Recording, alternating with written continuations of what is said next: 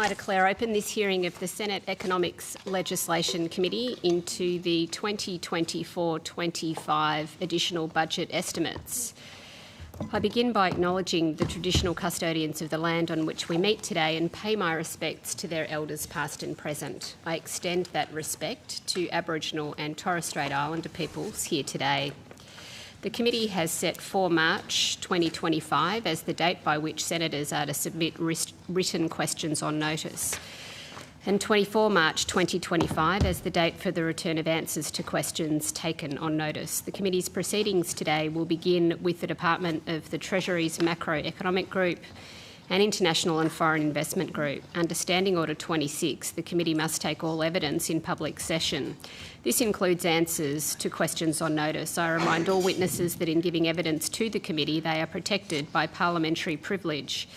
It is unlawful for anyone to threaten or disadvantage a witness on account of evidence given to a committee, and such action may be treated by the Senate as a contempt. It is also a contempt to give false or misleading evidence. The Senate has endorsed the following test of relevance of questions at estimates hearings. Any questions going to the operations or financial positions of the departments and agencies which are seeking funds in estimates are relevant questions for the purpose of estimates hearings. I remind officers that the Senate has resolved that there are no areas in connection with the expenditure of public funds where any person has a discretion to withhold details or explanations from the Parliament or its committees unless the Parliament has expressly provided otherwise. The Senate has resolved also that an officer of a department of the Commonwealth shall not be asked to give opinions on matters of policy and shall be given reasonable opportunity to refer questions asked of the officer to superior officers or to a minister. This resolution does not preclude questions asking for explanations of policies or factual questions about when and how policies were adopted. Witnesses are reminded of the Senate order specifying the process by which a claim of public interest immunity should be raised. I incorporate the public immunity statement into the Hansard. I remind senators of their obligations under the Behaviour Code for Australian parliamentarians to treat witnesses with dignity, courtesy, fairness and respect. The committee has agreed to authorising all media outlets to record the proceedings of the public hearings, subject to the broadcasting resolutions in the standing orders and the following conditions. The committee or a witness may object to being recorded at any time, and the committee may require that recording cease at any time. Recording must not occur from behind the committee or between the committee and witnesses and must not otherwise interfere in the proceedings. Computer screens and documents belonging to senators, members and witnesses must not be recorded, and flashes must not be used, and the directions of the committee secretariat must be followed at all times. An officer called to answer a question for the first time should state their full name and the capacity in which they appear. I remind committee members and witnesses who are appearing via video conference and who are not speaking to please mute your microphones. I now welcome Senator the Honourable Katie Gallagher, Minister for Finance, Minister for Women, Minister for Government Services and Minister for the Public Service, representing the Treasurer. And I welcome Dr Stephen Kennedy. Welcome Dr Kennedy, welcome Minister. Dr Kennedy, we look forward to your opening statement. Thank you, Chair, and thanks for the opportunity to make an opening statement. The global economy continues to face headwinds. While growth in the United States remains strong, growth in other advanced economies has been weak. In its most recent update, the IMF upgraded its expectations for growth in the United States this year by 0.5 percentage points to 2.7%, reflecting supportive financial conditions and wealth effects from stronger equity prices. In contrast, conditions in the euro area are softer, particularly in Germany, where conditions in the manufacturing sector have been challenging. Political and policy uncertainty is also weighing on growth in the euro area. China's economy expanded by 5% last year. Chinese export growth was stronger than anticipated. In part, this reflects some firms in the United States bringing forward orders in advance of expected increases in tariffs under the new Trump administration. We expect growth to ease this year as the structural weaknesses in the Chinese property sector continues alongside weak consumer demand. Global disinflation has continued, although it seems to have stalled in some economies. Much of the disinflation experienced so far has been driven by declining inflation in goods prices. The disinflation in goods prices reflects the normalisation of supply chains following the disruptions through the pandemic and the decline in energy prices following the surge induced by the Russian invasion of Ukraine. In contrast, prices for services have continued to grow relatively quickly in some economies. The escalation in trade tensions is creating significant global policy uncertainty. This may dampen business investment, including in Australia, which will pose risks to both growth and employment. The Australian economy grew by 0.8% over the year to the September quarter. Weaker economic conditions among some trading partners resulted in weaker exports of commodities and some services. Private demand contributed around 0.5 percentage point to growth. Household consumption has been soft as a result of cost of living pressures, interest rate settings and declining real household incomes. More recently, we have observed that household disposable incomes have begun to grow again.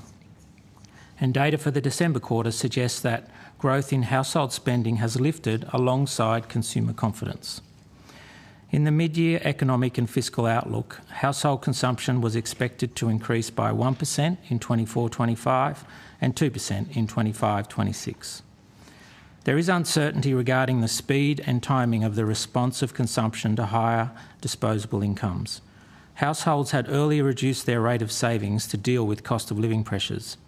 More recently, they have begun to increase this rate. It may take longer than expected for households to build their savings buffers to a point where they feel confident to increase spending. We have seen the beginning of a recovery in dwelling investment.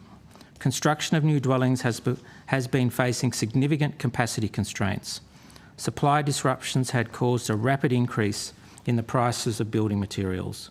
Difficulty finding skilled labour and tighter financial conditions were also factors constraining the building of new dwellings.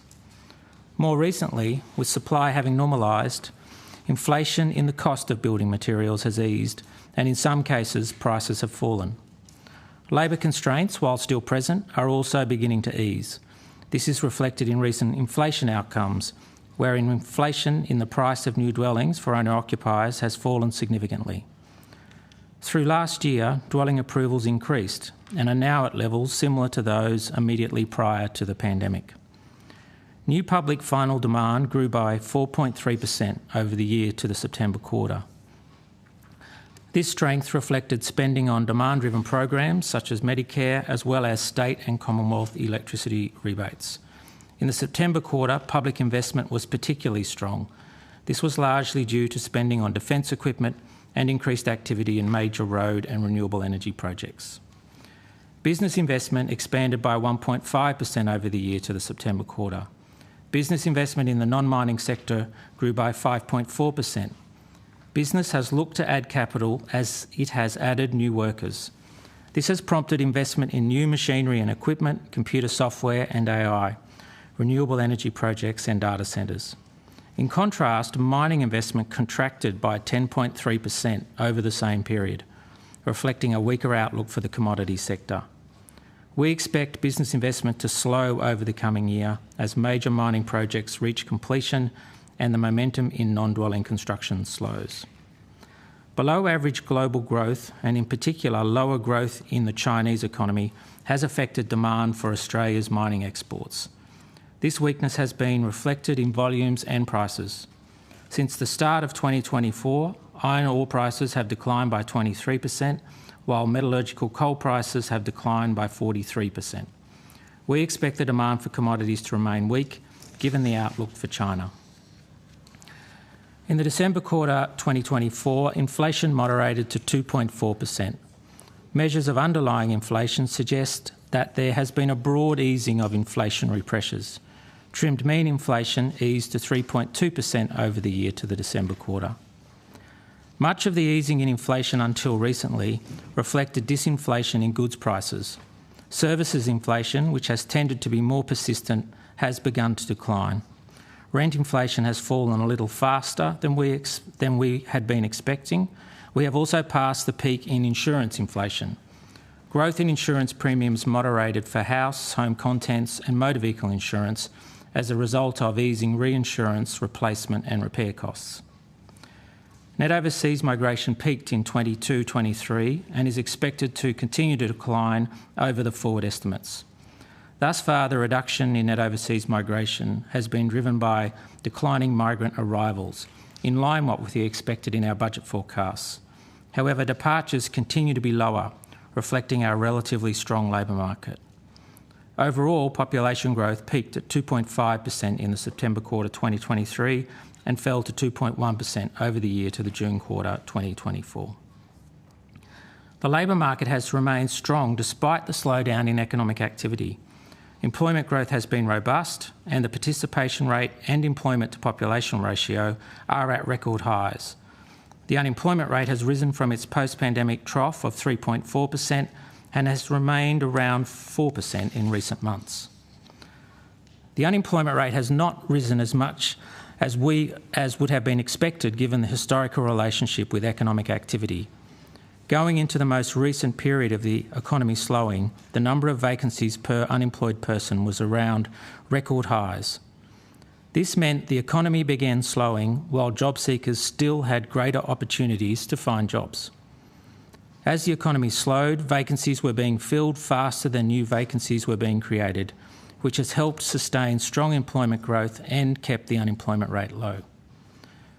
Nominal wage growth has been supported by generally tighter labour market conditions.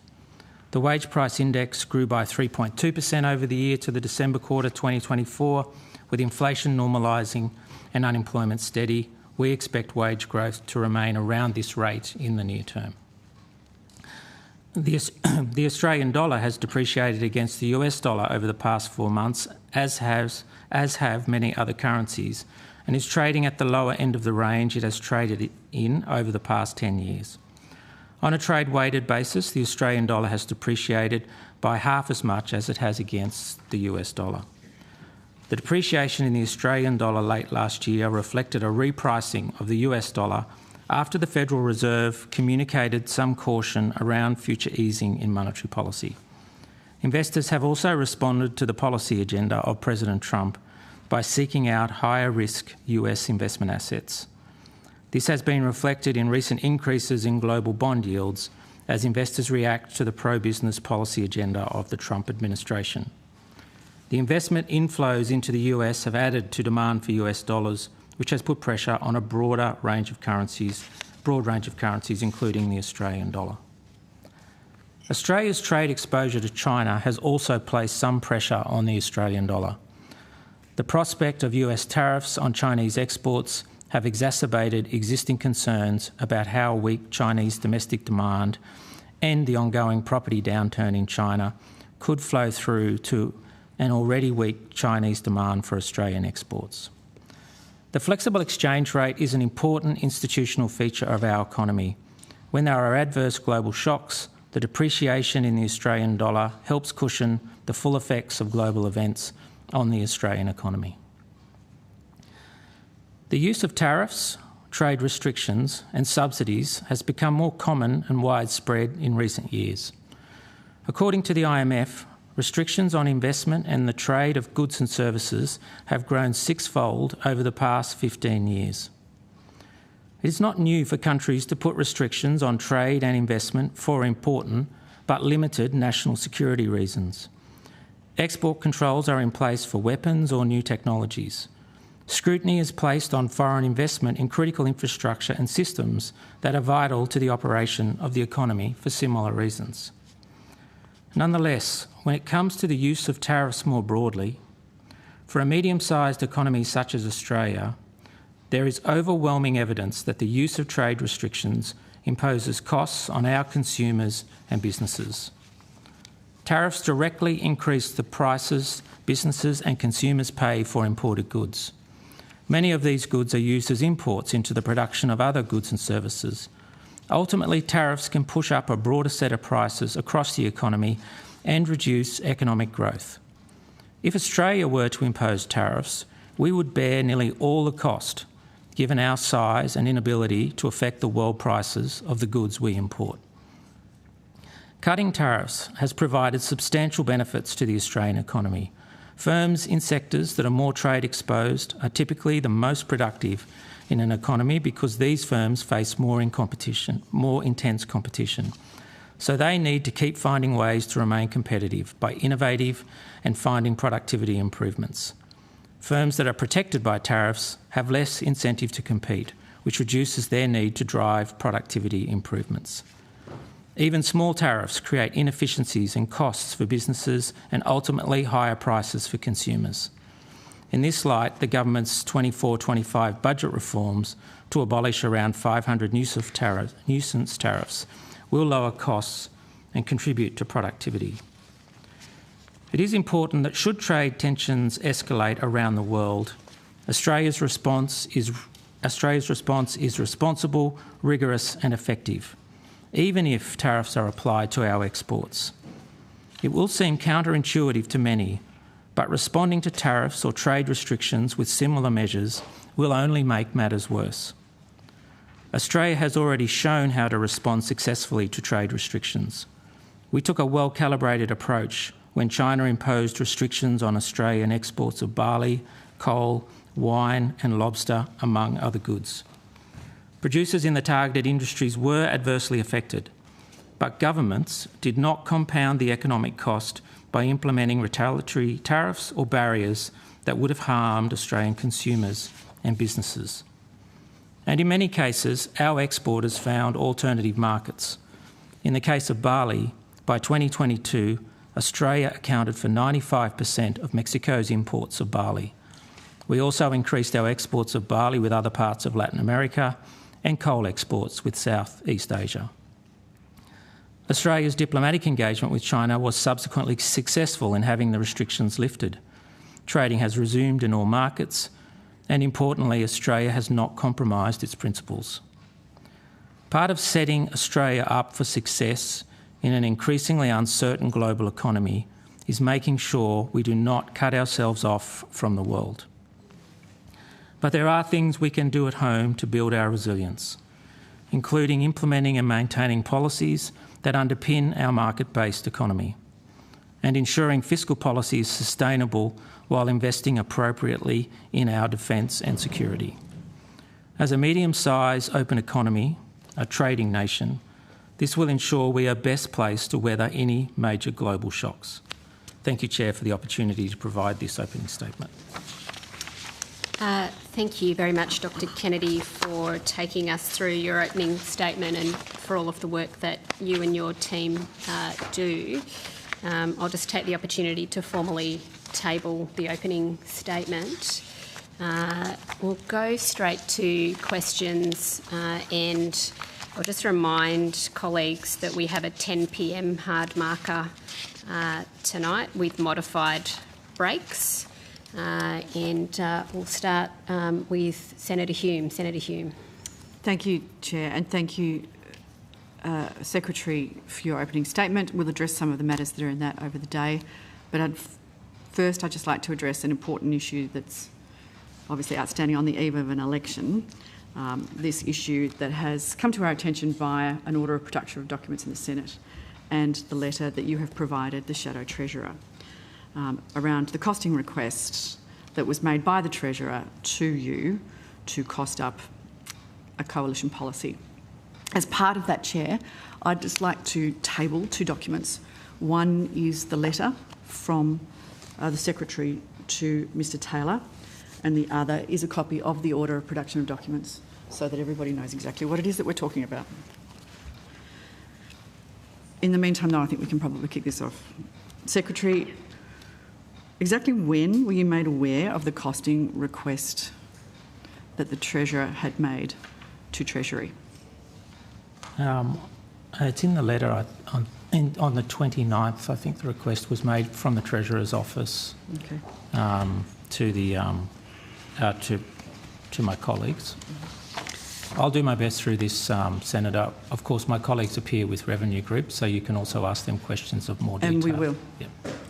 Were you made aware of that request on that day?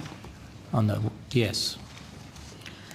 In the letter to Shadow Treasurer Angus Taylor, dated on the 4th of February, you said that the request specified policy parameters, neither the request received from the Treasurer's Office nor our response made reference to any opposition policy. Is that still your position? Yes.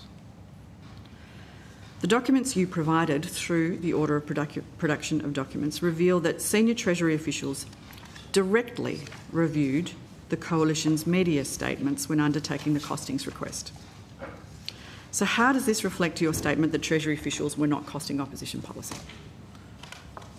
Well, we weren't costing opposition policy because, as a practice, we don't. To cost opposition policy, we'd have to engage with the opposition and ask them what the parameters of the policy was, which, well, of course, surely looking at opposition media statements is engaging with the opposition. We had a lot of talking over the top of witnesses yesterday from Senator Hume. I'll get to questions to you. Yeah, she should be listening to answers. Yeah, thank you. And I'll just do something procedural, which is that... And you were a major offender yesterday, Senator McGrath, particularly if a woman was speaking. You I haven't got much time. All right. Yes. Okay. Yeah. Chair, I haven't got much time here. No. The competence of the Right. minister. Yeah. A lot of incompetence with the minister at the table there today. Right. Senator McGrath. We see who Senator you are. McGrath, Minister, I'll just make a procedural intervention, which is that the committee tables the documents, circulates and tables the documents. Senator Hume asked a question. I think Dr Kennedy was ready to answer it unless you wanted it to be repeated. Dr Kennedy. I'm good. From my perspective, Senator, we could only cost an opposition policy if we engage with the opposition to understand the parameters. And as a practice, we don't. If the government was to ask us to cost, could you just cost this opposition policy? We would not do so. If the government asks us to cost the policy with parameters, then it's a lawful request and we would cost that policy. I've been very clear in the documents that we did not consider that we were costing the opposition's policy. The opposition had that policy, as I understand from the media, costed by the PBO. You would have engaged with the PBO about the parameters of that policy, presumably, and they have costed it for you. We costed a policy that the government gave us some parameters on. The interchange that you're referring to occurred after the documents had been provided to the Treasurer's Office, the costing documents, and they were an exchange around officials working through what different definitions of meals and other matters of the costings might mean. And from memory, one of the officials was using as an example the opposition's policy, where it could be the case that they were using a different definition of meals or entertainment to the one we were using. Yes. But I've been quite clear in my, as I want to be as clear as I possibly can, we have not costed your policy. We would not cost it if we were asked to do so. We've costed a policy that the government provided us some parameters to cost. We do it all the time. Nothing's changed in our practice.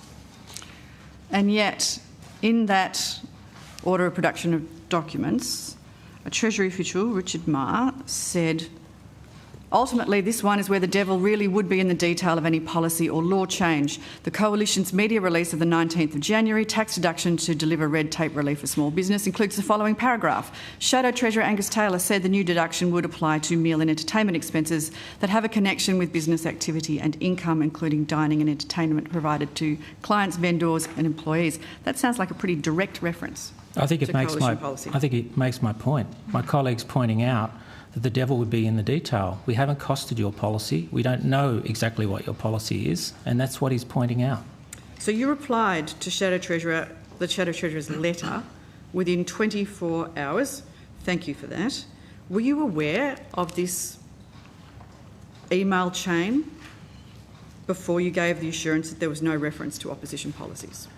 I didn't review all of the emails until the order for the production of documents came through. It was reviewed by colleagues.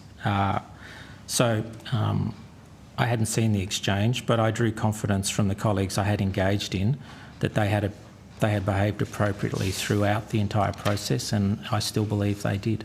Did it come as a shock to you then when the Treasurer said in the media, we asked Treasury to cost the announced policy from the Coalition? I'm not going to comment on how the Treasurer represented what we did, but I can tell you directly we did not cost the opposition's policy. Did you ask him to correct the record then?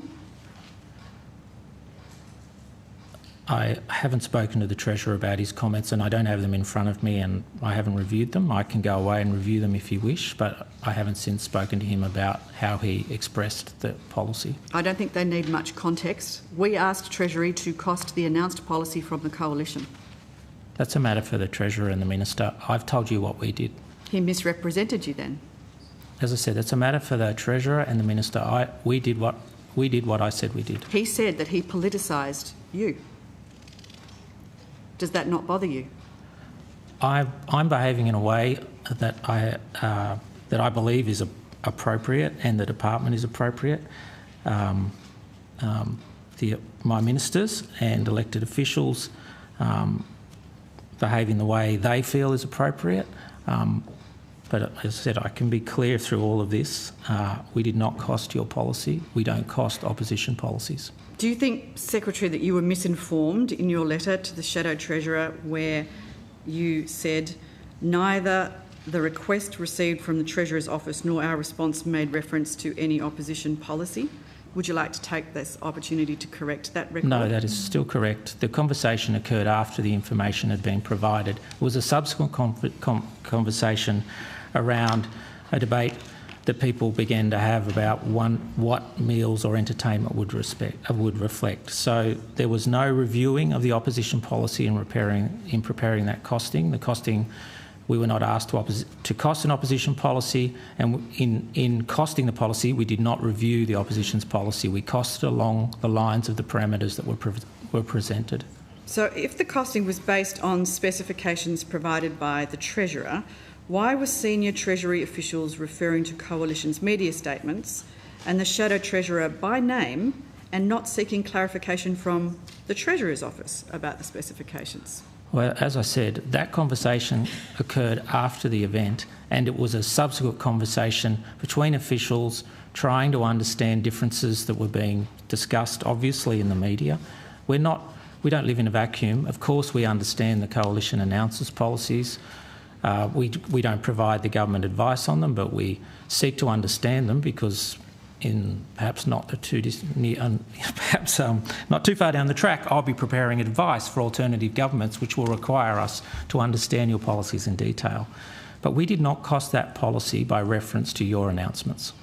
So you could have released your Sorry, costing. Minister, I'll get to you eventually. I'm looking forward to it. So I don't have the Secretary for very long. I don't have the Secretary for very long. You could have actually released a costing as is normal practice with a policy announcement, of course. Ms Brown you chose not to do that. Ms Brown asked Treasury officials, can I please get a crisp, publicly repeatable definition of meal expense and entertainment expense? Now, if the Treasury only costs the policy that's specified by the Treasurer, shouldn't they know how the policy is defined? Ms Brown was seeking, you can ask her yourself this evening, but she was seeking more information. We were asked to do that costing in a relatively short period of time. We did our best. All the documents that you asked to be produced have been produced. More detail, lots of the flowing back and forward. We've I believe done the right thing there, and as it went on, it occurred to her to ask for more information about this particular dimension, and her officers attempted to answer that question. Was that exchange, did that take place after the Treasurer had stood up and said, we asked Treasury to cost the announced policy from the Coalition? I might add that quote is on your website, Treasury's website. The Treasurer's press release is not on our website. It is. Well, okay, I can have that checked. I don't believe that it is. My understanding is the Treasurer's press release is only on the ALP website. It is not. Okay, well, fine. We can go and confirm that for you if you like. Have you got it? That doesn't matter. Just take my word for it. I'll send you the link. Senator Hume, if there's a document that you're referring to, you know that you should circulate ministers.treasury.gov.au/ministers/Jim Chalmers 2022 transcripts. Oh, it's the transcript. I see. Yes, okay. So the transcripts there are Normally what we would engage in is press releases. The Treasurer's press release, just so I'm clear with the committee, is not on our website because our judgment is that it was of a nature that, according to the DTA guidelines, wouldn't be appropriate to have on our website. So why was the request necessary, the one that was made prior to the costing being released to the media? And do you reject that Treasury knew that this policy costing was for public consumption and not for genuine policy advice? This is the request by Ms Brown for a crisp, publicly repeatable definition of meal expense. You can confirm with Ms Brown, but my understanding is she was seeking to, by that, understand in a non-technical way what people were talking about when they were talking about differences in definitions of meals and entertainment. It was for public consumption. Why would genuine policy advice be for public consumption? That's something you can confirm with her, but my understanding is she was just seeking to understand it in a careful and easy way. Do you reject then that Treasury knew that this policy costing was of opposition policy and therefore for public consumption? We were asked to do a costing by the government with specific parameters, which we did. What the government does with it after that is a matter for them. And so that question should be, if you like, addressed directly to the Treasurer or the Minister. Well, I have the Minister at the table. I can't second guess. I can't go around second guessing how all of my ministers will use the briefing or materials that we provide to them. It's not appropriate for me to do. So we went about it in an appropriate way. We costed a policy that we were asked to cost. We provided the information to the Treasurer's office. The actions of the Treasurer and his office subsequent to that are a matter for them. Minister, the Treasurer said we asked Treasury to cost the announced policy from the Coalition. Was he wrong or was he right? Well, the costing request is clear and it's in the OPD that you have tabled. That shows the question that was asked of Treasury. The Treasurer's media comments were to explain, I think, the advice that had been received about that and to draw attention to the fact that your policy was released without any costings or any advice. I think the government's view was there was a responsibility to explain what that policy, the impact that policy would have on the budget. So was he wrong or was he right? Well, the Treasurer's remarks are his. He made them in a press conference. But you're representing him here? Yeah, I'm representing him. And he made them because you did not release any costings to go with your policy, which is very unusual. So this was a policy that was costed for you? Based on some information and parameters that had been provided to Treasury. In the absence of you fronting up and being honest about what your policy was, we believe that there. Well, sorry, if I could actually answer your question. Wrong or right? I've asked for a word, and I've got Chair. I'm not going to put up with the harassment and the talking over the top that I experienced Minister, yesterday. I'll let you finish. Minister, in the workplace. I'll let you finish your answer, and then I will share the call because we are at 15 minutes for your block, Senator Hume. So, Minister, blocks. If you'd like to conclude your answer. Thank you. Well, the responsibility then fell to the government to explain the fiscal impact of your policy because of your refusal to release a costing. So I would also. Telling the truth? I haven't finished my answer. I would also draw the committee's attention to a letter by Mr. Philip Gaetjens on the 12th of April 2019. Oh, Minister, I'm asking about this policy now. Senator Hume. I'm sorry. Senator Hume, you don't have the call. I am answering. You don't have the call. I have not finished my answer. You guys, stop being grubby. Just get on with answering the question that I have asked. Senator Hume, if you would like me to direct the call to you again, please desist. You do not have the call. Your block has concluded. The Minister has the call. I know this might be uncomfortable for you, Senator Hume, but the advice that Dr. Kennedy has given this morning is in line with the advice that former Secretary of Treasury gave in a similar circumstance, where he explains Treasury received requests from the Treasurer's office outlining a number of policies to be costed, with details and specifications also provided. The specification provided no reference to the opposition. The relevant officials costed these proposals and provided this analysis to the Treasurer's office prior to the commencement of the caretaker period. He goes on to say, it's quite a long letter, but it deals with the issues specifically that you've been raising. In keeping with that responsibility, we've been regularly asked by governments over many years to undertake costings on policies and proposals. If a government makes a lawful request of Treasury for information, we will generally seek to do what the government has asked us. We were not asked to cost another party's policy and would not do so if the request was specifically to cost Party X's policy. Okay, thanks. And Can so I ask some I questions think... of the Secretary? Thank you. I just wanted that on the record because the situation that is being examined here this morning is exactly the same as a situation examined. The advice from both Secretaries of Treasury is exactly the same. Chair, we only have the Secretary for a short period of time. Thank you. So, Dr Kennedy, thanks again for your opening statement and for all of the work that you and your team have done through, really uncommon set of economic circumstances after the pandemic. And I note that the work that you've been doing over a period of time and over the last couple of years has really been about trying to sort of land that narrow path as we as a country, like other advanced countries, have been left with the post-COVID inflation bubble.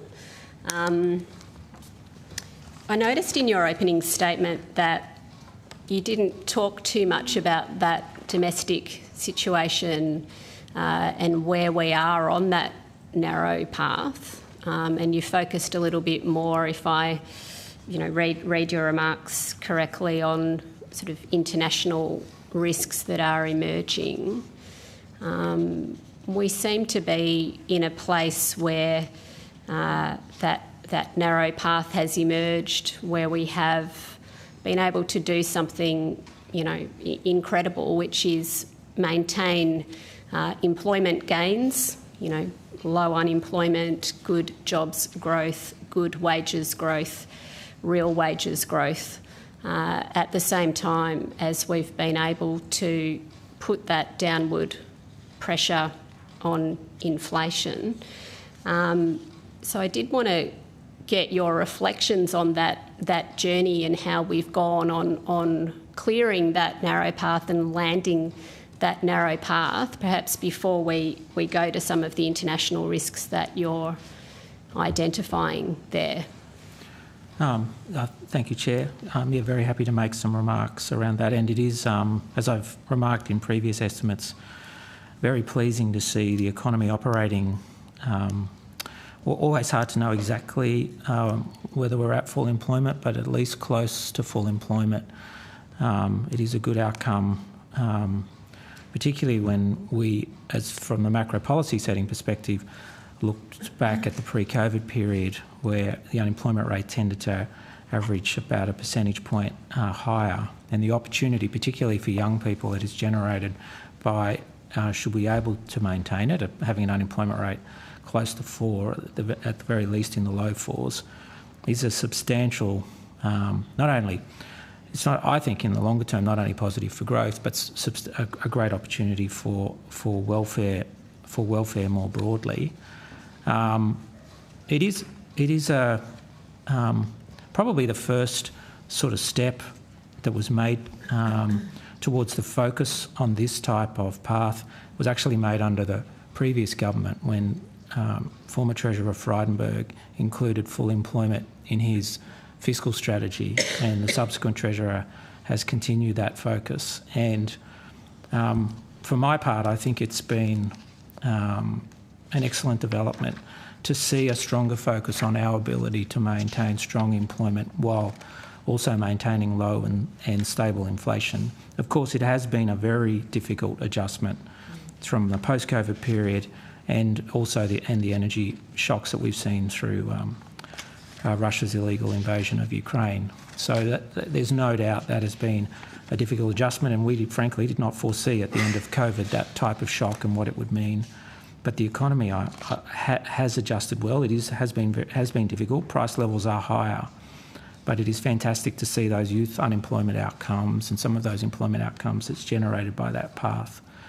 Headline inflation is, as I said, 2.4, and underlying inflation is easing. So there are some good signs.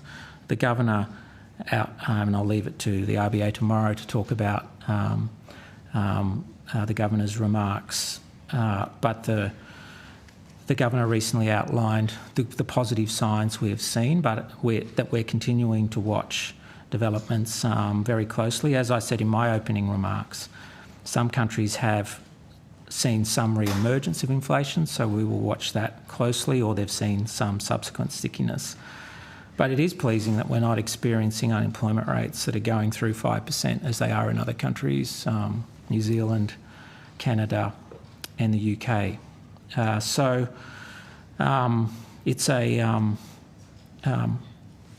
as they say, job not done.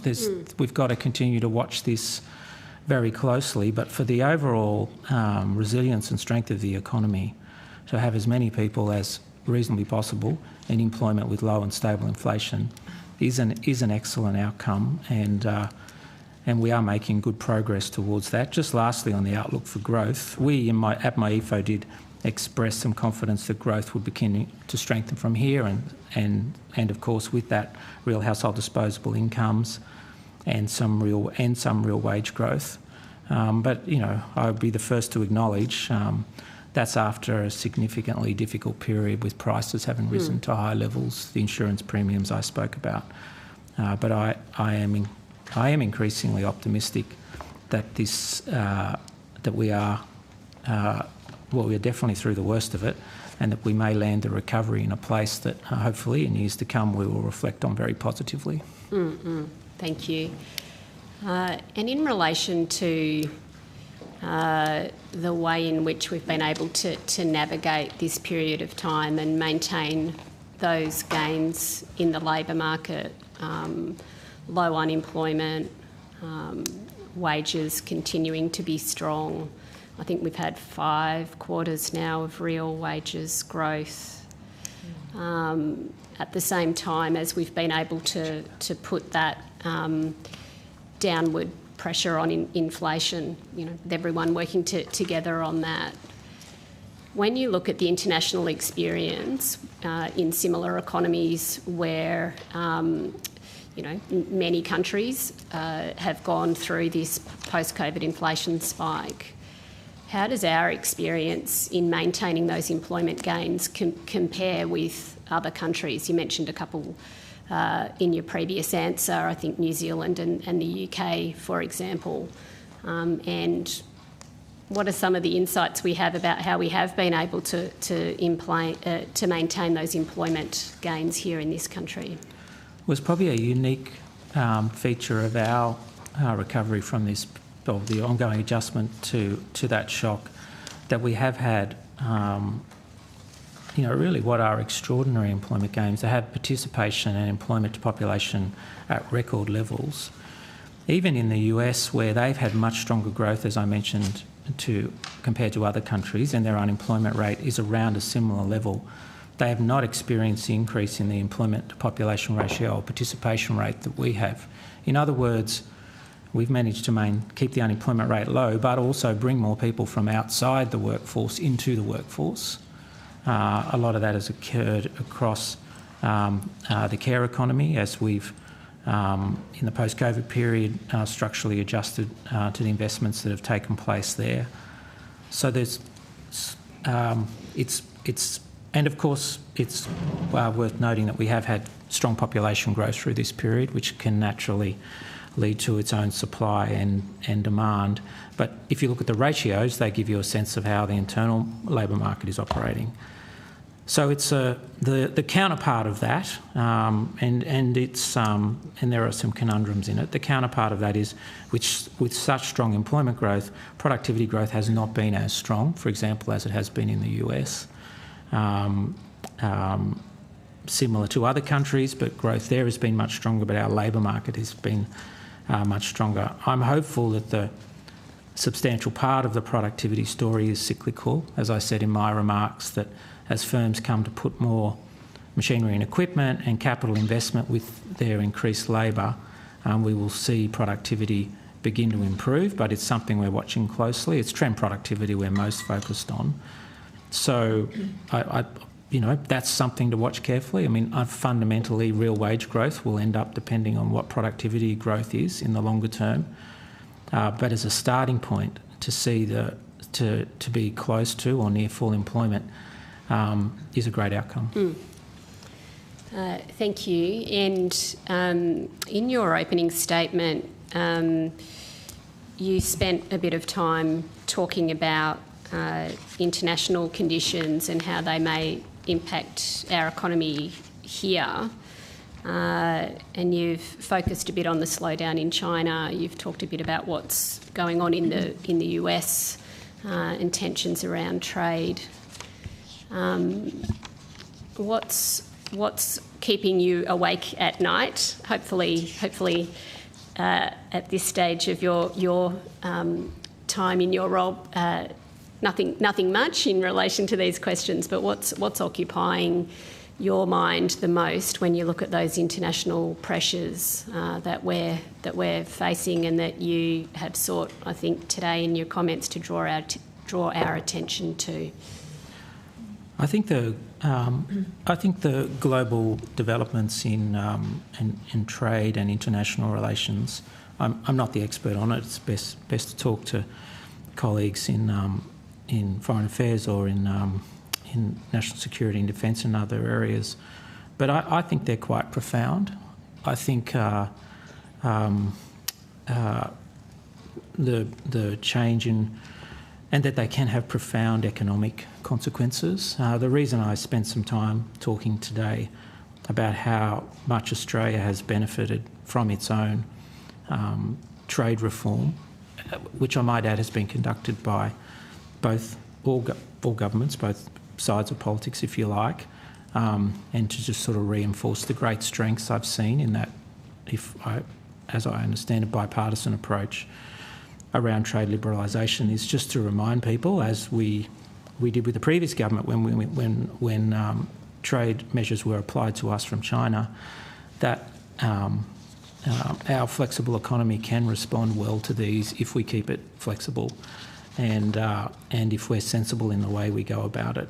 It can look very appealing to apply trade restrictions, but they fundamentally will harm us. And so I thought perhaps it was, given that people will be talking about these issues, they're in the press a lot. Other countries are choosing to go down the path of using trade restrictions for a variety of reasons, without sort of getting. I don't want to be in the political domain here, but I thought it was worth at least telling the story of Australia here, and at least reminding ourselves, frankly, of how well we did when we had trade restrictions applied to us, how well our exporters did. I'm not saying it was easy for all. It was quite difficult for some who found it hard to find alternative markets. But we showed that a focus on market flexibility is one of the strongest things we can do to support our resilience in those difficult periods. And so just finally from me, following on from that answer and looking again at your opening statement, you say we took a well-calibrated approach when China imposed restrictions on Australian exports, and you say that governments did not compound the cost by implementing retaliatory tariffs, and it seems that you're wanting to draw attention to the risks of taking such an approach, given the debate that is on at the moment about international trade.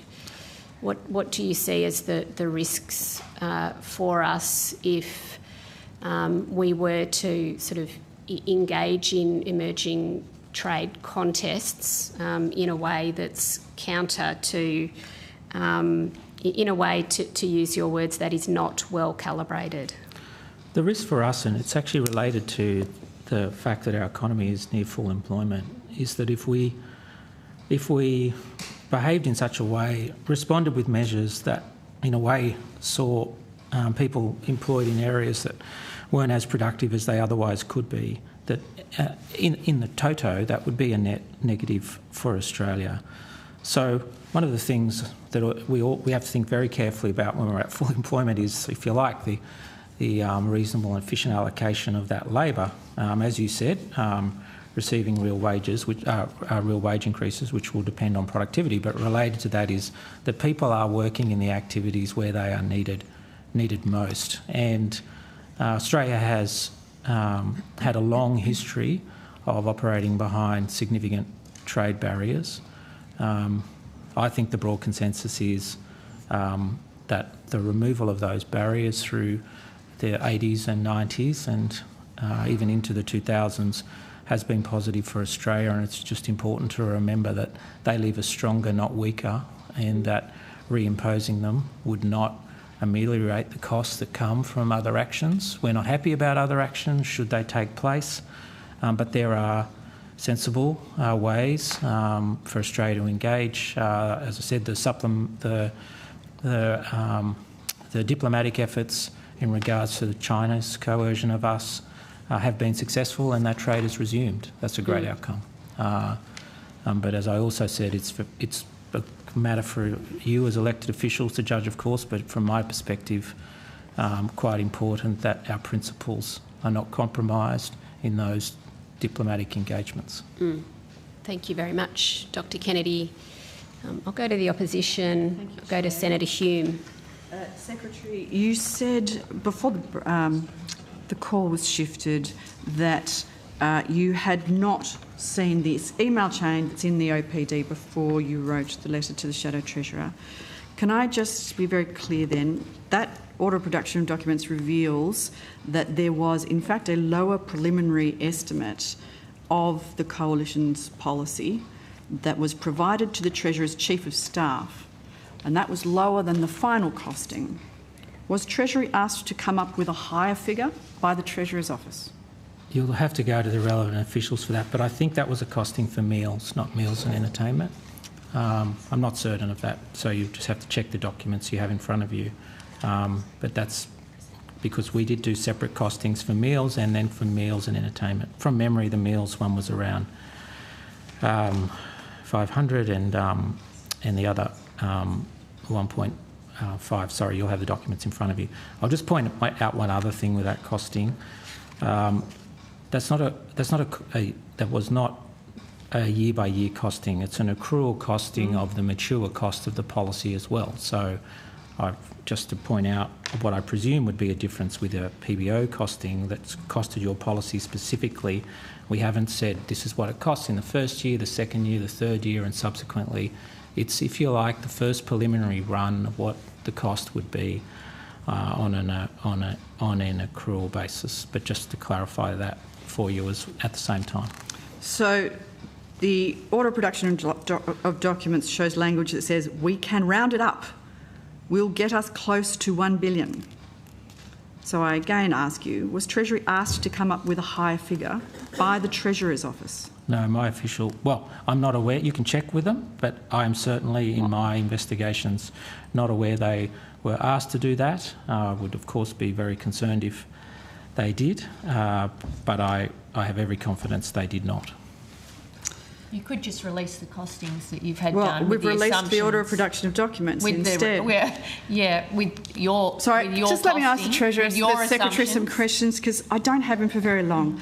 Is it usual practice for Treasury costings to rely on LinkedIn articles or data sourced from overseas with very, very different taxation arrangements, or data sourced that was 8 years old from 2017? To be clear... All this is... Oh, sorry, Senator. Sorry, noting this is all the same source. Senator, we were asked to do a costing in just the time available. As was indicated on the email that was sent, it was draft. We did the best in the time we had. We were explicit about the sources. As I just said to you, in the sense of a costing being finalised from year to year, we were not asked to do that. We were simply asked to cost in broad terms where it's at. You have the documents in front of you. That's what we did in the time available. You said in the time available. Why was it so urgent? Was it going to ERC? It wasn't, as far as I'm aware, it wasn't going to ERC. It was an engagement with the Treasurer's office and they asked for the numbers. Urgently? I don't know whether urgent appears in the email. They asked for the numbers over that time period. So could you please get back to me by Friday morning? When we get asked to do things, we get asked to do a lot of things quickly and we do our best to do them. So the order for production of documents reveals that Treasury appears to have contacted 3 independent agencies to work on this costing. So in what context was Treasury communicating with the PBO? The order of production of documents says, work sharing this with John Clark, who's the Assistant Parliamentary Budget Officer. With the ATO, it says, thoughts from Julia Neville, Assistant ATO Commissioner, REAR approach. And from New Zealand officials. I am going to reach out to one of the New Zealand contacts. Why would they do all of those? Well, Treasury was providing advice to the I think Treasurer. that's really unremarkable, Senator. We're asked to do something in a short period of time. We'd But reach you have out the parameters. Why do you need that? We'd reach out to known experts to understand and to get some feedback on whether our approach seemed reasonable. When you don't have long to do it, one of the ways to ameliorate risks is to ask others to review what you were doing. I think it would be more remarkable if we hadn't reached out to people to ask them for review whether we were taking a reasonable approach in costing a request from the government. The OPD also says this costing is of low reliability. Now, did you reinforce this to the Treasurer? That's in the documents that were provided to the Treasurer's office. So you did reinforce to the Treasurer that these costings were of low reliability? I didn't talk directly to the Treasurer about the costing, but the officials who sent the documents through to his office, it's in the documents in front of you, were very clear. It's of low reliability. Sometimes our costings are of low reliability because of the data available and the number of assumptions we had to make. I think we've been very transparent That in wasn't that. in the any documents. of the press releases. Well, neither was your costing. So the order of production of documents identified that the bulk of the work occurred over the weekend. Let's just flush that out. What overtime arrangements do you have in Treasury for weekend work? People work hard in Treasury. For senior officials, we tend to just work as required. For APS staff and EL staff, we have arrangements. I don't know whether overtime was asked for that weekend. But I can get that confirmed either by If you could, we'd like to know exactly how much of taxpayers' money was claimed in overtime at Treasury for working on a coalition policy. Well, that's not what happened, and you've had that evidence. Would you further consider... Well, sorry, no. Those little asides, no. That is not the evidence that is being given here today. So just for the record, Treasury costed a request from the Treasurer's office of a policy with certain parameters. Would you consider having the Australian Public Service Commission investigate this further? Why don't you just release your costings so everybody can actually see what's going on instead of this? There's a lot of defence of I'd be embarrassed if it was my policy. Yeah, look, if she's going to jump in, I'm going to jump in all day too. So Is there it a could be a problem very with having long the day. Australian Public Service Commissioner investigate this? I did bring to the attention of my colleague the Public Service Commission obviously the issue, and I think I'll have to confirm this, provided him with a copy of the letter I provided to the Shadow Treasurer. It's a matter for him if he wishes to investigate me or the department more broadly. I'll leave that with him. I'm very happy you tabled, very comfortable, not necessarily, that you tabled the letter today. I hadn't put it on the website because I hadn't engaged with the Shadow Treasurer about whether he would have concerns about me making the letter public, but that's now you've done that. That's also done. And So I would. I'm just sorry if I concerned that if there I was- can add to that answer, Yes. which I am allowed to do. I would remind Senator Hume of the advice from Mr. Gaetjens around. We've heard that advice. exactly I the want to ask same the Secretary some circumstance, Senator Hume, questions. This is absolutely time wasting. I really have only a few Senator minutes. Hume, No. Senator Hume, what is taking more time is when opposition senators are talking over the answers that are given. And when you do that, I will intervene in this way, and that will cost you more time. Just let the me ask minister the is Secretary a answering. question. The minister is answering as she is entitled to do. She's not entitled to filibuster, The though. minister. Well, I think it's hardly a filibuster to promptly put on the record that in the advice from Mr. Gaetjens in 2019 around a situation of almost identical concern raised from a member of the We've heard opposition, this. there was not further investigation of that. Secretary, I know that this is uncomfortable because the Treasurer has put you in an invidious position, but given his repeated referral to this policy, to this costing as opposition policy, and he did it as recently as last Friday, can we please get an undertaking from you whether you have spoken to the Treasurer about how he is politicising your job and putting you in a terrible position? He did it last Friday. I haven't spoken to the Treasurer about the issue, Senator. You haven't said to him, it is very uncomfortable Said no. when you say He said no. Can you stop? Treasury He said no. has costed opposition policy. Well, and this is orderly. She's verballing the Treasurer, which is absolutely out of order, and she's continuing to ask the same question over and over. Okay. If we need to All right. have a discussion, this is inappropriate. Thank you for all the interjections inviting me to maintain order. Senator Hume. Thank Senator you. Hume. The Treasurer has repeatedly said that he asked Treasury to cost opposition policy, even when it became clear that you had written to the Shadow Treasurer to say that that wasn't so. The Treasurer repeated it. Treasurer's remarks are a matter for him, Senator. He has specifically said that he has politicised the public service. He's put you in an awkward position. I know this, Secretary. He has not said that. You are saying that. Will you be He is speaking? not saying that. Yeah.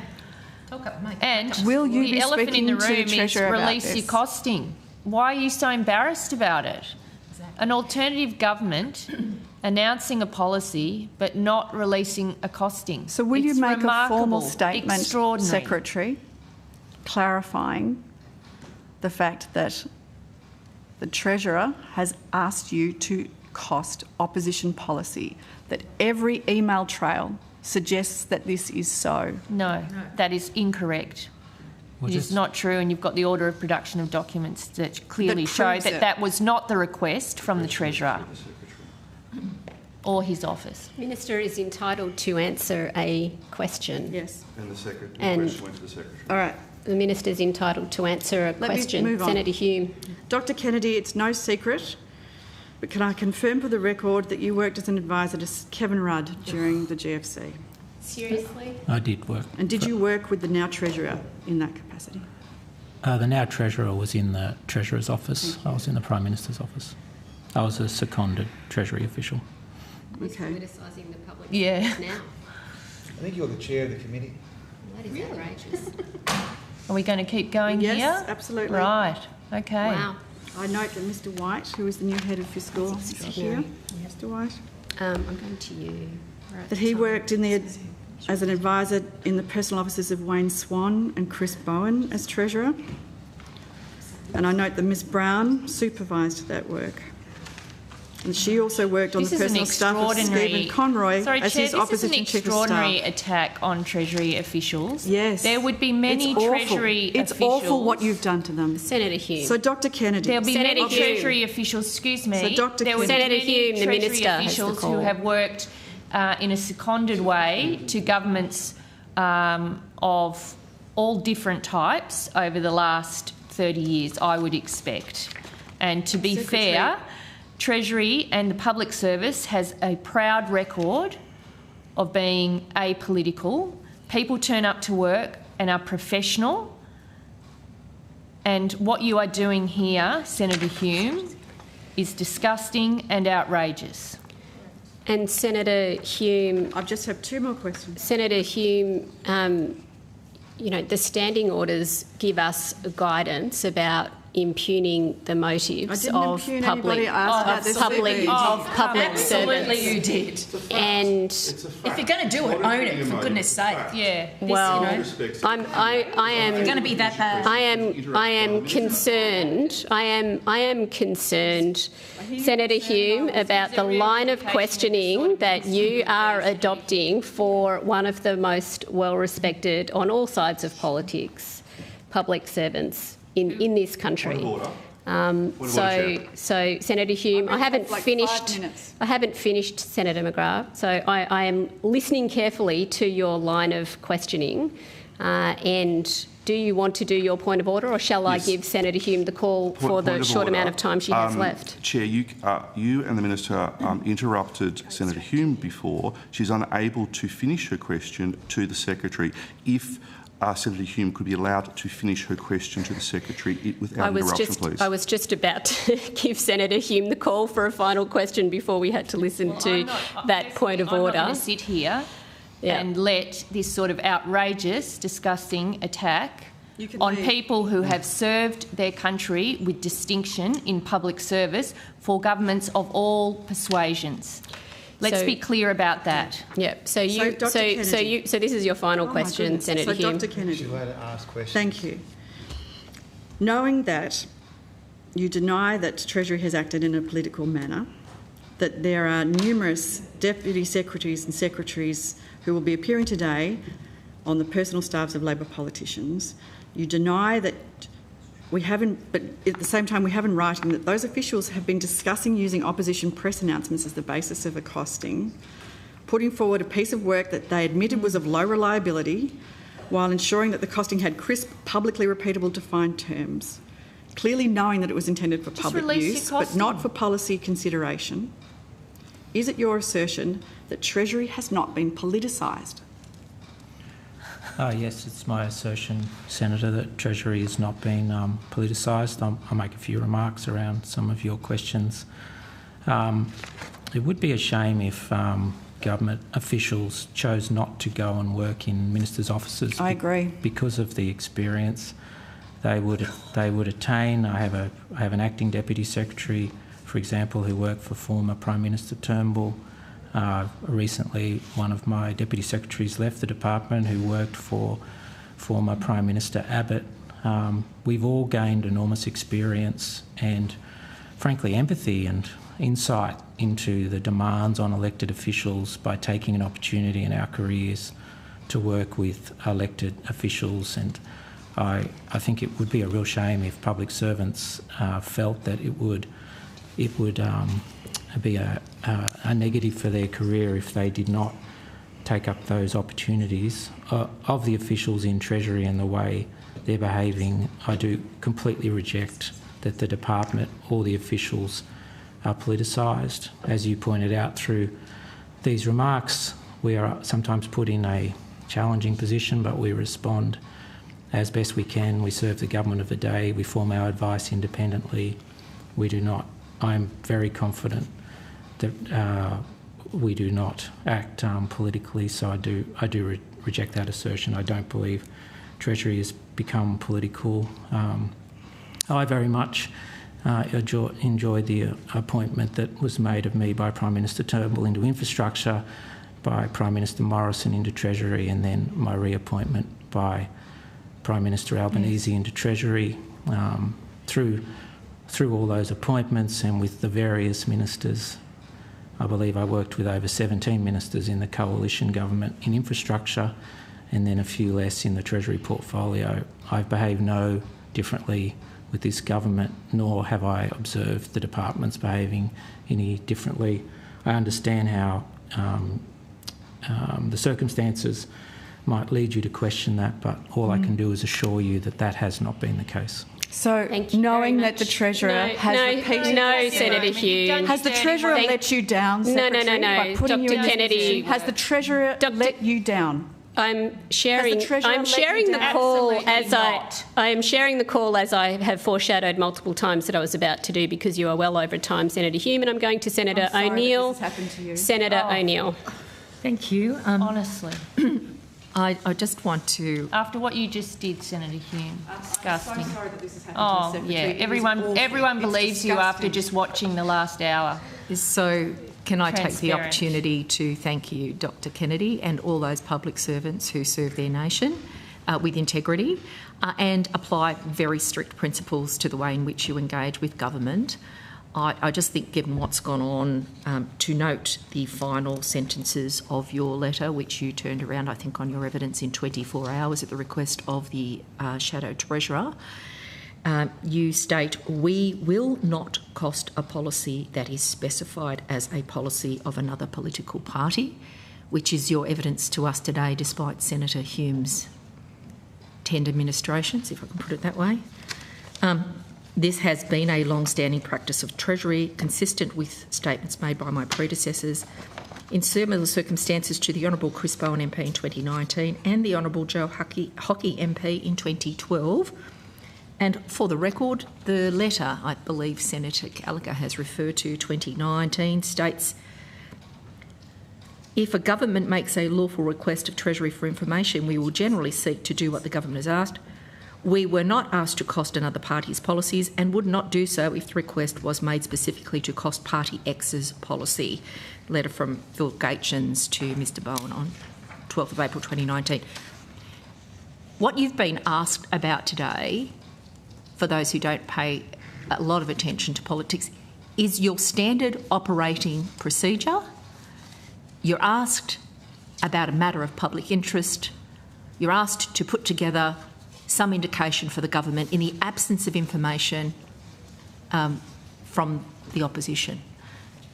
You did not cost the policy. Is that correct? The Treasurer says he did. You did not cost the policy. The Is that Treasurer correct, says he did. Dr Kennedy? That's correct, Senator. We didn't cost the opposition's policy, and you're also correct that we behaved in practices that are long-standing in serving the government of the day. Whatever government, whatever shape or form.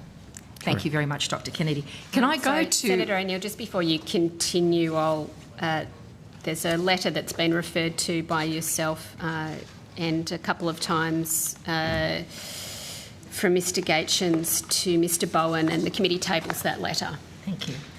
Can I go to another matter that I think exercises the minds of Australians? Is, you know, our finances. People understand their own personal budget, but they are very interested in the federal budget and fiscal settings. Could I ask you to sort of give us the sense, Dr Kennedy, of when was the last time, given your long service of this country, when was the last time back-to-back surpluses were actually achieved?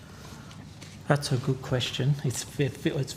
It was 15 years from memory, Shane. I think that's right. We'll just. I'll check. We'll just. Shane will just check for us on back to back. But it has been an unusual period in the country through, as we had obviously the very large movements in COVID, and negative, and it was and needed, but.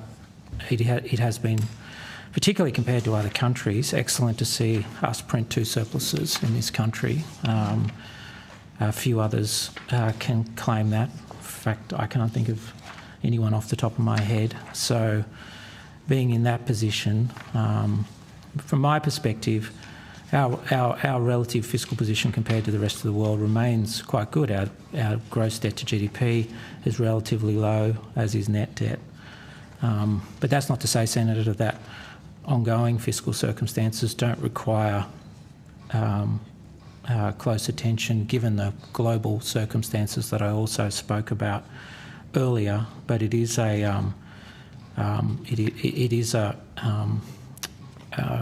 important achievement to have seen the budget go into surplus over 2 years. How does the budget position compare to the 2022 pre-election fiscal outlook? at this point? I won't have the precise numbers in front of me, but the budget position has improved significantly compared to how we expected the economy would unfold from that period. An important feature of why that is the case is the government's decision to save, if you like, the vast majority of the revenue surprises that we received to the upside.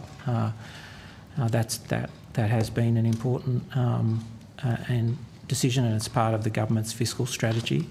So it's worth acknowledging, the beneficiary of some high prices, even though because they were negative for consumers but quite positive for some of our exports. But what was important was that we used that as an opportunity to improve the underlying fiscal position, and of course that has led to a significantly lower debt profile compared to the PFO period.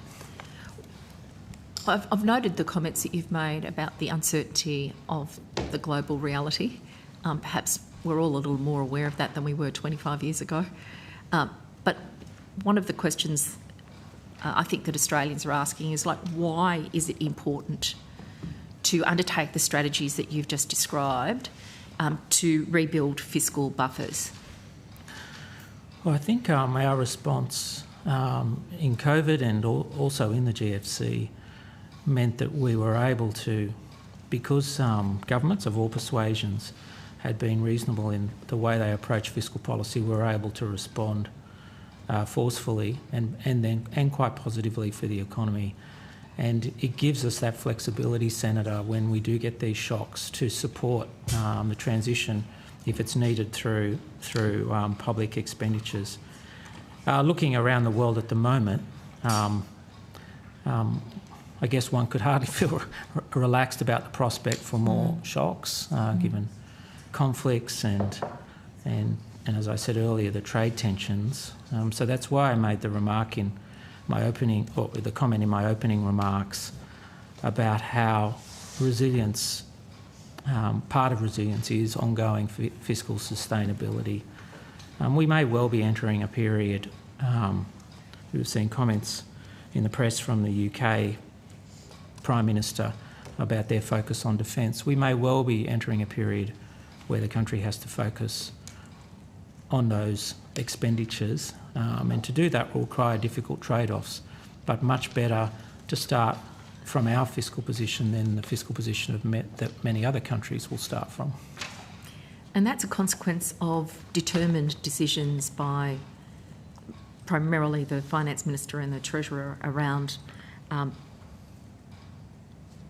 managing things like our debt and banking the money when we can, in the way that, ordinary Australians might think, well, we need to save for these rainy days and pay down our debt. So could you explain what the impact of the improvement in the fiscal position on debt and interest costs has been as a result of these responsible fiscal decisions by the financial leadership team? Well, there's two. Maybe if I just explain, I'll leave the Minister to explain the government's position, but if I explain how those dynamics work, certainly by reducing debt, regardless of the interest that's going to be applied to it, you will reduce the, not regardless, but you will, all things given, reduce the amount of interest payments you have to pay. One of the fastest growing government expenditures was interest payments on debt. That was actually not reflecting the debt rising. In fact, it was falling because of the overall government position, but reflected the fact that interest rates were coming up and we were paying higher on our bonds. There's some prospect they may come down a little bit, as they have, and so that will sort of lower the interest burden. But the debt level is important because it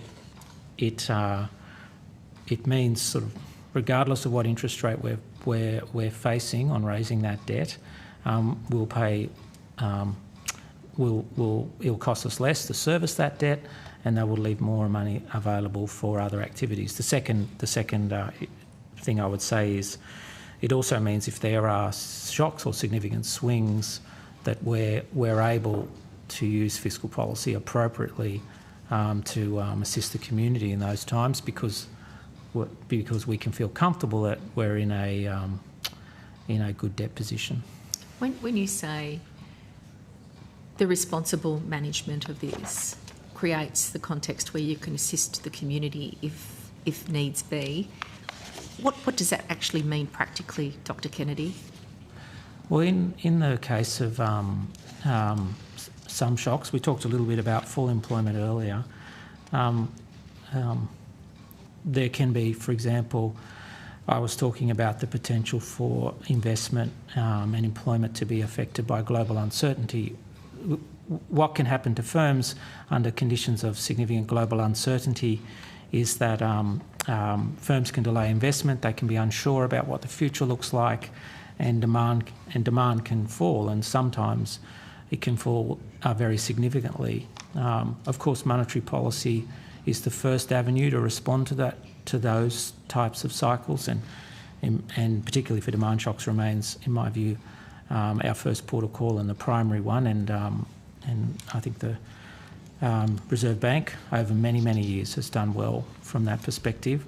But the second feature that gets relied upon is fiscal policy, where the government may need to assist the transition, or some communities may be much more badly affected than others. For example, if a particular export market was badly affected or an industry was under significant pressure, and understanding that your fiscal position is both good today and in the future gives you the opportunity to confidently respond to those concerns. And to be clear, that's not just about, the government's budget, that's about people's welfare.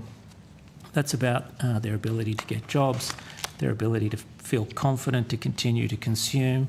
If they don't feel confident about the outlook for their own economy, they'll stop consuming, and that will make matters worse. So there's a very important role in my mind for government to give the community confidence that both not only is its own finances well managed, that they also will respond responsibly when circumstances demand. And the reality, Dr. Kennedy, with the delivery of 2 surpluses and paying down the debt, is that this responsible economic management is providing certainty to our economy and to the people of Australia. Does that accord with Treasury's view of the current situation? Well, I think certainly through that period, with the significant surge in export revenues and tax revenues, if you like, saving that money rather than recycling it is an important and responsible way to manage fiscal policy. There are, I might mention, sort of long-term pressures on the budget in many areas. Beyond servicing debt, other expenditure areas that grow quickly, for example, are the NDIS and aged care.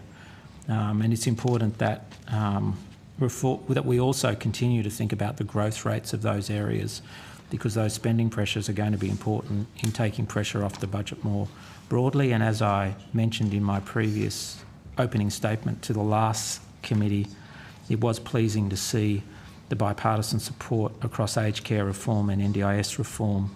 They're both very valuable and important programs, but we must make sure they're set on a sustainable footing. One of the things that I think all public participants here in the Parliament see when we move around electorates and across the state for senators is the empowering nature of people having work. And we often talk about unemployment figures and it becomes a number, but ultimately what we're really talking about is people having a sense of purpose, being able to go to a place where they're seen and noticed and productively engage in their local community and get the certainty that a job provides.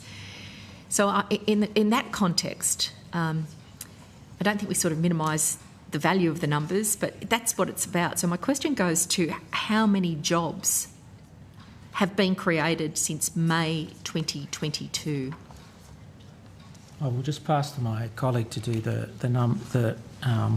answer for you on the number of jobs that have been created. It has been an extraordinary time in terms of the amount of employment that has been generated, and to go back to those earlier ratios I spoke about, to have this proportion of people employed from the population and to have those very high participation rates is a great outcome. It's very valuable. I mean, I think that the evidence is overwhelming that the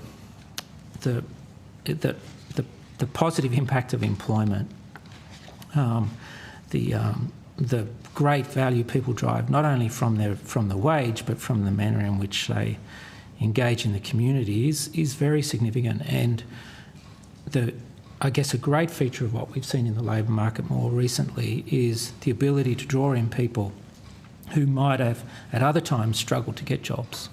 But I'll just pass to my colleague, Dr Johnson, to see if he has the numbers that you asked. So there, Dr Kennedy, you're talking about people perhaps who were long-term unemployed? Yes. Or in some instances, we've had a lot of people who might have had episodic mental health challenges who have now returned to the workforce and found certainty in employment. So this is very, very significant for particular cohorts, these numbers. It goes to the issue the Chair raised earlier, more broadly around full employment, that full employment is not just simply about the headline, if you like, the headline unemployment rate. It's about underemployment, people who want more hours. It's also about people who may have given up and who are not trying to get a job anymore for a range of reasons, often complex health interactions. So a strong labour market gives those people the best opportunity they can, maybe to engage in the workforce on a part-time basis.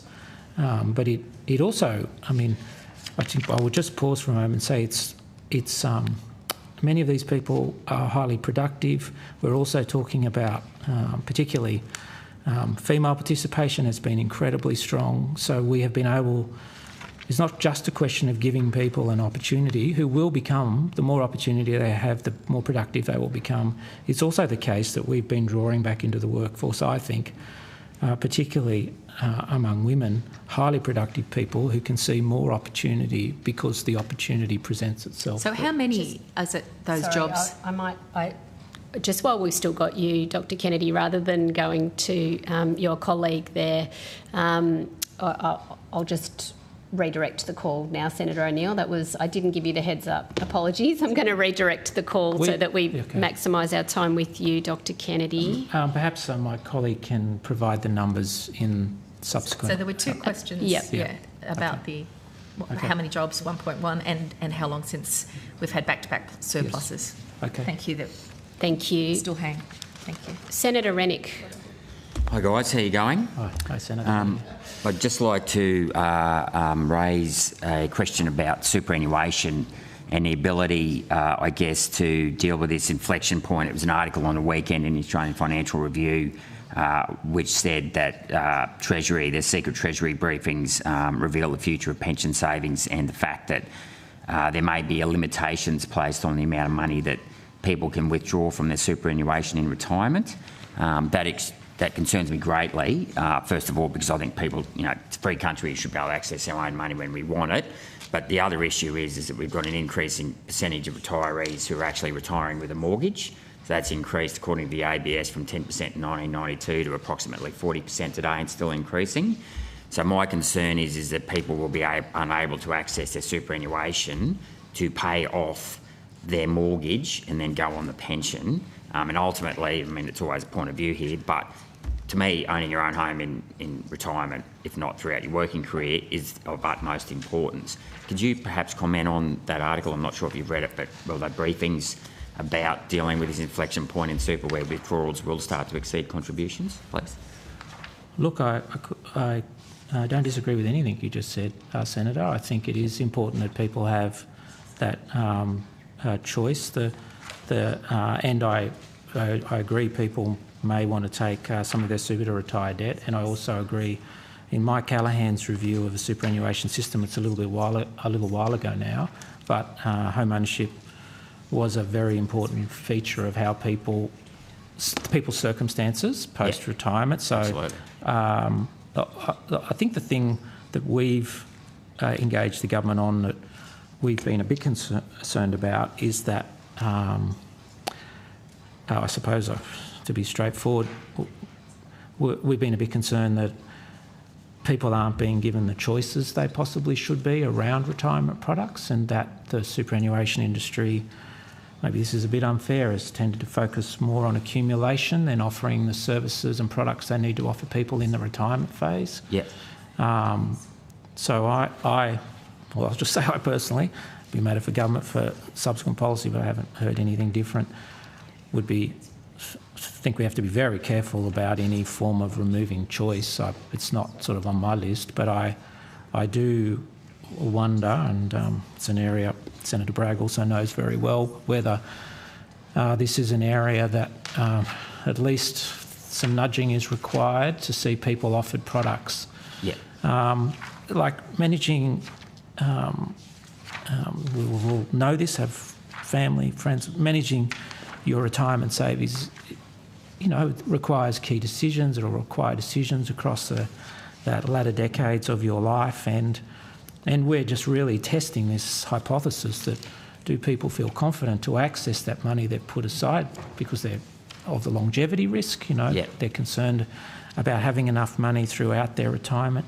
So I'd give you some assurance that, at least from our perspective, it's not about taking away choice. It's more about, are people being offered enough choice? And just the other issue here I have is that once those withdrawals start to exceed contributions, we're going to have issues with the markets, because suddenly super funds are going to have to start having liquidity issues about cashing in some of their assets. So that's, that may not be till the late 30s, but, it's something that I think, I'm glad that you're looking at it, because I've always called that sooner or later this thing's going to tilt the other way.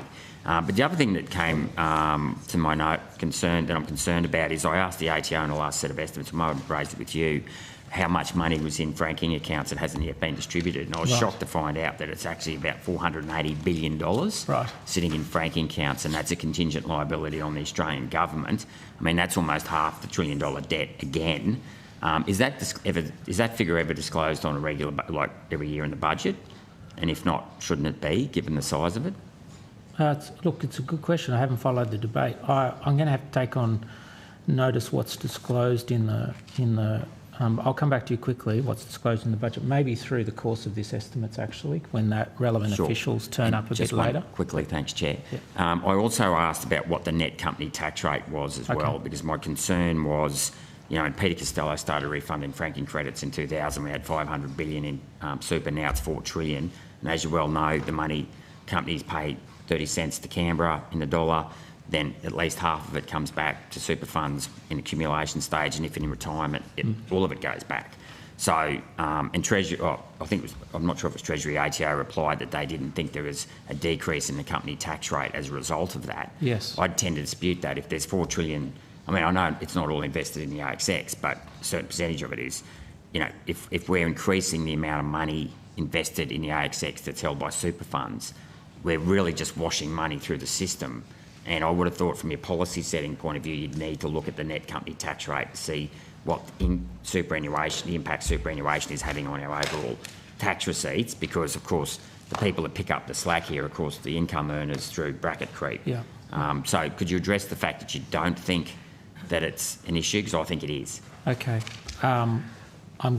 Sorry to pass this, but I am going to ask a colleague in Revenue Group to look at it easily. I wasn't aware of a significant change, to be honest. We do talk about it, the interaction of the super system and company tax, but I'm not in front of me. I'm not across the detail you've raised, but my colleagues don't appear till 5 p.m. this afternoon, so they can be well placed to go to that. Cheers. Thanks, Chair. Thank you, Senator Rennick. Senator Smith. Everyone seems to be looking at me, so it must be my turn. Thank you very much for your participation this morning, Secretary. I just want to turn to matters in regards to your participation on the RBA board, and of course the RBA reforms take effect next week, I think on the 1st of March.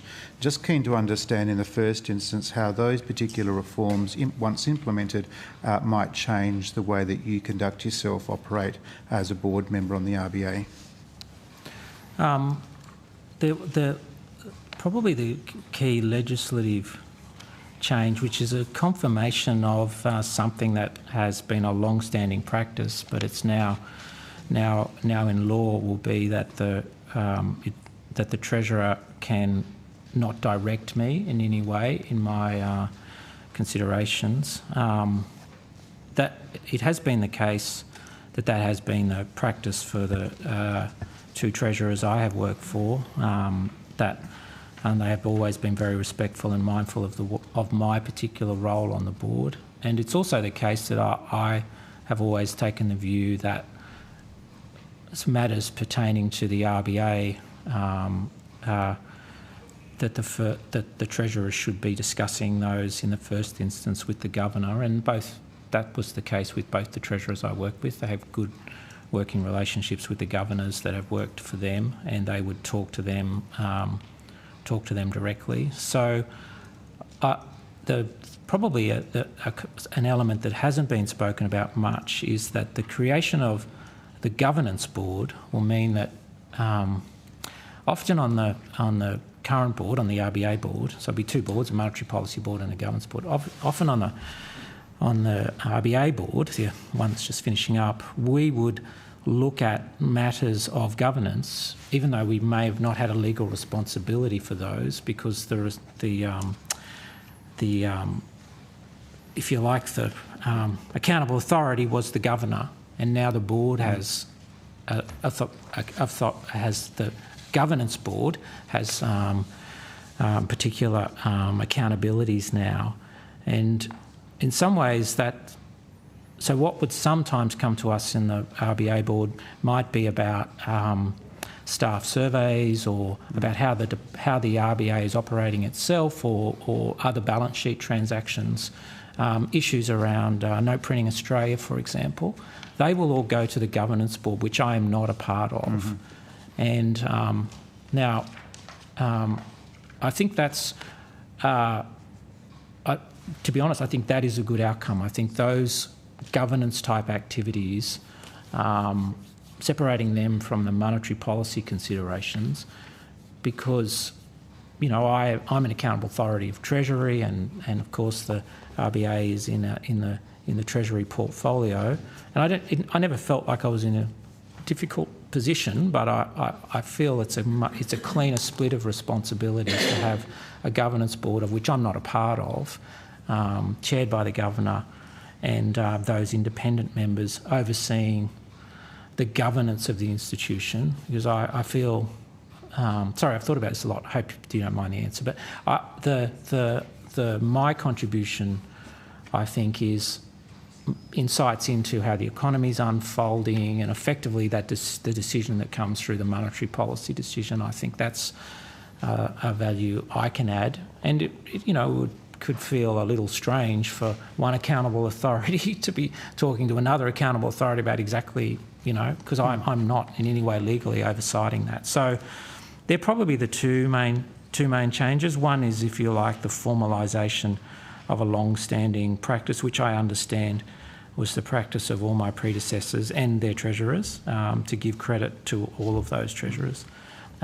They have been all careful in the manner in which they've engaged with Treasury secretaries. So that's one. And then secondly, this distinction between monetary policy matters and governance matters, which I now no longer I won't see those papers. I won't be part of that process.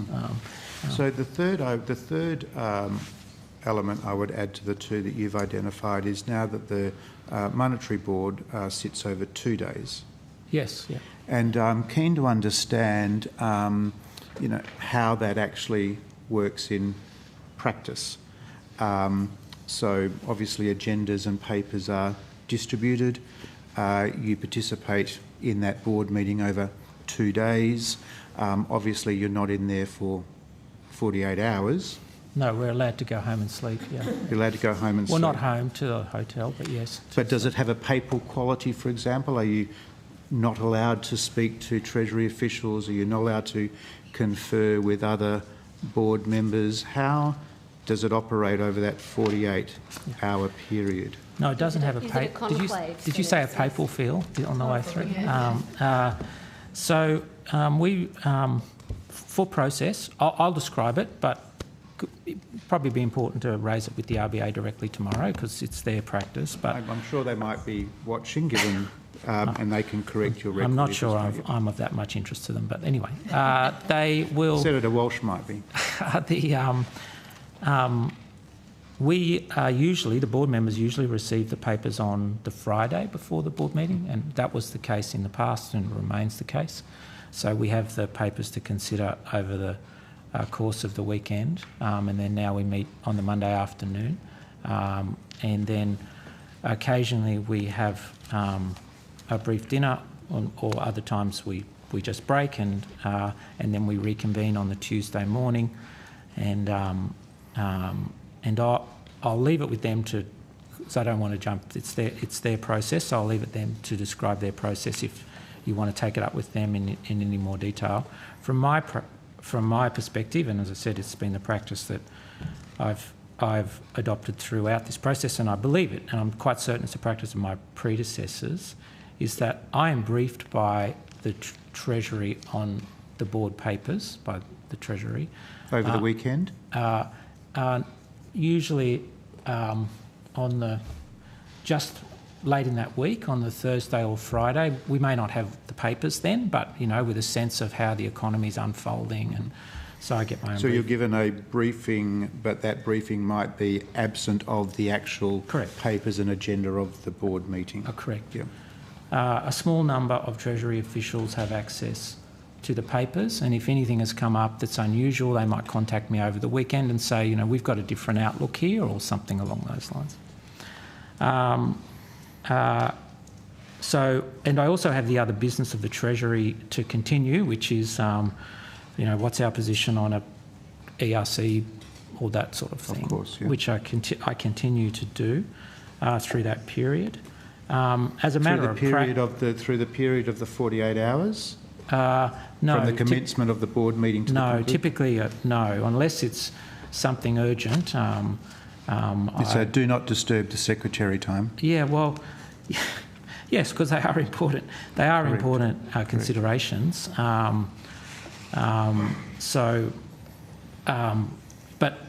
it's not. I can be contacted, of course. But it is a period in which I usually, for example, there may be ERCs or other things going on, and I normally ask the Deputy Secretary of Fiscal to take those issues forward. We speak about them beforehand, so that minimises the need for contact.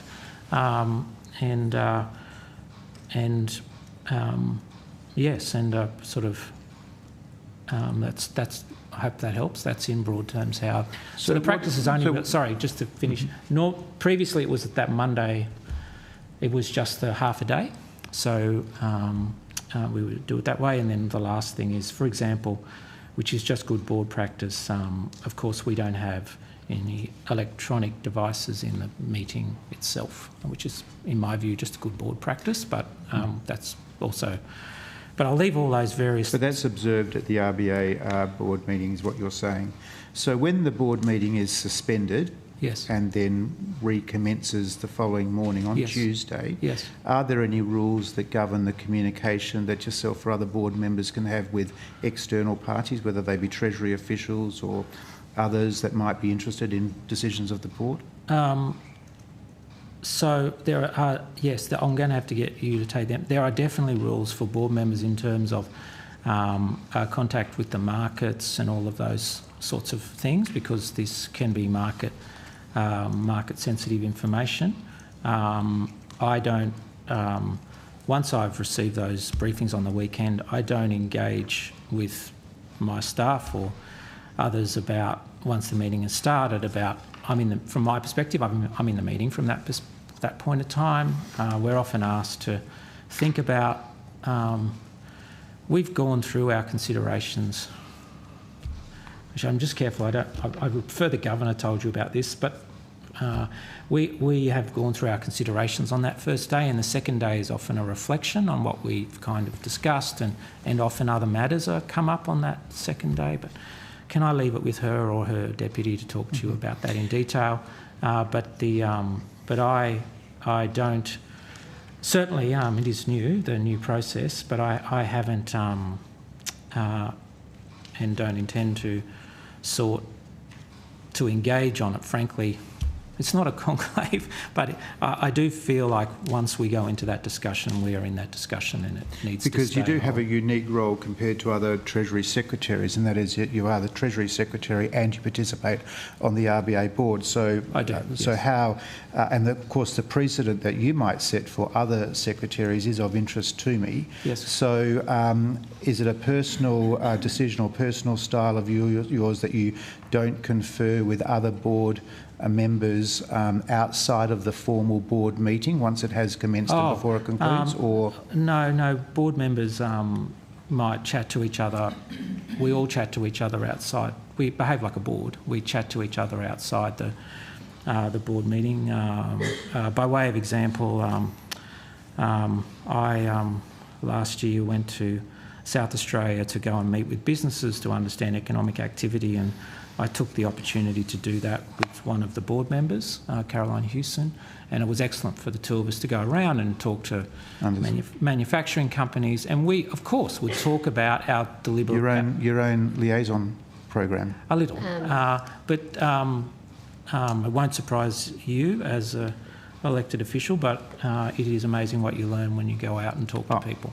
Yes, seeing is believing. Just my final question. Okay. I know Senator Walsh will be generous to me. Yeah. My final question.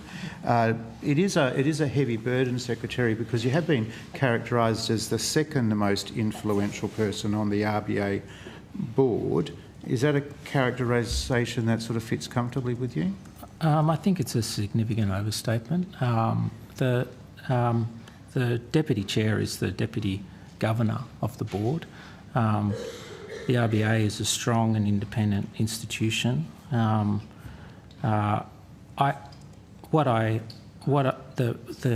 Hopefully the value I think I can add is I have an institution that can assist me generate insights into the outlook, the economic outlook. Sometimes we agree and sometimes we disagree. You know the joke, 12 economists in a room and you get 12 different views. I mean, it is important that there's a reasonable contest there. And I think that's the real value I bring is that. The second value I bring is, and I've found this to be the case throughout my term, is that it is very helpful for those board members to have insights into where the government might be headed from a fiscal policy perspective. Of course, I have to respect the cabinet decision-making processes that are occurring, but particularly in COVID, with former Governor Lowe, who frankly I thought did an excellent job through that period. Our ability to, in that more extreme circumstance, for me to be able to talk about what the government have very significant programs running, when they may be ending, what deliberations look like, what they would mean for monetary policy. There may be other ways to do it, but I felt at that time that was when that contribution was sort of most significant. In more usual times, it's more around a finessing, if you like, yeah. But in very significant crises, which sadly we may well face more of, the ability of me to talk to that board. That board is, I've got to say, I mean, I know people have had some different views on that. The board and the new board, I'm sure will be the case, all bring their own fierce independent assessment of what they see in front of them. I also agree with you. And they like to hear that. They genuinely want to hear. They want to ask me, how do you feel, Stephen, this policy is unfolding and what impact will it have on the economy? And that assists them in their broader deliberations. I agree with your assessment of the previous governor as well. Finally, is the final matter of the Monetary Board agenda, is the final matter the rate decision, or does that happen, because most people would think that there is so much attention given to the rate decision. Is that the final item of business of the board's discussion, or does that decision happen, obviously not on the Monday, but does it happen, is it not the final You see what I'm saying? Yes, no, I know exactly what you mean. I'm just, I'm not sure it's my role. I would prefer. That. I would prefer the bank took you through. I accept that. I prefer the bank took you through that. I would, once they've done that, I'll be very comfortable to talk to you about it. But it's their process. They bring that process to the board, and the governor is our chair, and as I said, the deputy governor, our deputy chair, and they've developed all those processes, thought carefully about them. Probably best that you talk to them tomorrow. I understand that completely. Thank you very much, So Dr. Kennedy. Thank Thank you. you, The third Senator most influential Smith. person after the governor. No, I feel like I'm just another board member. Thank you, Dr. Kennedy. Senator Stewart. Thank you, Chair, and thank you to everybody for appearing today. And I also want to express my thanks to an incredible public service that we have across the country, and thanks for all the great work that you do to serve the country. As a former public servant myself, I know how difficult that job is sometimes. I wanted to kind of, I suppose, start off from where Senator O'Neill finished in her question, to save you some of the paperwork, hopefully, on the questions on notice, and ask how many jobs have been created since May 2022. Okay. And because I think that will be a relatively brief answer, how does the rate of jobs growth over that period compare to that observed by G7 nations and our own jobs growth history? Okay, thank you, Senator. I'll just pass to Dr. Johnson. So since May 2020, Shane Johnson, Acting Deputy Secretary, Macroeconomic Group. Since May 2022, there's been around 1.2 million jobs created since that time. So if we compare that to looking at employment growth across countries since May 2022, so Australians' employment growth is around 8.5%. That's compares to the United States at around 4.7%, Canada at about 6.7%. These are all to January 2025. Italy about 4.2%, and that's up until December 2024. France at 1.7%, and that's up to the September quarter of 2024. Germany at 0.9% up to December 2024. United Kingdom has had growth of 2.4% up to the December period. And then Japan has had growth of about 1.5% up to December as well.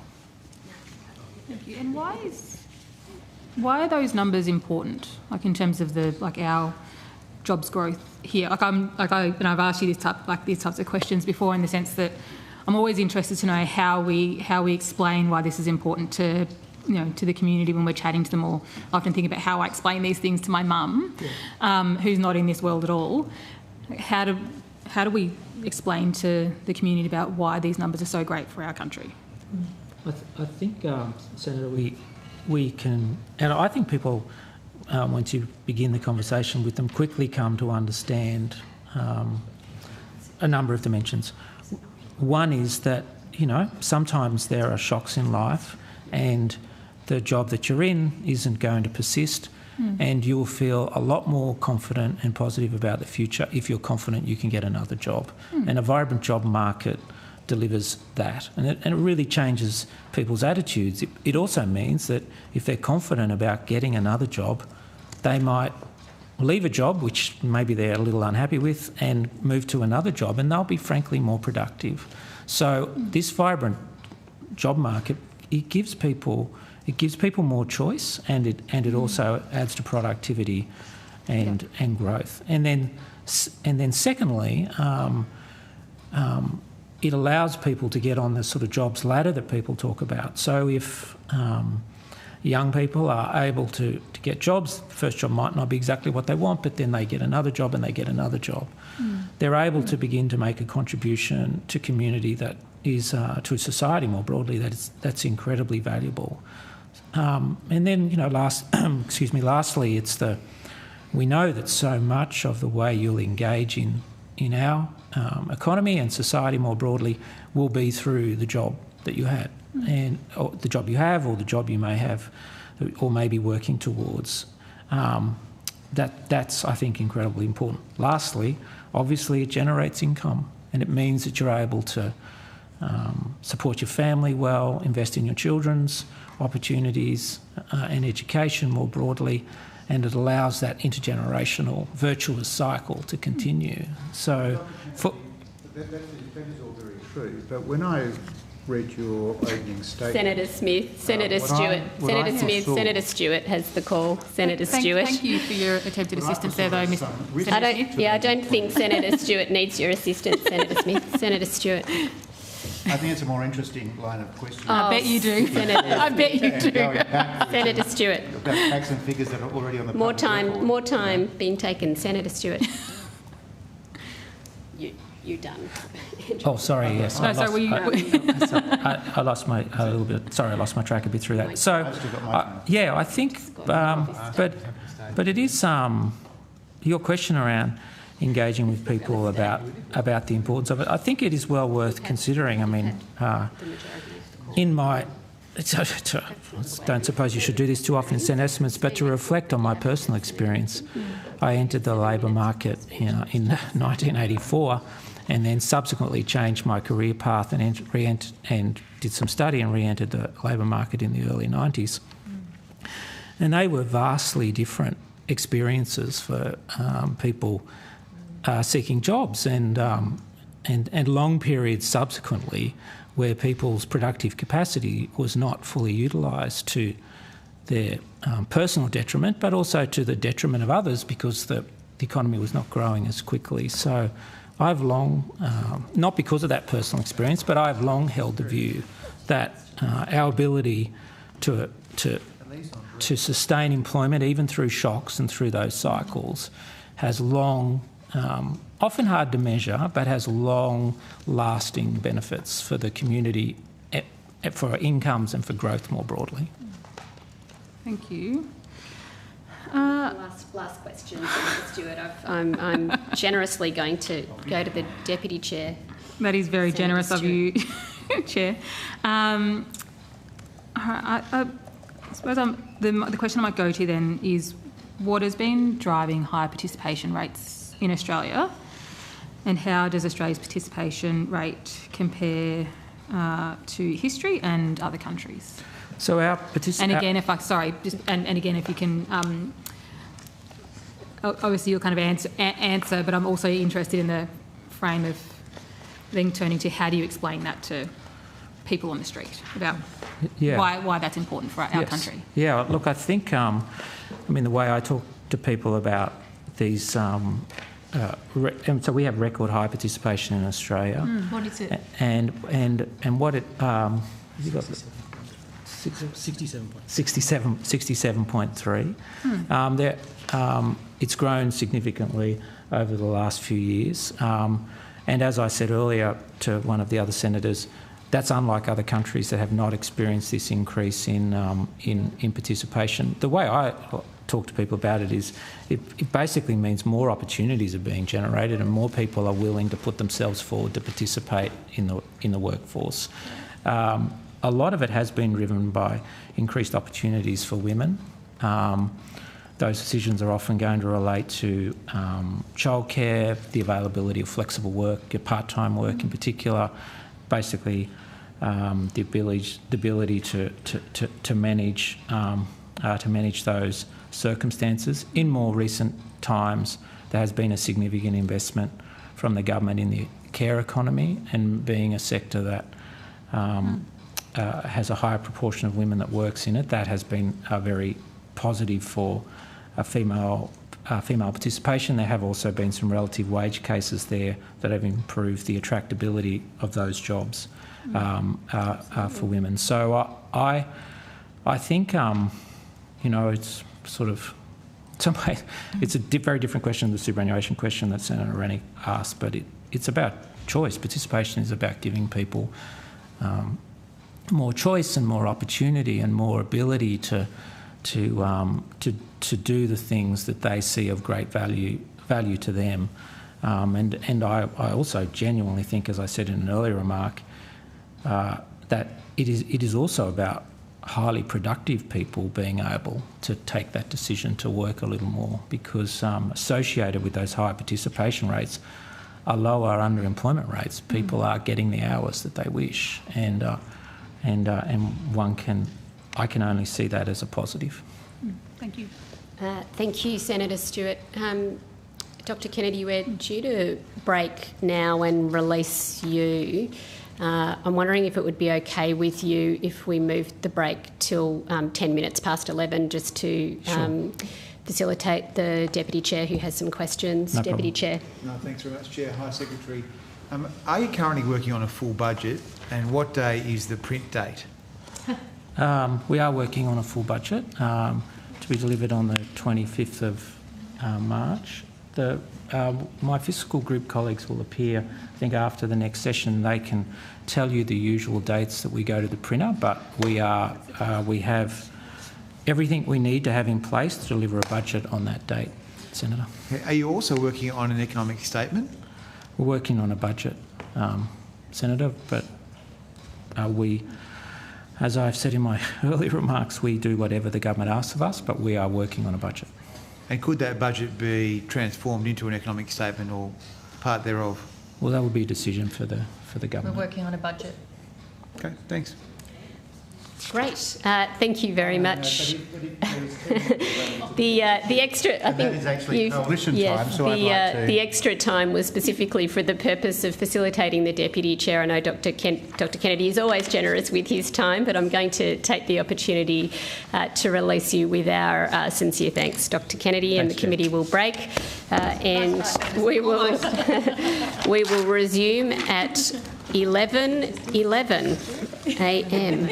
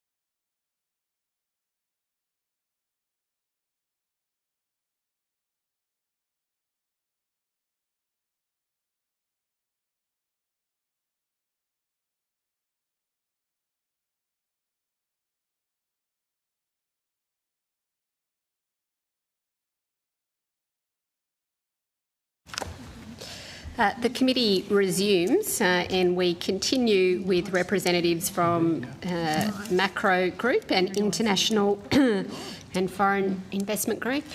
Welcome back. And I go to Senator O'Neill. Thank you very much, Chair. I want to follow up on some developments yesterday where we saw concerning reports about Mr Dutton's transactions on the stock market during the global financial crisis.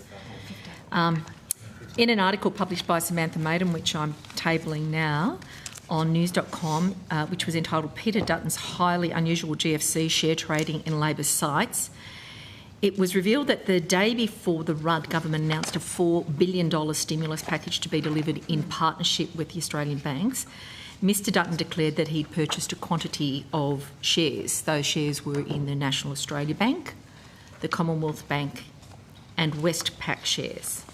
And this at a time when everyone in the community is freaking out about the GFC. This is what Mr Dutton was doing.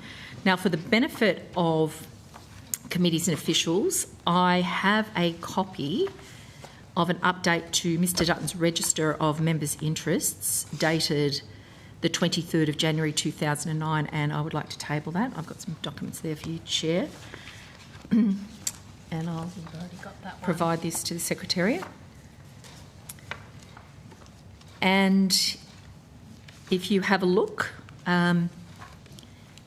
dated the 23rd, that is one day before the Rudd government's announcement of a $4 billion stimulus package, dated the 24th of January. And that statement under the banner of the Prime Minister of Australia is a second document that I would also seek to table.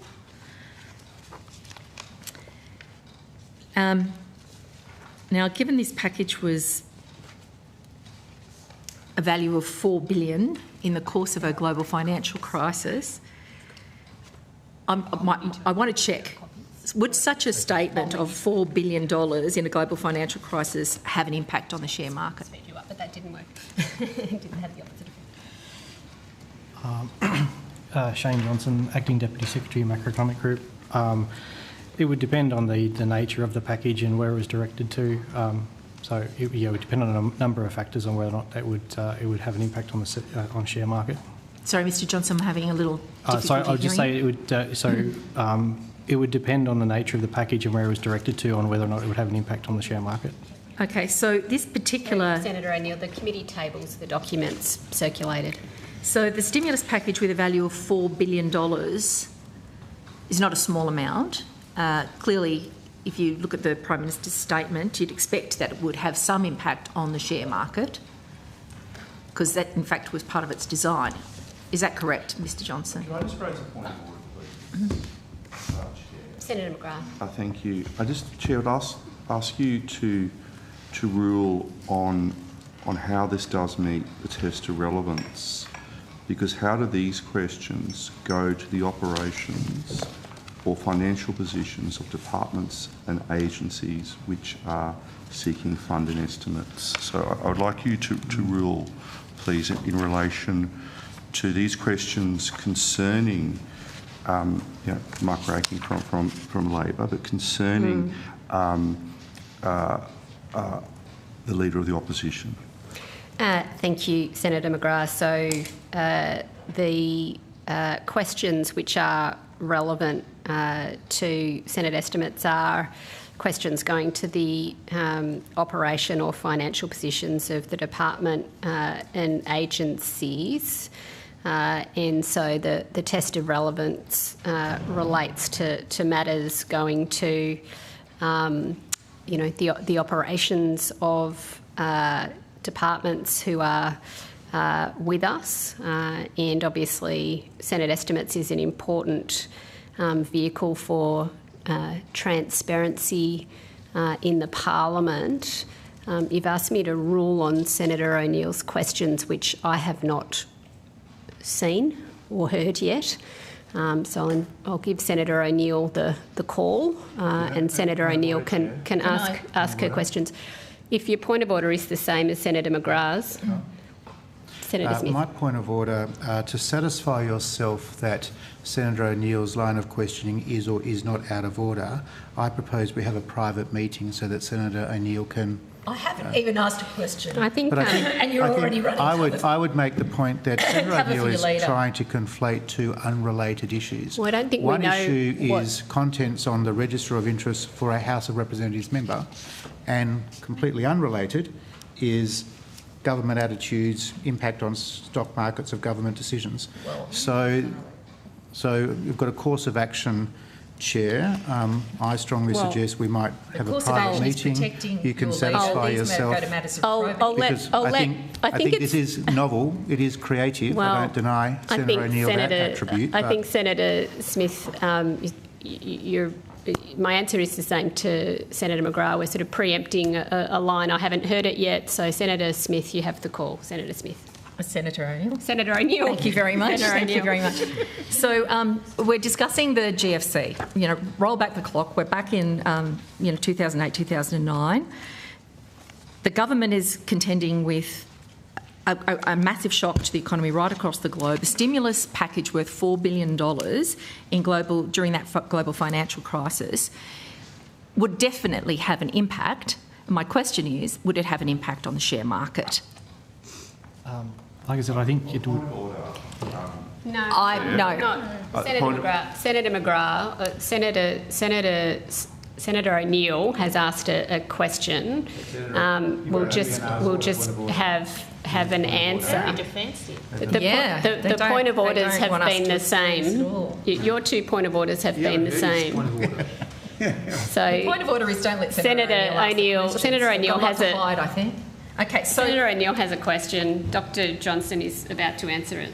I have a point of order, Chair. I very much hope it's different from your previous point of order, Senator McGrath. This goes to actually a hypothetical situation, and the minister. The GFC indeed, wasn't hypothetical, Mr. Please don't interrupt me when I'm speaking. Please let me ask the questions. You're creating a defensive line here. You won't even let me ask a single question. Have you got that much time that you don't want me to interrogate? Am I allowed to speak without being interrupted? What is the point of order, Senator McGrath? Relevance? My point of order goes to the relevance of the question that's been asked by Senator O'Neill, because it relates to a hypothetical situation. I've already ruled, Senator McGrath, in fairness to you, I have already ruled on relevance and said that I will allow the questions. And so you've raised the same point of order. We've had 3 goes at point of order. Senator O'Neill's asked a question. Dr. Johnson was about to answer the question. Thank you. No, Dr. Johnson. Thank you, Dr. Johnson. I'm trying to raise. Thank you, Dr. Johnson. Chair, I was halfway through my point of Senator order. McGrath. When you interrupted. Orders in these hearings? Deputy Chair, is the point of order different? You've said that the point of order is about relevance. Again, I've said that we're going to hear the questions from Senator O'Neill. What is the difference in your point of order? Am I allowed to finish my point of order without being interrupted by either you, Chair, or by Senator O'Neill?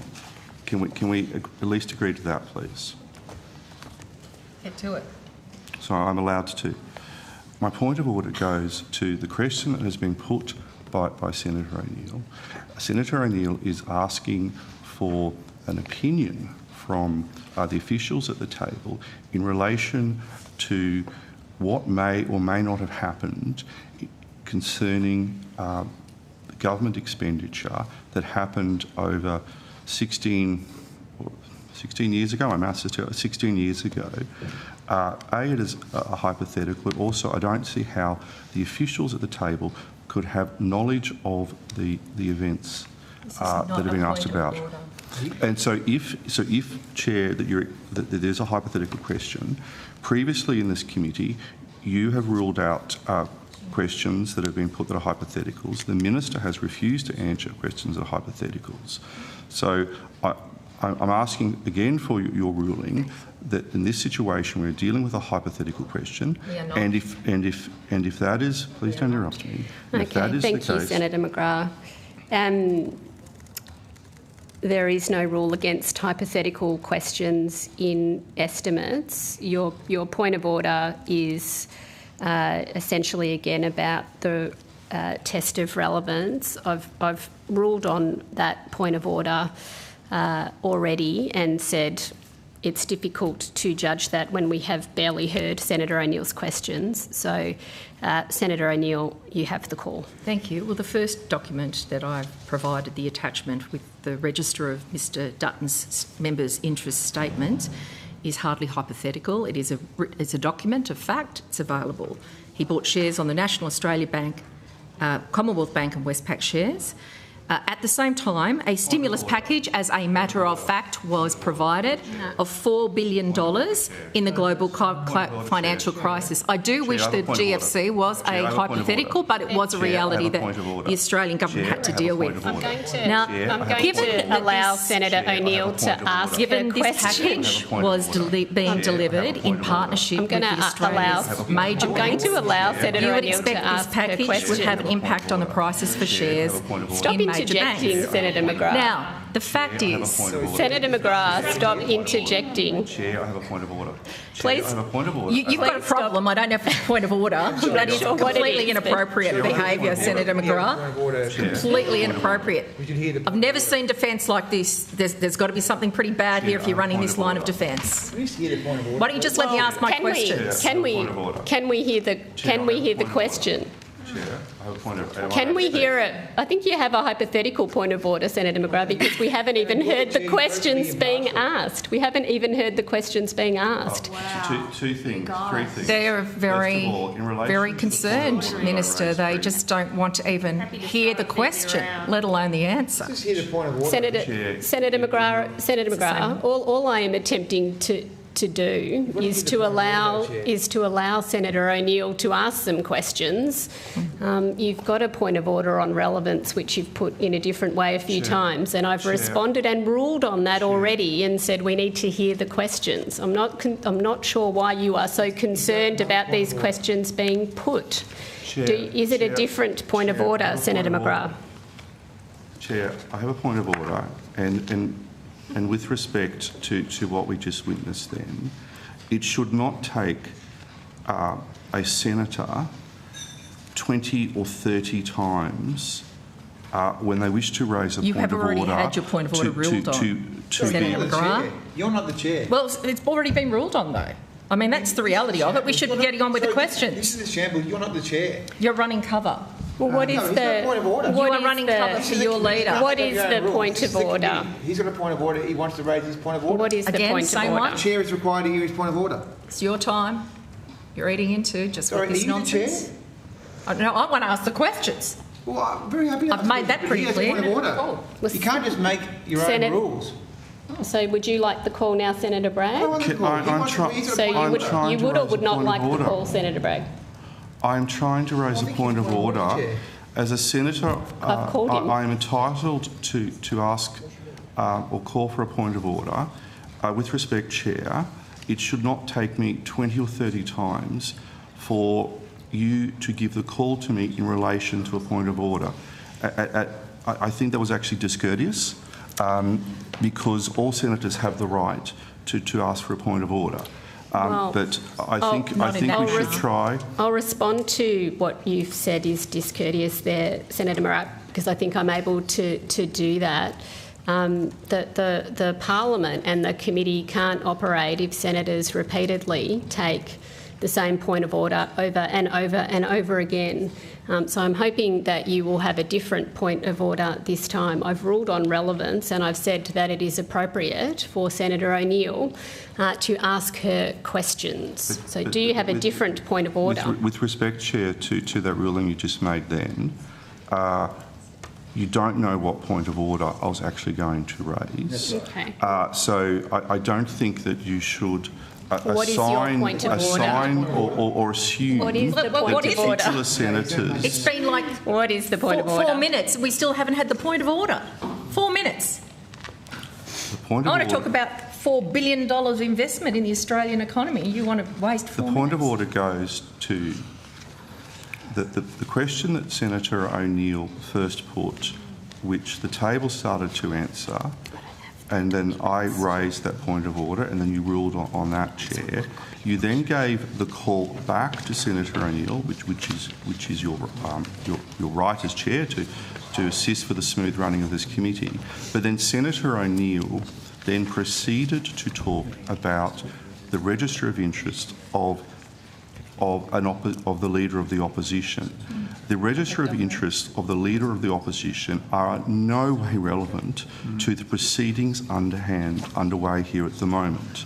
And I would ask you to rule that the register of interests of Peter Dutton are not relevant to the proceedings of this committee today, where we are here to inquire and examine into funds that are expended by the relevant departments. Now, I would ask you to rule on that particular element, please, Chair. I have ruled on relevance already that I would like to hear Senator O'Neill's questions, and I believe that Senator O'Neill is going to matters of transparency, matters of accountability, matters of operations of departments, and Senator O'Neill has the call. Thank you. Thank you, Chair. And I seek your protection to actually Senator ask O'Neill these has questions. the call. Chair, if I may. Senator O'Neill has the call. Thank you, Chair. I'm a substantive member of this committee.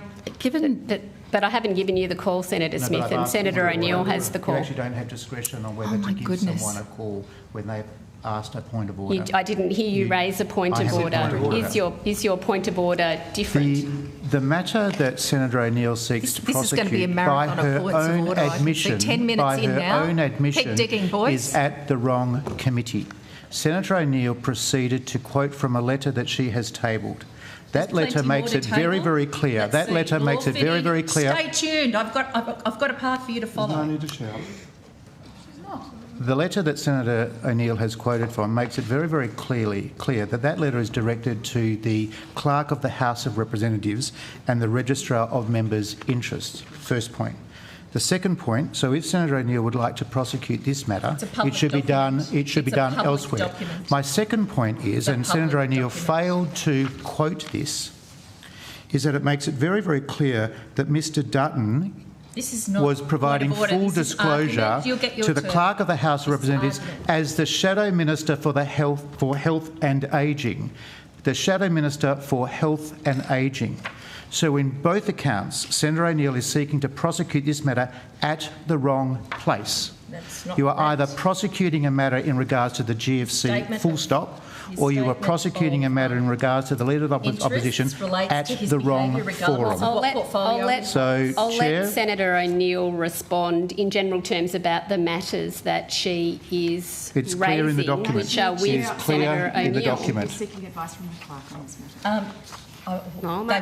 This would be as relevant as Senator O'Neill giving a speech in the House of Representatives. I've invited Senator O'Neill to respond. Thank you. I'd like to actually speak to on this matter.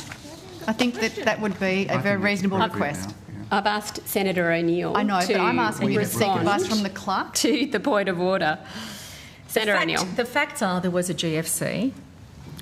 There was concern about the economy and about the banks, and a stimulus package was designed to the value of $4 billion,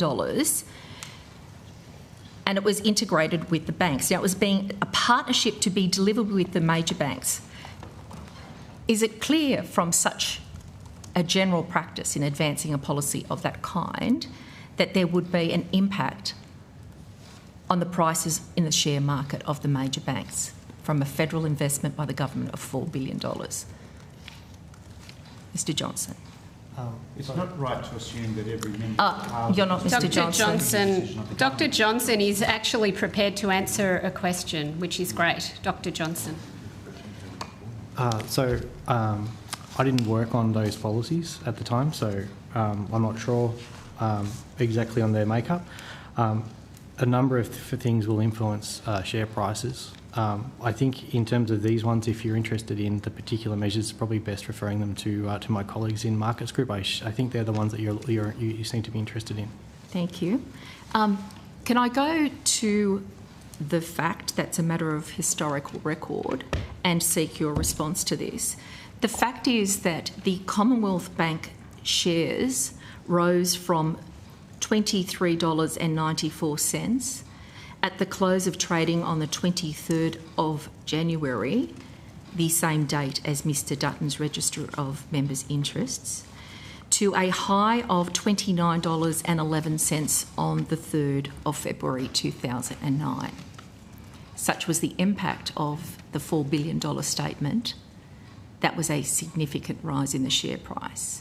Now, your Treasury, I'm just going on my maths, which is a rise of 21.6% in a period of 12 days. So clearly, if we just look at the line of facts, GFC hits, government comes up with a package, interacts with the banks in the planning, serious planning goes on, $4 billion is invested, 23rd of January at their lowest price, Mr Dutton purchases Commonwealth Bank shares and then moves to hold those shares for 12 days according to his Register of Interests, and in that period there is a significant rise of 21.6%. So clearly, based on Mr Dutton's records, there has been a clear policy impact to boost the availability of finance in the midst of the GFC and an impact on the shares. Now, in the way in which these things are done, can I come to your knowledge as a Treasury official? To your knowledge, Order. Senator O'Neill. Your Register of Interest is to your knowledge, were any parliamentarians, or would it generally be the practice, if that is the way you need to respond, would parliamentarians be briefed ahead of the announcements? Like I said, I wasn't involved in that policy, so I'm not sure who was briefed ahead of it, so I can't answer. I didn't work on that policy. So, Mr Cagliarini, is that how I pronounce your name correctly? Yeah. Would you be able to give me a response to the process that would be involved with such a significant policy announcement? It's from the Prime Minister. If you were going to be implementing this at this point of time, what would the process be in terms of briefing parliamentarians? What do you mean by briefing parliamentarians? So there'd be, a normal process would be that there'd be proposals would be taken to Cabinet for Cabinet consideration. Yes. Cabinet would consider those measures. They would then decide on whether or not they want to go ahead with that proposal. Often there will be, in that type of environment, they would then work out some form of announcement and handling strategy. So that would be a normal process, I would think. So just normal Cabinet process. And like I said, I was not involved in that process, so I'm not sure if that was taken, but that would be a pretty standard process. So there's generally an iterative process and there's involvement of a range of parliamentarians at different points. So could you take on notice, were any parliamentarians briefed ahead of the announcement? And also, to your knowledge, and if you need to take this on notice, were any representatives of the opposition briefed ahead of this announcement? Highly unlikely that a shadow spokesman in a health Well, you can pontificate. would be briefed if a briefing was to happen on a Treasury matter. That is pretty Stay tuned. common occurrence. There's a Treasury official over there. You are clutching at straws. We'll see. Senator O'Neill. Long ones, I've got to say. Senator O'Neill has the call. To your knowledge, were there any representatives of the opposition briefed ahead of this announcement? And if you need to, you can take that particular question with regard to this matter on notice. But generally, could you speak to major policy announcements and practices of briefing members of the opposition? Outside of their portfolio responsibilities. So I'd have to take that on notice. I'm not sure. Like I said, I didn't work on that policy. In terms of general practice, it's a matter for government. And the government could choose to do so? If it wanted to, I'm sure it can. Yep. Okay, thank you very much. So if you could take on notice who was briefed about this announcement, when that occurred and what information they were provided. And if you could also take a moment to give me some insights into any specific probity arrangements that might be made for market-sensitive information moving from Treasury amongst stakeholders, parliamentary members of both the government and the opposition. How do you deal with market-sensitive information? Sorry, I unfortunately missed the first bit of the question. I couldn't hear. Sorry. It is rather difficult. The Senator's question will be heard in silence. Senator O'Neill. Thank you. So on notice, I've asked you to provide this committee with, were any parliamentarians briefed ahead of the announcement?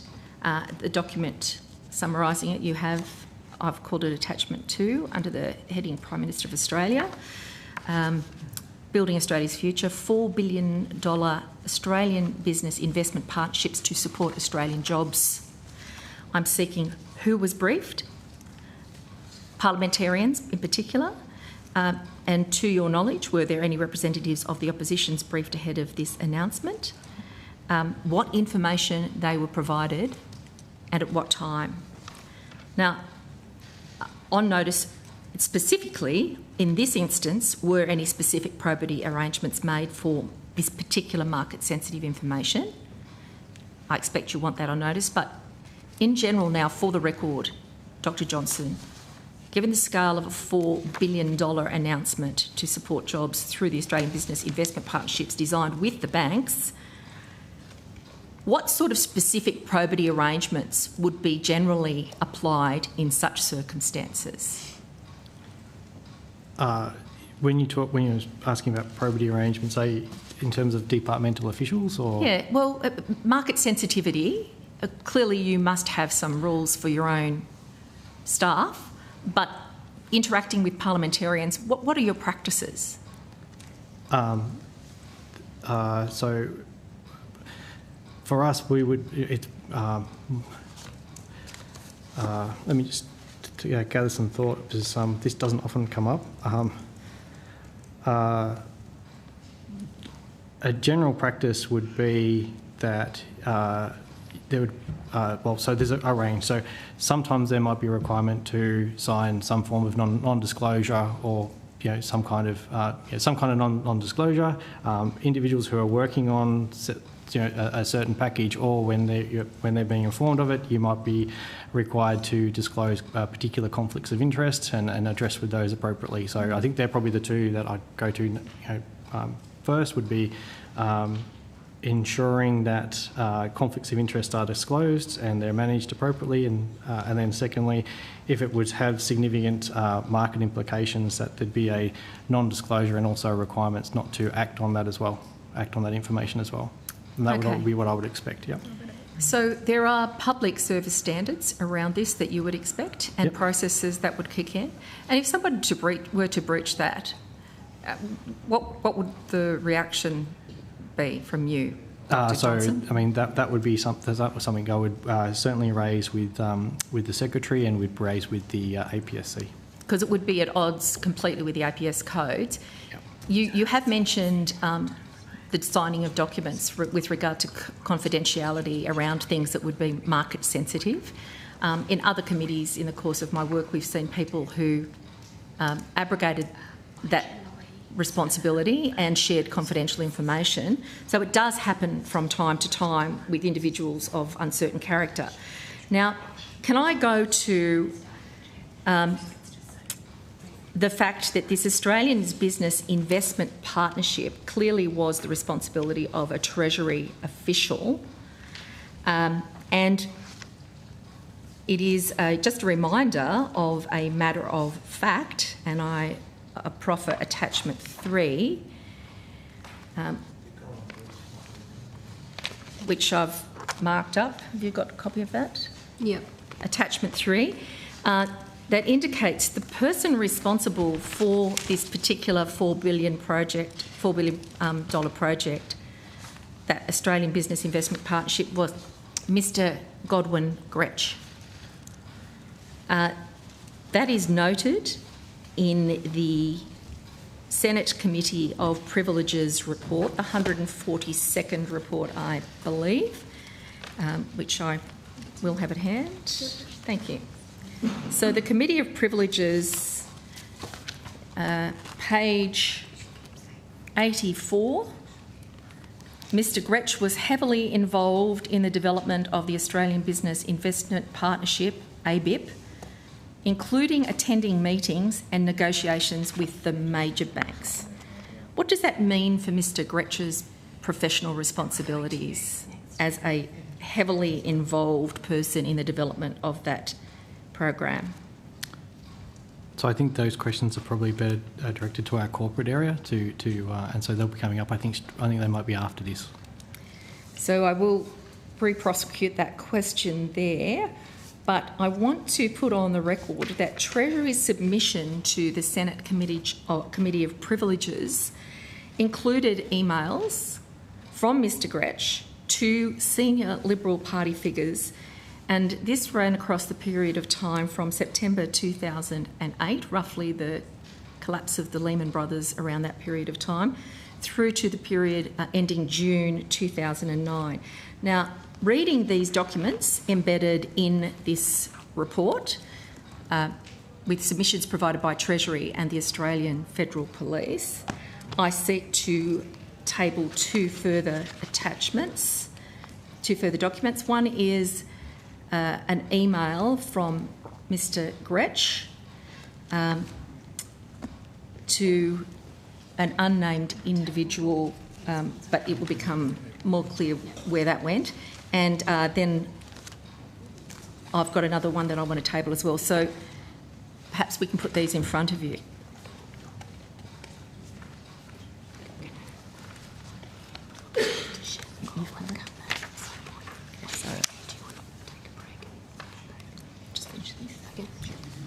So if I can point you to this email from Mr Godwin Dretsch to the person who is not identified, just to confirm Mr Gretsch's perceptions of his role in the Australian Business Investment Partnership.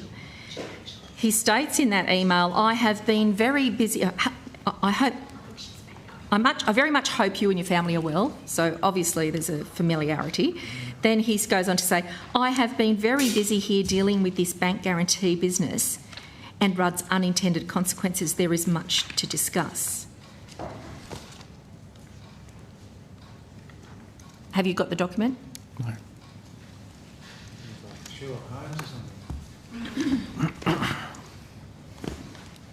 I have provided copies. Yeah. But my recollection was Godwin was part of Markets Group, so it's probably better directing the questions to Markets Group. Like I said, I wasn't involved in the policy.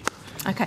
Look, in the interests of time, and I know that the Chair is seeking to move the call on, we'll just wait for these documents to come to you, and I'll, if I can come back and follow that up, that would be great. Thank you very much, Chair. Thank you, Senator O'Neill. The Deputy Chair. Thanks very much. Just to move back to this century, what role is Treasury playing in supporting negotiations with the US on tariff exemptions?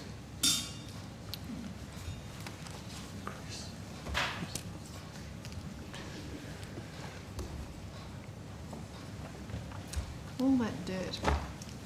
And yet you never get promoted, Deb. Why is that? They get you to do all the dirty work. Senator Hugh. And yet they never reward you. They never reward you. Yeah. Must really be. They never reward you for doing all that dirty work. Order. Is that the question? Hello. It's about what Treasury's doing. Do you want me to read the question? Yeah, sorry, could you take the question again, please? Sorry. Sure. What role is Treasury playing in supporting negotiations with the US on tariff exemptions? So Treasury is supporting the Treasurer in its usual way in terms of tariffs. But if you want to talk about tariffs that supporting of tariffs, it's probably best directed towards, I think it's our Fiscal Group colleagues. Fiscal Group? I think so, yeah. So you can't answer any more questions on tariffs? Oh, well, it depends what the questions are, but if you talked about tariff policy, so... Well, there was a background note sent to media yesterday by Mr Chalmers' office. Do you know about that? No, I don't, sorry. It talks about that the US Treasury Secretary and Mr Chalmers had their first bilateral discussion. Do you know about this? So, yeah, that's a matter for my colleague. Yeah, Senator Chris Tinning, Acting Deputy Secretary of the International Foreign Investment Group. Yes, we're supporting the Treasurer's visit to Washington.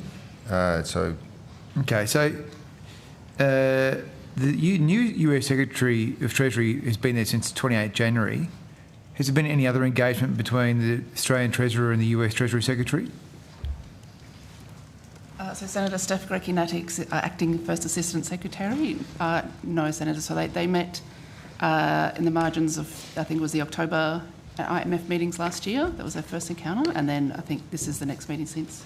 Has there been any? So there's been no other formal communication that you're aware of? Sorry, Senator, the letter of congratulatory letter was sent out. Letter of congratulations. And what about informal channels that you're aware of? Well, there's been a lot of work done to ensure that this meeting occurred. So you can imagine that there has been communication with the administration and the Australian government and our representatives. What was the nature of those communications? Well, arranging to have a meeting, a formal face-to-face meeting. Who was involved? Who was involved with that? Just wondering who's doing diplomacy for Australia these days. What do you mean? Who's doing diplomacy? I'm wondering who helped with this informal engagement. You said it was informal. I'm asking you about the nature of the informal engagement between the Treasury of Australia. Who would you expect to do it? I don't know, Greg Norman, someone, the cat, I don't know, it could be anyone. I'm wondering who it might be. Well, we have an ambassador and we have an embassy, and that is the normal way that governments engage in country to set up arrangements. You would expect that to be the case, and it is. But isn't the ambassador a formal channel? Not an informal channel? Well, that's your language. I'm not saying. I'm saying that there was engagement in order to establish and have this formal face-to-face meeting which has occurred, and I understand it might be the first meeting of its type of Treasurer to Commerce Secretary that's been held in country. So has the Treasury modelled the impact of the proposed tariff on Australia's steel and aluminium industry? So we've done a range of modelling around different potential tariff scenarios. Yeah, what does it show? The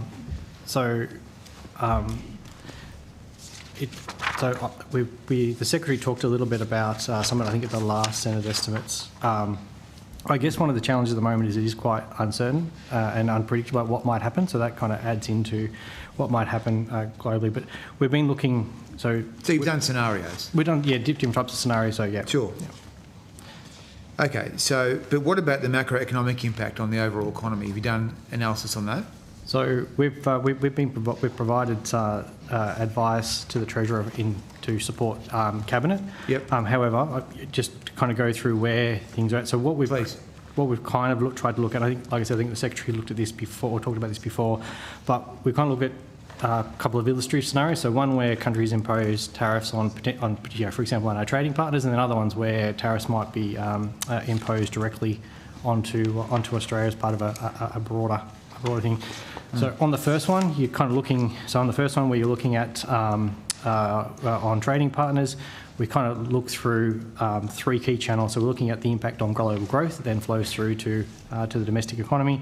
We look at potential implications around inflation, and then also the other channel, which we can't model as well. Well, we can, but it's a bit more challenging. Is elevated uncertainty just because of the environment as well. Okay. When we're looking at those ones, the extent of the impacts can't really depend on a range of factors. Yeah. But we expect that the impact on the Australian economy is quite modest. When we're looking at quite modest, yeah. When we're looking at tariffs directly imposed on Australian exports, again, it really does depend on a range of factors. It will depend on for example, the trade share of the tariffs. It will also depend on what happens globally. So, as the Secretary mentioned earlier this morning, so whether or not producers can identify an alternative market to sell to. It'll also depend on exchange rate impacts, which can go a variety of ways. But again, we expect the impacts on the Australian economy as a whole to be modest. What I would say, and I think the Secretary was going there as well before, that if tariff rates do become significantly high, or we start getting into an escalation of tariffs, then that could have that spiral could have a significant impact on global growth. That would have a significant impact on the Australian economy. Have you done any modelling on jobs? The model will the modelling normally will output jobs as well. Yes. Do you know what it is? No, not sorry, I don't have that. Can you supply that on notice? We can take that on notice. Yeah. Thanks. Can I ask you about this superannuation summit in Washington? Is this your area? Not my area, sorry. Is that market? So revenue group do superannuation, so it could be. It depends on the nature of your question. So if you want to answer or do the question, we can hear, and then I can help you direct to the right place. We can give them to. So it could be revenue. That's where they live. Okay. Yeah. So if it's in relation to the summit itself, colleagues at International might. So you might want to ask the question just in case it's not revenue group. I'll ask you about the summit. Did you provide advice to the Treasurer on the trade impact of super fund investment into the US as part of his remarks? So, Senator, we did fact-checking of the speech, as is normal practice. I'm not aware that we provided particular advice on that matter. You're not aware? So do you think that superannuation investment into the United States is a significant capital investment in the scale of the US capital markets? So I think the US market is a significant market, and they're an important investment partner for Australia. And what about the origins of this summit? What can you tell us about it? Whose idea was it? So it was organised by our colleagues at Department of Foreign Affairs and Washington Post in particular. So the event itself, questions around that's probably best directed to them. So the idea of having this summit was from Mr. Rudd? It was from Washington Post and DFAT. I'm not sure the particulars where the idea came from. As I said, Treasury was not involved in organising it. Yeah, and what sort of resourcing did you provide for it? So we supported the Treasurer for his trip over there, which was also to meet with his counterparts in addition to the summit. And we have a posted officer in Washington who assisted more in a supporting role, but Treasury wasn't involved in organising the summit itself. So we can try to answer questions as best we can, but it's colleagues at DFAT who would be more aware of the efforts behind it to pull it together. Did you work with industry stakeholders? No, Senator. Okay, so all you did was provide fact-checking for remarks? And support for the Treasurer for the trip. What sort of support? The usual sort of thing that Treasury does for these things. It's a briefing pack to support the meetings that he's attending. And as I said, we did check the keynote speech that he's providing at the summit. Okay, so it was really just around the speech. And there's no further insight into, you can give us into the origin of the summit, other than it came from Washington? Well, that's great. I mean, these sorts of events is sort of what our DFAT colleagues kind of do on a fairly regular basis to promote investment opportunities between partner countries. But beyond that, Senator, no, not. It's really best placed to direct those questions to them. Do you know which industry stakeholders attended from Australia? No, Senator, don't have the attendance list. As I say, we weren't part of the organising, and so. Okay, so when you prepared briefings for the Treasurer, you didn't tell him who was going from Australia?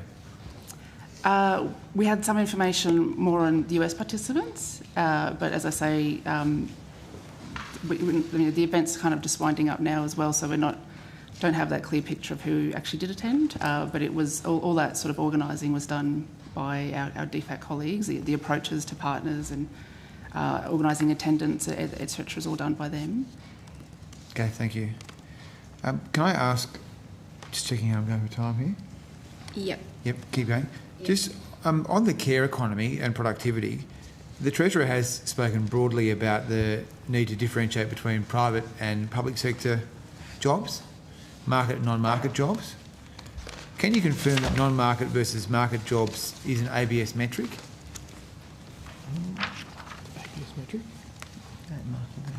Yeah. Yes, we've got the market versus non-market from the ABS labour account. Yep. It is? Yep. Okay. Do you have a clear figure in the Treasury on how many government-funded or non-market jobs have contributed to the labour market in the last year? Sorry, the number of government... The government jobs or non-market jobs? Well, not all government, are they, in the non-market? Well, how do you break it down? So non-market will include care economy, education, public administration. Okay, so that's all under one bucket? Under non-market, yes. Okay, well, can you confirm how many government-funded jobs contributed to the labour market in the last year? No, I don't think I can. You don't collect that That's why information. they're broken into market and non-market. Okay, but wouldn't it be a useful breakdown? For what? Like Well, it's good to know how many jobs the taxpayer is propping up, and good to know how many jobs the market is propping up.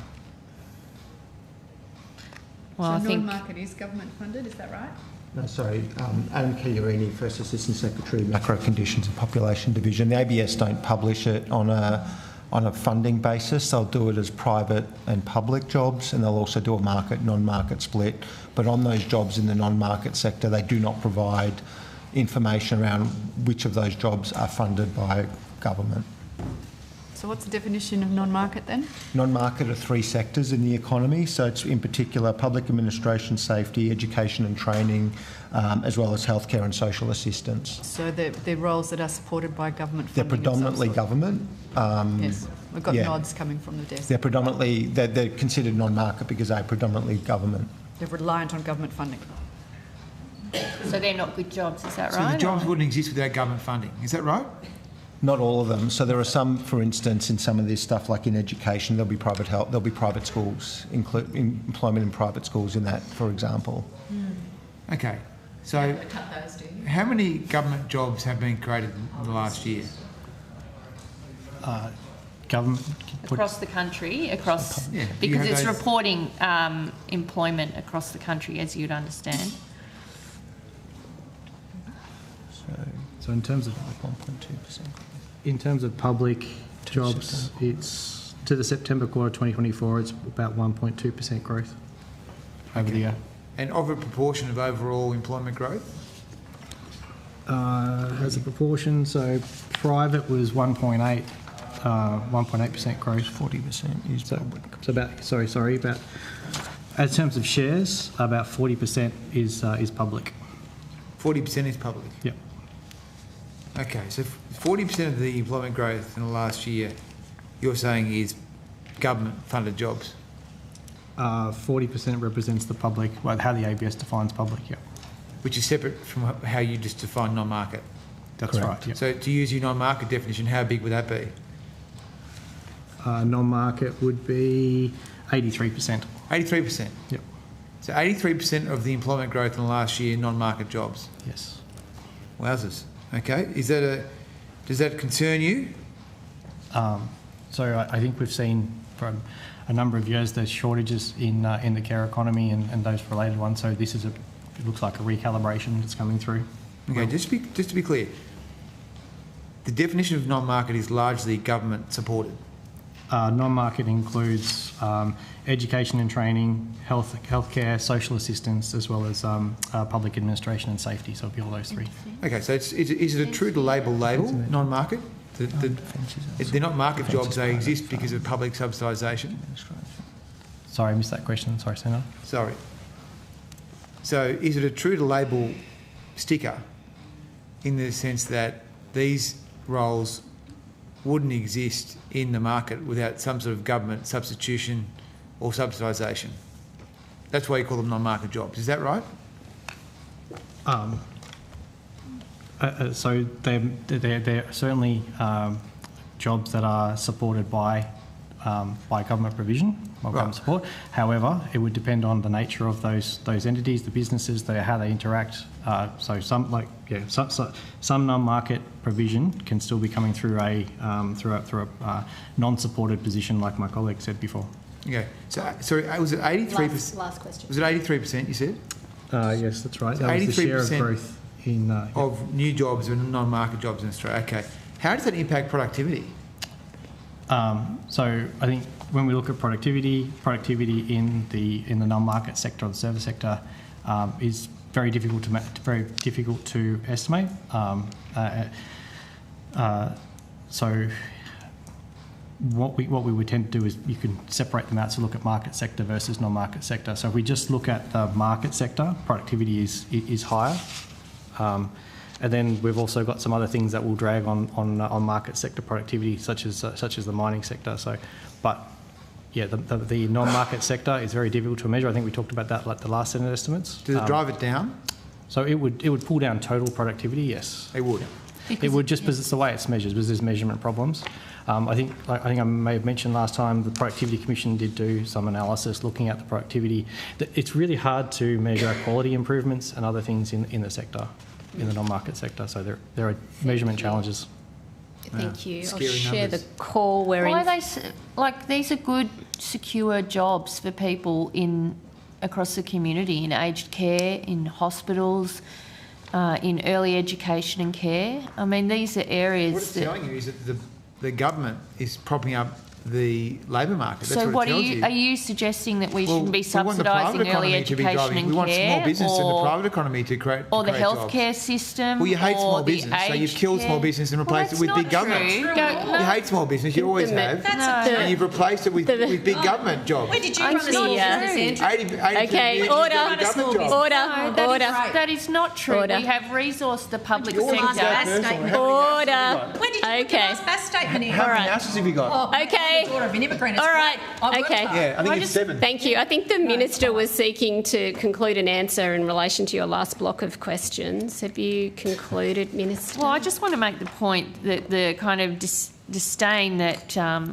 the opposition is showing towards non-market employment is regrettable, because those jobs are good jobs. We need people in those jobs. When you're looking after your grandmother in aged care, you will want the right level of staffing in those centres so that your grandmother can get adequate care. So, I mean, there's a bit of snobbery, I think, towards the service sector and towards the care economy.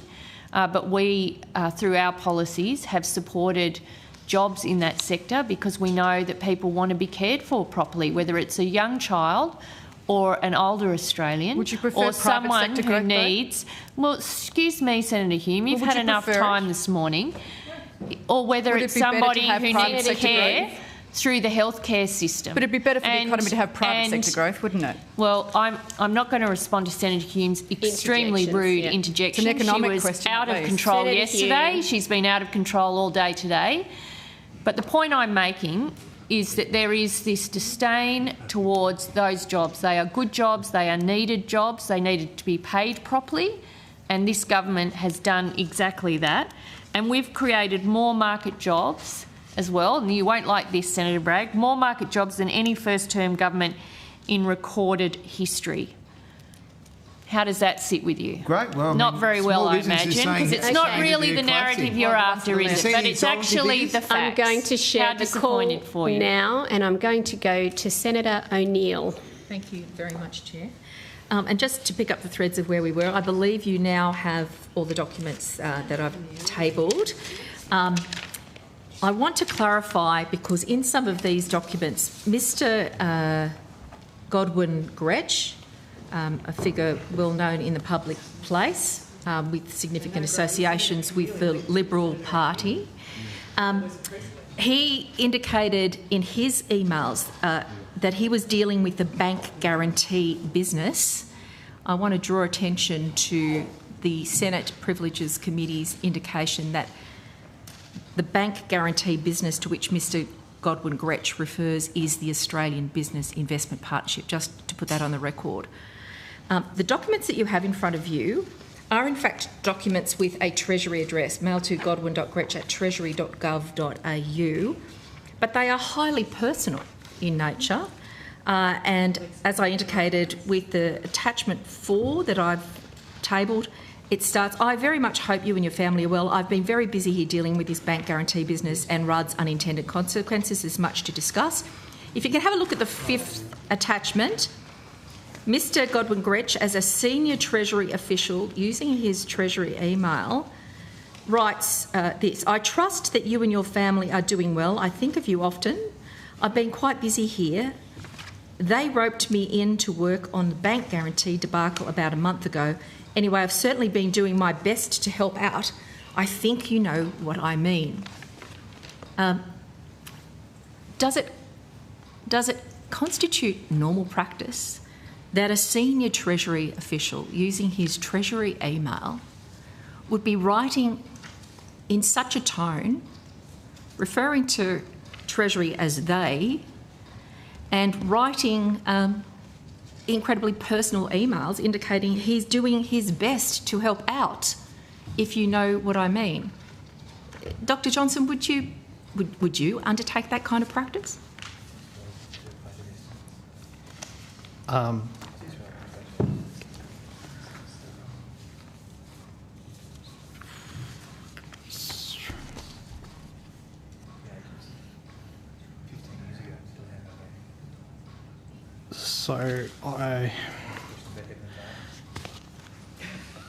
No, I wouldn't, but I'm not sure what was going through Godwin's mind at the time, and yep. So to be clear, your answer is no, you would not be using your Treasury address to write such personal emails to members of a political party from within Treasury. Is that correct, Mr. Johnson? Yes. Sorry, Dr. Johnson. Dr. Johnson. Shipley was Prime Minister, So, Mr. Barton. Senator Hume. Sorry, Mr.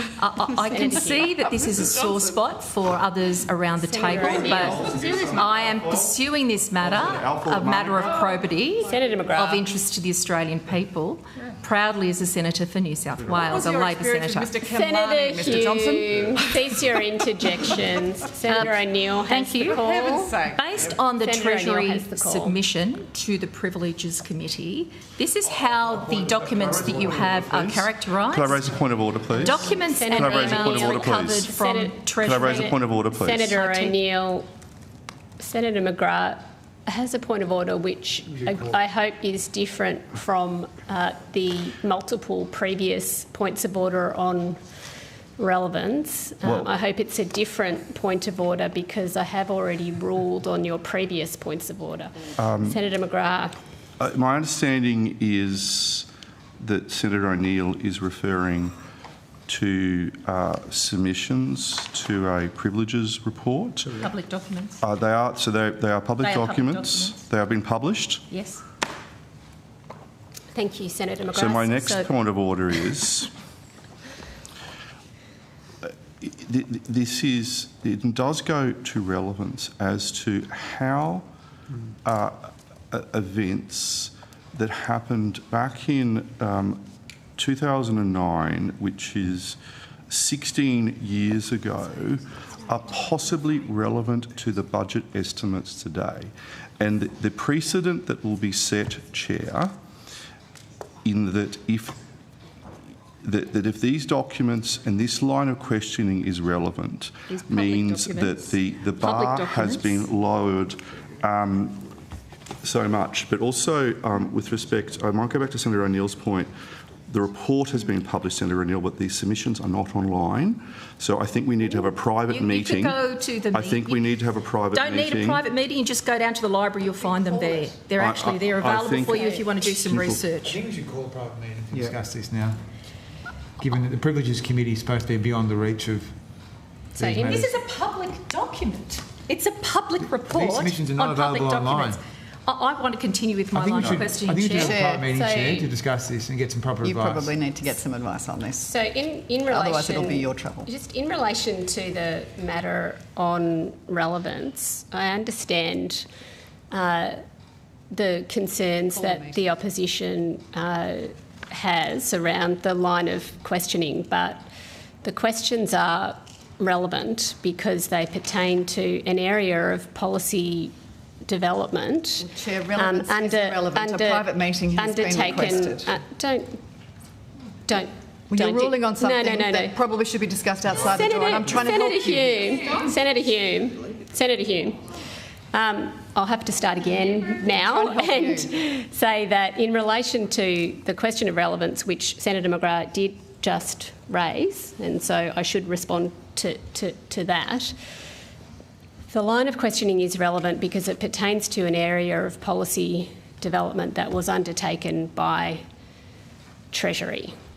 And so I don't want that point of order to be repeatedly raised as it has been. And I think it would be disorderly to continue to raise the same point of evidence when I have ruled on it. In relation to the question that you've raised about the Privileges Committee and documents pertaining to the Privileges Committee, I will share with you that I don't have Senator O'Neill's questions.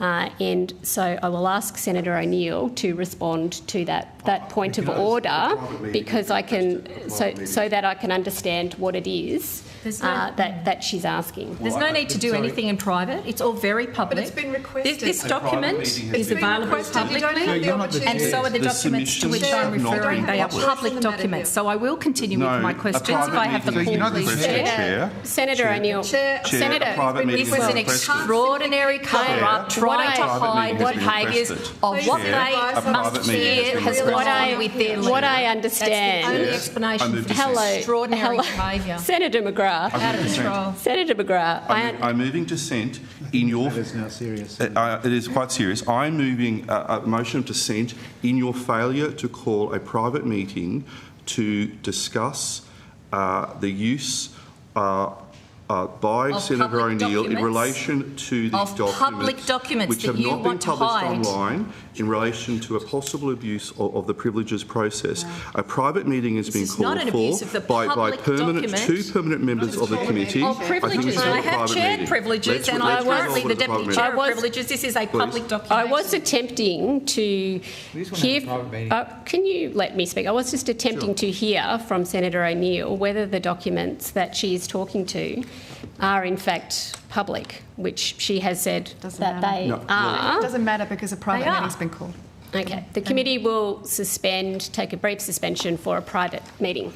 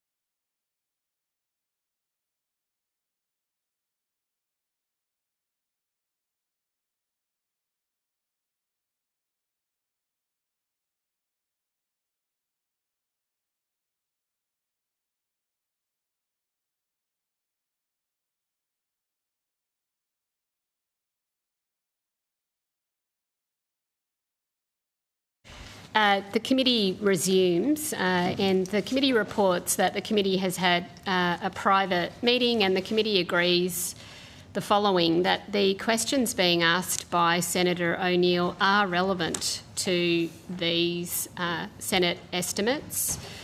Senator O'Neill will be heard in silence as she concludes her line of questions. The document in relation to Mr Dutton's register of interests will not be received by the committee. Senator O'Neill. Thank you very much, Chair. Just to pick up the pieces, I believe I was directing a question to you, Dr Johnson. Reflecting on an email or a series of emails from Mr Godwin Gretsch using a Treasury email, noting that he was a senior Treasury official. Mr Gretsch indicated that he was working on the Australian Business Investment Partnership, which he shorthands in the term the bank guarantee business. He states in one email dated the 3rd of December 2008, I have been very busy here dealing with this bank guarantee business and Rudd's unintended consequences. There is much to discuss.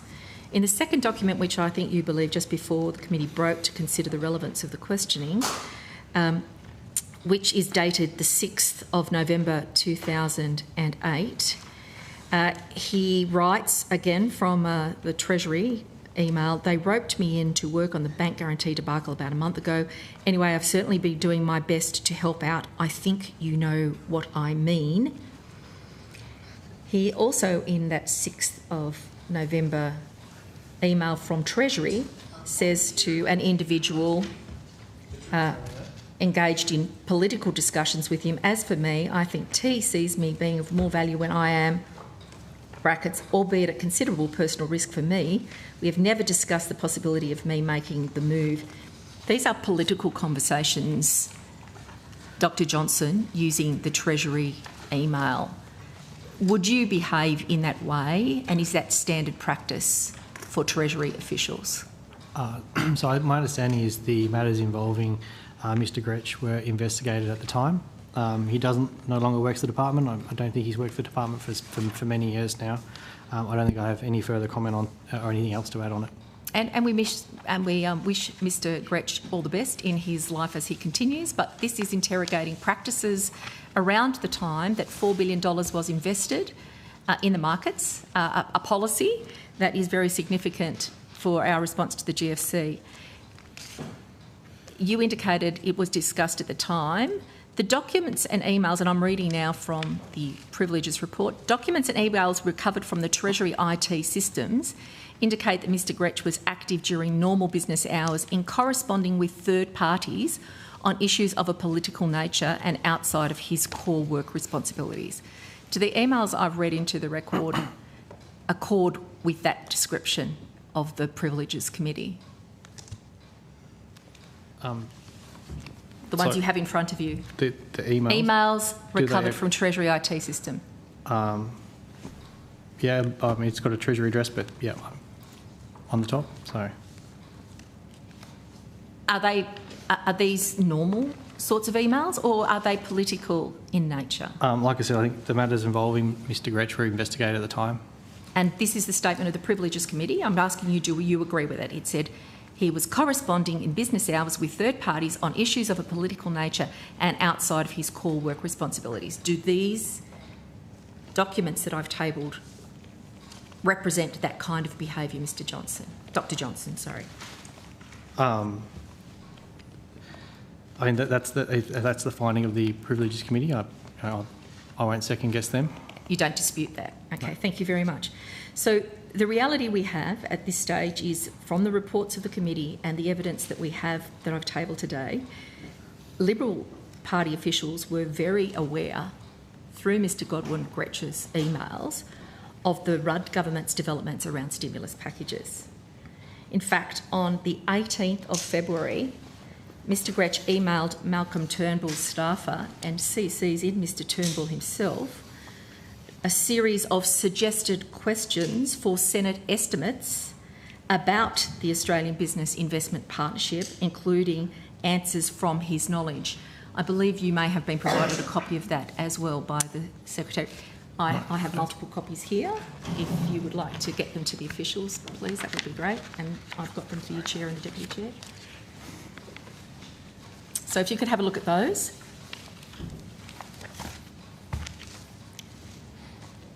And he addresses Paul, as promised and discussed, I have prepared some possible questions for Senate estimates on the car dealer SPV and the commercial property SPV. Is it common practice, Dr Johnson, and is it in accordance with APS principles that a senior Treasury official engaged in policy would be providing this sort of detailed question and answer to a member, to a political party? Like I said, I think these matters have been investigated, and I don't think I've got any more to add to it. Mr Johnson, I'm not asking you to agree with this document. You've already said that you agree with the findings of the Privileges Committee, which found private emails going on. My question is, if this kind of behaviour was happening today, if one of your Treasury officials created a document like Godwin Gretsch and was sending it to members of the opposition, would you sanction that behaviour? Dr Johnson, is that in accordance with APS values? I would need to look into all the circumstances. Like I said, I haven't seen the document itself, but that would be something that I would likely raise with the Secretary. You would raise it with the Secretary? You would consider it a serious matter? Like I said, I haven't seen the actual documents themselves, but from what sorry, you just... I thought you have a copy of the questions in front of you. No, sorry. Can you have a look at those? I do need to get your response to that once you've seen it. Yep.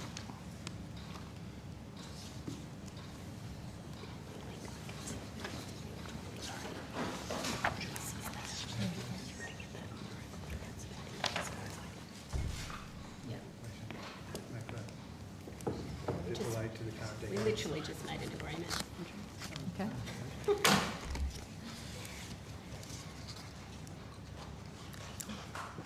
So these are questions prepared by Mr Godwin Gretsch, the Principal Advisor, Corporations and Financial Services Division, while he was working at Treasury, provided to the then opposition directly from him to Mr Paul Lindwall and CC to Mr Malcolm Turnbull.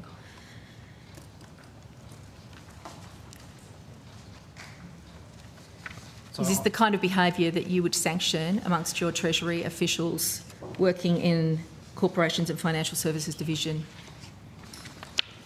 Dr Johnson. Senator, I might introduce myself. Victoria Anderson, Deputy Secretary, Small Business, Housing, Corporate and Law Group. So issues around the behaviour of staff and the standards we're expected to adhere to as public servants would be managed in terms of Treasury's business by my group in the Corporate Division.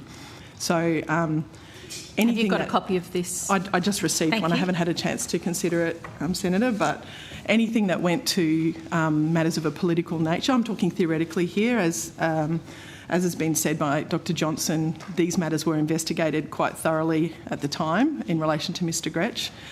So I'm not referring to him or to those circumstances at all, but if something like this was to occur again and we discovered it, that would be a matter of an investigation by the department into a code of conduct breach, most likely. Clearly behaving in a way that could be seen or actually was political and not impartial would be a breach of the code of conduct, and we would be required to investigate that. That would be done in the usual course of events, and a decision would be made on whether a breach has occurred, and then a sanction would be applied. Thank you. And what sort of sanction would we be talking about for that? It's very sort of much, level of there's a breach? delegate for each investigation, so it is actually up to the delegate to determine the sanction, so depending on the level of severity. I can't remember the exact range, but there can be anything from you're cleared, obviously, there can be a reprimand, and then obviously someone can be removed from their position if it was seen as a serious enough breach. Great. So coming to the close of my questioning, Mr Gretsch, then, not now, we're talking about behaviours in that period of time, was, in common parlance, leaking like a sieve to the Liberal National Party opposition. He has declared in these documents from his Treasury address to members of the Liberal Party his knowledge and intimate involvement with policy design.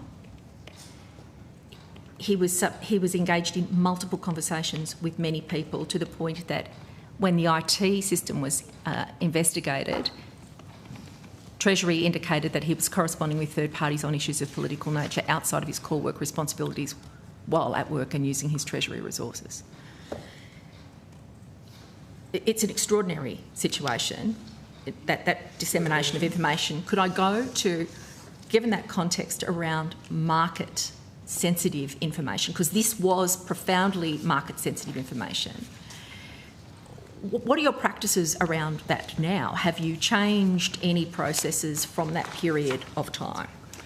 I wasn't in the department at that time, but I certainly can talk to what we would do now. So all senior executive employees and executive level 2 employees, and some employees below that level, so that's the kind of middle management level, and senior executives are required to do at least an annual conflict of interest form to their manager where they declare any real or perceived conflicts of interest. Those forms are assessed by their manager, and if there is a management process needing to be put in place, it will be. So that might be, you know, if you have a business interest, the management could, for example, could be to not work on anything that related to that business, or if you had significant numbers of shares beyond the ordinary, and you may not want to work on something that related to the company in which you had shares. Those sorts of things are quite routinely declared and managed within that process. And then we also have... What about if you were highly engaged in a political party and communicating with senior people, including ministers? Yes, so that would definitely be required to be declared, although there are quite specific things that are allowable. Obviously, public servants are able to vote, and citizens, and participate in the political process like anyone else. However, how you express your political views and allegiances are constrained by being a public servant, and that's outlined in... I think the Public Service Commission has a good document on a guide to the Code of Conduct and what your obligations would be in that regard. So it depends how active your political engagement is. Obviously, running for Parliament or those sorts of things are very obviously things that require you to step down, and then identifying yourself as a public servant and then expressing your political views is also problematic. So there's a range of things. But in the example you gave, I mean, sharing information that is confidential and effectively should be managed with the government, with anyone who is not the government, is not probably a breach of the Code of Conduct. It would go to, confidentiality of government processes. There may be other things involved in those circumstances as well. And we have no view, despite the report, of how far and wide Mr Godwin Gretsch shared his insights into this $4 billion policy investment. I have no knowledge of that, Senator. No one has any knowledge of how far it went. I think we've got the documents that I've tabled. So if I can ask a final question. If information of a market-sensitive kind without authorisation was used for private personal profit, such as to inform the purchase of shares in Australian major banks on the day before a bank bailout package was announced, what would be the consequences for that sort of an offence?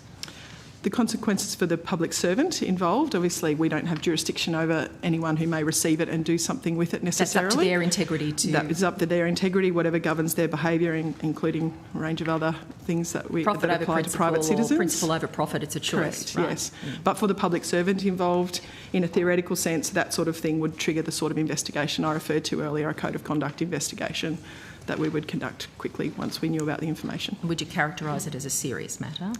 I would characterise that as a serious matter, yes. Thank you. Thank you very much, Chair. Thanks. Thank you, Senator O'Neill. I've got a number of senators who have questions. I'll go to Senator Bragg, then Senator Barbara Pocock. Just ask you about some of the Centre for Population Matters, please.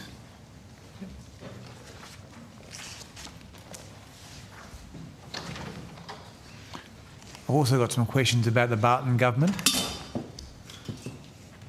The Barton government from 1901 to 1904. Yep. Can I ask those to you? I'm not that familiar with the Barton government. I'm only joking, don't worry. Let's talk about population.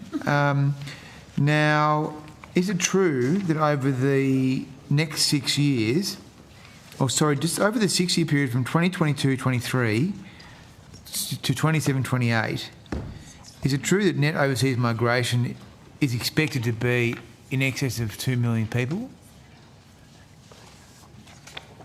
So, Senator, are you referring to the flow or the stock?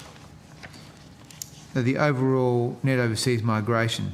So when we forecast net overseas migration, Senator, we usually refer to it as the flow. It's the number of people coming in and the number of people going out of the country. Yeah, so the net figure. So is it true that the expectation is that there'll be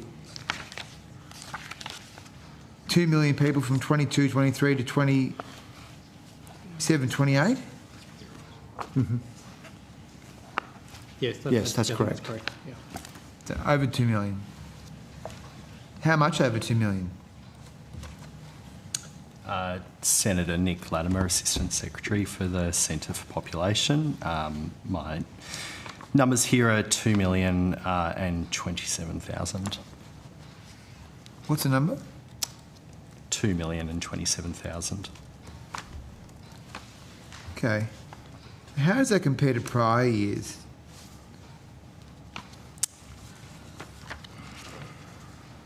So one of the things that's driving that is a rebound post-COVID. So it would, looking at prior years probably isn't an accurate comparison. Right. So for example, in 22-23, we're getting a strong rebound due to not having migration during the COVID period. But isn't it true that if you go back to prior budgets and the prior budget projections, that since this government was elected, that the projections have almost always been exceeded? I think we've dealt with that in previous estimates with advice from Treasury. Sorry, I didn't understand that answer. Well, I think we have covered this issue in previous examination of budget estimates, including the fact that upward revision post-COVID was underestimated in the forecasts. Am I right in saying that in the 22-23 budget back from March 2022-2023, the projection was that there was to be 180,000 people on a net basis, and it ended up being quite a lot higher? So, Senator, I don't have the numbers from that budget to me at hand. I will comment that at the time borders had opened, and it was at that time predicting migrant behaviour, particularly arrivals, was quite difficult. And so the arrivals, there were some push and pull factors. Obviously, borders had opened. Yeah. There were other policies overseas, particularly countries like China, that told that students, if you want to study abroad, you need to go abroad. So there were some other push factors there, but understanding behaviours post-COVID and when borders opened up was actually a really difficult matter for the forecasters at the time to deal with. And that's not just the Australian context as well, that's that's international. We saw the UK Canada as well, and UK. Canada, also those countries that have net migration. But effectively, we're still looking at over 250,000 people coming in 25-26, is that right? That's the current forecast. Yeah, 255 in 25-26, yes. That's right, isn't it? Yep. Okay. When did you finalise this population statement from 2024? Senator, that was prepared over late last year and finalised in December. Was it always intended to be released on the Friday before Christmas? That was the date that we'd been planning for. That was the yes. date? Yep.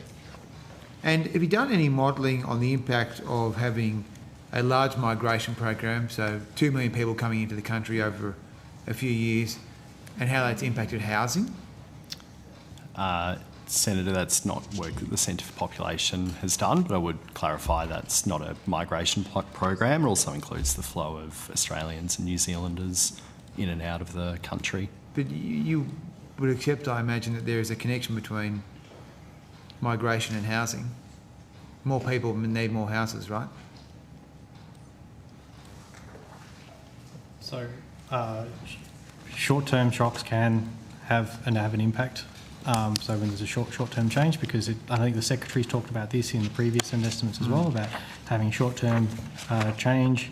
The housing market can't adjust as quick, so having certainty long-term is important. But yep. So, Minister, I know you're interested in these things. Have you asked, or do you know whether the Treasurer, Mr Chalmers, has asked the Treasury to do some modelling on the connection between inbound migration levels going up and how that impacts Australian housing?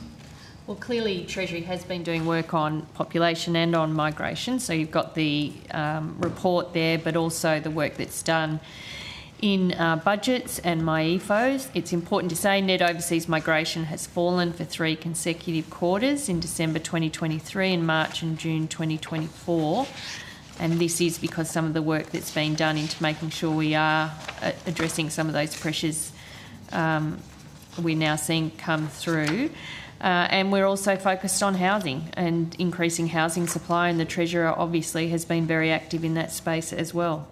So is the answer to the question that you have commissioned analysis? My answer to the question is that the Treasurer is fully across migration, net overseas migration and housing policy. Okay, so what is the piece of work that exists in the Treasury that shows the impact of having 1 million people come into the country in the last 2 years and only building 160,000 houses? Where does that exist, that analysis? Who's got that? You've got it here today? No, we don't have that analysis. Does it exist? We haven't done that. We haven't undertaken that analysis. Oh, well, that's bad, isn't it? No. Don't you think that's bad, Minister? No. I think most people will look at it and say, well, the amount of people you have in the country impacts how many houses you need. I think the people of Australia want a government that's focused on increasing the supply of housing, which we are doing, and taking responsible steps to ensure that our migration numbers are managed appropriately, and we are doing both of those things. Well, I think sadly you and I both know that's not the case. Yes, no, I don't accept that view from you. Well, you're not building as many houses as the last government. You, as a government, did not build any houses. That what you use there is the number of housing under construction. What we are doing, what we are doing is actively supporting the development of housing, which we are, and in homelessness, in social, in affordable. With working with the states and territories, we're pulling every single lever we have available to us to deliver more housing in this country, and the only policy you have is to cut it. And so don't sit in here and complain about lack of housing when your only policy is to abolish the Housing Australia Future Fund. We have lots of policies. Which is actually the policy that's ramping up investment in housing in this country. How many houses does there have? Well, we can go through that at the relevant section. Don't worry, we're all prepared for you, Sounds Senator like Bragg. obfuscation to me, but anyway. No, not at all. We've got a special set of numbers for you. Fantastic, Thank you, Minister. We'll go to Senator Barbara Pocock. Thanks, Chair. My questions relate to the Future Made in Australia program.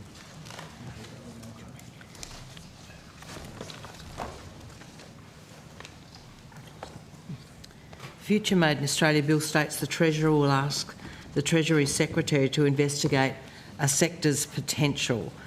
But in practice, there will be preliminary work done by Treasury to create a short list or narrow down good sectors to investigate.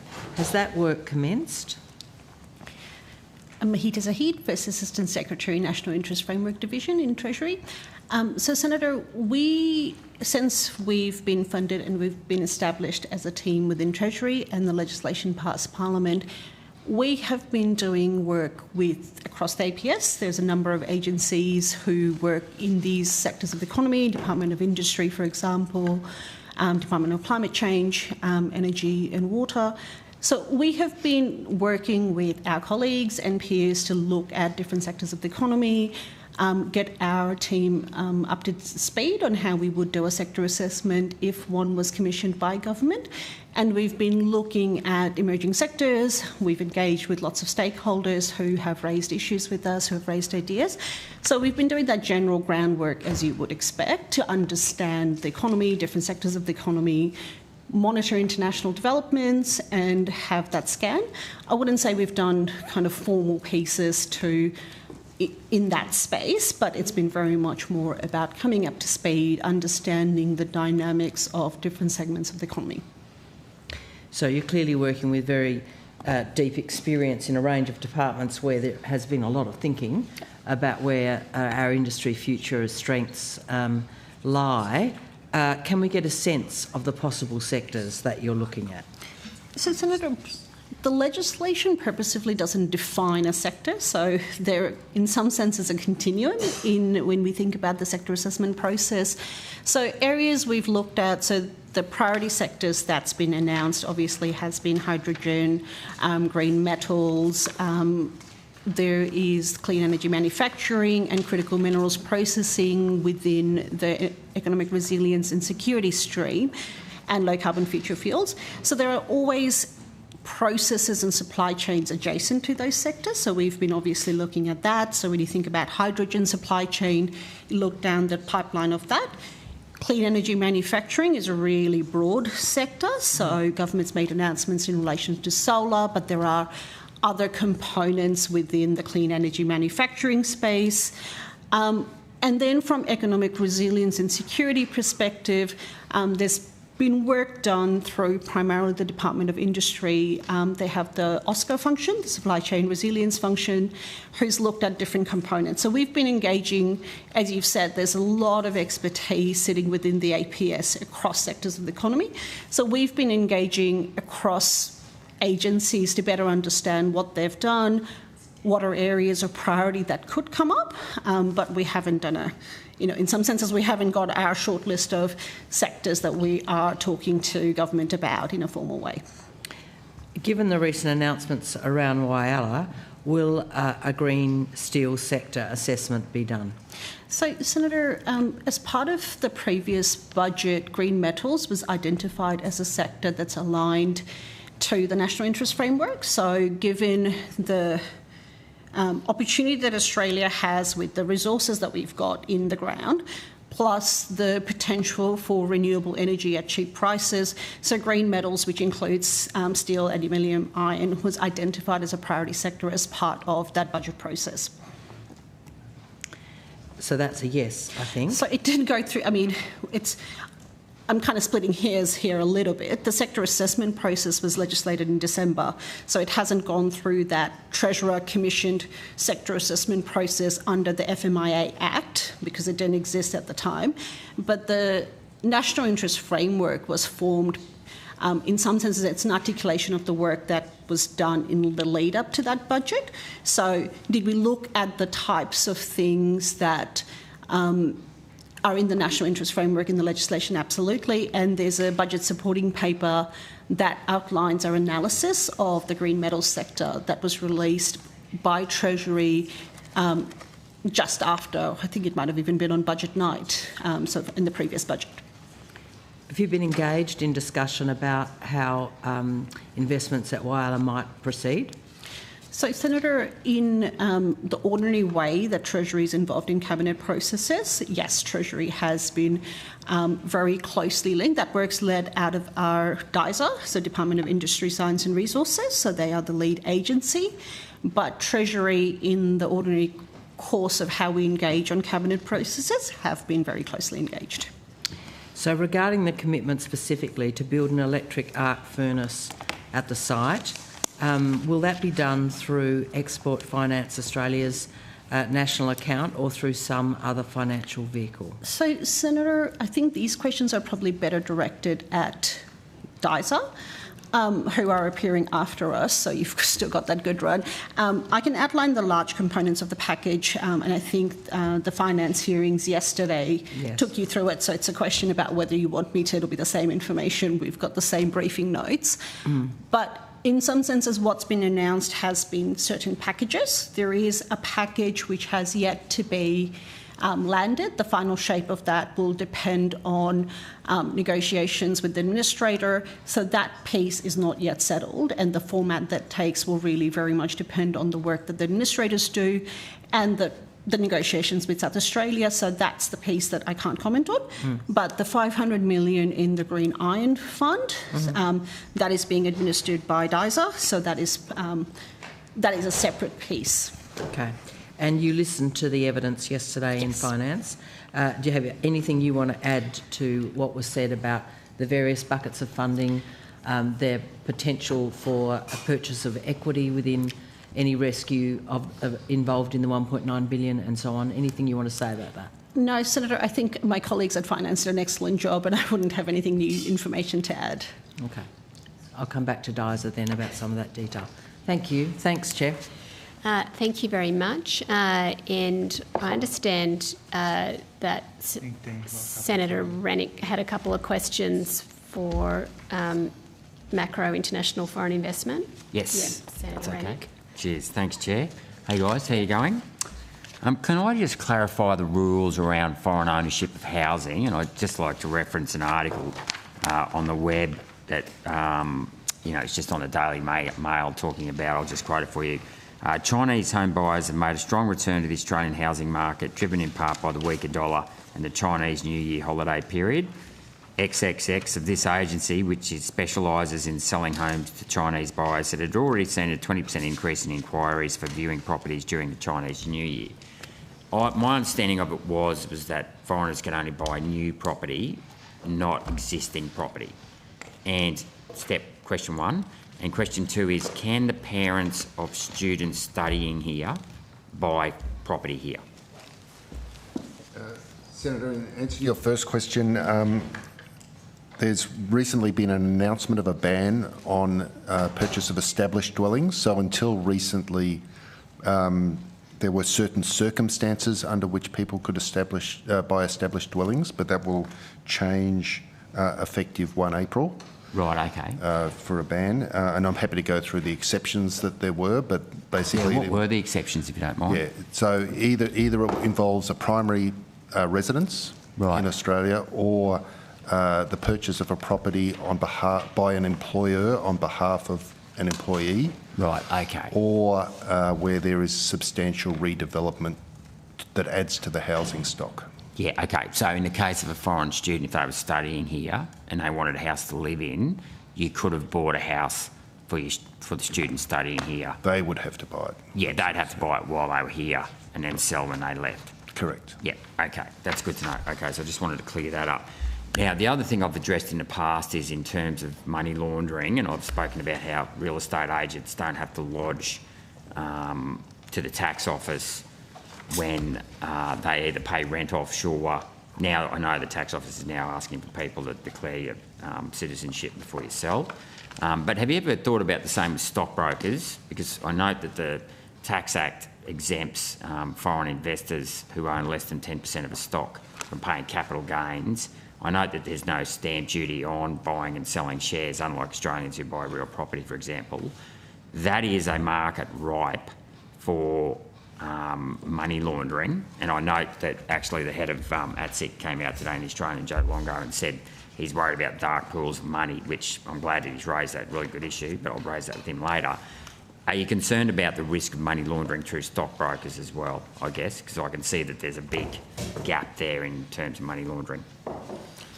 Yeah, so we're responsible for the foreign investment framework, so that sort of doesn't come into our territory, but I think... Well, can I just... Yeah. I'd argue there's a risk there, though. It could, because foreign investors come in and buy shares and then take the money out again, like they wash the money through. Yeah, so purchase of shares wouldn't come through our framework. Right. We're the regulator of ownership. Okay. So yeah, the type of issue you've raised wouldn't be governed through the foreign investment framework. Okay, right. And last question, thanks, Chair. So we've, I know Westpac last week have now off-sourced another 160 jobs out to the Philippines. I know we've recently signed a free trade agreement with India. Do we know how much money in remittances is getting sent offshore in terms of wages paid, either for outsourcing or people coming onshore? So, for example, I've been told that there's people coming from the Philippines to build the transmission lines between Wagga and South Australia. Is that something that Treasury tracks in terms of how much in remittances is going offshore into each country? And how much, and if so, how much withholding tax is being withheld on those payments? Do you know, Shane? We might need to take that one on notice, Senator. Okay, so you're not sure if you do that. Okay, no worries. I'll just... okay, well, look, I've got time for one more. Yep. Okay. The other question I asked about, and I'll raise this to the tax office as well, but I think it could touch Treasury as well. We've raised the issue last time of the tax treaty with Ireland hadn't been updated since 1983, and then there has been some tightening of those provisions in 2019 with the cracking down on multinational tax evasion. I note, however, that the withholding tax on royalties and interest paid to Irelanders is still at 10 cents in the dollar. Is that going to go to 15 cents in the dollar once these new agreements are brought in 2026? Hector Thompson, the Deputy Commissioner, International Support and Programs at the ATO. Probably a question for the session later today. Yeah, sure. And it would be covered under the treaty renegotiation program, which my colleagues in the Corporate International Tax Division of Treasury would be able to speak to. Yes, I'll raise that with the ATO later tonight. It's the treaty negotiation is a function that sits in the Treasury. So it'll be with Revenue Group. You'd talk to Revenue Group? Yes. Okay, cheers, thanks. Okay, thanks, Chair. Senator Smith. Just Mr. Tinning, how are off-take agreements considered under our foreign investment review mechanisms? Yeah, in general, off-take agreements are not part of our framework. We do... They're not part of the mandatory framework, are they? No. But where an off-take agreement is used as sort of a basis for a binding contract, that can sometimes come into our framework, but in general, it's outside our framework. Is it the fact that it's outside the framework, is that under active review or watch? We're always looking at our settings and where there might be scope for improvements in our legislation, so that's certainly an issue that's been raised with us and something we're thinking about. Who has raised it with the Treasury? Who has raised it with the Treasury? Individual proponents or industry associations, or? Oh, it's partly through stakeholder feedback, partly through just our experience in administering the Act and the fact that off-take agreements sometimes may be used in ways that exert influence over companies but are not currently captured in our Act. They are becoming a more significant part of the bankability of a project. That is true, isn't it? I think it very much depends on the sector, but in certain sectors, off-take agreements become very important components. Which sectors are they? Oh, particularly in the mining sector. So was the matter of off-take agreements considered as part of the 1 May 2024 reforms, or has the issue emerged since those matters were considered? The reforms in May were policy reforms. Off-take, including off-take in the foreign investment framework, would require legislative reform. Right. And so just in summary, that matter, so off-take arrangements are under active review from a policy and legislative perspective? Well, it's one of the issues that is on our radar in considering potential future legislative reform. All right, great, thank you. I just want to go back to the Future Made in Australia policy.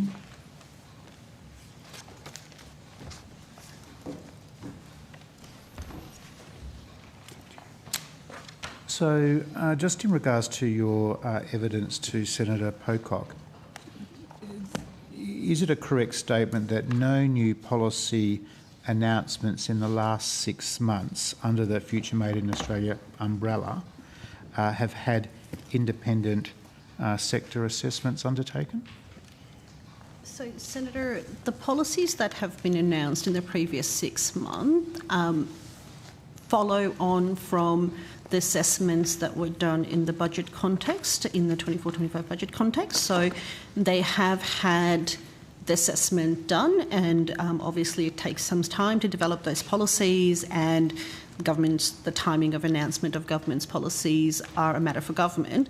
But the announcements in relation to the Green Iron Fund, the Green Aluminium Fund, the legislation of the production tax incentives for hydrogen and critical minerals processing, the announcement in relation to kind of first allocation of the Innovation Fund, all of those reflect the work and the analysis that was done by Treasury and others in the APS and were formed part of the paper that I referenced previously. So it's a continuation of the earlier assessment, or the culmination of policy responses to the earlier assessment.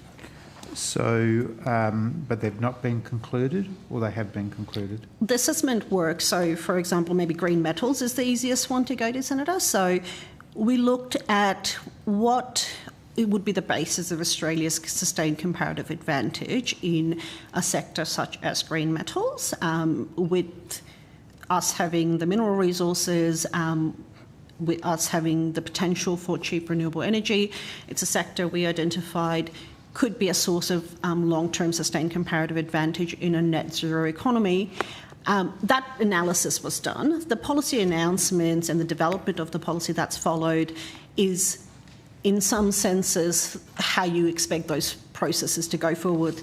The sector assessment process is really about helping providing advice to government on what those fundamentals are, and then it is for line agencies like DISA and others to develop those policies, and then government obviously makes those announcements.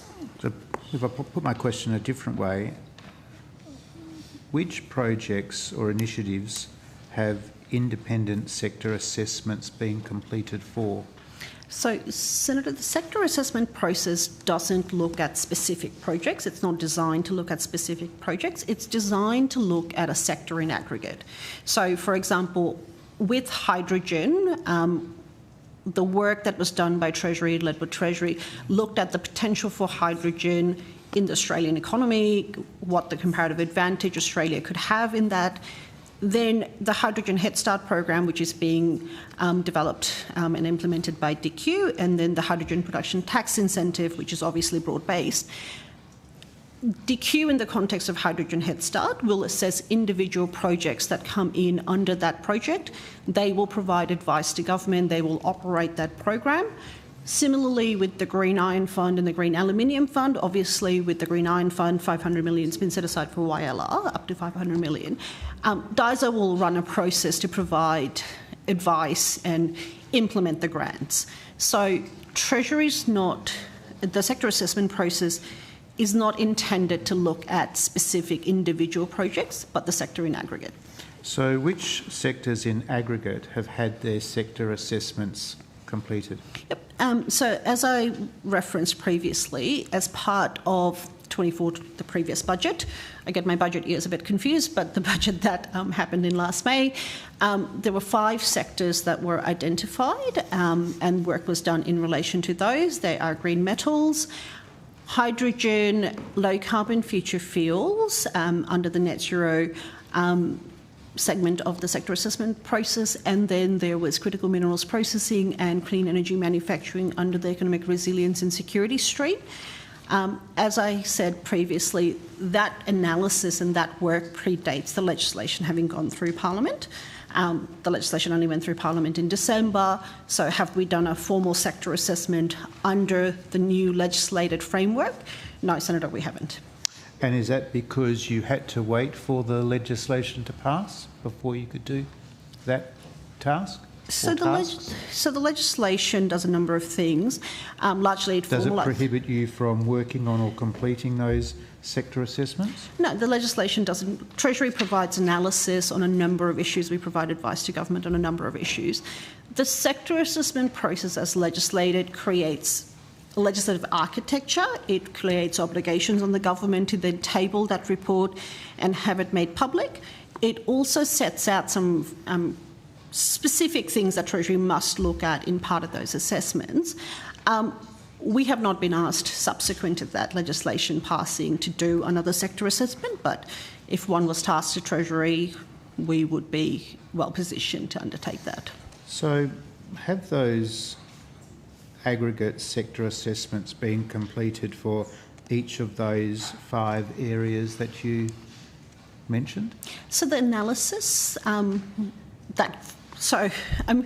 it's a bit splitting hairs, right? So let's take sector assessments without the capital S and the capital A, i.e. under the legislative framework. But the analysis was done, and the budget paper, the Treasury information paper that we put out, sets out a lot of the foundations of that analysis. So that was made public. But it's not, the Treasury paper is not the analysis, it's the foundations for it. Sets out the analysis.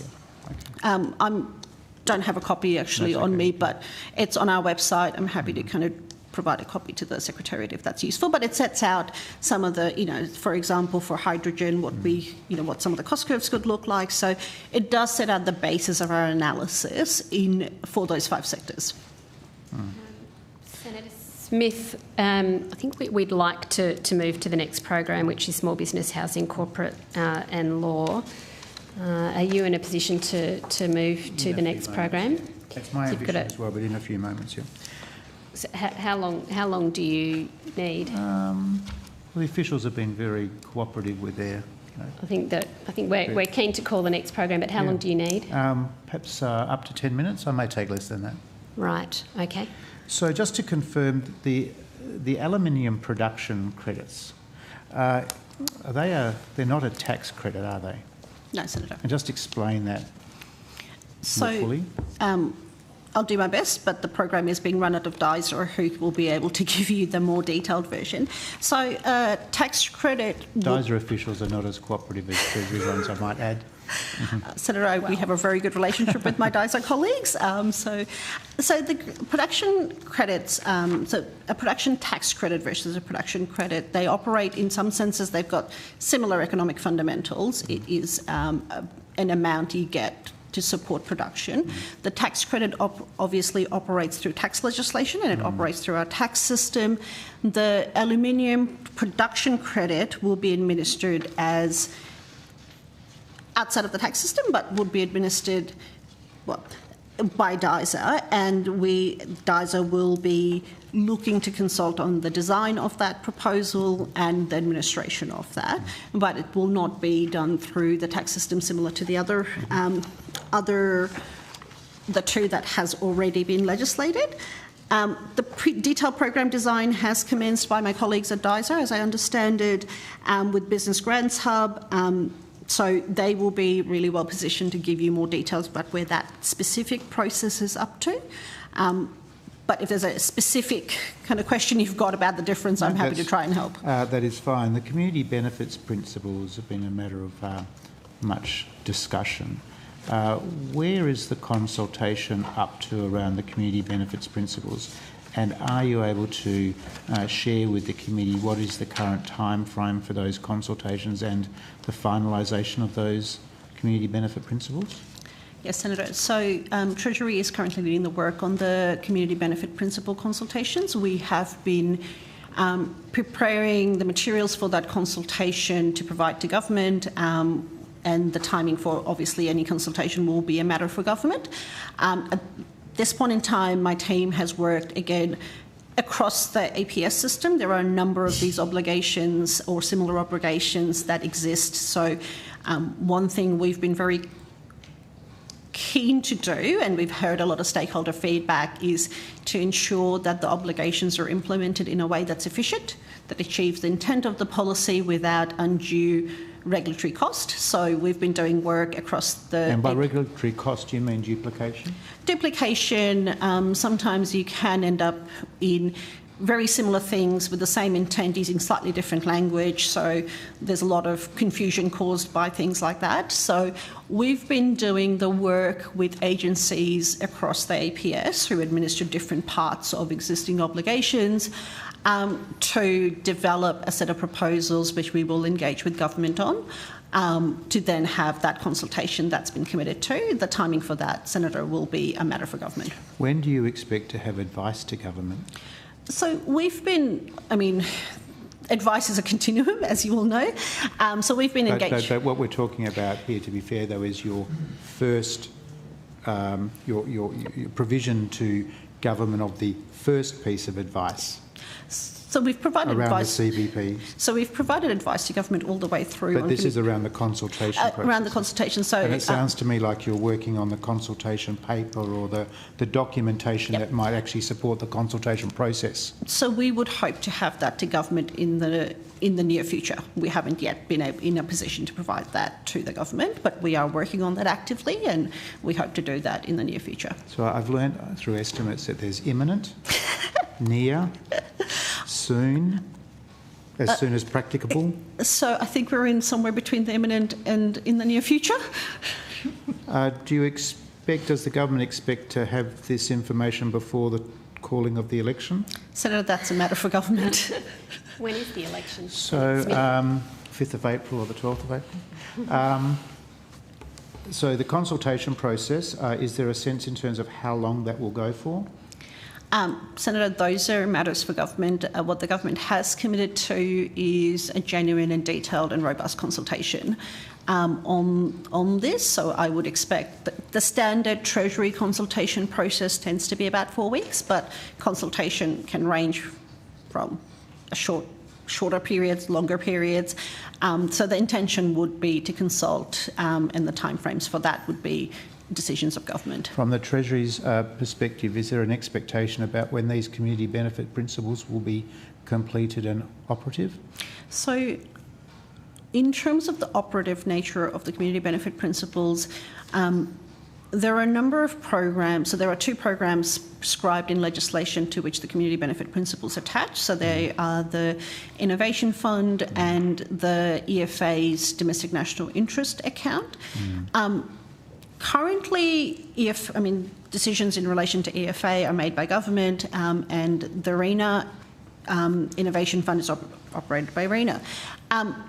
Those principles are already in play. They're legislated, so ARENA can have regard. The legislation requires ARENA to have regard for those community benefit principles. ARENA, in the consultation they've done on solar sunshots, have already incorporated those community benefit principles into their consideration. So to your question around when are the principles operative, they're operative now, they're legislated now. The principles will also apply to the production tax incentive legislation for both hydrogen and critical minerals. The nature of that, so we still need to consult and develop those proposals. Those production tax incentives do not come into effect for another I'm going to get this wrong, but a couple of years.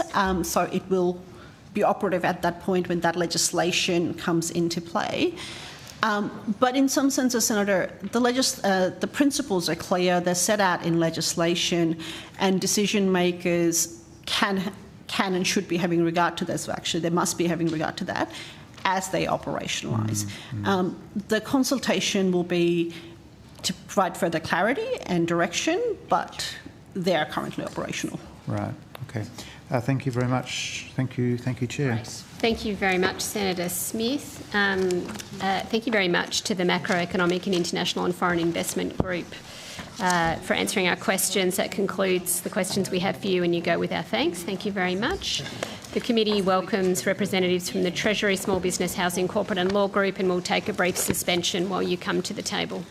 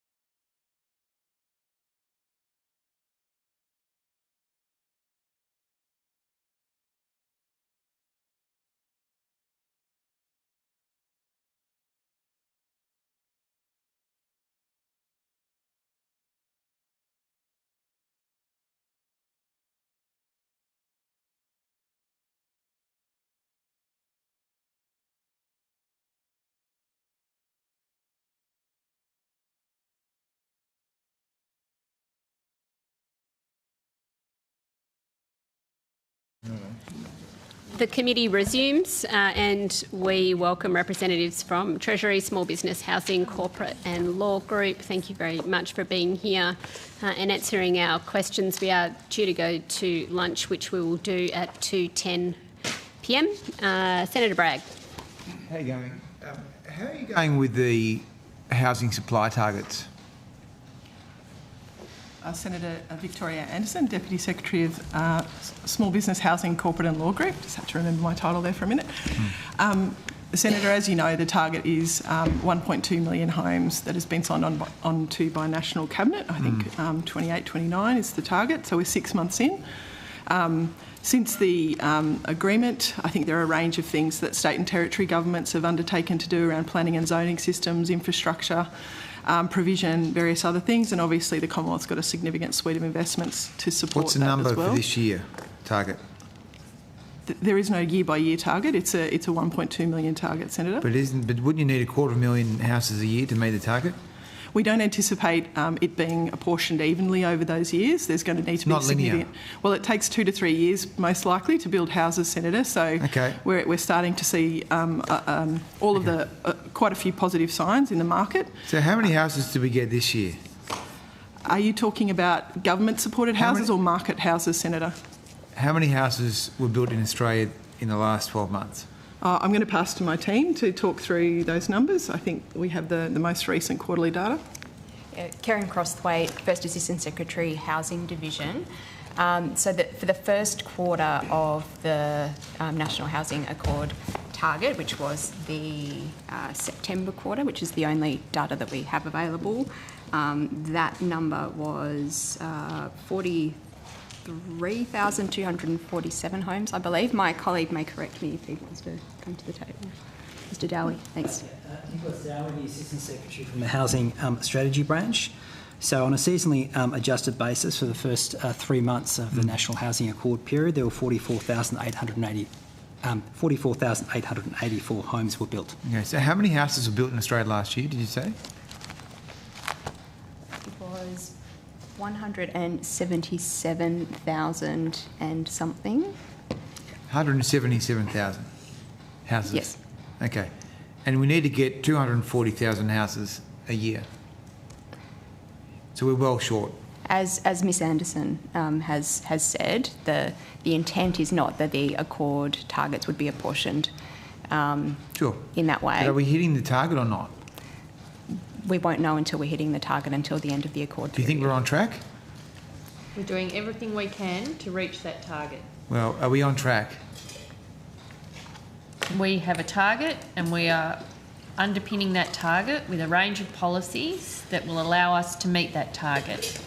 Okay. Senator Bragg? Well, let's just go to some numbers then, because I don't think we are on track, and I think you know that, which is why you're not giving a very clear answer. I am giving a clear answer. Well, are we on track or not? We're on track for our target. We're on track? Yep. So we're going to get 240,000 houses this year? Well, you're trying to twist words and put them into my mouth. No, I'm not.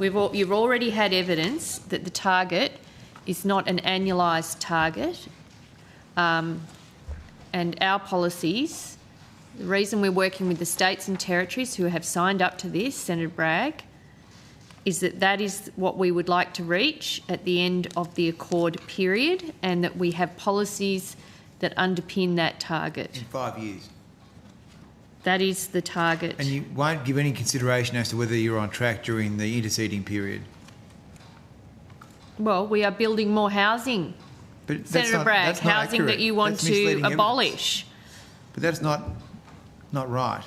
Yes, it is right. Okay, so let's go through some numbers Let's go through the numbers. So the average housing construction completions under the last government was 190,000. Under this government, it's 170,000. How many was the government? How many was your government doing?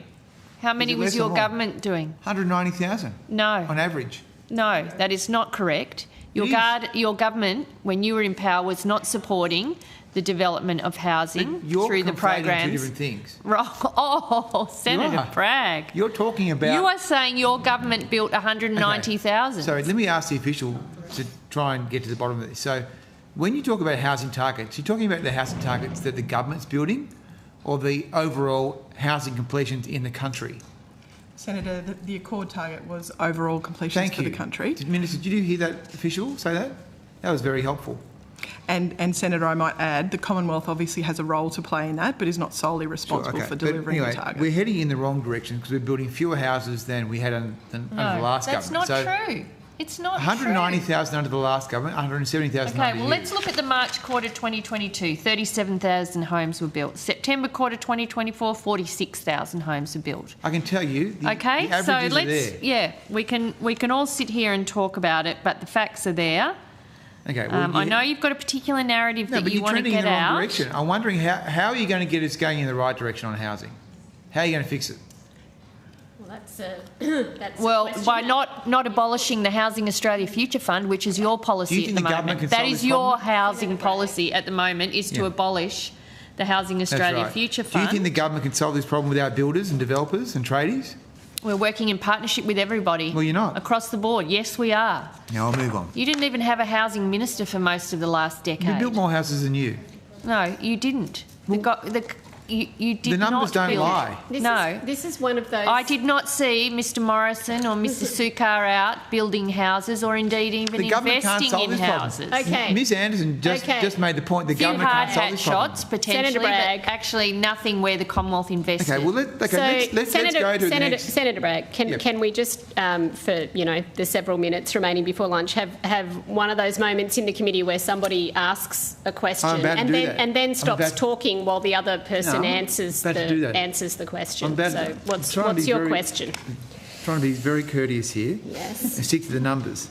So let me ask you then about one of the policies you do have, which is designed to promote the private economy to build houses, because as we've heard in the evidence today, there's two types of houses that can be built in Australia. There are the houses built by the builders and the developers and the market, and then there are the houses that are built by the government through your Housing Australia Future Fund, which you think is terrific. And other programs. Other people might have different views, but those are the two. Well, you're going to abolish it. So. That's right. All right. So those are the two types of houses. So one of the policies I believe that you have is called the Housing Support Program. Is that right? Senator, yes, that's one of the government's programs. It's administered out of the Department of Infrastructure. And you've got 1.5 billion in that, have you? I might ask Mr Dowry. You want to See, these are good questions and answers. Back on track. Yes, there was 1.5 million to the housing support. 1.5 billion? 1.5 billion, that's correct, yes. Yeah, okay. How much of that's been spent? That would be a matter for the Department of Infrastructure to answer that question, because they administer the spending under that Who decides? Who decides how... Who decides who gets the money? Oh, that's once again, that's a question for the Department of Infrastructure. You don't know. Who administered those funds? Well, the Department of Infrastructure administered those programs, and I believe that under that particular scheme, that Minister King is the decision maker. But once again, that's an issue for the Department of Infrastructure, who could accurately advise on those administrative features of that program. But aren't you the Housing Department in Treasury? We are we are part of the Housing Division in Treasury, but that particular program is administered by another department. Okay, but wouldn't it be the case that if this is designed to help get houses built, that you would know about how the money's being spent and who's applying and the how it's accountable all working? authority is the Department of Infrastructure. So Treasury are not here to answer on their behalf. But they're housing. The housing There division. are housing functions in Treasury, and then there are programs run in infrastructure. In another bureaucracy, because everything's a bureaucracy in your world. This is the money bit, and then you talk to the builders about building bit. Well, it's not.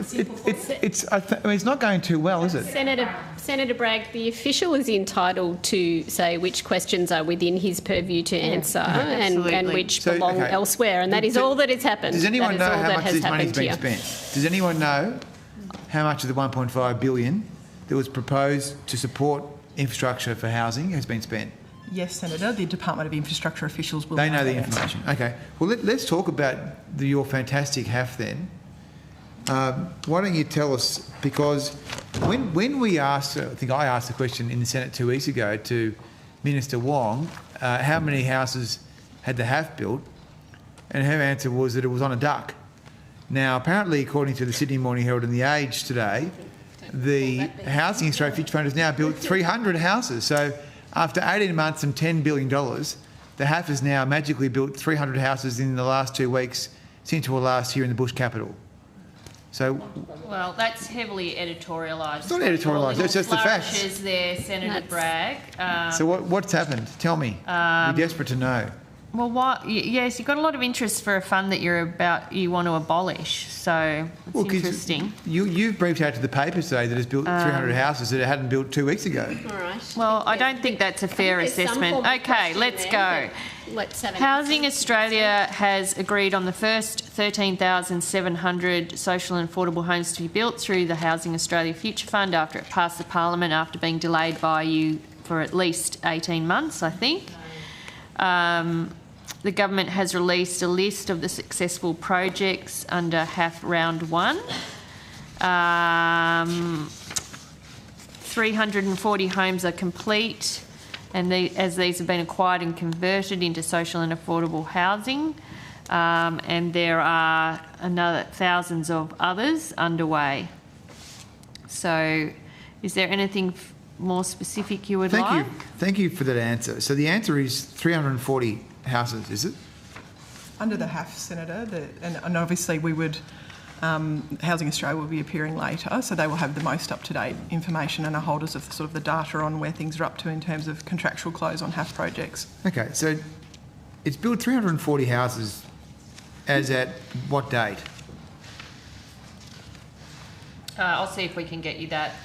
My advice is these are completed HAF homes that have been acquired. They've been acquired, but were they acquired 2 weeks ago when Minister Wong gave a different answer? Well, I don't think she did give a different answer. I can read you the answer to. I can read the answer to you if you want. I think from memory, she was talking about the number that had been announced as part of Round 1.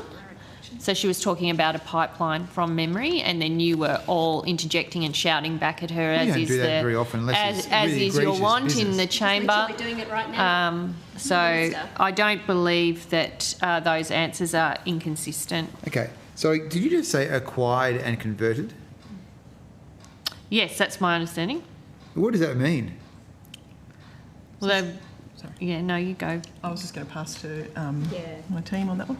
So, Senator, the way that the HAF funding has been, the program has been designed, there are certainly opportunities that CHPs will take up if they're able to acquire housing in developments that are already underway or already built. It's a way of them being able to have tenants in social and affordable homes as quickly as possible. It's not an unusual way for social and affordable housing to be provided by community housing providers. So these houses were acquired? Some of them. Yeah. So how many of them were actually built? The figure that you're referring to there. They've all been built. Oh, so 340 you said were acquired. Were they acquired or were they built? It's a different thing. Well, they all had to be built to be acquired. I know that, but did the Housing Australia Future Fund build them or acquire them? Well, the Housing Australia Future Fund doesn't build, it supports projects. We know that. Yeah, well, I'm answering your question. You said, did the Housing Australia Future Fund build them? How many and has it I am built? answering they are projects that have been supported through the Housing Australia Future Fund. Okay, how many? Okay, how many and I can take you through. We've got... How many of the 340 were built and how many were acquired? Well, we'll see if we can provide you with that answer. But if I can go through, there's 10,000 homes have been built due to government policy since May 2022. This includes 10,000 from the Home Guarantee Scheme. That's a different program. 400 from the... Well, we have a range of programs, many of whom you are opposed to. We're talking about the HAF. You know 400... Well, I'm trying to give you some numbers. You said you wanted numbers. 400, not about the Home Guarantee Scheme. 400 from the Social Housing Accelerator, 190 from the Affordable Housing Bond Aggregator, 180 from the National Housing Infrastructure Facility, 24,000 homes have been funded and are in planning or construction phase. This includes the 13,000 plus from the Housing Australia Future Fund, 4,000 from the Affordable Housing Bond Aggregator, 2,300 from the National Housing Infrastructure Facility, and 1,400 from the Social Housing Accelerator. Okay, but so that gives you a sense of all of the work that is underway. Okay. Thank you. The committee will now break for lunch, and we will resume with the same officials, and we will resume at 2:55 p.m. Thank you, everyone.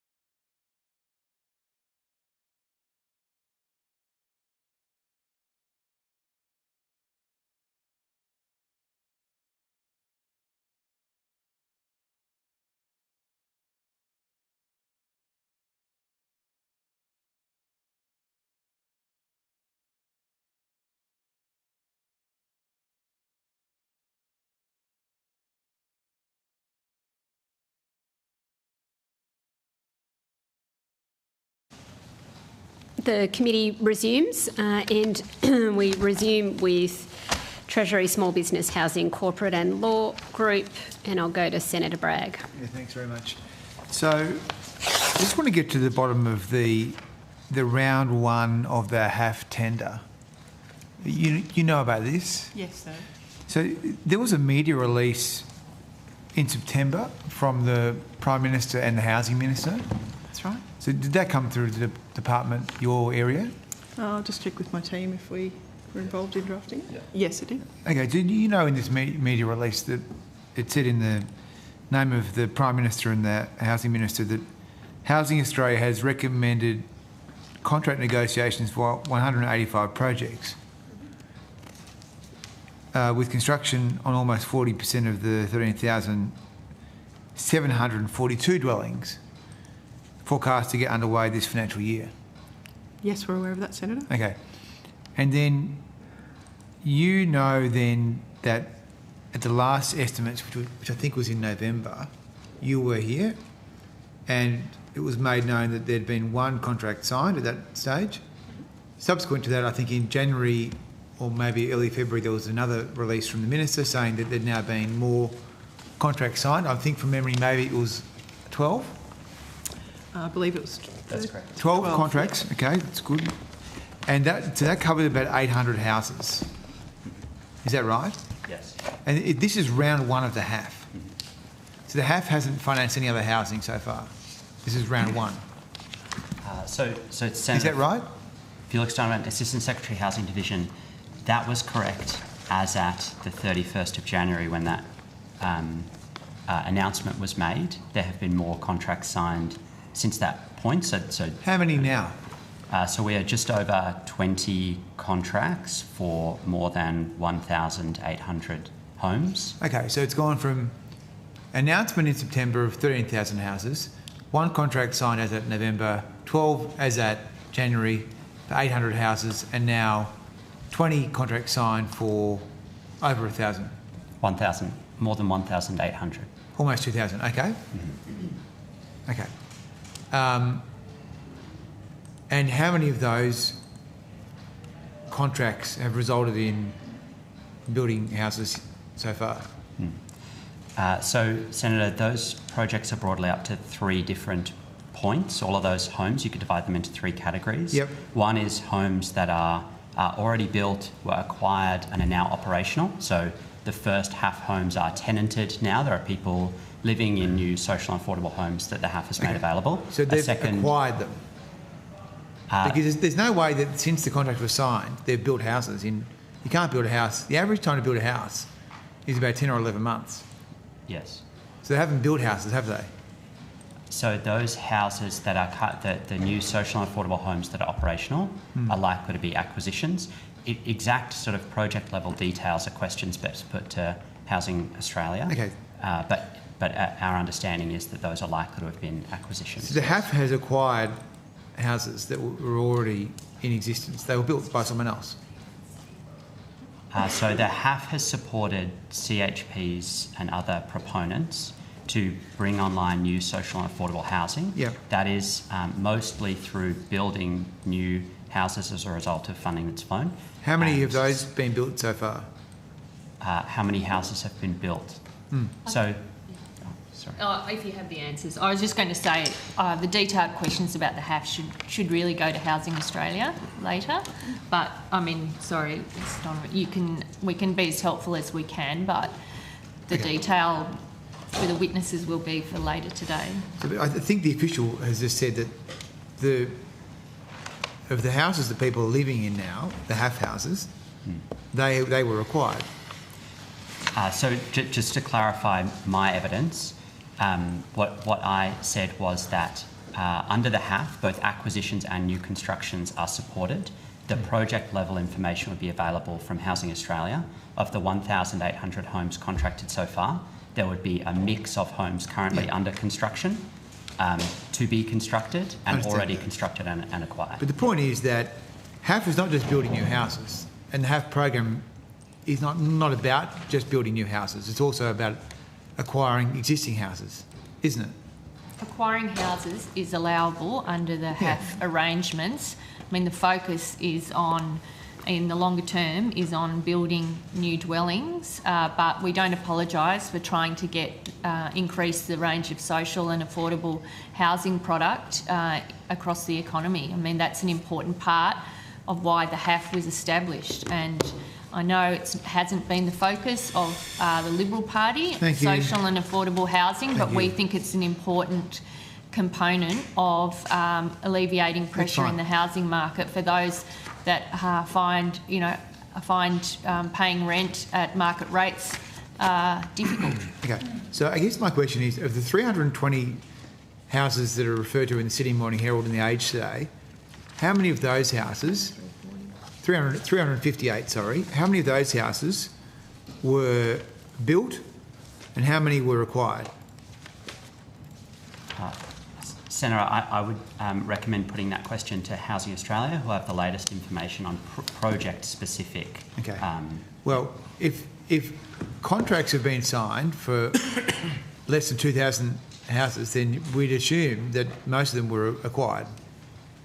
It's through Housing Australia. It's the area that you should direct that. We are trying to be as helpful as we can.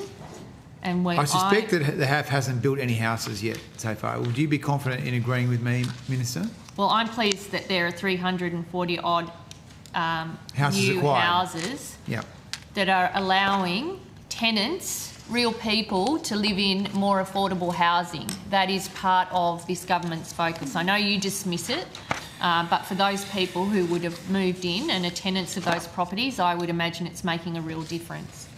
Yeah, but they've been acquired. We'll ask Housing Australia, but it sounds like the HAF hasn't yet actually built a house. It's been acquiring houses that already existed in the market, that were already built. That's allowable under the HAF arrangements. Fine, but that's not what it says in the paper today. And after you delayed it for 18 months in the Senate, to sit here and point the finger and say it's not happening fast enough is a bit rich, frankly. Well, we know it was you and the Greens teaming up not to allow the passage of that legislation. As soon as it's passed, we've got cracking, and now we're seeing new product enter the housing market. How many? For social and affordable. Well, we've already talked about the ones that are complete with tenants in them, and we have thousands under contract. We have thousands. You're displacing thousands the market more by buying, than you would have. You're buying houses that already existed. You're going to abolish it. Okay. I mean, I don't even know why you ask any questions, because it's something you don't support, you've sought to delay, and you're going to abolish if you win the election.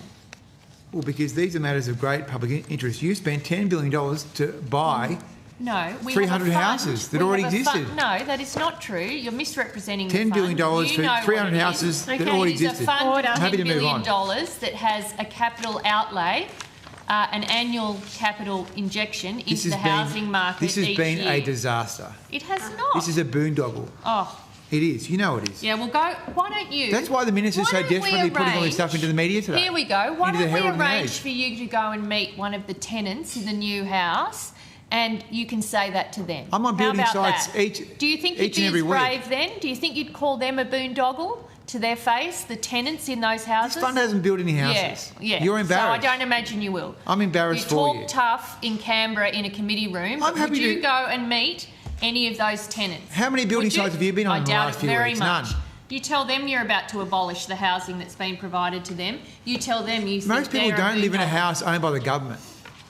I know it's shocking to believe in Canberra. I know you live in Canberra. It's a bit of a distorted world. I look forward to seeing you do that. Well, See how I'll do it with you. tough talk in the committee room translates to a tenant that's enjoying social and I'd be happy to go with you. Senator Bragg, how are you going for time? I'm inviting the Minister to accompany me to this meeting. Well, I'd be happy. I would film it. I would film you saying that it's a boondoggle to them. We'll go together. And that they don't deserve it. We'll go together. Okay. Look forward to that.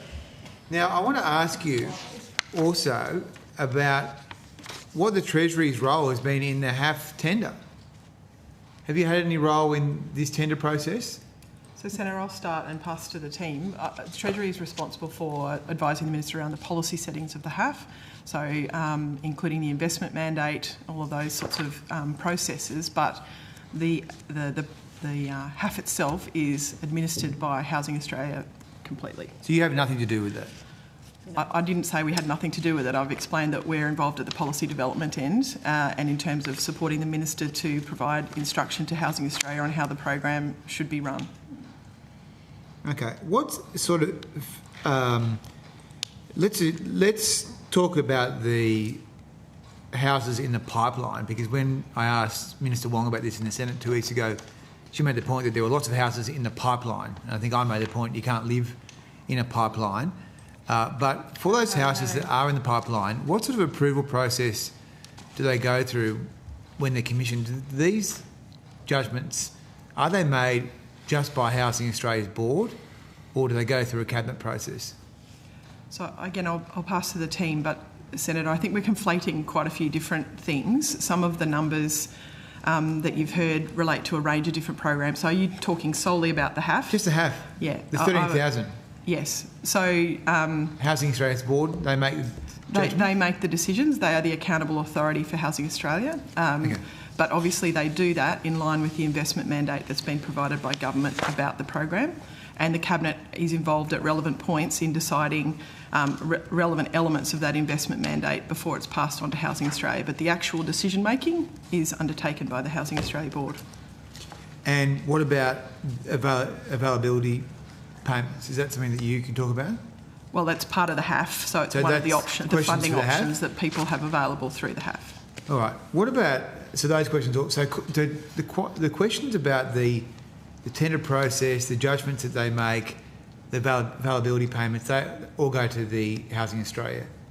If it's part of the HAF decision-making, I should also point out that the HAF is a fund in of itself. Other disbursements are made from the HAF that don't go for the purposes of this program that Housing Australia runs. So if you're talking about the delivery of the Housing Australia Future Fund projects, then that is all of the options for funding under that program are determined in line with the investment mandate by the board. Sounds like we'll have to explore that with them. So look, on Help to Buy, what's the start date of the scheme?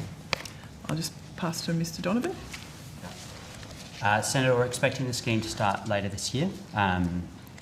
It will in part depend on final decisions and the registration of program directions, and then Housing Australia will move to implementation, and funding will be available from the 1st of July 2025 to enable that implementation.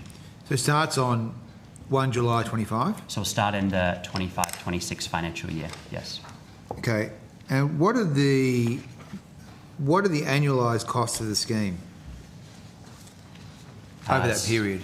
So, Senator, the costs of the scheme are probably best understood in two different ways. One is the equity investments that the government is making. The total quantum of that is $5.5 billion. And then there are the departmental costs and other administered costs, so public debt interest costs as a result of being able to make those equity investments.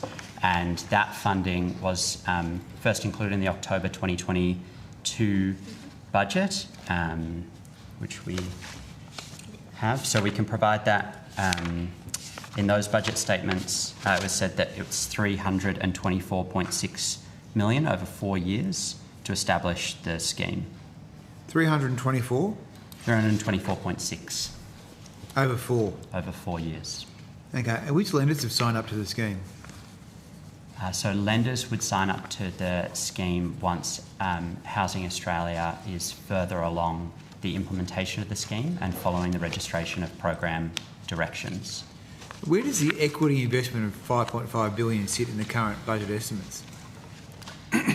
So, Senator, the $5.5 billion in equity is included in the budget, but not as a kind of individualised, itemised line item. So I can point you to where it is in the budget financial statements as at MyEFO last year, if that's useful. Yeah. So in which year? So if we're looking at MyEFO 24-25, on page 146, Part 7, Australian Government Budget Financial Statements. It's under the category of financial assets, included in the line item advances paid. It's not separately itemised there, because that would occur and it would come out as a separate line item once the program directions for the scheme have been registered. But until then, it sits there as an aggregated figure. That's right. Why?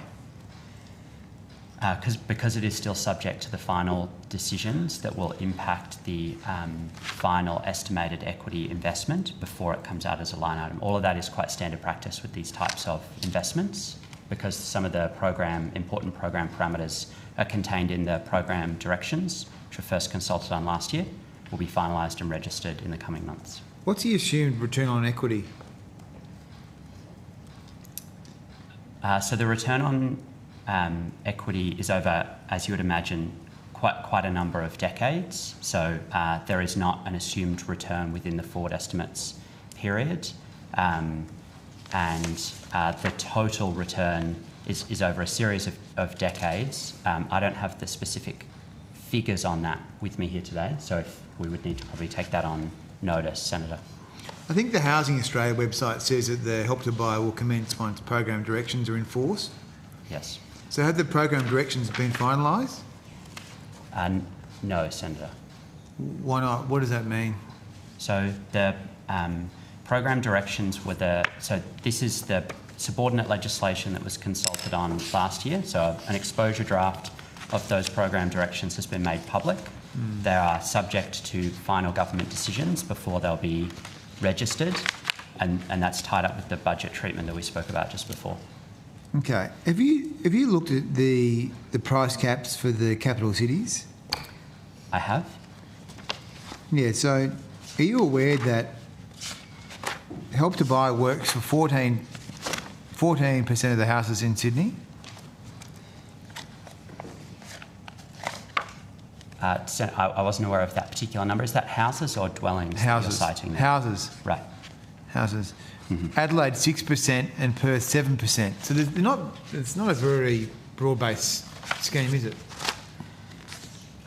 So I guess my question is, did you provide any input into the...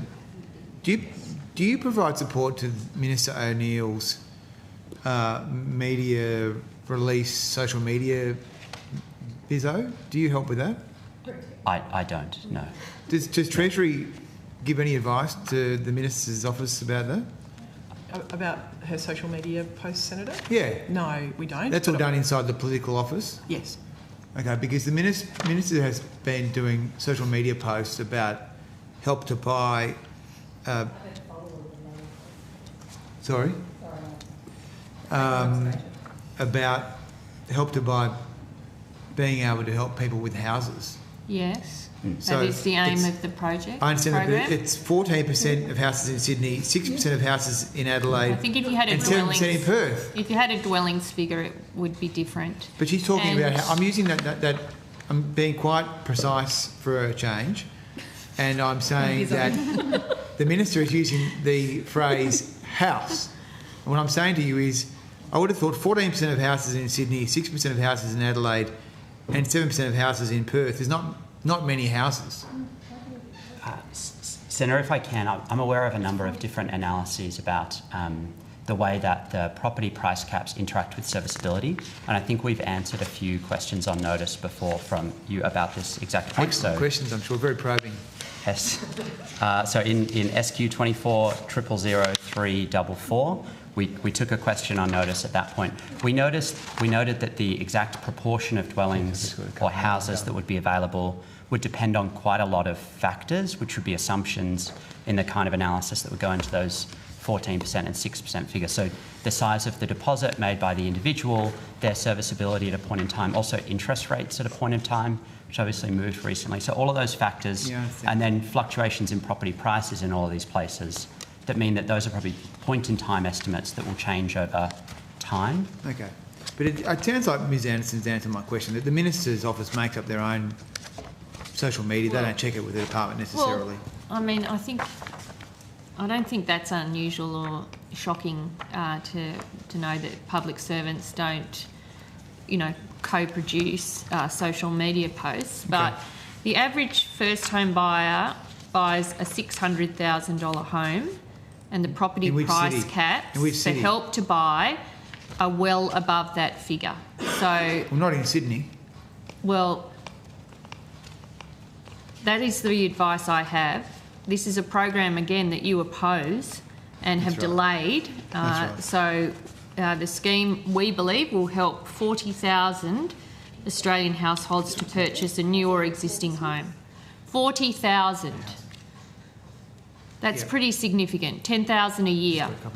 And we look forward to telling you how successful it is. Well, I mean, I just say, I don't like to editorialise because, I like to be efficient in my questioning, Minister, but it is... how long have we been going? You're the government. We are scrutinising your expenditure of public funds and how you're administering the department. So just because we don't agree with the policy doesn't mean we don't scrutinise it. I think that would be a dangerous test in a democracy like Australia. I just wanted to ask you about... And as you know, there are different price caps depending on where you are, recognising the difference in the market. So, for example, New South Wales capital city, $900,000 price cap for your first. And when you've got that as the average first home buyer buying a $600,000 home, I think that reflects the Sydney market and probably a first home buyer who is interested in Help to Buy, a shared equity scheme, which again will be a particular cohort of people, and then the price caps reflect, other markets. In the ACT, it's 750,000.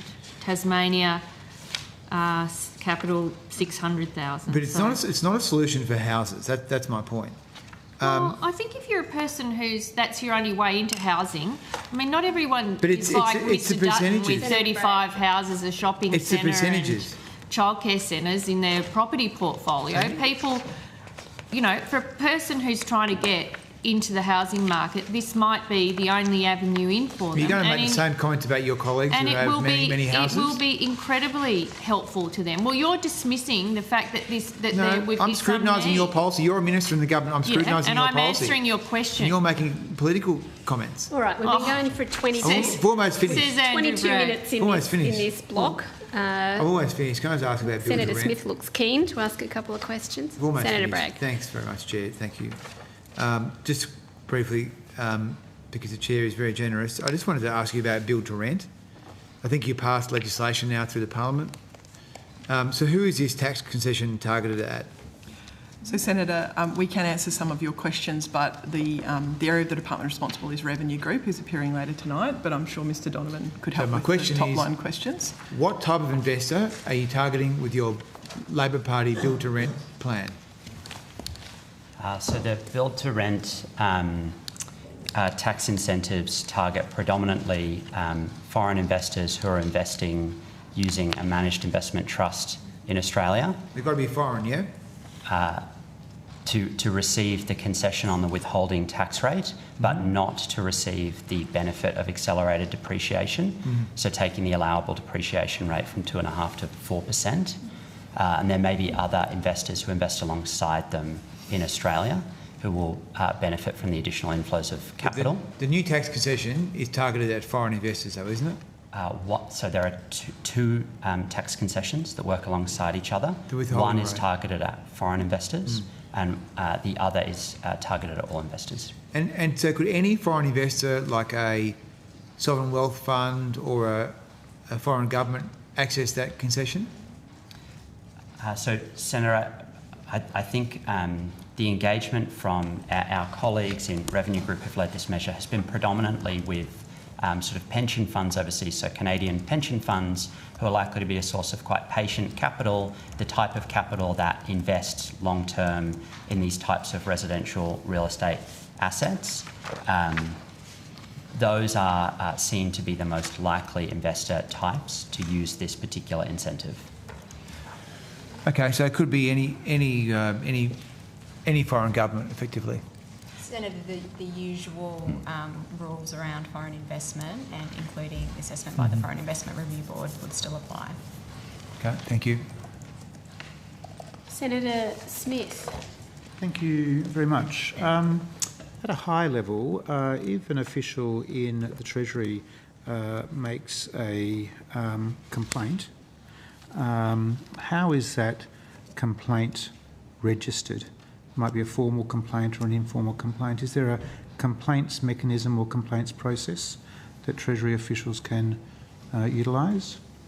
So, Senator, I would differentiate probably between two main avenues, and I'll see if our CPO wants to come and join us as well. But the first is a public interest disclosure, which is handled very cautiously and carefully by approved people within the department. So that can be about a range of different issues, and that would be handled in accordance with the relevant Act.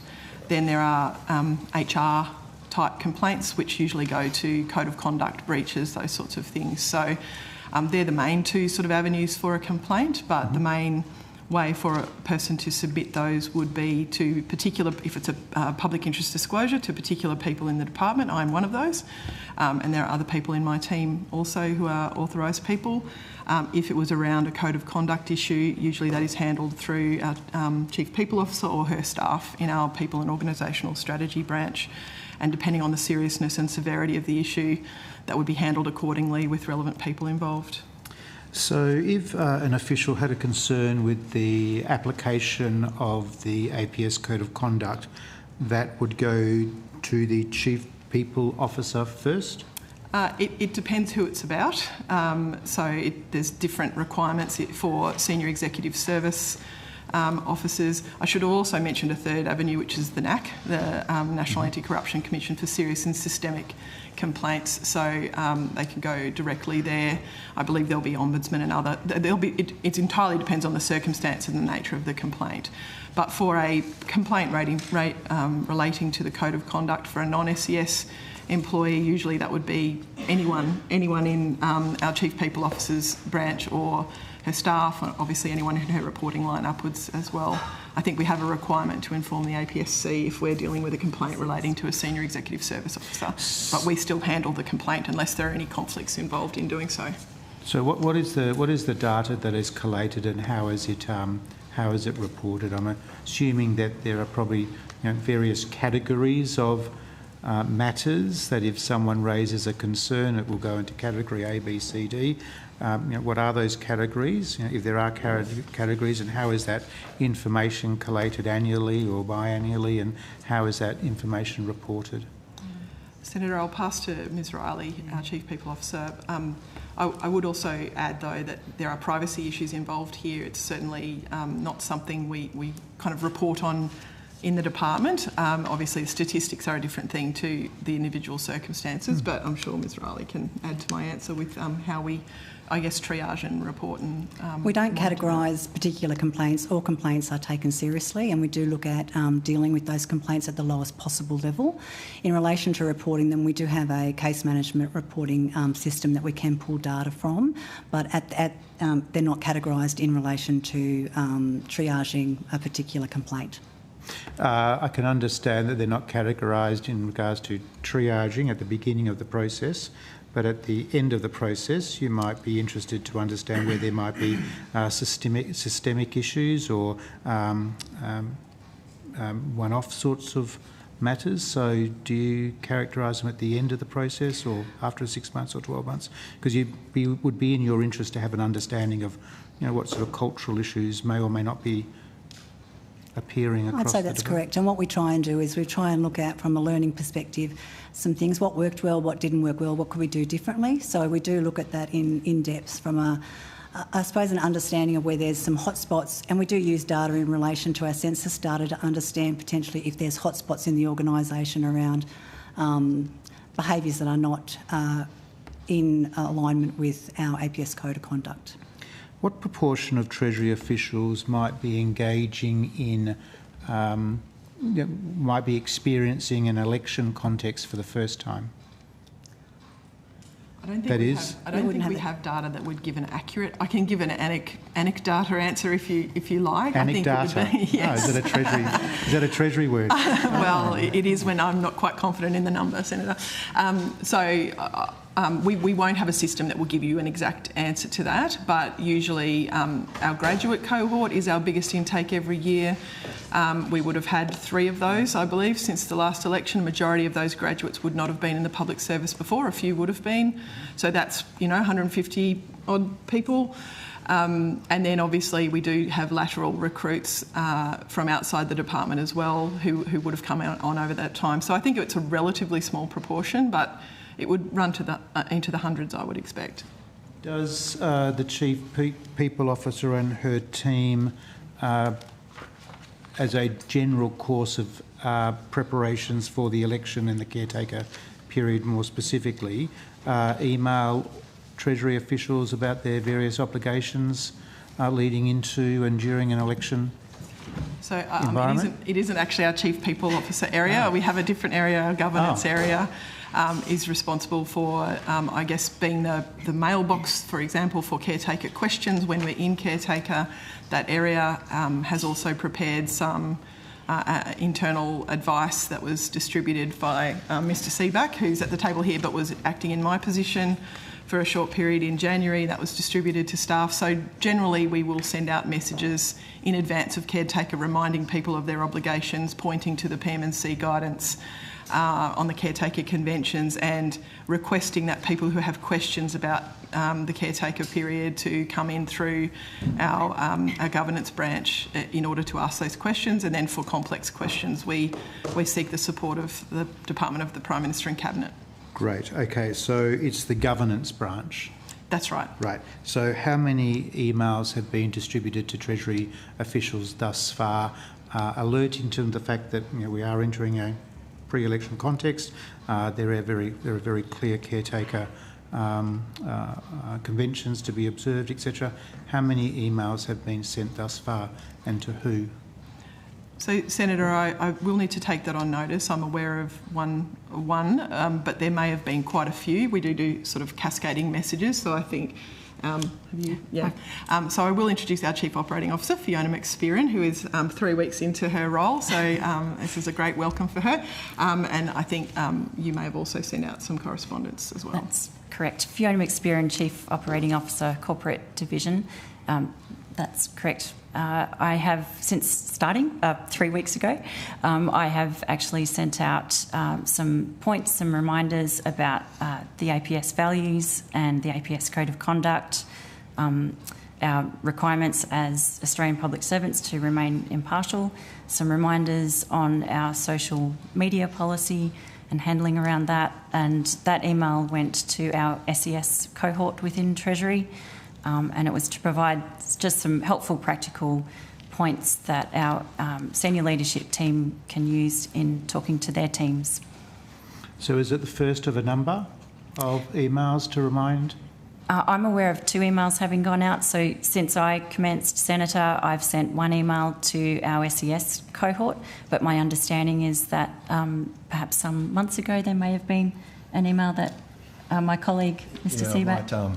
Can you make those emails? Oh, sorry. Yeah, sorry. So Anthony Seaback, First Assistant Secretary, Small and Family Business Division. In mid-January, I was acting for Miss Anderson. Sent out an email to SES staff as an early alert to advise them to think carefully about any upcoming caretaker arrangements and to cascade that down to their staff in the organisation.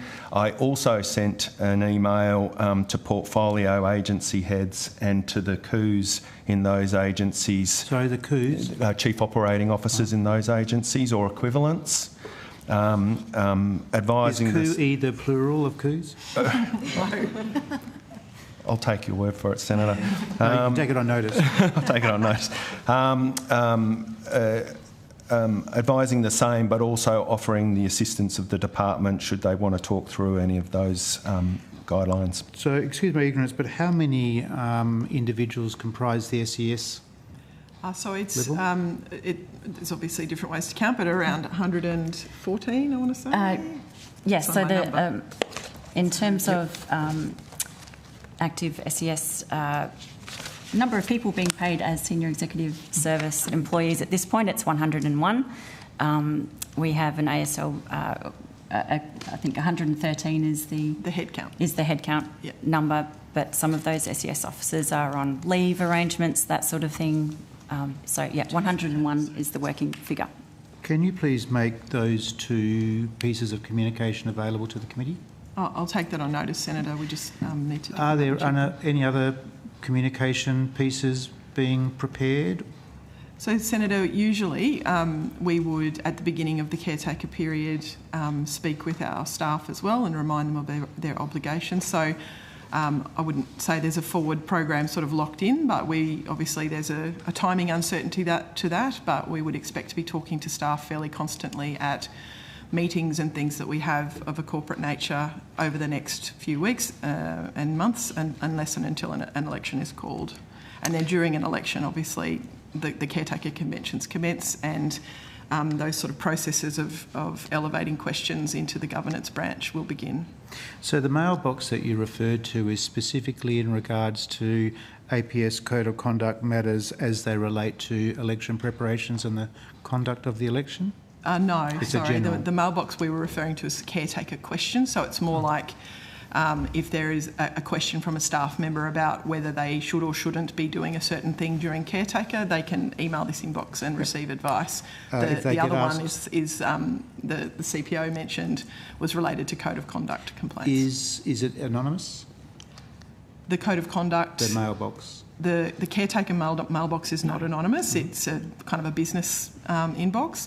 It depends what you mean by anonymous, because I think if people are using their Treasury address and sending it to another Treasury address, people will be able to access that, but not everybody is able to access that. Is there an expectation in the governance section that if Mr Dean Smith, Treasury official, sends an email to the mailbox, yes, it says Mr Dean Smith, Treasury official, and here's his email, but the fact that Mr Dean Smith has made an inquiry would remain confidential to one or two people, and the query itself, rather than who has asked the query, would be dealt with rather than. Do you see what I'm saying? The distinction. Yes, I see what you're saying. I think we're sort of conflating the purpose of the caretaker kind of inbox, which is not something which we would necessarily keep confidential because it's about people's work. If someone had a complaint about someone doing the wrong thing in caretaker or before caretaker or whenever, that would actually be a complaint that should be handled through the people branch. So, and that would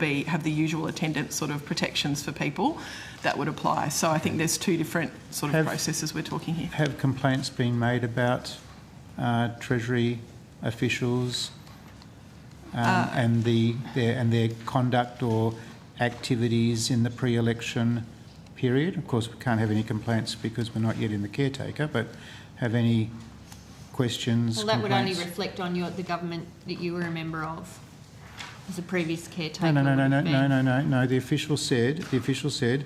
Also, the reference was actually the pre-caretaker convention. Questions people ask. Yes. Sorry, there is no pre-caretaker convention. It's right. We do things in advance of caretaker in order to prepare staff for their obligations. So if someone had a concern today about activities that they were asked to do in their official Treasury capacity, that would go where? So if they had a complaint, that would go to, most likely, a code of conduct issue. So that would go into the People and Organisational Strategy branch. But to be honest, Senator, people can take a complaint in a number of different ways. So we would not accept a complaint, or, if someone came to me in my office and made a private complaint, that would be dealt with. We would assess it and work out the best way to deal with it in the various ways I sort of described earlier. So are you aware of any Treasury officials raising concerns about activities that have been asked to undertake that might be they might consider an overtly political nature, or might have some concern or doubt about the suitability of the work they're being asked to do in the context of the APS Code of Conduct? I'm not aware of any such complaints, Senator. I'm not aware of any either, Senator. Great, thank you. Can I continue? Senator Kubasik. Deputy Secretary, I want to have a look at the counts of Australian businesses collected by the ABS, if I can. Specifically, I'd like to turn to Table 5, business by employment size, range quarterly data, and I believe this is the set that was released on the 11th of February 2025. Yes, and I don't have that particular document in front of me, but between Mr Seaback and I, I'm sure we can assist you with your inquiries. Okay, as at the 30th of September 2024, how many small businesses were there in Australia? So I'll ask Mr Seaback to speak in a minute, but I did just want to indicate that small business definitions are quite complicated. So I'm just after the ABS data, what they used in their data set. All right. So, yeah. I'll ask Mr. So according to them, how many, in that data set that I specified, how many small businesses were there as at the 30th of September 2024? Thanks. I'll ask Mr. Seaback to assess. Thank you. I don't know if I have that table in front of me. So, so we are talking about the period. What period are you talking to, Senator? So it's the quarterly data released on the 11th of February. So it's Table 5, business by employment size range. It's the quarterly data. From the ABS. I'm after as at 30th of September 2024, and then my next question will be 31st of December 2024. How many small businesses were there in Australia? So the first set, 30th of September 2024. Oh, well, I don't have that that document in front of me, so I might, unless you are able to table it. I am aware of the ABS release count of Australian business entries and exits, which presumably is an aspect of that table. I can say that on the figures that I do have in front of me. Sorry to interrupt, just to clarify, is there anybody here that does have that document that's able to table it? Sorry, no, I don't have it with me. What are you after? The ABS data? Yeah, the Table 5, business by employment size range, the quarterly data for 30th of September 2024. Yeah. I mean, ABS weren't called, as I understand it, to the committee. So Treasury don't represent ABS. I'm aware of that, but I assumed that Treasury may have that data in relation to small businesses and how many there were. Are on later if that's of assistance. They are. Senator Kadasik. So just to clarify, Treasury don't have that information at hand. Not at the table, no. Sorry, okay. Senator. Thank you. All right. I'll go to my next set of questions. You have no data on small business counts whatsoever. On counts? Yeah. I do have some data on small business counts. Okay. So, for example, and this was an extract of some of the material that the ABS produced in February, as you refer to. So I've got accounts by financial year from 2020-21 through to 2024. I was after the quarterly data for 2024, so that's okay. I'll come back to that. That's fine.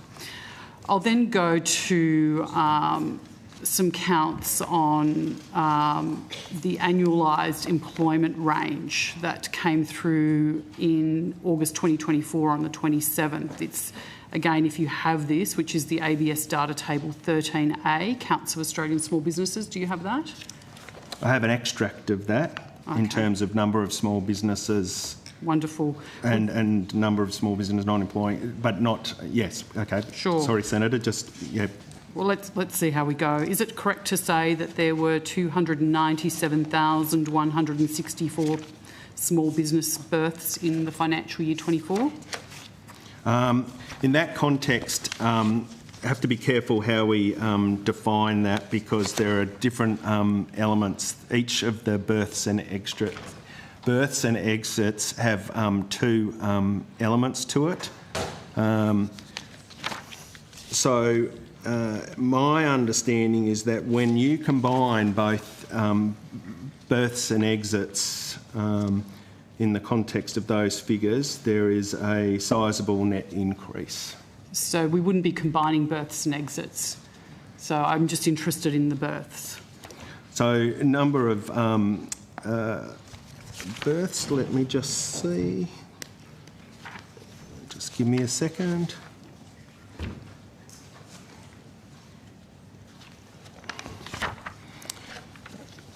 Okay, so in 2023-24, there were a total, from our understanding of the figures, of 434,520 small businesses including 297,164 business births. Okay, so that was the answer to my question. 297,164 small business births in financial year 24, is that correct? That's correct. Thank you. Is it also correct to say that averaged out on a weekly basis or divided by 52, that gives 5,695, close to 5,700 small business births every week in financial year 24? I'll take your advice on that. I don't have a calculator before me, but that's presumably correct. Thank you. Can you confirm for me what the total number of small business exits were in financial year 24? So there were a total of 360,710 small business exits, including 286,955 business cancellations. Okay. So is it Treasury's assessment then that there were more small business exits than there were births in financial year 24? Well, and this goes to my point around the two types of entries and exits. They shouldn't be looked at in a mutually exclusive way. Well, I'm referencing births. So if you take births My question is it the Treasury's assessment that there were more small business exits than there were births in financial year 24? Our view is that there were more business entries than there were business exits. My question is not about entries, my question is about births. But my point is that you can't look at them in a mutually exclusive way. If you want to understand from a statistical perspective whether there were more births than exits, then you need to look at both figures. And the statistics say that there were at least 70,000 new small businesses at the end of 2023-24 than there were at the start of it. Okay, so basically if I look at births, there were more exits than births, but you're telling me I shouldn't just look at births, I should look at entries as a total figure. However, Minister Collins referenced births as a figure. So you're saying that she shouldn't have been referencing births at all? I don't know to what statement you're referring to for Minister Collins, but if that's the case, that's the case. There are two types of entries, two types of exits, and you need to look at birth if you want to understand the net impact across the financial year. Well, I have referenced births. So she has referenced births alone in her release on the 3rd of February in relation to the release of Australia's first national small business strategy. I've asked you a set of questions that would show that if we use births and exits, that there are more exits than births during that period, but you are telling me that I shouldn't use that data set because it's incorrect. So the very same set that the Minister used... It's not complete, Senator. Sorry? You're misquoting what I've said. I said it is not complete to look at those data sets in isolation. They need to be looked at together, both the entries and the two types of entries and exits, and the net impact of both is positive around 70,000 new businesses. So I understand properly the entries, so the births are brand new businesses, like brand new babies. Entries could be, I was a sole trader and now I'm a company, is that correct? That would be reclassification. So it's not an entry? It can be, I might just refer to my colleague down the end of the table. Sorry, would you mind repeating that? Yeah, so if I was a sole trader and then I became a company, as an example, would that be classified as an entry under this data set? So Kylie Burke, Assistant Secretary, Small and Family Business Division. Depends on the size of what that sole trader turns into. So essentially, as Mr Seaback was saying, there's two different classifications for entries and two different classifications for exits. So the best way to think about that, as you said, is births or new registrations, and then there's also cancelled registrations. There's also resumption and hiatus of business activity. So they're sort of the two categories that make up those data sets. So on that basis, are the births the best way to understand brand new businesses that have started in Australia? That would be brand new businesses? Yep. Yes. So if we're talking about brand new businesses in versus all businesses out, so that's okay to look at, that number, to get an understanding of how many small businesses, what the net effect is in Australia? So births only is part of the entries of small businesses, so that's where you need to look at the two categories of entries and the two categories of exits to get the total number of changes in small business. Okay, thank you. Are Treasury staff employed to work for AUSParliament? Senator, AUSParliament is the Ombudsman himself is a statutory appointee and independent of Treasury. I'm aware, yeah. But the staff who work for Mr Bilson are Treasury employees. Excellent. Does the Treasury share the concern of the Ombudsman that small business is in decline? No, Senator, we would not characterise our comments in the same way. He obviously is an independent person and can characterise that how he wishes, and that's fine. I think we would look at a range of factors related to small business conditions and assess that as a whole. It's not usually something Treasury would do, saying it's in decline or it's in a flourishing period. I think there are some challenging circumstances. We would definitely agree with that, facing small businesses, and there have been for some time, especially post-COVID. But that's a matter for Mr Bilson. Okay. Does the Treasury consider the Ombudsman to be correct when he said that sole traders are less likely now than at any point since records began 18 years ago to make the leap to employing their first employee? I'd have to check with my colleagues if they have any comment on that. I'm not sure we have assessed that statement, so I think we'd have to take that on notice. So the staff that you have there would not have assessed the statement from the Ombudsman? They may have done so to support Mr Bilson, but there's a little bit of a separation in we don't tend to direct his staff. That they work to him and to the senior executive in his organisation. But they would work under the same guidelines that they would work within the broader Treasury, right? That's right. So they wouldn't have any different way of counting than they would in Treasury itself? Not necessarily, Senator. It's just a different hierarchy and a different sort of reporting line. So the outcomes, one would expect that if the numbers were done in Treasury itself versus AUSParliament, they would be exactly the same? Not necessarily, Senator. Okay. We may have undertaken them in a different way, so they don't need to consult us on every methodological initiative they undertake. But I would assume, as Treasury employees, they're undertaking that adequately and effectively. They'd be working to the same standards. That's right. Correct. Okay. Thank you.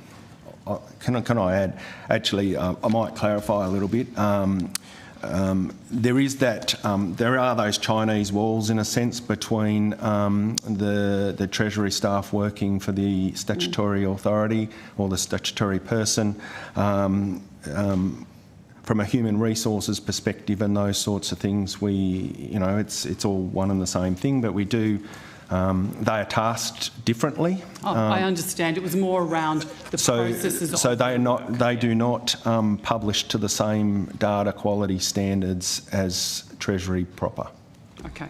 And I can go to the ABS counts of Australian businesses. It said small business end of June 2023 was 2.52 million. Small businesses end at June 2024, 2.59 million.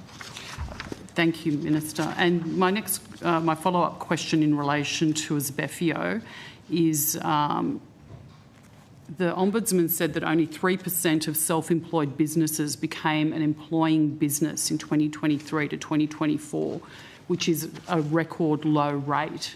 Does Treasury have any view or any data on that, particularly around the current operating environment for small businesses over the last 1, 2 to 3 years? Thanks, Senator. I'll ask one of the team if they are happy to comment on that. Just in the meantime, I might just correct also something or clarify something I said before. The staff in Treasury who work in the AUSParliament are not representing a Treasury view. I'm not suggesting they're doing anything lesser or different, but they are not representing Treasury. They are supporting the AUSParliament himself, which is perfectly fine. But we can often have a different view or a different set of analysis that we undertake as well, and that's kind of normalised in our system. But in the meantime, does anyone want to take that question? I'll try and add a few comments to fewer employing small businesses. So taking on board that ABS data, I'm assuming that's what the Ombudsman's referring to as well. Yes. So do acknowledge that in that latest release of ABS data, there are around 32,000 fewer employing small businesses.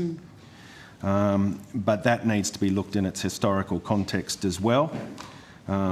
Over 2020-21, 21-22 financial years, which you would appreciate largely covers the pandemic period, there was a much larger than usual increase in the number of small employing businesses, up to 14% compared to 2% on average per annum. And much of this driven by businesses that reclassified from being non-employing to employing. The ABS. So just so I understand, you're saying that the 21 to 22, the post-pandemic period. Well, sort of from, let's just say roughly from 2020 to the end of the 2022 financial year. I think I misheard you. I thought you said that that represented good business conditions. Well, so the period coincides with the provision of JobKeeper during the COVID pandemic, and you can read what you would like into that. What I'm reading into it is that we currently have less employing businesses that we did in the pandemic. It's normalised since the pandemic.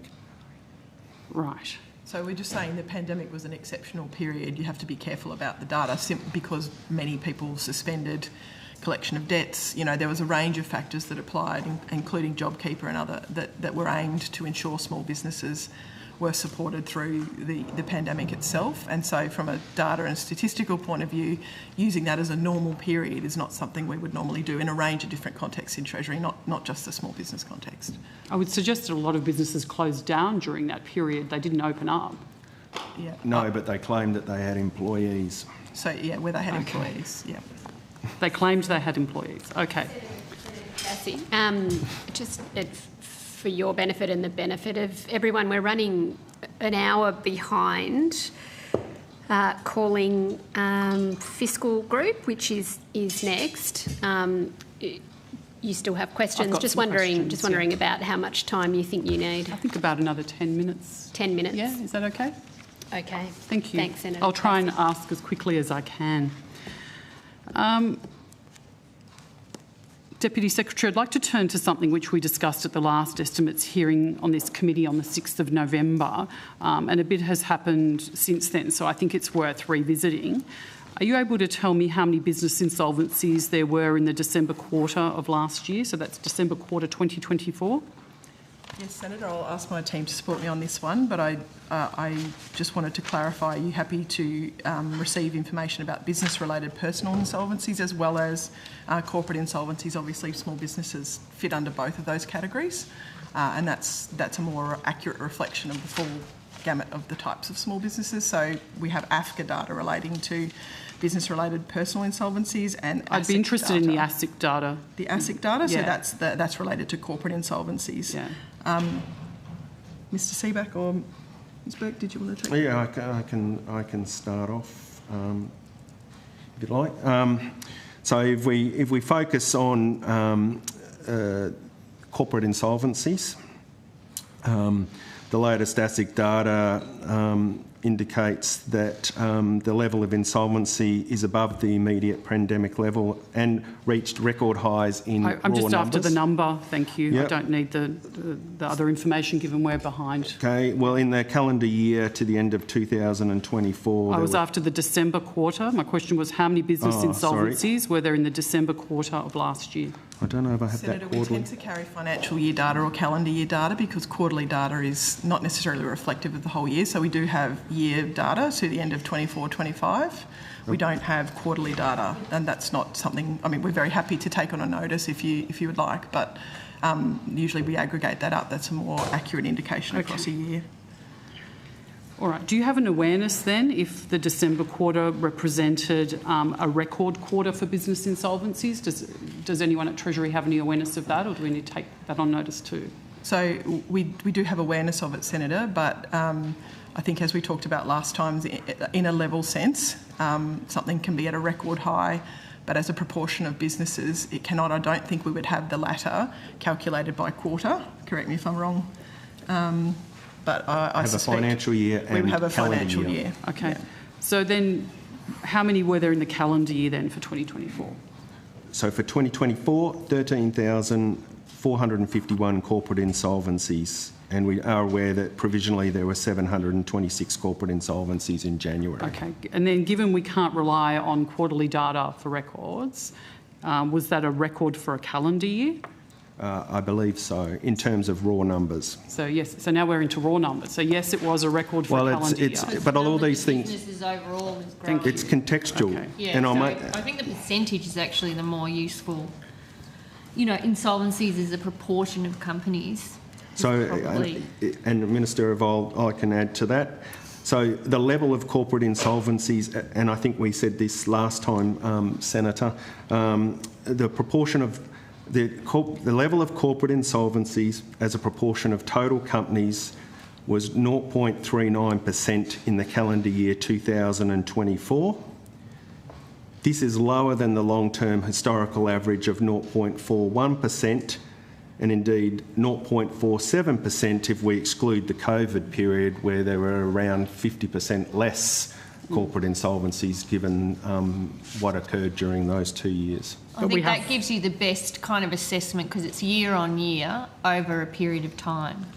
It doesn't give you the outcome that you're after, I accept that, but that is the actual facts. I'm actually after the data from Treasury, who are the people that work really, really hard to put these numbers together, and I'm sure they brief yourself and the Minister, and hopefully, I think they probably do brief the Prime Minister, but he probably doesn't read it. But that's another matter altogether. I don't think that's unnecessary. Well, I would imagine the Prime Minister reads the most papers out of everybody in this building. Yeah. Well, there was some interesting information about small businesses on Q&A on Monday I accept it's not the narrative you're after, but if you look at the data, and I'm not denying that there's some small businesses that are doing it really tough, which is why we've been trying to get support to them, like our energy bill rebates, which you opposed, and you know, to make sure that we are giving them a hand. But the data, when you look at it year on year, doesn't give you the answer you're after. As a proportion of companies, insolvencies under the Albanese government have averaged 0.26%, which is the lowest on record for any government.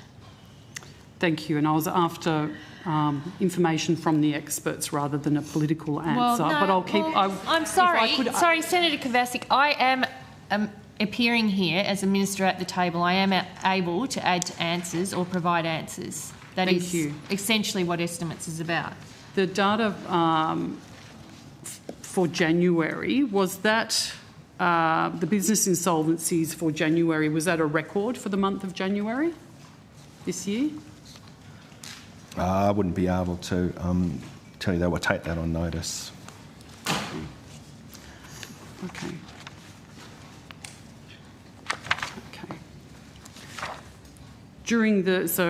All right. Does Treasury share the view of Creditor Watch that insolvencies are at a record high and that will continue for the foreseeable future? Sorry, what was your question? Does Treasury share the view of Creditor Watch that insolvencies are at a record high and will be so for the foreseeable future? So, Senator, I don't know that we have... was that a particular statement that they've made? I'm not sure. Yes, correct, yes, yeah. On the 9th of February 2025, their CEO, Patrick Coghlan, said that given the depletion of buffers and high sensitivity of small business revenues to the economic cycle, so small businesses would be particularly vulnerable to a further deterioration in economic conditions. And his words were that insolvencies are at a record high and will continue for the foreseeable future. So, Senator, I don't know if we'd agree with that, but that's his language, and I don't think we'd do that on the spot. But obviously there are a range of different data and statistical releases that we watch, and that includes some of the things we've been talking about earlier with insolvencies and the like. So I don't think we would posit a view on what we see as the likely forward program, there are a range of likely forward trajectory for small businesses, but there are obviously a range of macroeconomic indicators and other things that Treasury watches very closely, and some of those actually are improving. So we would probably have something to say about that in in the macroeconomic space, which is not in my area. Want to, before you continue, I actually want to correct. I actually misquoted. That wasn't Mr. Coghlan. That was the RBA. My mistake. So the RBA said, given the depletion of buffers and high sensitivity of small business revenues to the economic cycle, small businesses would be particularly vulnerable to a further deterioration in economic conditions. Yes, and I'd like to see that in the broader context, but I wouldn't sort of sit here arguing with the RBA's view on that. They're entitled to their view, but we probably would prefer to develop our own view. So you don't necessarily... Well, I think it's fair to say for the banks... Well, no, I can... You cannot direct who answers the question, but I Senator. didn't finish asking the question. Well, you put a proposition from the RBA and you said, do you agree with that? And I think the point the RBA was making was that in the event that if the economy deteriorates, that will have an impact on small business. I don't think anyone would disagree with that, which is why it's been so pleasing that we haven't had any quarters of negative growth. We've seen employment maintained and unemployment low. We're seeing interest rates come down and we're seeing wages going up. That's actually a very good thing for the economy and for small business. But the government does not agree with the proposition that insolvencies are at a record high. As a proportion of businesses, the facts do not support that claim. Chair, may I finish my question? Senator Kavasic, and this would be your last question, Senator Kavasic.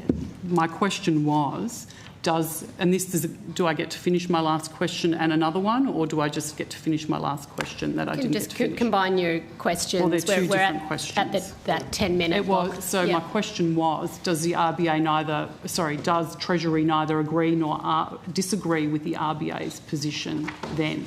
Well, sorry, Senator, I find it very difficult to do either of those things without seeing the full context of that quote and the way in which it was delivered and the context in which it was delivered. I think my last question is a very quick one. Yep. Chair, could I just add, because for full context, Ms Bullock from the Reserve Bank has said specifically about insolvencies, if you take it as a proportion of the number of businesses which is growing over time, it's not at historical highs. And if you look at the trend of insolvencies over time, we're not even back to where we were trend-wise pre-pandemic. That is a full quote from Ms Bullock from Senate estimates last year. Senator, are you concluded? Senator? No, I had the last question. Yeah, last question. Yeah, go for it. Did you want to ask? No, I'll go after you. Thank you. It's been over 3 months, specifically 112 days since that last estimate, and we've seen multiple records broken with respect to the number of business insolvencies, the lowest ever conversion of sole traders to employing small businesses, and a decline in the number of employing small businesses in the Australian economy than there were 34 months ago, despite record inflation. Of migration. So I want to understand, does Treasury have concerns about the impact on small businesses were inflation to rise again above its target band by the end of the year? So, as the Minister has said, Senator, small businesses are vulnerable to economic conditions in some ways much more than large businesses and obviously individuals. So, while I wouldn't say we have concerns necessarily, I would agree with the proposition that small businesses are vulnerable to changes in the economy and downturns in the economy will affect small businesses in some ways disproportionately. Okay. Thank you. Thank you, Senator Kavasic. Senator Bragg. I just want to ask you about advertising campaigns. Yes, Senator. Is that you? You get all the good jobs. I get all the good jobs, yeah. How much of the $40 million budgeted for Stage 3 tax has been spent? Senator, I will start, and I think we've got a couple of people to assist. So the total spend, the 43 million, is that a correct figure, the 43?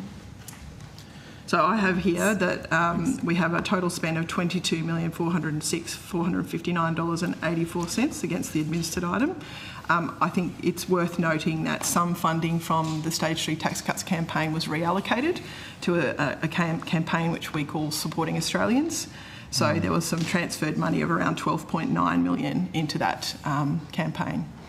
Can you break the spend into creative, advertising, spend and the like? Is there a breakdown? Yep, I'll ask Ms Moore to give you that breakdown. So, Melanie Moore, Acting Assistant Secretary of the Public Information Branch. So, for tax cuts, the Hall & Partners, which were the evaluation research company, evaluation research company, $269,928. $269,000 for creative?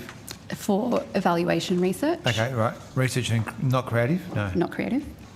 Where to, which were the developmental research agency, $386,995. Clemenger, which is the creative agency, $1,956,811. $1 million for creative. Right. Think HQ, which is the public relations, is $344,031. Cultureverse, which is a multicultural communication specialist, was $498,471. 33 Creative, which was the First Nations communication specialist, was $297,487. And the Universal McCann, which is the advertising media spend, was $18,652,733. And that's across the board for physical advertising, mass media, social media? For Universal McCann? Yeah. Yeah, so that's the total media buy, so TV, radio, print, social, digital. Is it physical as well, like bus stops and billboards, or is it? Out of home, yes, there was some out of home. It is. Okay. Okay. And how much has been spent on supporting Australians, or has that been subsumed, did you say, into the state? No, those figures were all the tax campaign. Yeah. So, do you want the breakdown for supporting Australians? Is that what you're asking? Similar to what how much is the budget for that one? The total spend is $9,197,784.75. Yeah, and then the other one is Future Made. Does that have one as well? That's right, yes. How much is the budget for Future Made in Australia? So the administered budget is $33.5 million. $33 million. And what's the breakdown for that? I'll ask Ms Moore to provide the breakdown for Future Made. So current spend at the moment is $14,704,362. Yeah. The breakdown. So for developmental research, which was Ipsos, $781,585. For research? For developmental research. What sort of research is it? It's very expensive research. So the developmental research includes our initial formative research that we undertake with audiences to understand awareness, information gaps, information needs. They also undertake concept development testing. So when we go into the development of a campaign, we work with a creative agency to develop our concepts, and they are tested with that audience. Okay, so does that include focus groups and that sort of stuff? Sorry? Focus groups and yes, in-person testing of concepts? Yes. Okay. And then keep going? Yep, so Hall & Partners, which is the evaluation research, $116,612. Creative Development, which is Droga 5, $3,170,611. Horizon, which is the Public Relations, $551,372. What do they do for you? Public Relations. So they are contracted to help disseminate sort of further information materials that don't form part of the advertising materials. So this is earned media, is it? Yes. So it's what they have done in terms of Future Made in Australia. They have developed fact sheets. They have developed animations to help further explain the initiative. Okay. Yep. They also develop our Ausland and Easy Read English fact sheets. Okay. Called Communication Specialist, Embrace Society, is $79,199. The First Nations consultant is Cox Inall Ridgeway for $150,000. And Universal McCann for the advertising is $9,854,982. Okay, and so 40 million, was it 19 million and then 27? Well, how much were the 3 campaigns? One was 40. So tax cuts across the 2 financial years was provided 24.4. 24, yep, 0.4, yep. Supporting Australians had 12.9 million. Yeah. And Future Made in Australia had 33.5. 33.5. How much is left over of those 3? So at the moment, Senator, the tax cuts has concluded, but as I said before, some of the funding from that is now supporting the Supporting Australians campaign, and the FMIA campaign is underway. So it's an in-flight spend that we have for you, so I'm not sure there's left over. Okay, so Supporting Australians and Future Made, there's still money to... There's still... Well, those campaigns are continuing. They continue, okay. The Future Made one, it's on air right now. When does the media buy period end for these 2 campaigns? So Future Made in Australia will go until the 30th of June, and Supporting Australians will go till the 20th. The end of March. End of March. Let me just find the date. Subject to any caretaker period. Yeah. I mean, they stop in the event of an election being called and writs being issued, other than campaigns that there is agreement on for, urgent health, usually vaccinations, things like that, that might continue. And I should say a lot of this is released in, this is all very transparent, it's released in the government advertising report, 23-24, was released at the end of last year as an online. Okay. So they pause during the caretaker period? Yeah. Except for any agreed ones that should, and they are usually health related. Health do a lot, like childhood immunisation, influenza, those types of programs where there is agreement reached, I think, between the health ministers and, there's agreement reached to allow the ones to continue that should continue. Okay. All right, that's good. Thank you very much. Okay, thank you very much. Oh, sorry, I do have a couple more, sorry. Just on that. What happens to the extra people Treasury hired during the caretaker period? I'm sorry? What happens to the extra people you've hired? Oh, on the campaign? Yeah. So they would continue to support any business as usual sort of work in preparation for a return government, but should this be a ceasing program, or should the incoming government not wish to continue with the program, we would take steps to wind that team down. What would they do? There's plenty of things to do, Senator, and I imagine most of those people, if they're not taken up with this work, would either take leave or support other activities in Treasury. So I just wanted to make sure, so the temporary positions that were hired, how many of them were filled? So, Senator, there were a mix of temporary and permanent positions because we moved some permanent people over to fill roles, but in a general sense, I think the team was funded until the end of this financial year. Okay, so what do they do in the campaign? Not your campaign, what do they do during the caretaker period? So they would obviously not work actively on the campaigns that are suspended during so what caretaker do they do? period. As I said, there's other things they can do. There would be other duties. Yep. Like what? Well, a range of different things, and there's also a good opportunity for some leave, Senator.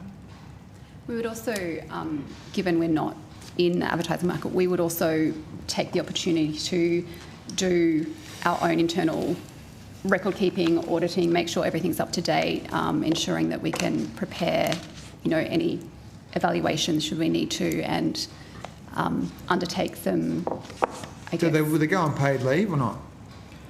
Well, Senator, Well, if they took leave, they would have paid leave, presumably, if they had paid leave available. I don't know. Would you like an itemised? I was just wondering how many people we're talking about here, because these campaigns are not going to proceed during caretaker mode because they're not they're appropriate for that period. Then what do these people do?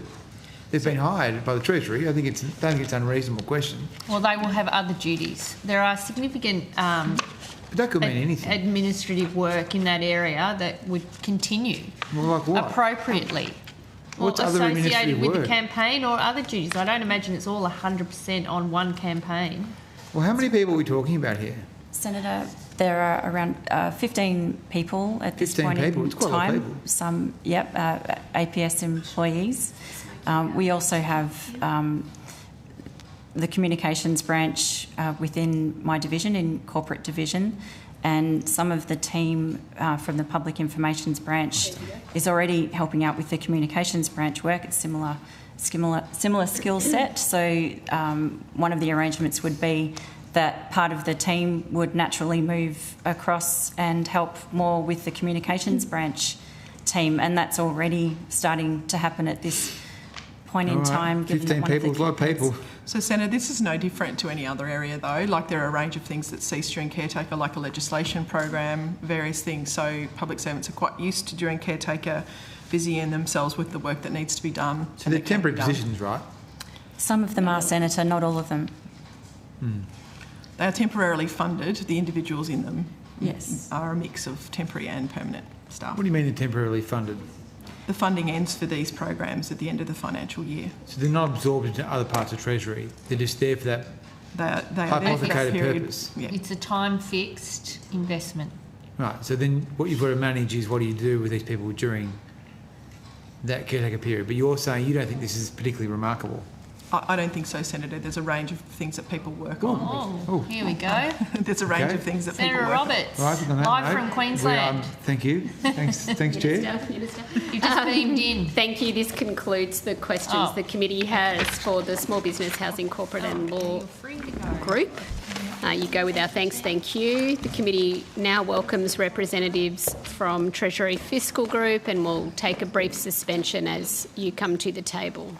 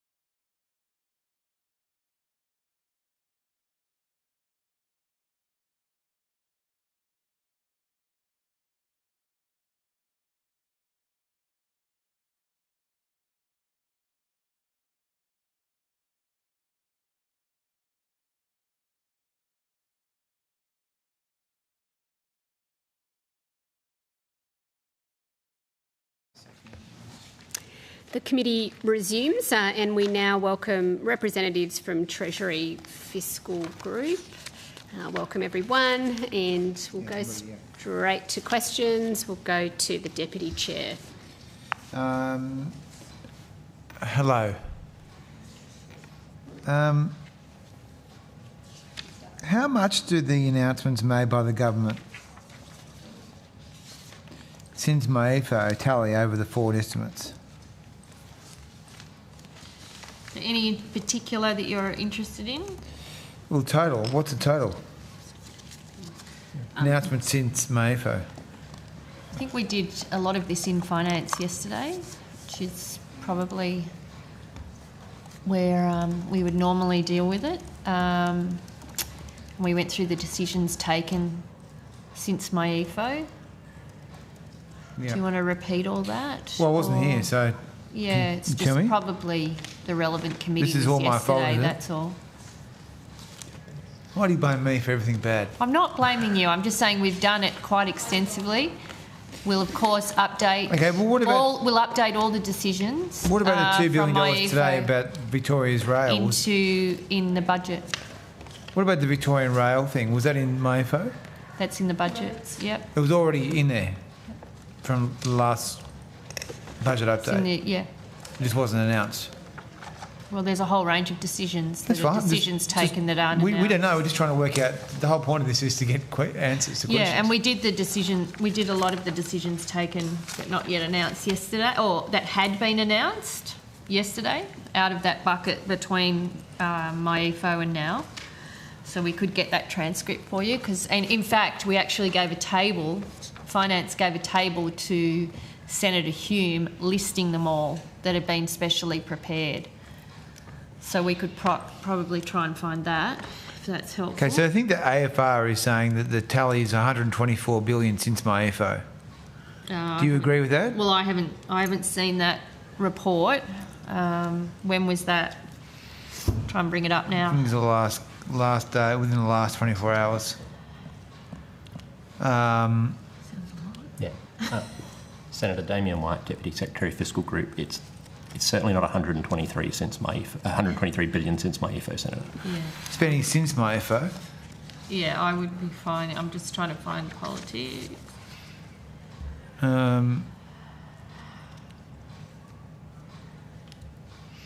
Okay. I think the big announcement since MyEFO has been the promise to increase bulk billing to 90% for all attendances by 2030. So that would be the single biggest announcement we've made. It's definitely not anywhere near the figure that you say that AFR has cited. Do you have the spending as a share of the economy percentage? That's published in for the 25-26? Not yet. That would be in the MyEFO. Yeah, it's published in the MyEFO. It's published in MyEFO. Okay, well, what is it? You don't have it there.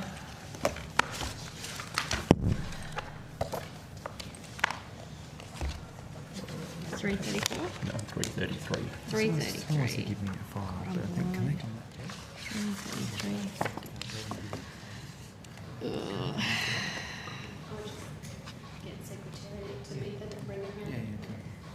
Spending, no, payments. Which you wanted payments for 24-25 or 25-26? 25-26. 27.2. Okay, thank you. That's when it peaks and then comes down in 26, 27, 27, 28. Is this the highest spending seen outside of an economic crisis? I seem to recall that spending. I'll get the correct figure up, but I think it was certainly higher under, over the 2019 to probably the 2020 to 2021 period. But I'd have to go back and have a look. All right.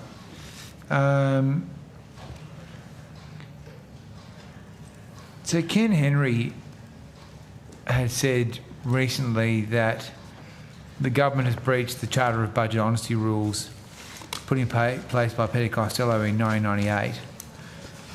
So do you agree with what he says when he says, quote, "There is no plan to control government spending"? No, I don't agree with him respectfully, and I have a lot of time for him. But I think when you look through the budgets that we have put together, we have seen a $200 billion turnaround across the forward estimates from the numbers we inherited. We've found savings in the order of $92 billion. We've banked the revenue, the 78% of revenue, so that we can pay down debt, which is much higher than the former government banked or even the Howard government. So we've taken on reform in NDIS and aged care as a way of managing some of those pressures into the medium term. So no, I do not agree with his analysis. And I would say anyone who's proposing to spend $600 billion on nuclear reactors doesn't really have a leg to stand on when it comes to government spending. So what do you say to Dr. Henry when he says you might wonder what the government's long-term fiscal objective is?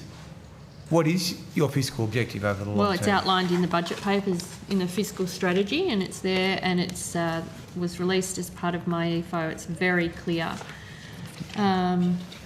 Page 52. Okay, so... And you'll have seen that against that fiscal strategy, we have been meeting the requirements of it. Limiting growth in spending until gross debt as a share of GDP is on a downward trajectory, improving the efficiency, quality and sustainability of spending, focusing new spending on investments and reforms that build the capability of our people, the productive capacity of our economy and support action on climate change, delivering a tax system that funds government service in an efficient, fair and sustainable way. Okay. And allowing tax receipts and income support to respond in line with changes in the economy, and directing the majority of improvements in tax receipts to budget repair, which we have done. Okay, so what about, since my EFO then, given the budget's in deficit, do those deficits get bigger as a result of judgments taken since my EFO? There has been pressure in a couple of years, and they have been largely due to parameter variations. Okay. So do you know what those are? The automatic movements. So in Veterans Affairs, for example, because we've cleaned up the backlog, there's been a significant increase in the amount of veterans getting compensation payments. So they're not decisions of government per se, they actually just occur, and that's certainly where the pressure has been. But part of our work in resourcing the public service properly was to deal with those backlogs, but also in NDIS and aged care to deal with the reform work that needed to be done to ease the pressure off in the medium term. Okay, so I guess the main question is then at 27.2% of GDP, is there any other comparable period, say for a economic crisis or a pandemic, that you see spending as a percentage of GDP to be so high? That's probably a question for the official. I understand you're entitled to answer it, but is there any equivalent year? Senator, in recent years, spending to GDP has been quite volatile, both because of COVID and coming out of COVID. As we've gotten rid of COVID numbers, as we said, it goes to 27.2 and then it comes down. There are other years where it's above 27, but it's several decades ago. So, yeah, that was the number I was looking for. So several decades ago. So in the 1980s, Senator. Yeah, so it's been quite a while.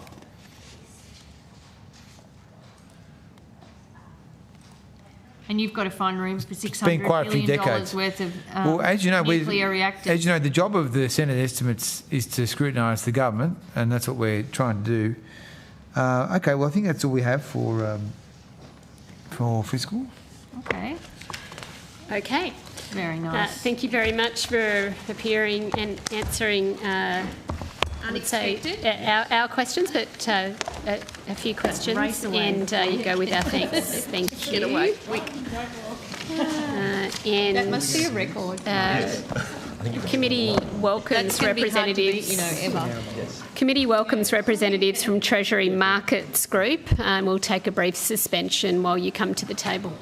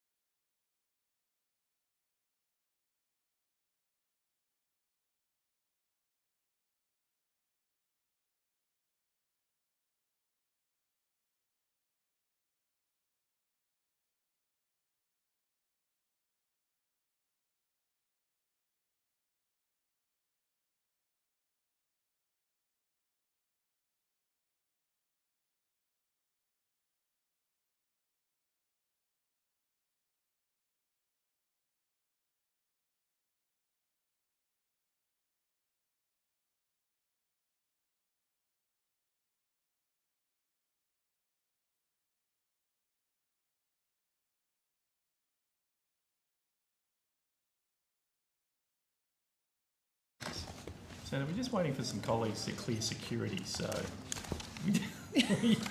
you're a bit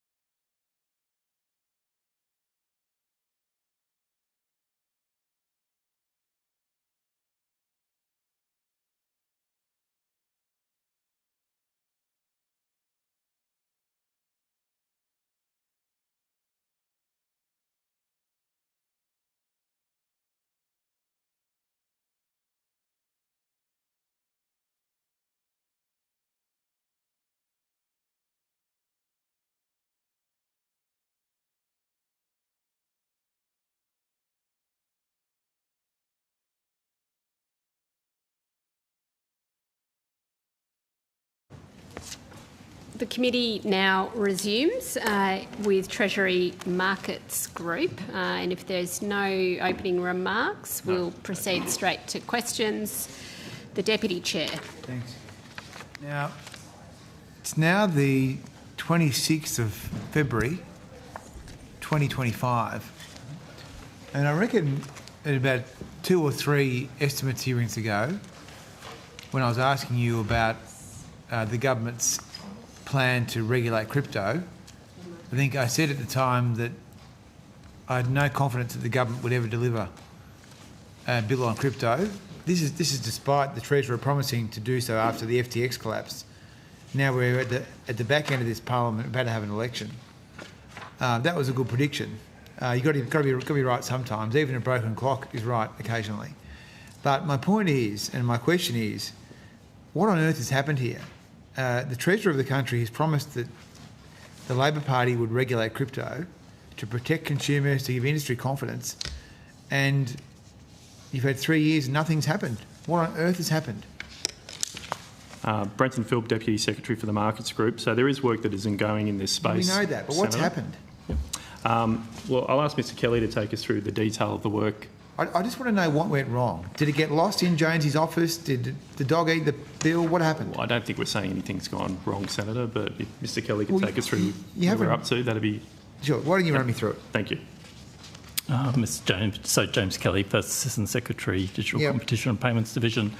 So, Senator, I mean, where we're at is kind of in some ways the same answer as last time, which is huge progress. We're progressing the drafting of an exposure draft of the bill to give effect to the government's planned reforms.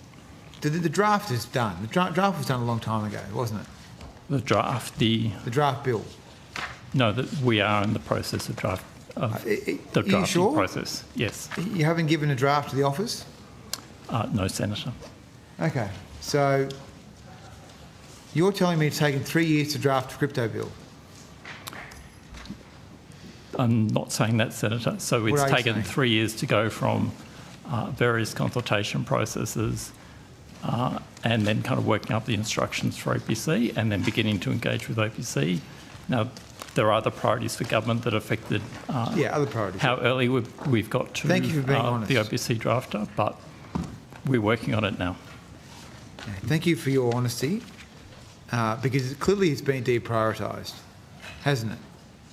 I don't think that's a fair analysis. I think the analysis is it's been a very busy legislative agenda area in that portfolio, working through a whole range of areas, including scams and all the rest of it. I mean, it's a huge amount of ledge that comes through the Senate in this portfolio. And there's been a lot of consultation done on this, on crypto, including with the industry and taking all of the feedback that's necessary. So the Treasurer Chalmers said that the government would legislate a bill in this term. Is that a promise you're still sticking to? Look, I haven't been advised otherwise. Okay, so when will you pass the bill? Haven't got many weeks of Parliament left. No, indeed. Well, the Senate, sometimes when it wants to get on with things, can deal with things pretty quickly. You haven't even introduced a bill yet. Well, and as we've said, we're working on it. I mean, all I'd say is, these are deeply unserious answers to what is a very serious question that a lot of Australians would be expecting you to be able to keep to your word, that you said that you would protect consumers but also incentivise investment in Australia through digital assets. And we're now at the end of this term. I'm sure the Minister is sincere in maintaining the government's commitment, but we all know that there's no way that a bill will pass in this term. And so I guess I'm wondering what could be done to avoid this situation in future? How could the Treasury work with the Treasury Minister to ensure that your work isn't lost? Because I know that there are a lot of good people in Treasury who've worked very hard on this and they'd be very disappointed at the outcome. So how can this be avoided in future? Sorry, you go. Yeah. So, Senator, we do work closely with our Treasury ministers. Matters like this do progress. a lot of that work is done behind closed doors as drafting is made available. As the Minister mentioned, it is prioritised as part of the legislative drafting resources available to us and to the ministers to ensure that the important things go forward that are of importance to the government of the day. So in that context, we do work closely and we ensure that these things are progressing. It's not to say that this hasn't gone forward or hasn't been progressed. There is work being done. It's just that there isn't a draft legislation put forward. So when did you seek legislative drafting status for this bill? So, Senator, it has been in the kind of the legislative priorities process that Treasury's run. This has been kind of pretty. It's been on the list of things that are higher up the list rather than lower down. There's just been other matters ahead of it. Does it have T status? Sorry. Does it have T status? T status. Yeah. I think we'd have to check. That's probably dealt with. Have to take a notice, and then we're getting into kind of question. Like we are getting into the issues of when the election is held, future sittings of Parliament, and in some ways I don't think there's any status attached to bills of spread, for example. Okay, so in the absence of any legislation passing Parliament, the corporate regulator, which I think fancies itself as sort of a mini kind of Parliament, is now doing its best sort of deep state work by issuing various quasi regulatory guidance. Who are you referring to here? The deep state, known as the big deep state, is very significant, as you know, in its breadth and depth. I'm asking specifically who you are referring to here. Your good friends at ASIC. Right. So they've now issued a piece of paper in the absence of. I'm not sure that's an appropriate characterisation of ASIC. Well, I'm not seeking to offend you, Minister. At all. Well, I just feel the need to defend the corporate regulator from your derisory comments. It's been one of your great themes of this Parliament. What? Defending the excellent work of ASIC. Well, I'm proud to stand next to important public institutions, safeguard the public interest. That's very laudable. While others seek to tear them down? Well, the job here is to expose wrongdoing and to identify where there could be improvements. And the point is, and the question is, what is now the result in the market's mind, do you think, of the Parliament failing to legislate anything at all in this Parliament, this term of Parliament, and instead the corporate regulator issuing a piece of paper saying what they think about crypto regulation with an info sheet? What do you think that... So, Senator, as we discussed at the last estimates hearing, the government's reforms are targeted at those kind of digital assets that don't fall within the existing regulatory net, which is they're not in the financial product, financial services sort of space. That kind of line between what's in that net has always been a bit of a open question, a lot of questions asked over the time, and the government's reforms always presupposed that it would be on ASIC to make clear what's within the financial services space already and which is already subject to their regulation. So that's a necessary part of the reforms going forward, and we're always expecting that ASIC would have to provide further guidance. In some ways, it's probably beneficial that they did that before we finalise the drafting of the bill. Okay, let me ask you a dumb question then. Do you accept that if the Parliament fails to legislate a scheme, then the corporate cop or the regulator that is closest to that market's proximity is then going to be asked by market participants for legal, almost legal advice or advice on how they can run their businesses because there's no regulatory framework in this country? And therefore you end up having legislation through a grudge, almost enforcement approach, all through a regulator sort of making it up, even though it's not their role to make laws or policy. Senator, I think, as a general rule, that there's probably merit in what you... there's probably merit in the proposition you put forward in this particular case. Thank you. It was the case, though, that ASIC was always going to have to go in there and be clearer about what that boundary is, because the bill, once introduced, was going to have to rely on that. The fact that they've done that now... But there is no bill. I said when the bill gets introduced, it will have to... The magical bill we've never seen. But the government's stated reforms are based on the fact that there is a set of things within the financial service regulatory space, and it's up for ASIC to make clear what those things are. So ASIC was always going to have to do this. from my point of view, it's actually advantageous in drafting the bill to make sure we get to the outcomes we want, that we're able to see that before the actual bill is completed. This is killing investment. So what about on debanking? How many Treasury staff are working on debanking? Lynn Kelly, First Assistant Secretary, Financial System Division. So we have a branch that covers a range of issues, including debanking. I'd have to take on notice how many specifically are dedicated to debanking, because our staff tend to cover a whole range of issues on banking. Have you met with any banks or any affected stakeholders in relation to debanking concerns? We meet with banks and stakeholders routinely. They do talk about a range of concerns in relation to the banking. None have specifically raised with me personally around debanking, but I would have to check that whether any had raised it with my team. In 2022, there was the Council of Financial Regulators report into debanking. Has any progress been made on that? Sorry, I didn't hear the last There of was the question. the Council of Financial Regulators report into debanking. Any progress there? Yes. So my recollection, Senator, and as Ms Kelly finds the right page in her notes, is that the majority of the recommendations made by the Council of Financial Regulators have been implemented. And these included things like more explicit guidance by the banks for customers who might be debanked, the collection of data and sharing that with the government and the like. Yep. So there were a number of recommendations in that report.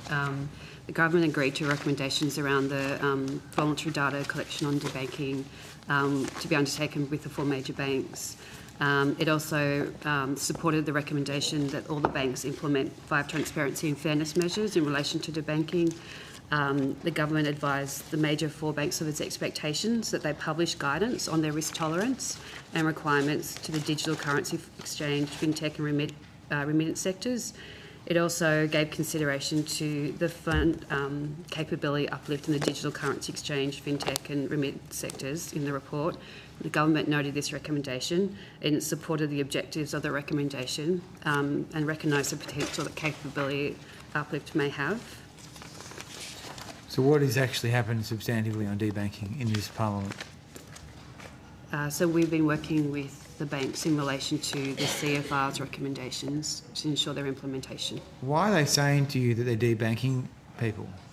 Why are they so keen to debank crypto or digital asset businesses, do you think? So our evidence, Senator, isn't that we've had those conversations with the banks. You haven't? Well, I think Ms Kelly's evidence was this hasn't arisen in our conversations with the banks. No, but I'd highlight... because I think the industry expectation is there's got to be something done on debanking in Australia. So the CFR report highlighted the main reasons for debanking in Australia were AML, CTF and anti-money laundering, counter-terrorism financing risks, sanctions compliance, corruption, modern slavery, reputational risks, fraud and scams. So they are the main reasons for debanking currently in Australia. Okay, and has the government adopted a policy to address the mass debanking of these businesses? So, for instance, there were amendments made through Parliament last year in relation to anti-money laundering and counter-terrorism financing to extend those high-risk services provided by tranche 2 entities. So that was led by AGD, that law, but that addresses some of the reasons for debanking in Australia. Okay, so are you working with banks on implementing the CFR review, or did I mishear you? So we've been working with banks in relation to the government's expectations around their implementation of the 5 transparency and fairness measures, and the government was clear to the 4 major banks on its expectations around their published guidance on their risk tolerances. And what so are they? Is the expectation is they're supposed to tell businesses why they don't want to bank them, or what does it mean? They're meant to set out their risk tolerance and their requirements so that entities understand how to fit within them. Okay. And do you have any data or any information about how it's going? Not since the CFR's review was released in October 2022. Okay. Can I just quickly ask about one more topic area? Do you want to take over? Okay. Just want to, it's similar then, conscious other people have questions. Just on payments. Well, that's me. Yes, that's you, yeah. So, you know that last year the Prime Minister announced that there was going to be a ban on debit card surcharging. Yes. How's that all going? So I think, by recollection, the Prime Minister's announcement was a disposition to ban debit card surcharging, subject to the review by the Reserve Bank through its Payment Systems Board, and that review is ongoing. So the RBA is still doing work on this? Yes, they are. Okay, and I assume you have considered that there are positives and negatives about blanket bans on surcharges? We have, yes. That's why the bank's doing the review. But the Prime Minister's announced this. So it seems like I think most people would like to see the issue of surcharging on debit cards dealt with. It's your money, whether it's, you know, $2 in your pocket or $2 on your card. Okay, but it's already been announced, but at best it would commence in 2026, is that right? That's the intention at the moment. So it was announced in 2024 and it might commence in 2026. Well, when the announcement was made, it was very clear that it was, you know, pending the finalisation of the review of being led by the RBA. I'm sure you can ask them some questions tomorrow about where that's up to. If it was so urgent, were there other dates considered? Well, that's really a matter for the bank because it needs to be informed by this review. Yeah, and do you think that if surcharging goes, that then businesses would then increase their prices to subsume that cost? Well, that's what the review is examining. But you've already announced you're abolishing it. What the review... So are you going to consider some of these factors? Yeah, that we have a disposition, and I think most people in the country would agree with that. I think it annoys the hell out of people when you use your debit card and you get big surcharges on it. Okay, so when it's actually cash. So you're definitely banning it? That is the decision we've taken, and it's going to be informed by the RBA review. But it might not be across the board. Well, we've made clear our area of focus, and the RBA is doing the work. Again, I'm not briefed on where that work is, but part of their work is to understand the impact of changing any surcharging arrangements and how you put consumers first and look after the interests of, you know, small business. Like, everyone accepts that there's costs, but getting an understanding of those costs and who pays is critical here. Thank you. I'll go to you, Senator Barbara Pocock. Thank you, Chair. Thanks, everyone. Bit of a marathon. My questions go to the Treasury reviews of the PwC and the consultants' inquiries. That scandal, as I'm sure you all remember, and the subsequent work done by the Finance and Public Admin Committee uncovered serious weaknesses in our regulatory framework for tax practitioners and the consultant sector more broadly. The government's released a response document announcing a range of reviews. Many have concluded and led to some legislative reform, and others are still current or have resulted in no change at this point. So I want to go to the outstanding reviews and the issues and get an update.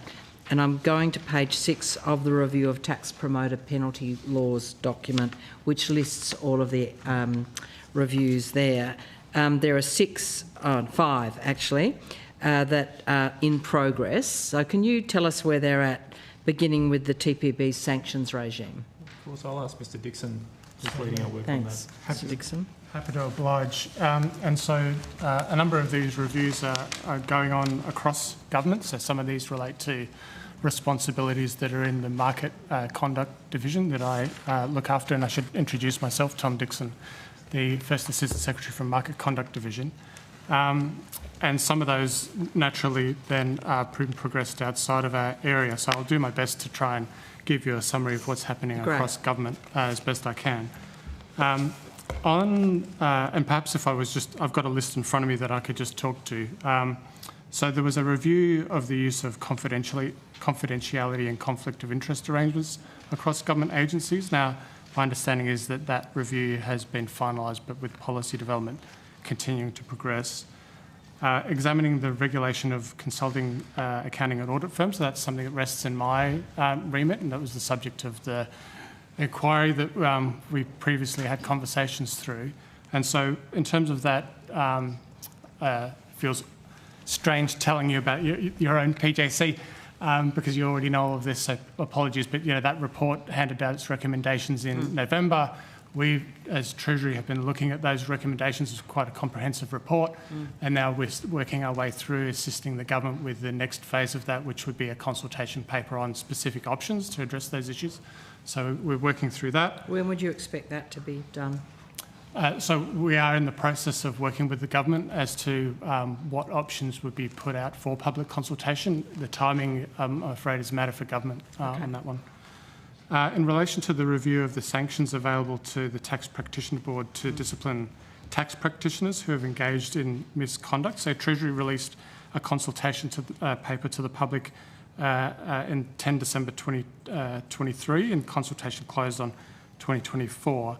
On that one, policy work is ongoing. It's not something that's happening within my division, but it is, I'm advised, policy work that is continuing to progress. Slowly, not too fast, it seems.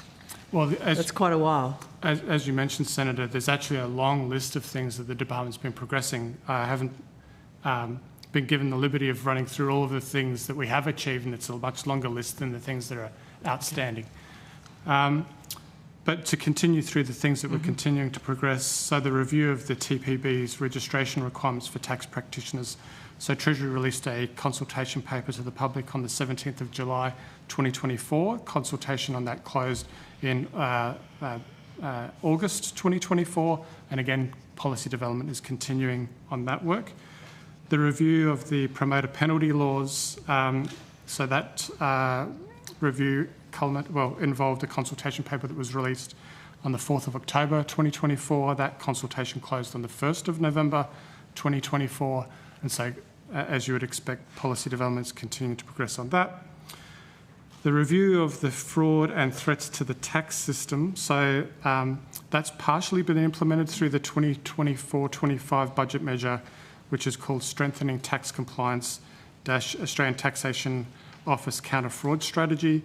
Again, a consultation paper examining the gaps and challenges with the current framework is expected to be released in 2025, so this year for that.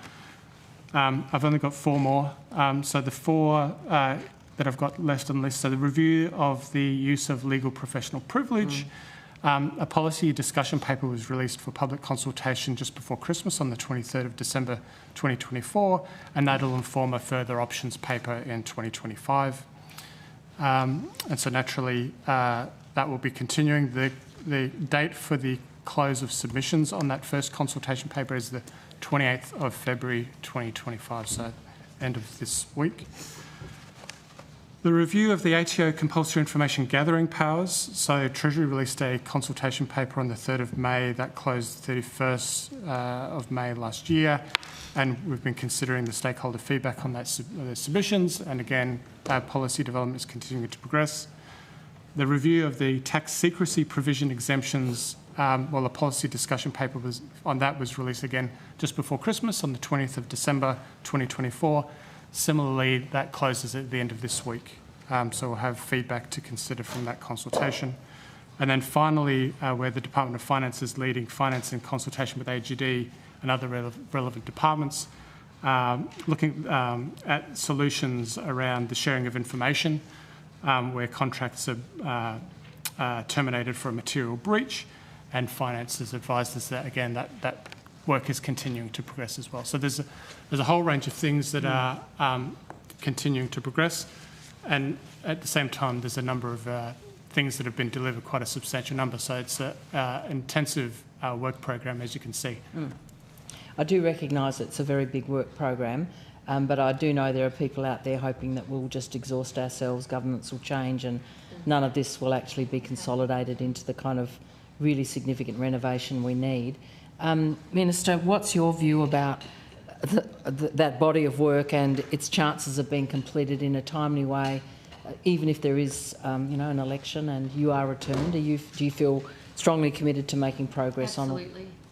I think the work the Senate committee has done, Deb and yourself, and it's been a real, I guess, a major focus of this term of the Parliament, and we have to press on with the reform works that's needed as a result of the investigations and what you've all uncovered. Thank you. I wanted to go to the TPB sanctions regime just a little further to talk about that consultation process has been complete, I think, for a year of the actual sanctions regime, but we're still waiting for action on that, as I understand. What's the hold-up there? So Senator, I think that would be something that's progressed by another group within Treasury. So my expectation would be that likely be progressed in Revenue Group in consultation with our Law Division colleagues. So I'd be happy to take questions on notice. Would you? In fact, Revenue Group's on after. So after. You can direct that question after us. Okay, thank you. Great, thanks for that. I then wanted to go to the whistleblower protections, and I understand that under section 1317 AK of the Treasury Laws Amendment Enhancing Whistleblower Protections Bill of 2018, it says that the Minister must cause a review to be undertaken of the operation of this part, and that's a review of whistleblower protections in the private and the tax sector. Subsection 2 says the review must be conducted as soon as practicable after the end of 5 years from the time that section commenced. So round about now. So my question is really to you, Minister. What's the current status of consultations on reform and that review? So I'm actually able to answer that question. So whistleblowing is a part of the responsibilities in Market Conduct Division. And I can advise that we've actually commenced that review in the sense that we've established a team that is working now within Treasury. They've been undertaking research looking at the range of issues that have been raised in relation to the operation of whistleblowing laws, specifically focusing on those that are in the Treasury portfolio, because that's the remit of the statutory review that we're required to do. So that team has been then condensing those issues into a paper that we would expect to be released for public consultation at some point in the future. So we're in that process of synthesising those issues and putting it into a publicly digestible format so that we could solicit some feedback for the review. And how do you see that review intersecting with other whistleblower reform processes? So we engage very closely with other parts of government, AGD in particular, who have had an interest in looking at whistleblower laws that relate to the public sector. So we were, of course, involved by AGD in their process, and likewise we would involve them in ours. So we're very cognisant of that. We're also cognisant of suggestions that have been put forward that some form of a more comprehensive whistleblowing regime should be considered, and so we're trying to factor those considerations into our examination of what we're required to do. Of course, our remit is much narrower under the statutory review, but at the same time I think it's important that we are cognisant of all of those other developments and other suggestions that perhaps could result in a stronger whistleblowing regime. So we're open to ideas at this stage. Great. It's incredibly important in all the significant events, the Banking Royal Commission. Every significant review in recent years has relied so much on whistleblowers. So thanks for all your work. It's really important that we get that follow through. Thanks, Chair. Thank you. Senator Askew. Thank you very much, Chair. Thank you for your time. My question is it's a similar theme, I think, from what I've said and heard about delays in legislation being prepared. My question relates to recommendation 6 out of the Rare Cancers Inquiry last year, which was that as a matter of priority, the Australian Government legislate a complete ban on genetic discrimination in life insurance. And following on from that, the government announced in September 2024 that it would introduce a total legislative ban on the use of genetic test results in life insurance underwriting in this parliamentary term. That was the announcement. However, last week I understand that Treasury released a further consultation document on the design of the legislation. So we're just wanting to understand what the reason is that there's been a failure to actually deliver the legislation as committed to by the government. Thank you, Senator. I'll ask Mr Preston to talk in just a moment. One of the issues that we are grappling with there is the complexity of the ban and the potential inadvertent consequences that might arise from that. But I'll ask Mr Preston to take us through those. Sure. So, Rob Preston, Assistant Secretary, Insurance Task Force Branch. The policy decision the government took and was announced was a full ban, and the difference between the consultation process that we're doing now compared to the previous process we undertook was we're looking now at the practicalities around how we go through and enact that ban. So that's looking at issues around, the medical accuracy, operational issues around how to ensure it can be implemented effectively by the insurance industry, clarity, particularly for consumers, medical practitioners, the genomic industry who have to engage with the bill, and then also a number of legislative design issues. So that gets to how we think about how tests can be volunteered, the definition of genetic test, how we grapple with existing contracts and so on. And I can unpack some of those complexities a bit more if that's useful. But so just on that, those questions obviously are things that need to be considered, but the fact that it is announced as a total ban, it's not something that we're going to play around the edges. Actually, it's a straightforward total ban. I can't understand why you need to have quite that depth of consultation in regard to just getting the legislation prepared. You could have at least done it as a draft legislation exposure draft, perhaps, rather than just doing more consultation. Well, the issues that I tried to outline there are the exact sorts of issues we would try to explore through an exposure draft process. The legislative prioritisation process, a bit similar to some other evidence already this afternoon, relates to essentially how quickly we can translate policy design issues into draft law and then law that can be introduced. So that prioritisation process was such that we couldn't progress to the exposure draft stage, and so we're trying to canvass those key issues through a process that we as a policy area can control. So what's the timeline for the consultation? It will close in 2 weeks from today. And then what will happen, because we're likely to be going into a caretaker mode in the next few weeks, will then this continue, the development of the legislation still continue, because it was a bipartisan agreed support for both for the legislation and for the ban? Yeah, so we've engaged with our governance area on this sort of work, given that caretaker is approaching, and there's no reason why we cannot continue to progress it. So we will review the feedback that we get and continue to work towards developing exposure draft legislation. So what would the timeframe normally be for the development of that exposure draft? I'm not sure that there's a normal timeframe when it comes to exposure draft legislation, at least in my experience, and that will ultimately get to the prioritisation process that governments control. Okay, Minister, on that basis, assuming that you were to be re-elected, would your government commit to making it a key priority, because it was one of the commitments from September that it would actually be legislated in this term? Yes, and I think I've answered questions in the chamber about this a couple of times. It is a priority, but getting it right is also a priority. Okay, so hopefully we look forward to either way, whoever's in government after this election, that this will be something that's passed in a fairly short term. Thank you. Can I ask a question on that one before we jump off that topic? I'll just give Senator O'Neill that follow-up, and then we'll go to a break as scheduled. So I'm really heartened to hear that. I know that there are so many stakeholders, and we do know that creating great legislation is a challenge that we have to do for the benefit of the country. Just about the genetic research and its evolution, I guess I'm aware that a handful of international jurisdictions have been able to implement bans in some form.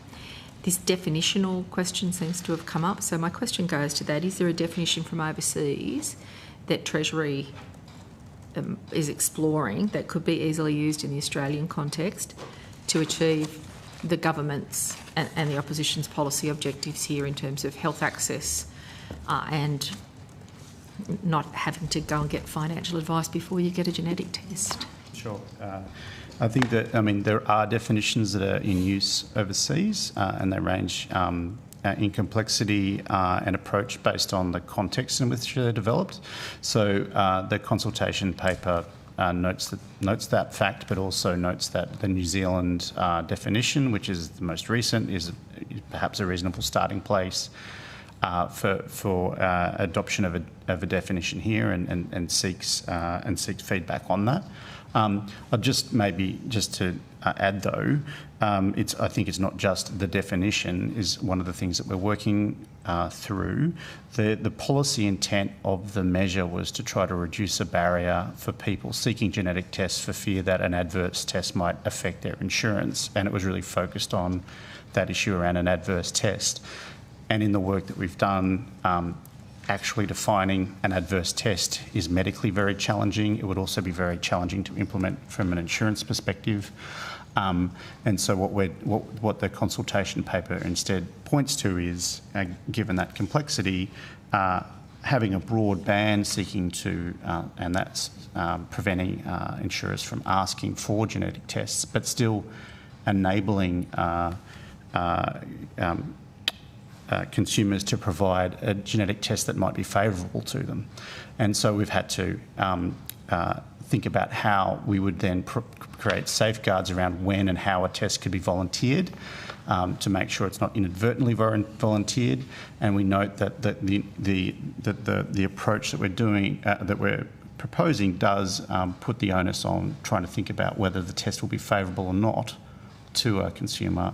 The onus of determining that is in their hands, given that insurers can't ask or prompt for a genetic test. So I'm delving into that issue just to try to unpack some of it's not just a definitional issue, but to achieve the policy intent, these are the sorts of things we're trying to work through as we get to draft law. Thank you, Chair. Thank you. We'll take the break as scheduled. I don't have advice from the Deputy Chair about whether we're still with Markets Group. We're still with Markets Group, so we'll come back to you after the break. And we will return at 5:26.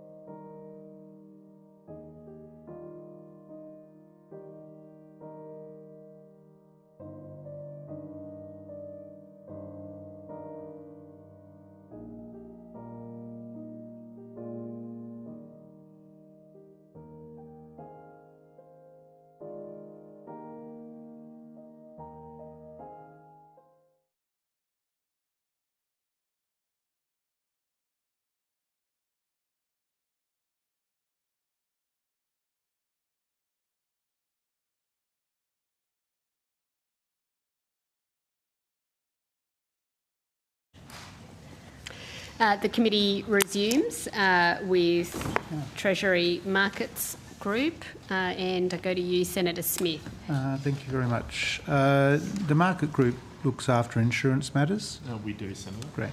Can you detail for the committee what work Treasury has done on the issue of insurance affordability and availability? We can. I'll ask Mr Preston, who's been heading up the recent task force work, to take you through that work, Senator. And the Insurance Affordability and Natural Hazards Task Force is a piece of work that you're responsible for or input to? Yes, within Treasury. So the Insurance Affordability Natural Hazards Risk Reduction Task Force was set up within the Department of Prime Minister and Cabinet, and that was to look at the range of factors that drive insurance affordability, and to look at a whole of government approach for how particularly risk reduction can lead to reducing insurance premiums. I think the key piece to recognise is that, as we've given in evidence to this committee in previous estimates, that rising natural hazard risk, partly related to climate change and also other important factors, are the key drivers of rising insurance premiums, and looking at mechanisms that can reduce that risk, mitigate that risk. So that's issues around in the Assistant Treasurer's press release relating to the establishment of that task force. So hazard risk reduction, community risk reduction measures, and then it gets to factors around how the built environment develops, where buildings are unable to occur. These are all, a lot of those drivers are in policy areas that sit outside the Treasury portfolio, and so that's why the overall task force sat inside the Department of Prime Minister and Cabinet to try to look across the levers at government disposal to try to provide advice to government on this issue. So my question was, what work has Treasury done? So we've been providing advice to government on a range of issues relating to insurance affordability. We are participants on the Hazard Insurance Partnership, which has been gathering data from insurers and informing NEMA's risk reduction work. That's probably a very high-level summary. We're at estimates, so I quite like to get into the details with the limited time that's available. So, advice on various issues. What are the issues that Treasury has provided advice on? One of the issues that was noted in the formation of the task force was near-term solutions regarding to insurance affordability. And we routinely provide advice on those sorts of issues anyway, but thinking about those sorts of policies that have been raised, things like the operation of the cyclone pool. So we've provided advice around the 48-hour rule, which relates to how long coverage in that pool relates to post-cyclone flooding. We've looked at policy issues around the use of that pool for other perils, so things like flood. We have looked at, we're aware of the role of taxes that get raised, for example, by the Insurance Council of Australia. We've looked at issues like issues around the, ability for consumers to understand and compare products within the market to try to make sure that they can find the insurance most suitable to them. So that's a range of the issues that we've provided advice to government on. So how is that advice provided? Is it a written document that a Treasury official takes to the task force discussion? Is it a written document that is circulated amongst other task force participants? We provided, so the Department of Prime Minister and Cabinet set up an interdepartmental committee, an IDC, and that met regularly. We shared information within that committee. We also provided advice, and other government departments engaging in that task force work provide advice directly to our ministers as well. Yep. So since the creation of the task force, on notice, can you just provide me the dates of the meetings of the IDC that Treasury officials participated in? I can take and and which Treasury officials participated in those IDC meetings? Yeah. And can you also, on notice, provide me with an exhaustive list of all of the matters that the Treasury provided advice to the task force on? I can take which will include some of the ones you've just mentioned. So what are from Treasury's perspective, what are the outputs of the task force thus far? So the outputs of the task force are advice, internal policy advice to government on policy options for addressing insurance affordability and natural hazard risk reduction. But Minister, I've not seen any outcomes. Have I missed something from the task force? I think the evidence you've just been given is taking you through all of the work that has been done. I'd call them inputs, say.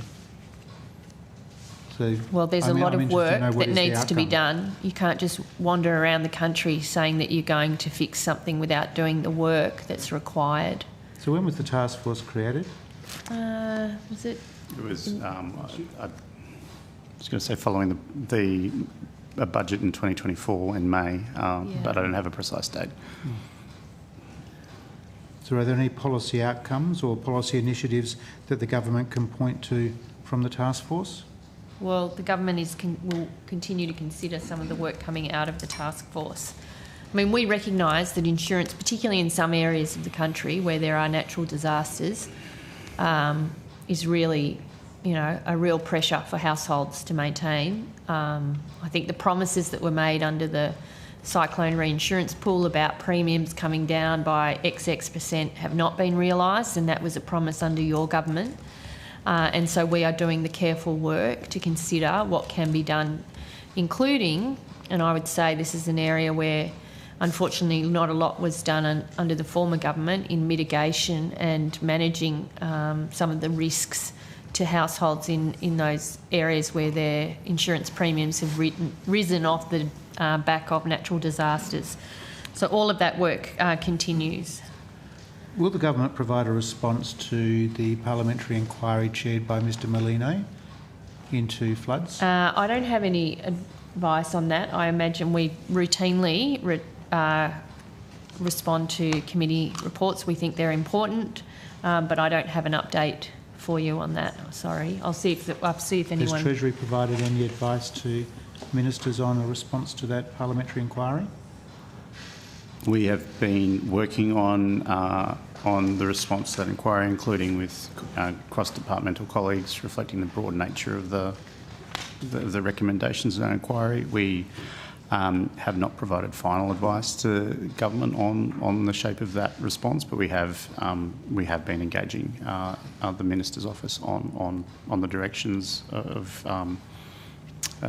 I'd say preliminary advice. Has it been a topic of discussion at the IDC? Yes. Thank you. Mr Preston, in your earlier evidence you sort of mentioned that some of the matters that advice had been provided to related to the cyclone reinsurance pool. So my question is, has Treasury modelled expanding the reinsurance pool beyond cyclone reinsurance? Yes. When was that modelled? That modelling was conducted last year. Last year? Yes. Yep. At the beginning of last year, the middle of last year? We did modelling at the beginning of... We arranged for modelling at the beginning of last year, and also there was 2 rounds of modelling at the beginning of last year, and then some... I'll have to take the dates on notice. Were there external consultants involved in that modelling exercise? Yes, there were. We contracted Finity Consulting. Mm-hmm. The model was undertaken to expand the cyclone reinsurance pool to what other types of insurance?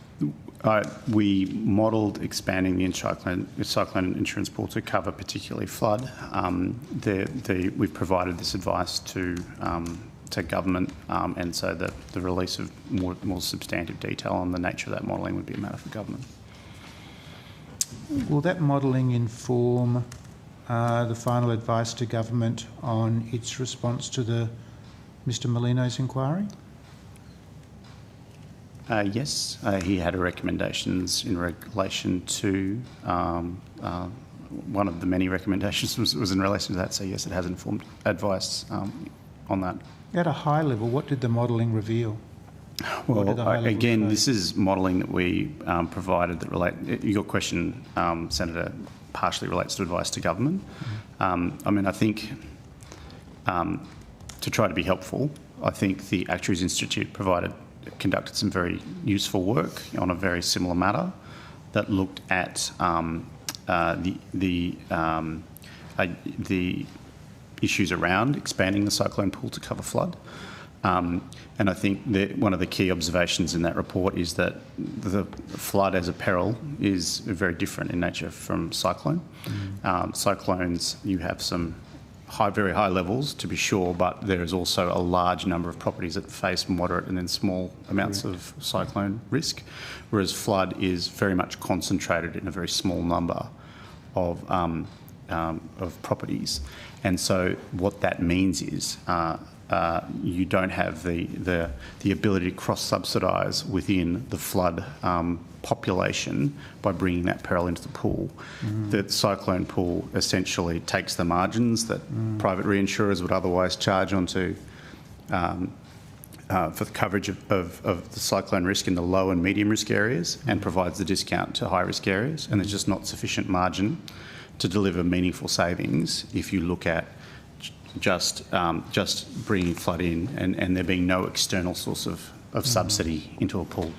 Was the modelling undertaken at a general level, or was the modelling undertaken by examining specific geographic areas? New South Wales, for example? I'd say, Senator, we constructed, the modelling was extensive. Sorry? The modelling was extensive and so well considered, but in terms of more substantive details, again, we've provided that advice to government, and I feel it's the role of government to release the substance of that modelling rather than going to the detailed estimates. So the modelling has now been provided to government? Yes. Right. Obviously with advice about possible policy pathways and initiatives? Yeah, yes.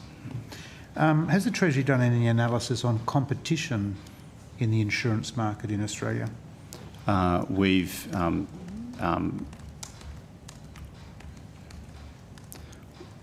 have monitored competition within the market, but I would not say that...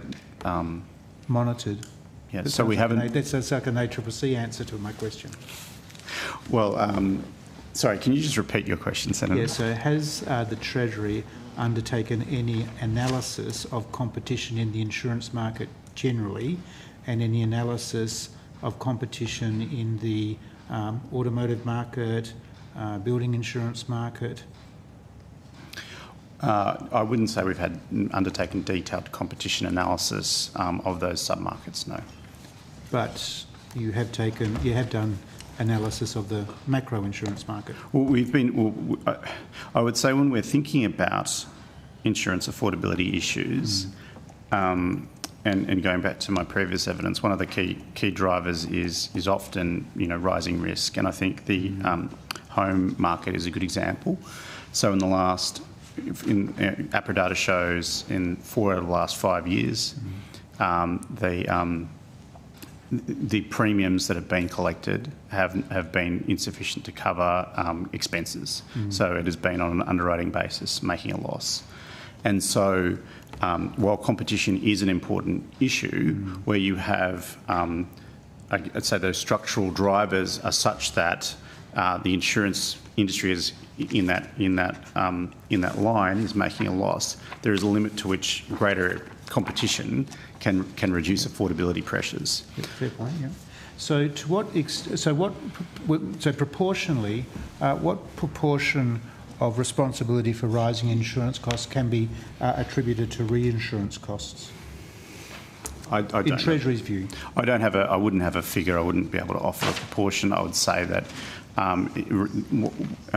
developments in the reinsurance market were an important feature of changes in pricing, particularly in sort of 21, 22, 23. Reinsurance, I'd say reinsurance rates have tapered in terms of how much they are driving affordability issues, particularly in relation to natural hazards. That said, as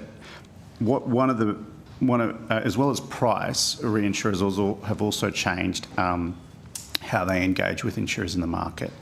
They have increased, what in technical term, their attachment points, which means insurers now have to wear more of the first piece of risk of any given disaster, and generally have limited the number of different disasters that they will cover in a given year. And so what that means is if you have a year where there's relatively benign weather, because insurers are bearing more of that risk, they will have a higher profit than previously. Whereas conversely, if it's a more particularly more frequent adverse weather in a given year, they will be more adversely affected because they're wearing more of the risk than they were previously. But of course, population density matters as well in terms of insurance coverage and the extent to which an insurer might be liable for payouts. Well, I mean, there are a range of factors that drive costs in the insurance market, and reinsurance is an important one, but it is but one. So in the Secretary's statement this morning, in his opening statement, he says, we've also passed the peak in insurance inflation. Growth in insurance premiums moderated for house, home contents and motor vehicle insurance as a result of easing reinsurance replacement and repair costs. So that's a view that's been informed by your analysis? That's informed by our analysis, and I'd say stakeholder engagement, analysis of various market research firms. Thank you. That's on the insurance. Thank you, Senator Smith. Just a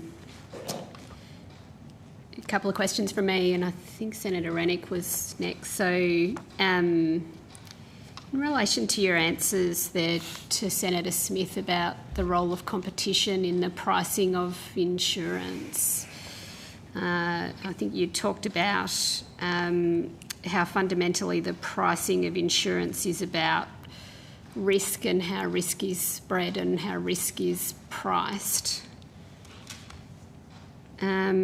Would a divestment strategy that potentially increased the number of players in the market, would that lead to lower risk, and therefore would it lead to better insurance prices? Senator, I think we need to be a little careful after this morning's conversation about giving advice on some policies. But as Mr Preston outlined, some of the key drivers of pricing when it comes to insurance goes to the level of risk, the size of the pool that risk is shared across, but also the replacement value of the products that you're trying to cover as well. So as home prices go up, motor vehicle prices go up, that'll be reflected in your insurance premiums as well.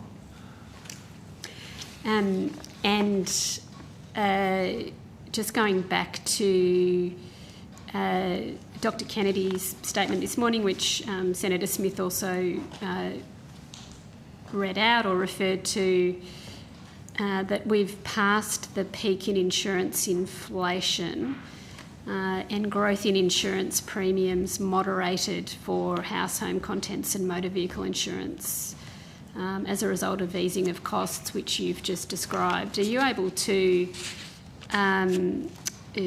tell us more about those trends, I guess? So we've passed the peak in inflation in this area, and growth in premiums has moderated. That doesn't mean they've come down, it means that the growth has moderated. But what are you able to tell us about that trend? Sure. I mean, I think the latest quarterly increase of 1.1% was the lowest since 2022, but it is still an increase. So I think it is, as the Secretary described, it's a moderation of growth. Going to some of the points I was making before about where sort of the market's at in terms of, I guess, measures of premiums earned versus payouts.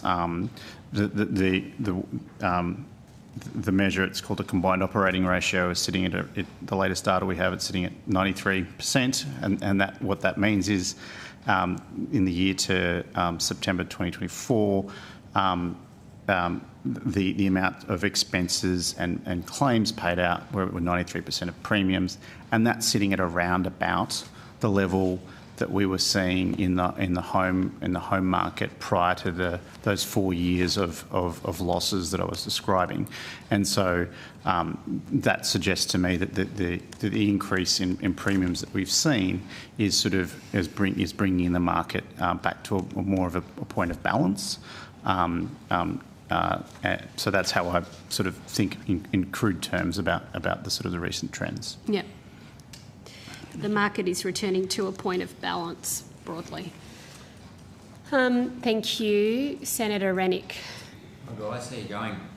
I just would like to raise the issue of the Chair of ASIC raised this morning. He's going to start looking into dark pools. Is that something, how would you work with ASIC on dark pools on the ASX? Is that something... Dark pools. Dark pools? Yeah. Private markets? Yeah, private markets, but trading, yes, things like that. How would you interact with the ASX and ASIC on that? So ASIC is one of our portfolio agencies that I've got responsible for. We often have conversations with ASIC about these types of things, including the Chair's view around private markets. Some of the issues that is raised as part of that discussion paper, where I understand he's looking to elicit conversation from the market to understand what are some of the concerns that are out there, what does it mean for transparency, what does it mean for liquidity and some of those other issues. Yeah, sure. Yep. Okay. No, I'm just curious to know how you interacted with ASIC on that, that's all. The other thing is, I know Senator Bragg raised issues before about Bitcoin and the proposed regulation for Bitcoin. I'm myself not a Bitcoiner, but I just find it a little bit hypocritical, because one of the things about Bitcoin was that it was supposed to be sort of free from, it's always the free traders that sort of push this stuff, and they're going out there, but now they suddenly want rules to protect them. Why should the government put in rules to protect people that use Bitcoin, given that it's pretty much... I'll ask Mr Kelly. Yeah. Senator, so like the regulations, or the regulatory reforms we're looking at aren't about regulating Bitcoin, but as you say, they go to platforms through which people trade or hold Bitcoin, so kind of custodial arrangements and digital wallets. So the earlier work we did a year or two ago, kind of looking at what regulations may be needed, pointed to those platforms as the kind of key area where very large losses that had happened that had affected Australian investors in Bitcoin and other coins. And so that got to issues around fraud and security controls and the way they operated. So that's why we're looking to regulate that slice of the market that sits above the coins themselves.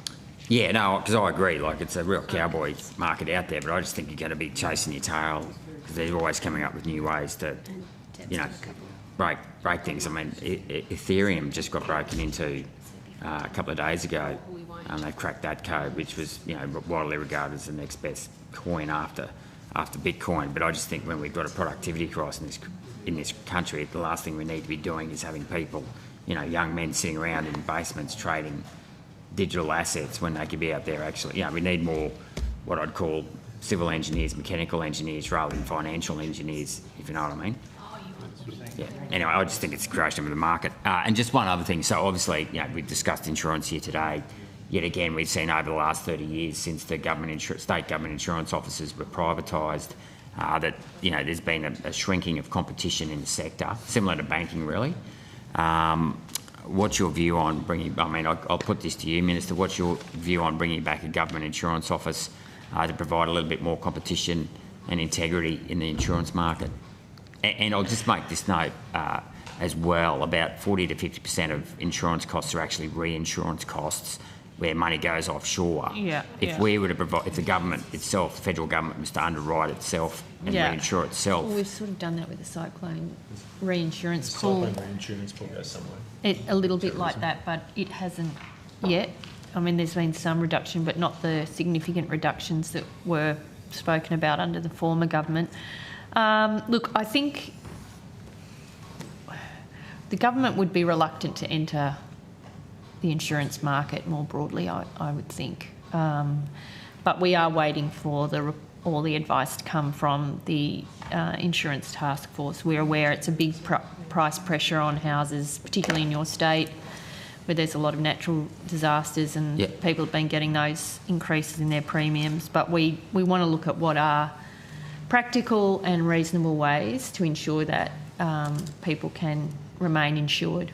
Yeah. And part of the government's role, really, I think if you talk to the insurers and councils, is to support some of the mitigation efforts, the flood levies and the roofs and doors being able to be locked down, and garage doors and things like that. Queensland has a program. I think the state government has a program that we've supported. That's actually where you can see significant reductions of 15% in some cases where you've actually been able to have that remediation work done. Right. Okay. Cheers. Thank you. Thanks, Chair. I think I'll move to 5-minute blocks at this stage because I've had indications that people don't have a lot of questions. I'll go to Senator O'Neill, see how we go. Senator O'Neill. Thank you. The recently passed SPF bill takes a whole of ecosystem approach to combating scams with the ability to designate future sectors. I've just got a couple of questions. I might sort of bundle up three of them together and give you a chance to respond. Why is a cross-sectoral approach so important? How will the SPF drive meaningful change across the digital ecosystem? And will the framework lift consumer protections, and how does it do that? Thank you, Senator. I'll pass to the team that's been working on this. I mean, one of the important points to make out, though, with this is that scams are a ubiquitous problem that are not confined to one particular part of the sector. So a typical say investment scam may be on Facebook, so you've got a social media element of it. It might be perpetrating a bank, and it might affect somebody's investments. So there are multiple participants within the system, which makes it important to make sure they're all in the same place as part of the framework. But the team have been working on it. I'll ask to answer your three questions. Thank you. Thank you, Senator. My name is Shelley Davis. I'm Director in the Scams Task Force in Treasury. So I just sort of build on what Mr Philp has said, that typically a consumer who's target of a scam will encounter an experience across multiple sectors of the economy, and so the government has been building a framework that takes account of that pattern of scam behaviour and looks to improve the protections and obligations on industries across those various sectors so that there are better protections at every point through which a scammer might look to target an individual. Now, we'll have to ask you to repeat the next parts of your question, sorry. So the ecosystem is the fact that they touch multiple points and they find whatever way they can get there. Any vehicle will do for them, right? So we've got to get across that. How will the SPF drive meaningful change across the digital ecosystem? And will the framework lift consumer protections, and how does it do that?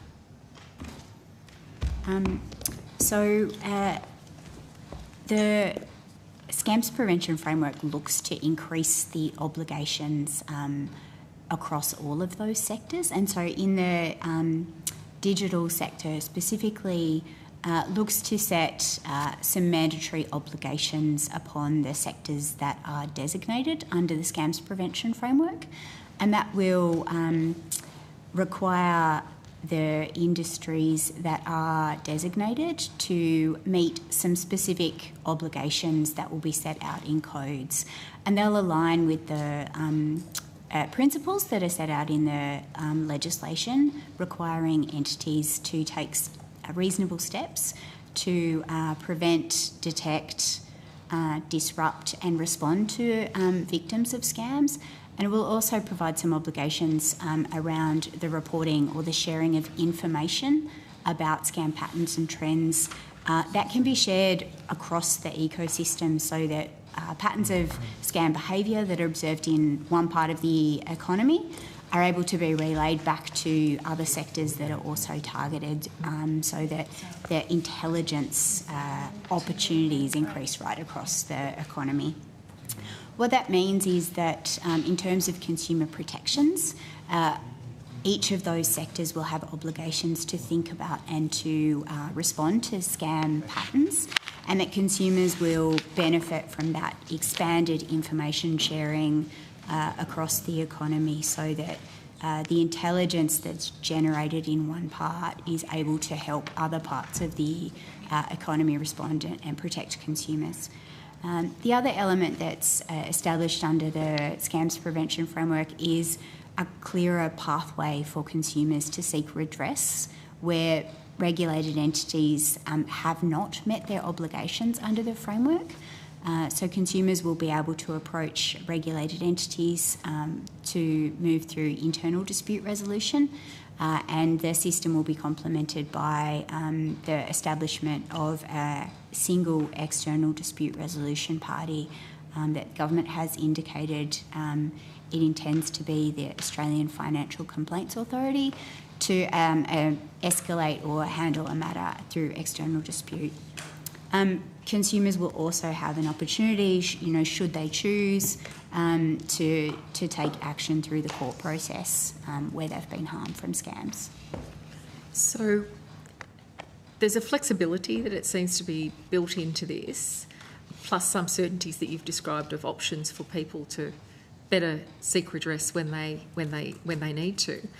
Why is it important to have a degree of flexibility to allow the government to evolve, I suppose, alongside the scammers?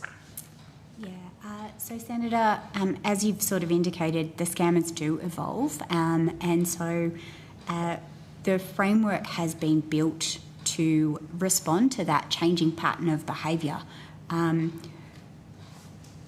What it allows is for the government to consider changing patterns and experience over time, and to be able to designate additional sectors or update codes to respond to changing patterns of behaviour. So the framework has that built-in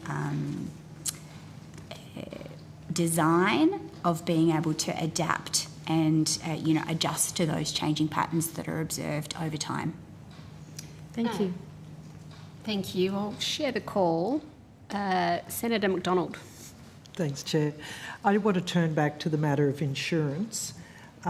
Somebody made the comment, I'm sorry, I don't remember which official made the comment, that the cost of insurance was, what was the word that was used? Moderating, thank you. Have you taken into account, I was in Ingham after the floods a couple of times in the last few weeks. In the Ingham Main Street, only 2 businesses were able to obtain flood insurance. So when you say the cost of insurance is moderating, have you modelled the number of businesses and homes that have been de-insured? Yes, we also can ask Finity to conduct some modelling on availability of underinsurance.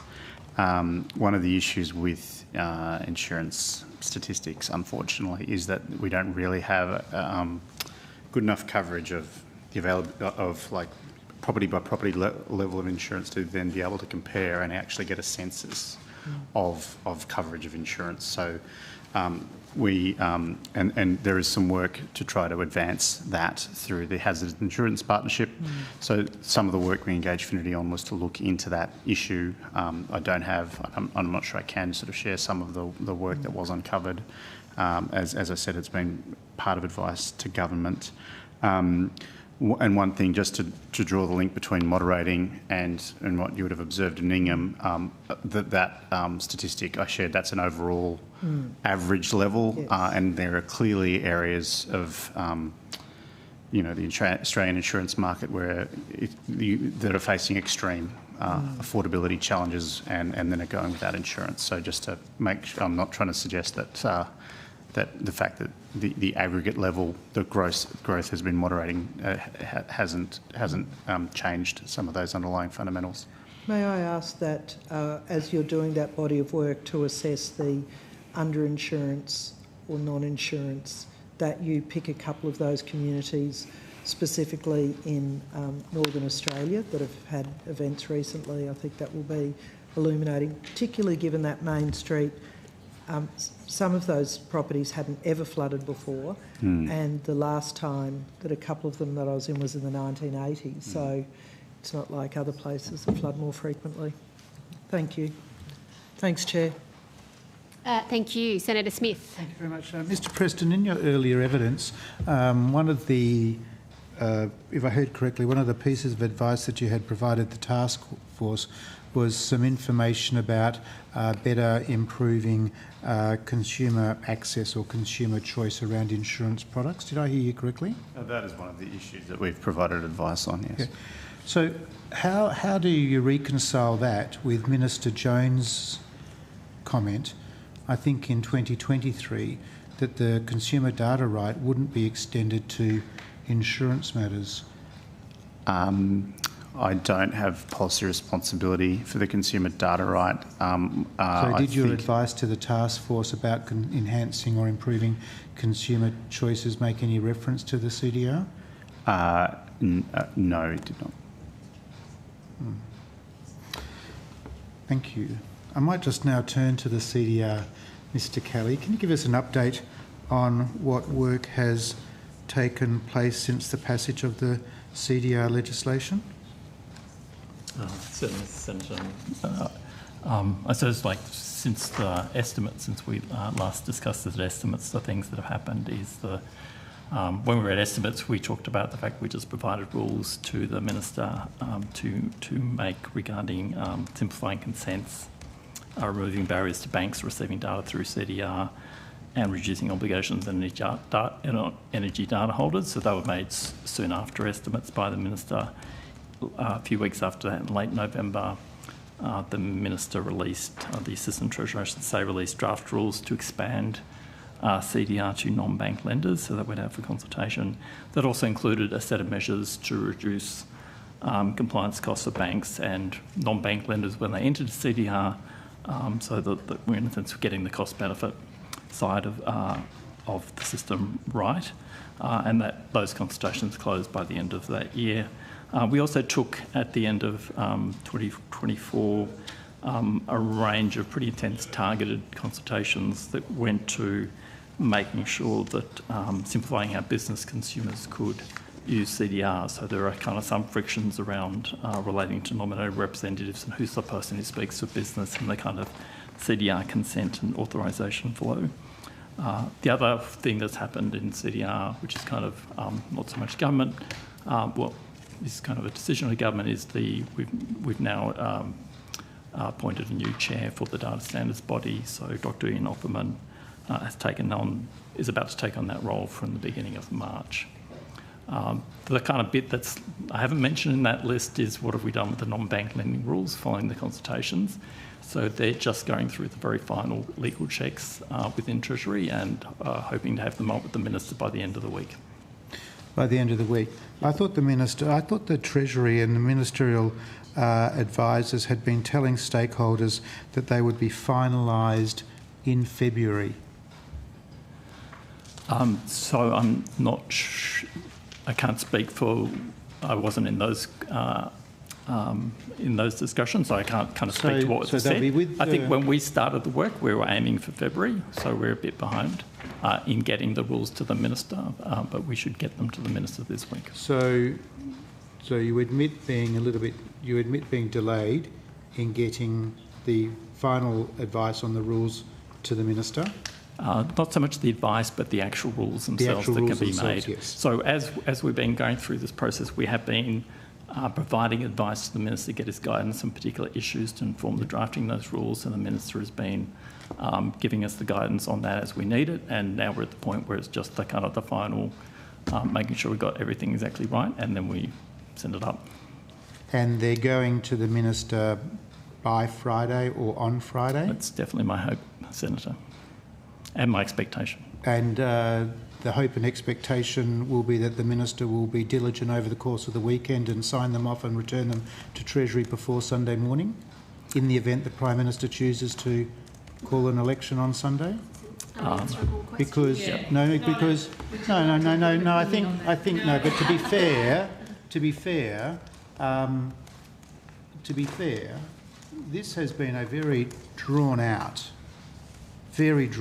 process, and stakeholders have been constantly frustrated by constant delay in these CDR matters, so much so that the Senate itself had to put the CDR bill back on the legislative notice paper and then force a vote in the Senate to get us to the point where the final rules may, with hope, anticipation, go to the Minister on Friday, and then nothing will happen because an election may happen or may not happen.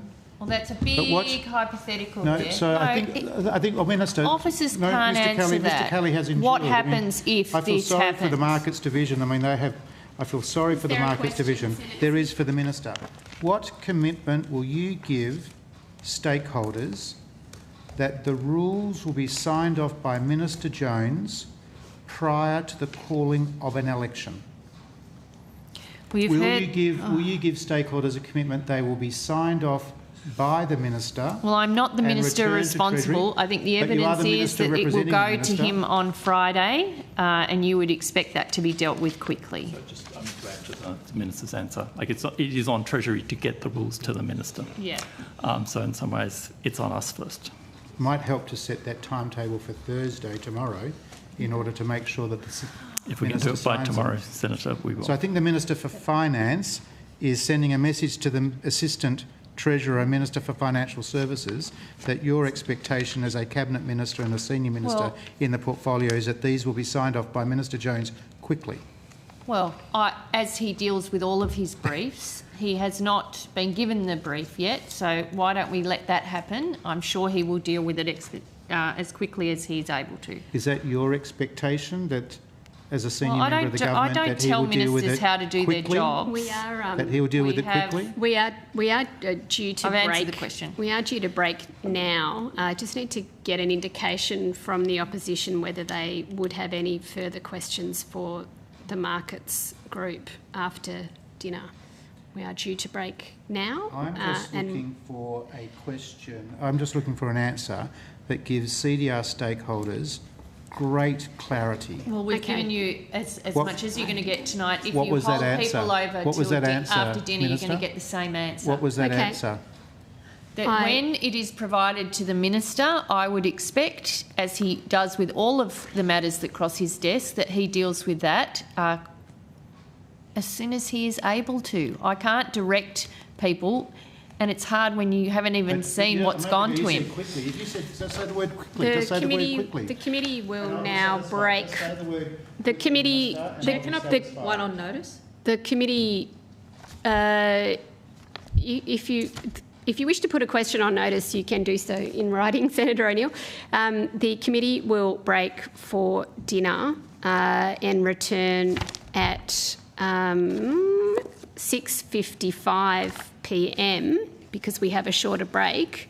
I need some advice from the Coalition as to whether I'm able to now release the Markets Group, or are they returning after the break? We might be able to. We'll be able to give you that advice when we return from dinner, yes. They'll return from dinner, yep. We will return... The whole of the dinner break. We will... That's not usually how we deal with this committee. I mean, if you have no more questions, then surely officers can be released. Minister, I was looking for a clear commitment that Minister I've given you a commitment. I've given you a commitment as much as I can. I'm not the Minister that signs it off. The information hasn't gone to the Minister. He may have questions. I don't know. He should deal with it, and I know he will deal with it as quickly as he can. So we will now break for dinner. We're a little bit later. We will return with the ACCC. I'm not in a position to... We will return with the Treasury Markets Group and we'll return at 7 p.m.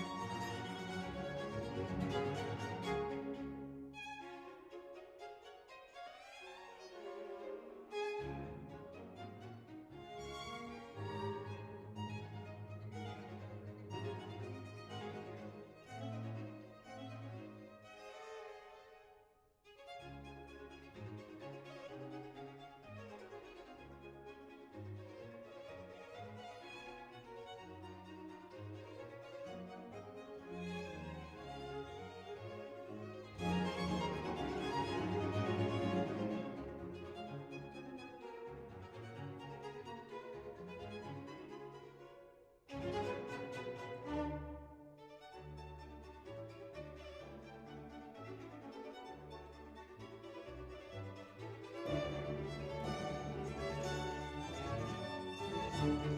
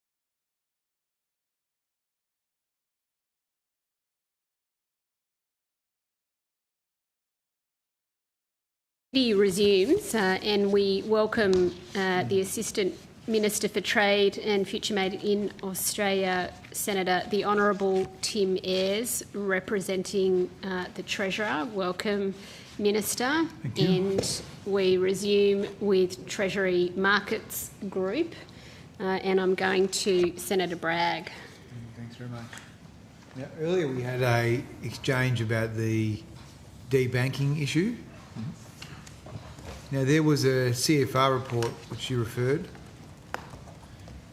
So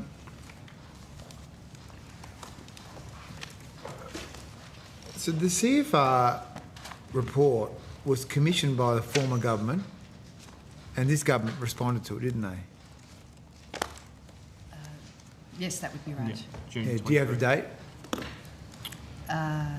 Sorry. 2023 maybe? June 2023. 23, yeah. That was when the report was released. And which, was it the Treasurer or the Financial Services Minister? The Treasurer received the report. Treasurer. From the CFR. Treasurer. Okay, because I've found it was a very good idea to have the CFR do this piece of work, actually. And I'm sure they did a good job. So it says here the government agrees to the recommendation around data collection. That was recommendation 1. It says here Treasury will work with APRA and the 4 major banks to design and scope the voluntary data collection to ensure the data collected is useful and the process is iterative. So your answer before was that there was no data. My question is there really no data?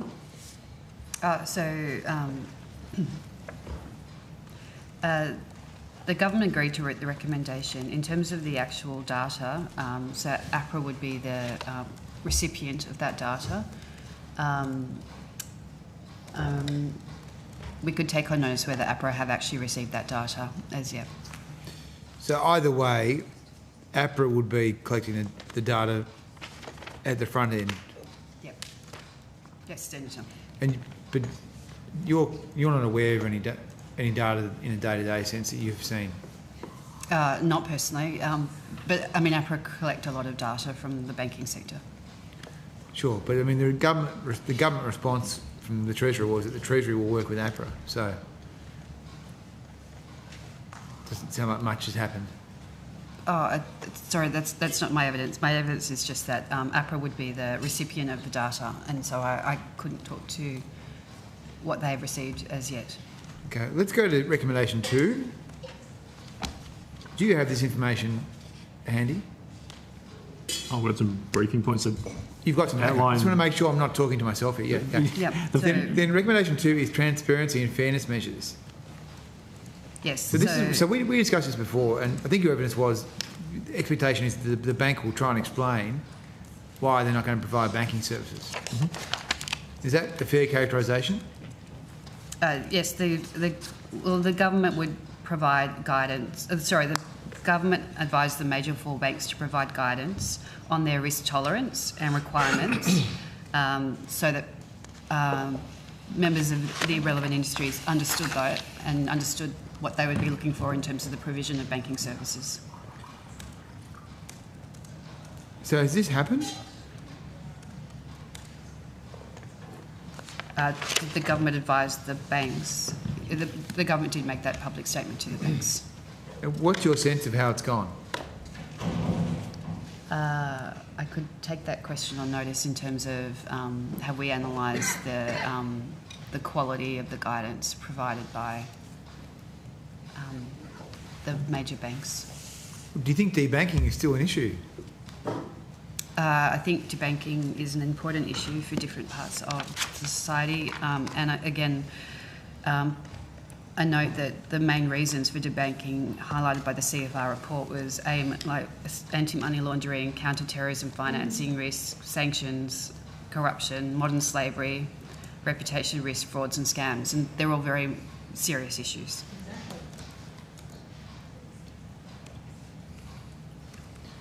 Okay. Well, I think we'll need your information on notice because it's not clear to me. I mean, is there a measure that the government is deploying to determine whether its communications to banks have been successful? No, we can take those questions on notice. Okay, my sense is it is still an issue. My sense is it is still a real issue. So we look forward to that. Can I ask, so who is Minister Jones? Has he gone to the Finance Minister's meeting? In South Africa? Yeah. Yes, he has. Okay, when is he back?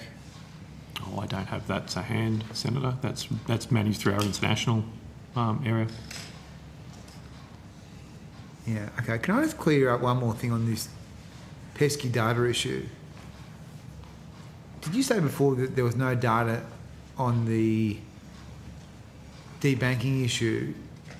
There's been no new data collected since 2022. Oh, sorry, I said I personally wasn't aware of no data. Yeah. Given that APRA would be the recipient of that data, that doesn't mean there hasn't been data collected. Okay, thanks for clearing that up. I think that's it. I think Senator O'Neill had a question from Markets Group, which I'd asked her to put on notice just for time, but given that you've come back, Senator O'Neill. Thank you very much.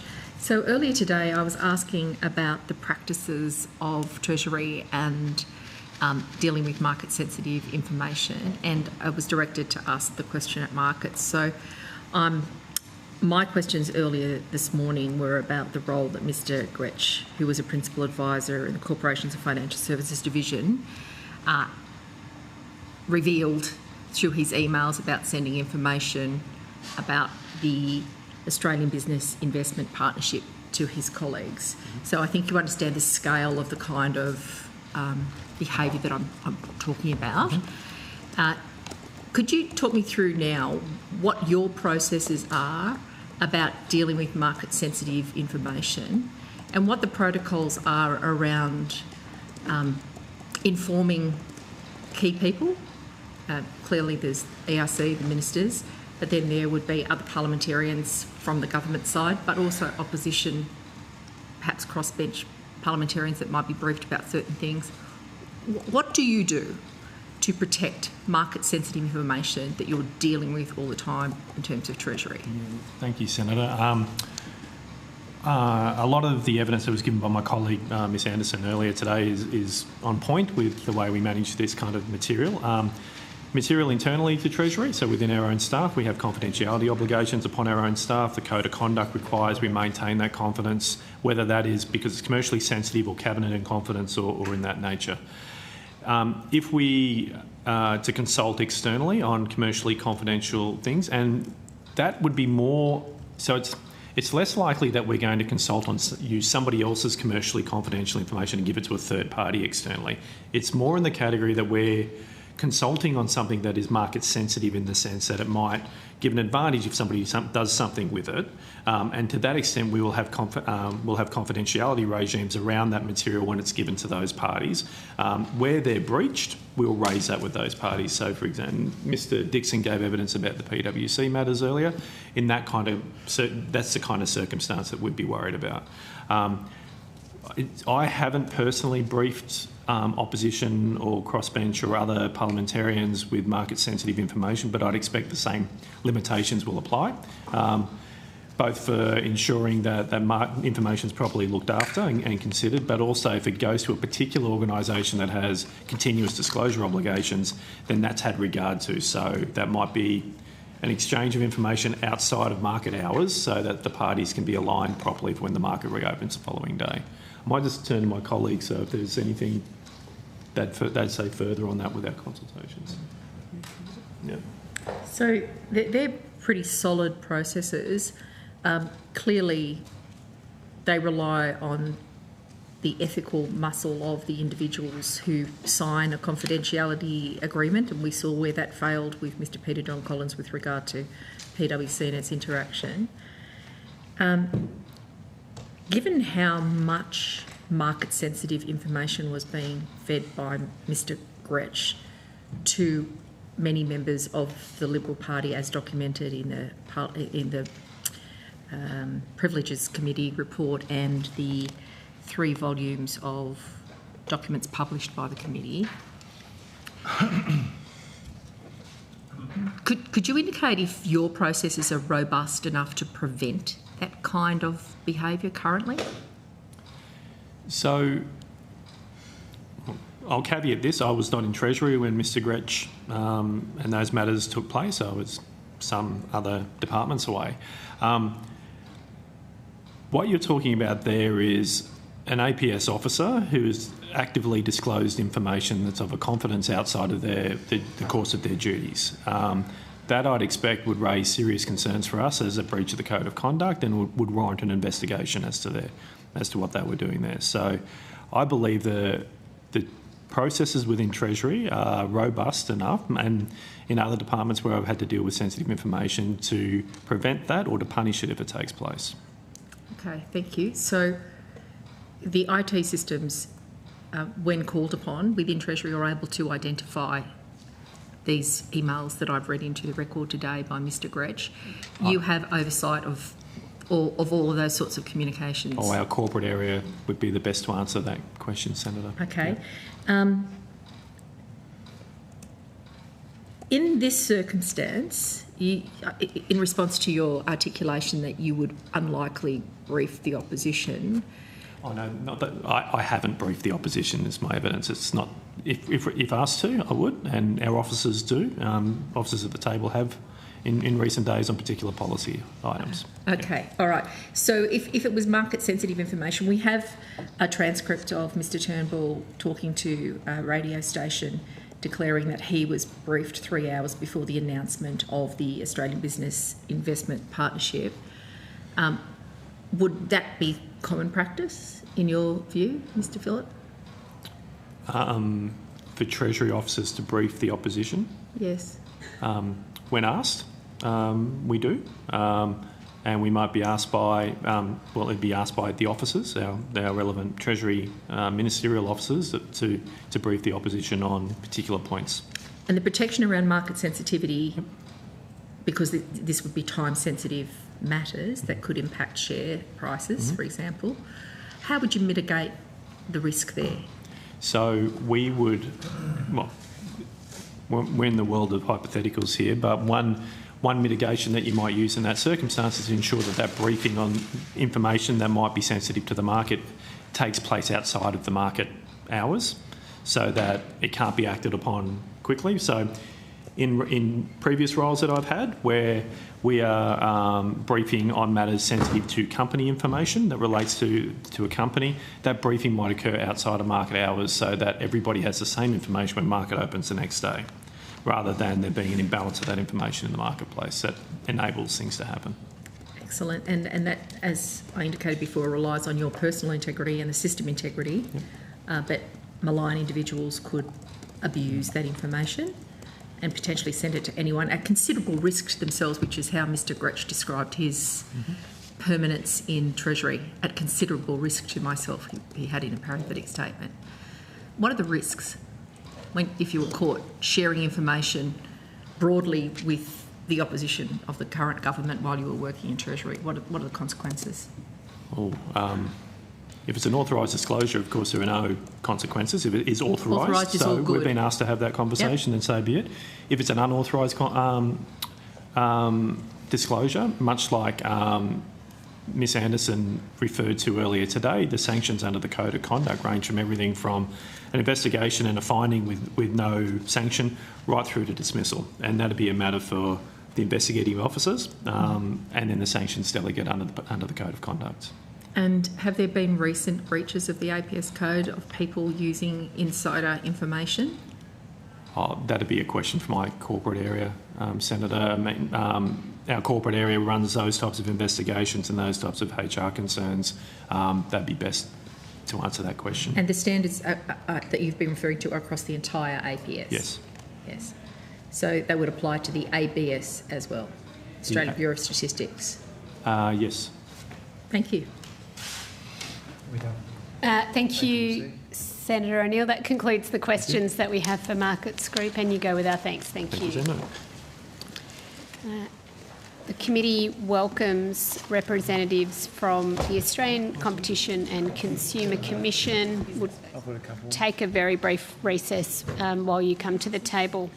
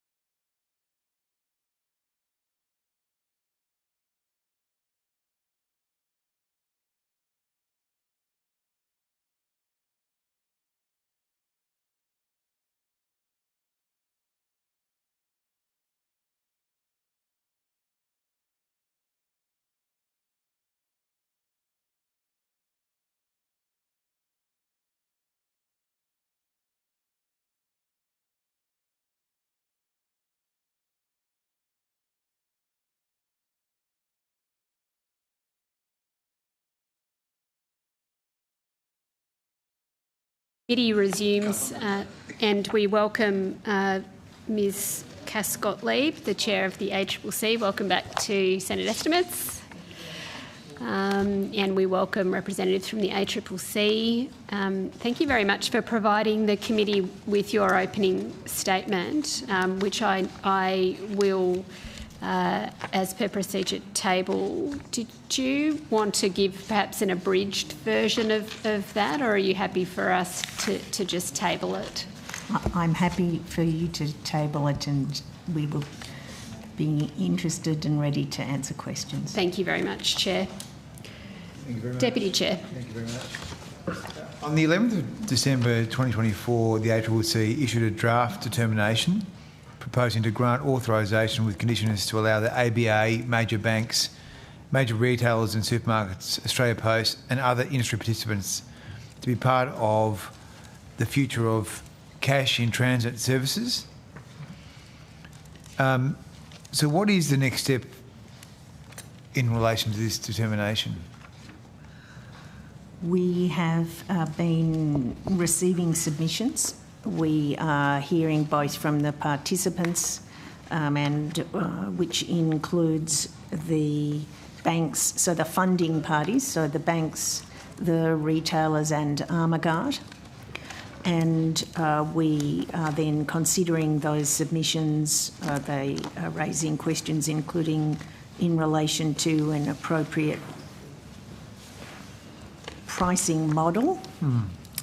And we are also seeking to ensure that we get information and material from regional rural groups, small businesses, and we are very conscious, and we have made clear to the parties that we do want to see the continuation of access to cash broadly, not solely in larger metropolitan areas. Were there any issues with the approval of the merger of Armaguard and Procedure?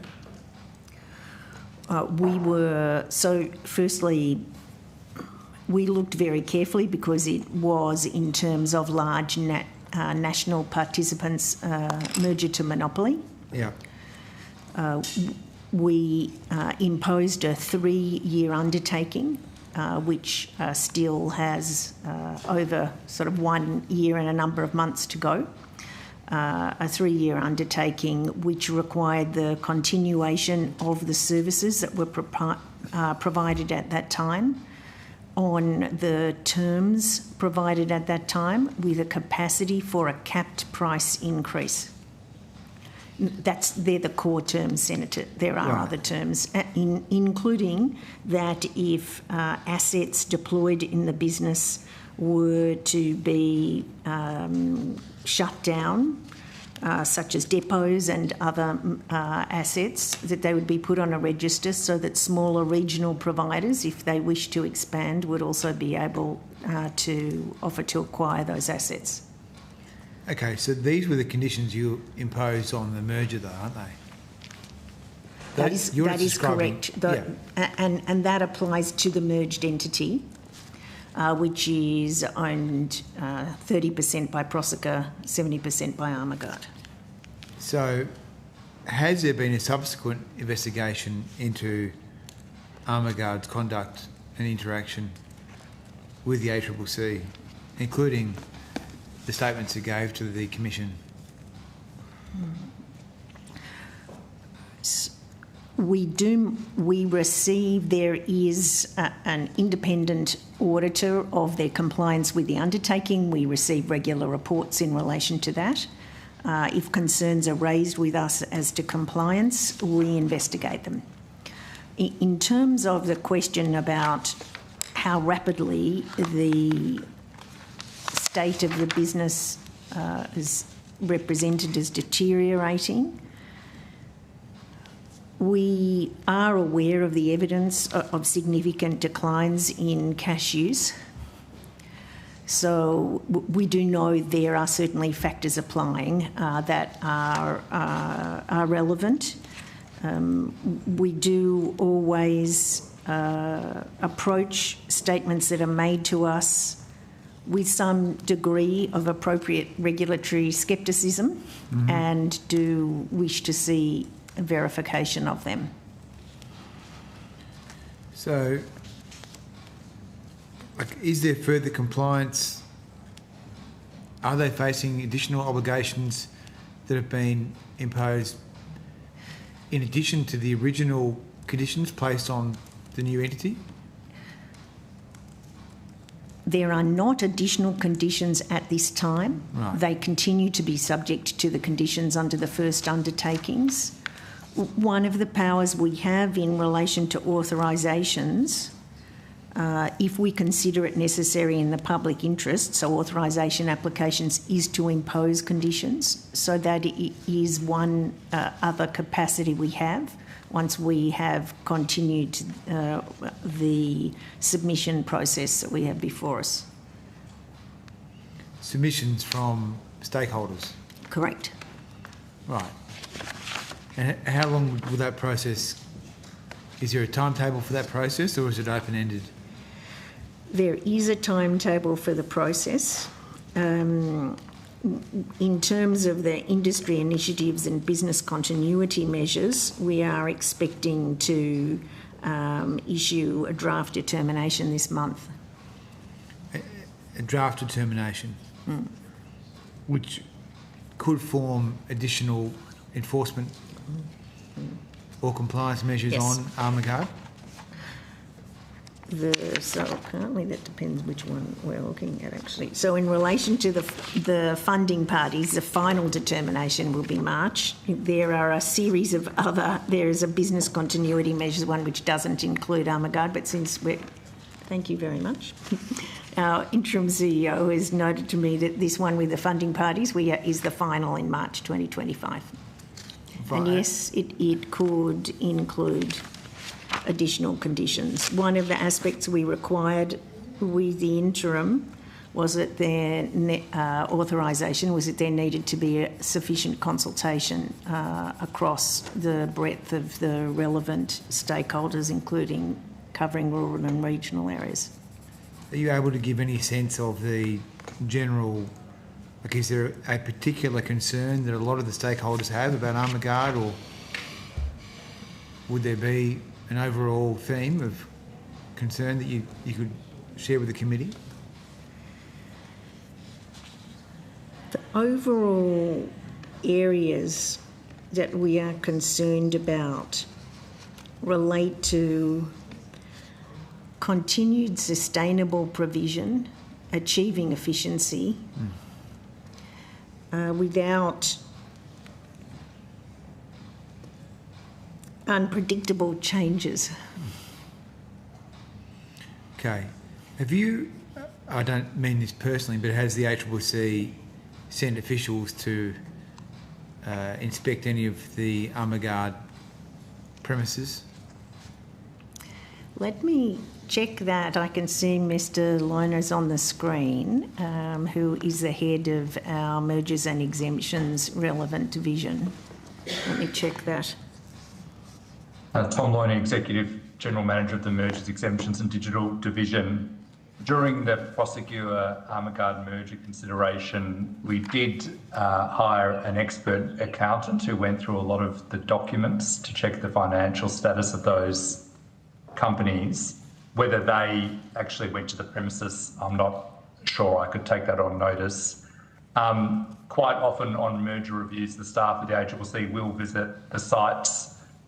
That's to check, things like equipment and the capital assets of the entity. I can confirm it on notice, but from my recollection is that yes, there was a site visit to look at cash depots on that matter to inspect them, and that helps with the assessment of the competition issues. Okay. Well, just finally then, Chair, is the ACCC looking at Armaguard in the context of any other investigations?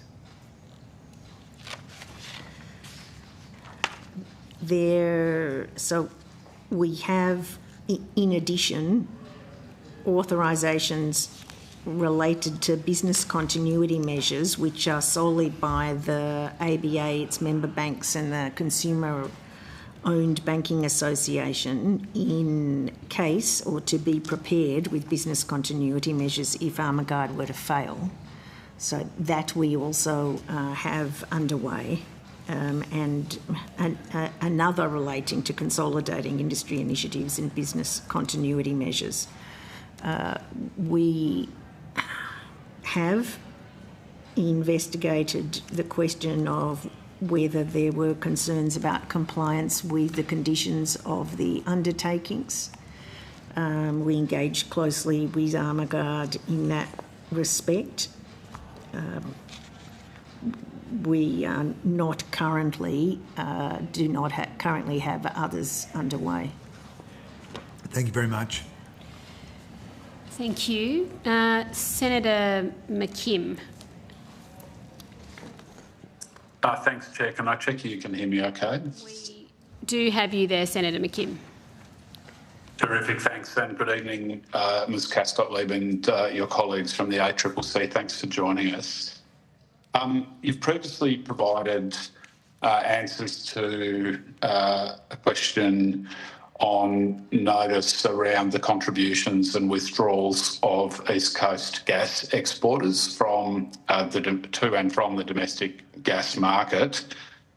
Thanks for providing that important information. I've just got some follow-up questions. Firstly, you provided a table in that question on notice, headed Queensland LNG producers' net contributions to the East Coast gas market. Could you just talk the committee through, please, how you define export gas and domestic gas for the purpose of creating those figures? And I guess I'm wondering if the way you arrive at some of those figures is just basically adding up all the volume in export contracts and then subtracting the contracted amount from projected production levels. Is that the way you arrive at those figures? Thanks very much, Senator McKim. So the answer that we provided looked to the extent of the information and data that the LNG producers had provided to the ACCC, looked to their contracted sales under LNG contracts from an export point of view. Also looked at the extent of purchases. Okay, thanks. And the purchases that they had. So firstly, did you have visibility provided to you by the companies? We did. We used mandatory information collection powers. All right, thank you. So that gave you certainty around the contracted amounts. Is that accurate? It is, yes, it is. And they provide them on a forecast basis and then subsequently on an actual basis. Okay, so to arrive at the line at the bottom of the table, the net contribution figures, which I know are all negative in the table that you've provided, you take the contracted amounts and do you subtract those contracted amounts from the projected production of East Coast gas?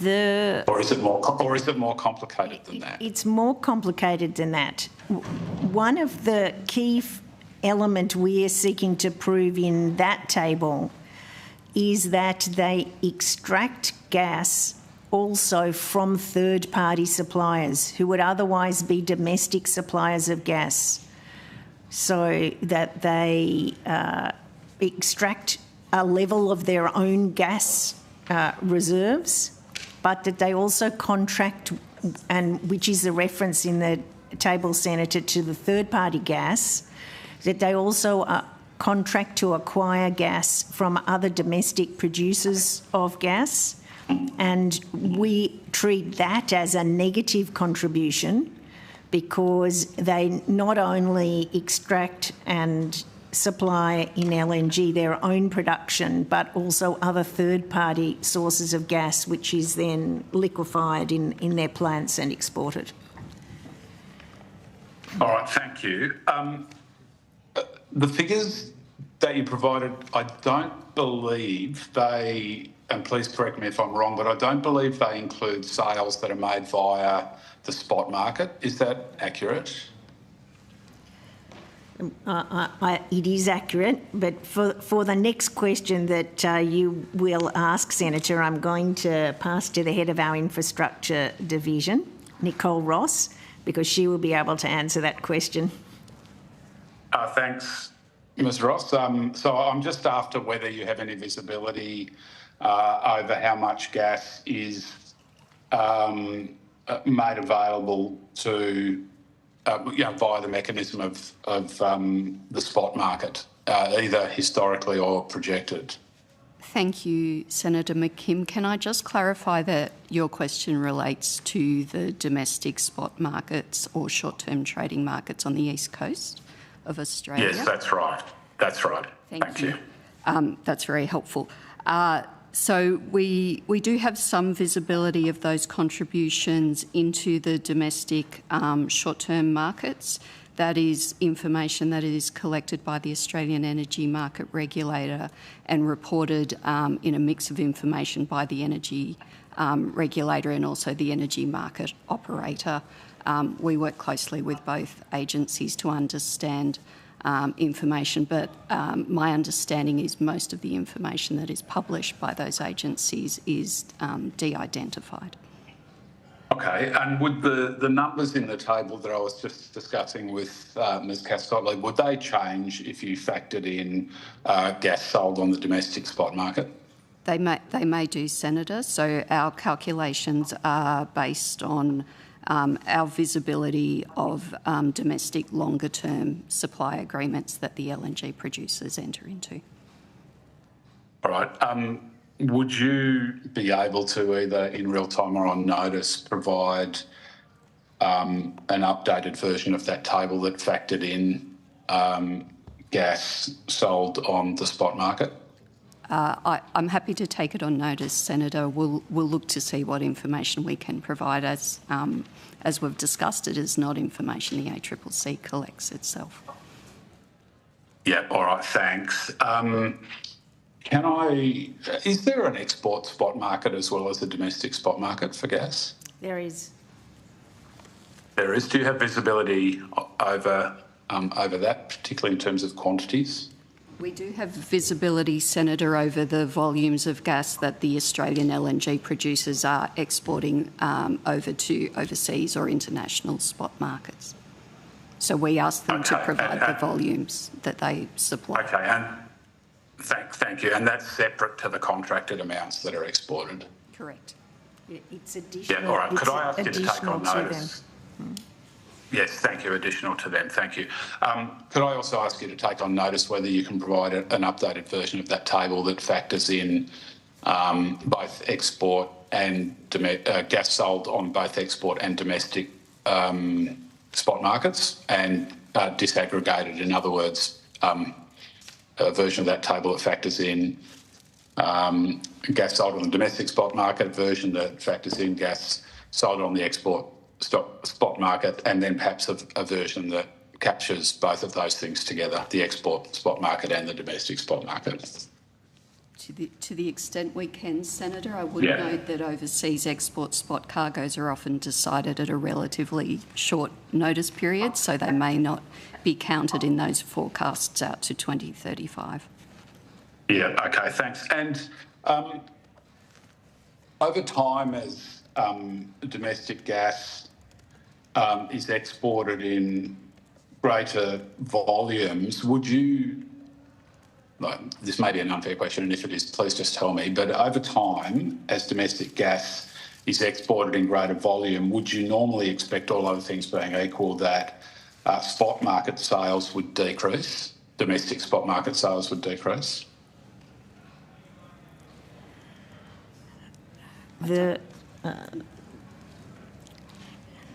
On a supply and demand basis, we would, Senator, because where there is less gas available on such a basis, then yes, we would expect so. The periods when we saw high proportion of sales in spot markets, for example, were periods such as when there was excess production of gas unable to be processed in the LNG plants, and also when there was ramp gas before there was a capacity with the trains to take. So in essence, it was periods when there was more gas available than was being part of the export cargoes. Thank you. Santos's Gladstone LNG terminal has contracted to sell more gas than they can actually produce.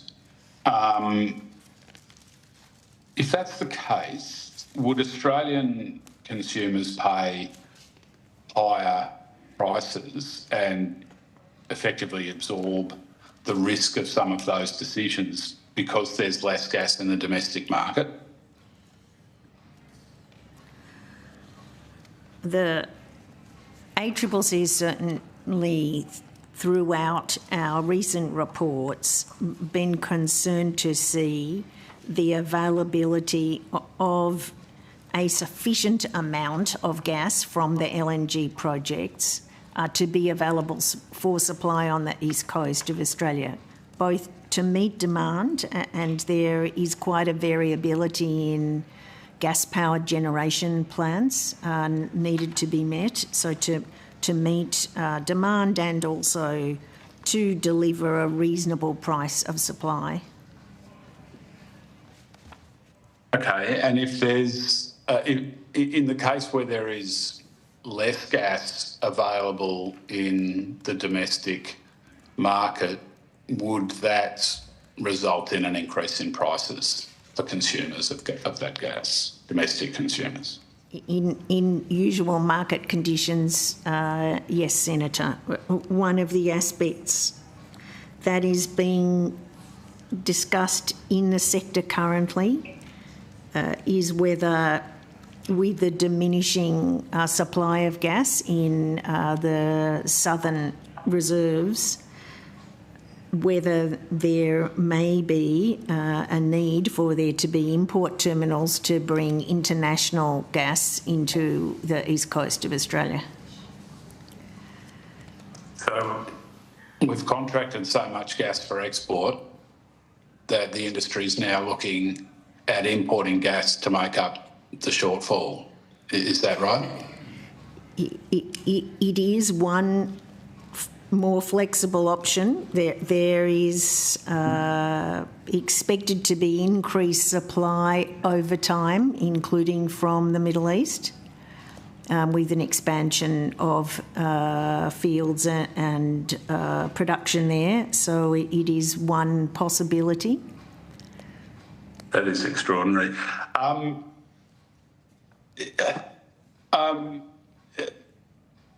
Late in the last decade, I think it was around 2017, competition authorities in Japan pushed for the removal of destination clauses so that an oversupplied Japan could on-sell surplus gas to Europe or Southeast Asia.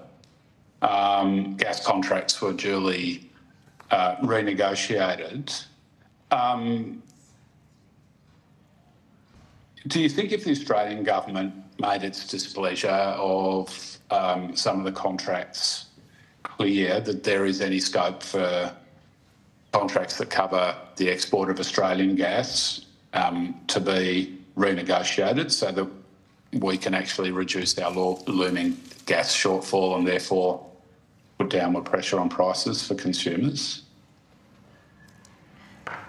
We are aware there are foundation contracts with major purchasers in both Japan and Korea who are important trading partners.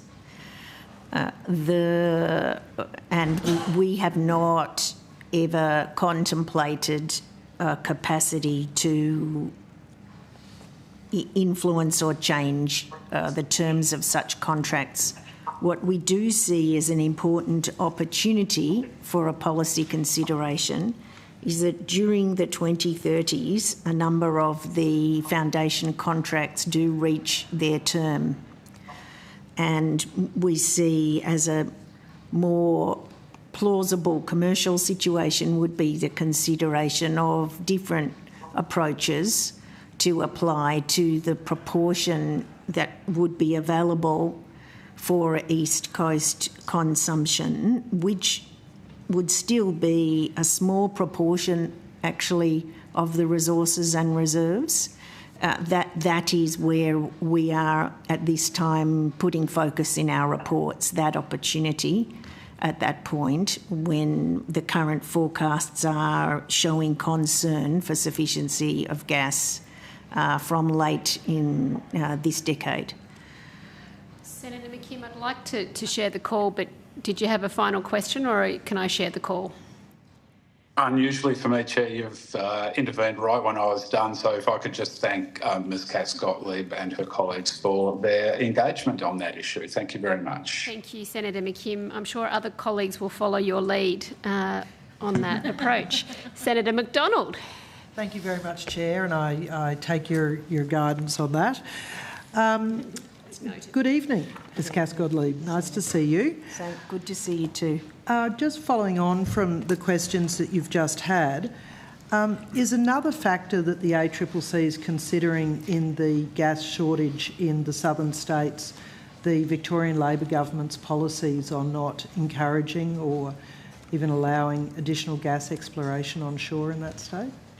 We have been recommending, Senator, for a number of reports that any mandatory moratorium in a number of states be lifted so that there could be a proposal by proposal consideration to enable new supply in the southern states which are facing quite significant supply shortfalls.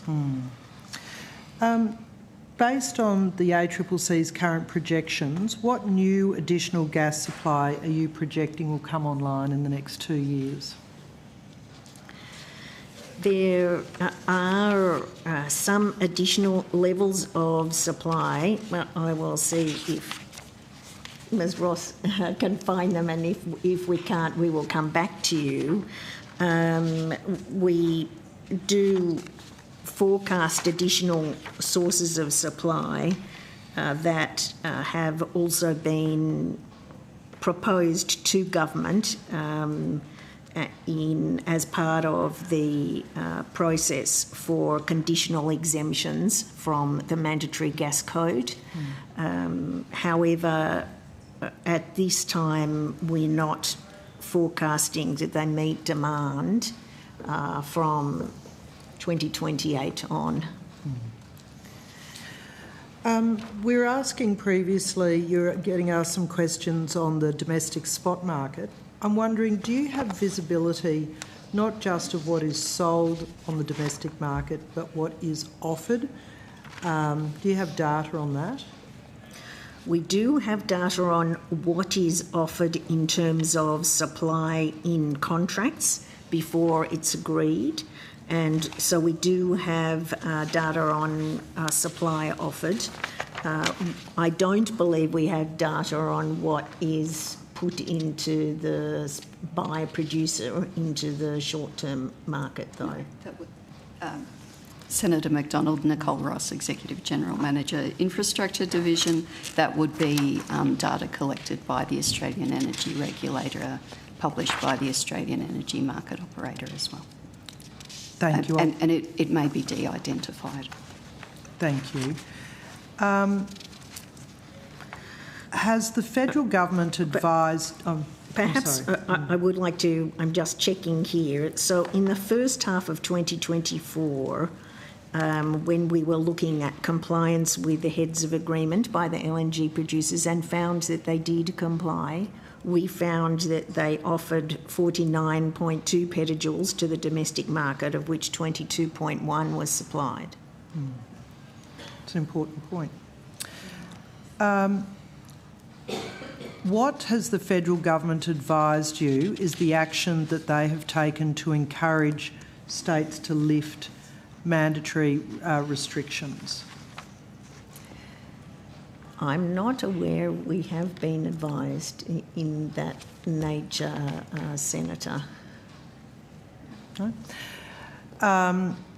Do you factor in approval delays? And if so, how have approval delays impacted on your previous projections? We have taken into account the projections that we give are based upon the producers' own projections to us of their estimates of when they are going to be able to bring gas into production, so to market. So it is using their estimates on approvals. We have made recommendations pointing out the problem caused by lengthy approval times. So has the federal government satisfied you that they have the policies and approvals in place to ensure that there are no gas shortages by 2028? We are aware of both the policy relating to bringing an overall management of gas, also the recommendation that there should in effect be a gas overall system program in the manner in which there is for electricity, and we have strongly supported that there should be new overall system, both forecast and programmed, to bring more gas to market. Thank you. Just to change gears, when you use your mandatory information access powers, what commitments do you give to the security of that information? What are your obligations? So we receive the information from producers and from the parties, subject to confidentiality obligations. We then go through processes of consultation before information is produced and published. We do have an overriding capacity under the relevant power that after considering, and we consult closely and we take much time to do so, that if a party producing information has submitted that it is competitively sensitive, we are still have a power, if we are satisfied it's in the public interest to publish it. But we do a very careful process. We frequently listen to submissions and make amendments to what we propose to publish, but if we consider it is important for the public to know and to inform policy deliberations, we do have the power still to publish. Okay. With reference to paragraph 3 on page 89 of the Treasury Portfolio Budget Statement, it states the ACCC and AER share staff, resources and facilities. Can you tell me what data gas producers are required to share with the ACCC that is different to the data that they are required to share with the AER?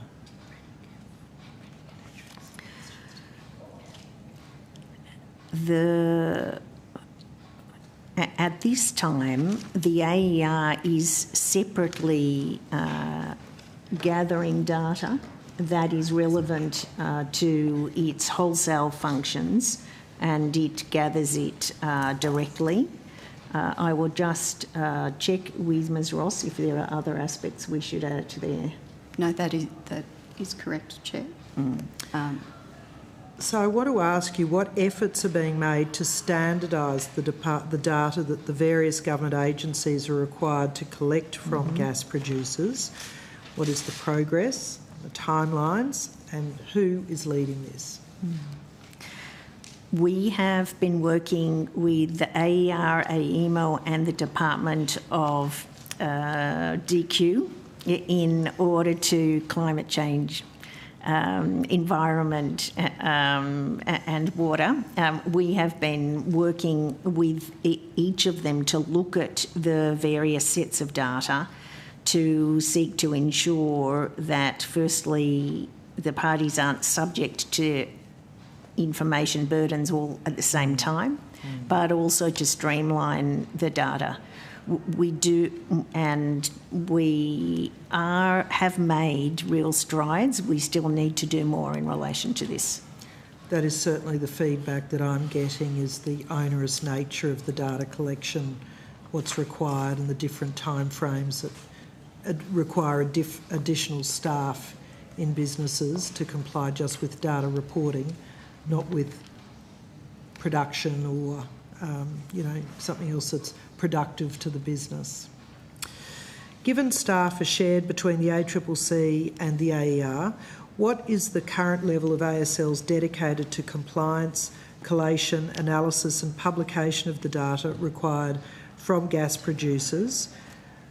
I'll pause there. Do you have that? We will need to take that on notice. Okay. Could I also ask for a comparison for each of the last 3 financial years of that information? And is there a breakdown of what percentage of these staffing resources are between AER and the ACCC, please? We can do that, and we will do that. Thank you. I'm aware of instances involving the ACCC and AER sending commercially sensitive data to the wrong company, including instances of data being accidentally shared with the company's competitors. Is the ACCC aware of instances too? We are aware of a small number of inadvertent instances, yes, and we have, as soon as we became aware, we required all data that had been inadvertently and incorrectly shared to be deleted. Does the ACCC routinely advise the Treasurer or any other ministers of such breaches? We do collect that information, Senator, and I believe there is aggregated corporate reporting on those instances. To the Treasurer or other ministers? I would have to check, Senator, but we do collect that data. Thank you. Given the ACCC... Senator, one other thing that is important. On the few occasions this has occurred, we then conduct a review to learn the lesson from the way in which we need to improve systems. Yeah, well done. Given the ACCC and AER share staff and resources, is it correct that the ACCC would be aware of each time a breach occurred under either authority? Senator, it's Sarah Proudfoot, Interim Chief Executive Officer. We do, as Ms Cascott-Lieb said, after any of these information disclosures, have a process whereby the staff write up a report about what's happened. That comes to our Data and Information Security Committee so that it can be considered, and as Ms Cascott-Lieb said, lessons learned. So as a general rule, yes, that would be the case. So you would be aware of something that's happened behind the Chinese wall in the AER section? As I said, yes, generally that would be the case. I'm aware, for example, of recent instances where we've learned about those because we do look to learn from one another as well. Thank you.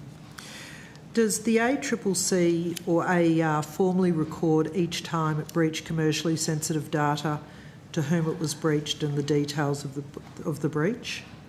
Yes. Without seeking the names of the companies that had their commercial data breached, for each instance, can you provide information on each occasion data was inappropriately shared with a competitor?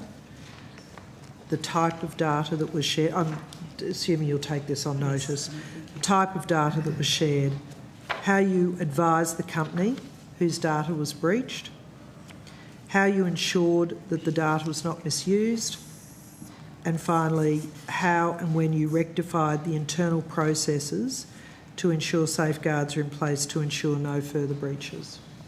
Yes. Thank you. Senator. Over what period are you asking for that, Senator?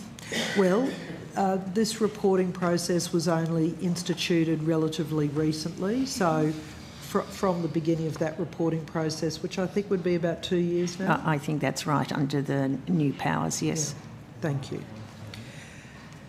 Has the ACCC or AER received formal complaints from gas companies relating to commercially sensitive information being shared with competitors? And to whom at the ACCC are these complaints elevated?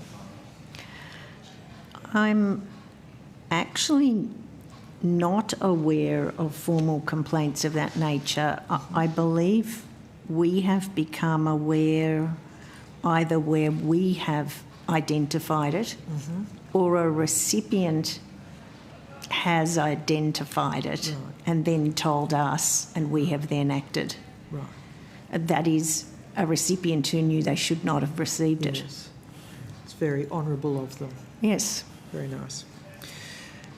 Senator McDonald, do you have some question? time? Senator McDonald. Yeah. Thank you very much.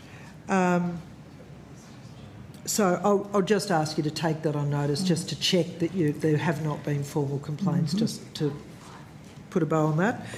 Given the ACCC's charter is to ensure competition, is it correct that the inappropriate sharing of commercially sensitive data actually works contrary to competition? And if so, to what degree does the ACCC estimate competition has been compromised by its inappropriate sharing of commercially sensitive information? I think that this is de minimis, Senator, though we will pull the data and we'll give you the answers. But given the very significant quantities of data we have obtained, and that I have a reasonable knowledge of the number of these incidents because they are reported to me and I note them and I'm concerned about them. I believe there's a very small number. However, when we get the data together and we share it with you, you will form your own view. Thank you. So just to turn back to the government's policies and recommendations to avoid the shortage in 2028, is it reasonable for me to assume then that the ACCC would not forecast a gas shortage from 2028 if the ACCC was satisfied that the government had the policies in place to avoid that? there are a range of factors that are important in this period. One is that the LNG producers do supply domestically and transported to southern states uncontracted gas. That is gas that is not subject to the long-term contract supply. That will assist. It will not be enough, but it will assist. Retaining gas in storage from previous periods will also assist, and in addition, bringing on, though that will take some time, bringing on additional supplies is also an important contribution. So the government policies. I should say in relation to that, I mean, one of the key things that will determine whether gas supplies is sufficient to meet demand, of course, is considering the demand side of the equation. And if Mr Dutton were to become the Prime Minister, if Mr Dutton were to become the Prime Minister, I think just ridiculous. I think I get to answer questions without being the minister's only shouted over by some.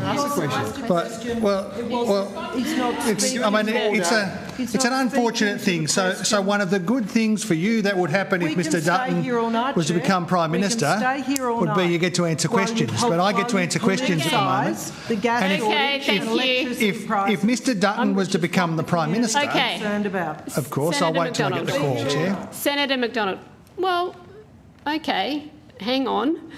The minister's been here listening to answers from the chair. The minister is allowed to answer questions. You're worried about the time he's taking, but your interjections don't assist because you know that he is able to answer questions that are put. Right. And I think that's what he is doing. And when he is finished doing that, I'll go to Senator Rennick.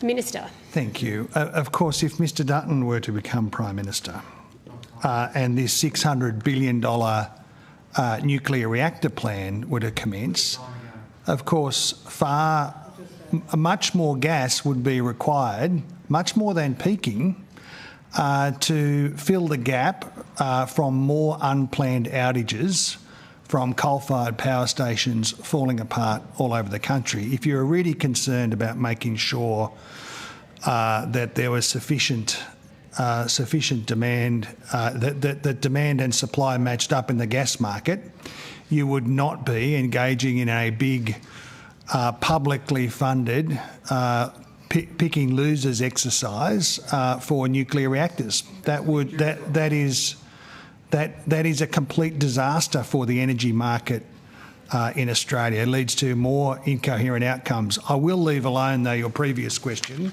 about the importance of dealing with market-sensitive information properly, because it's far too tempting.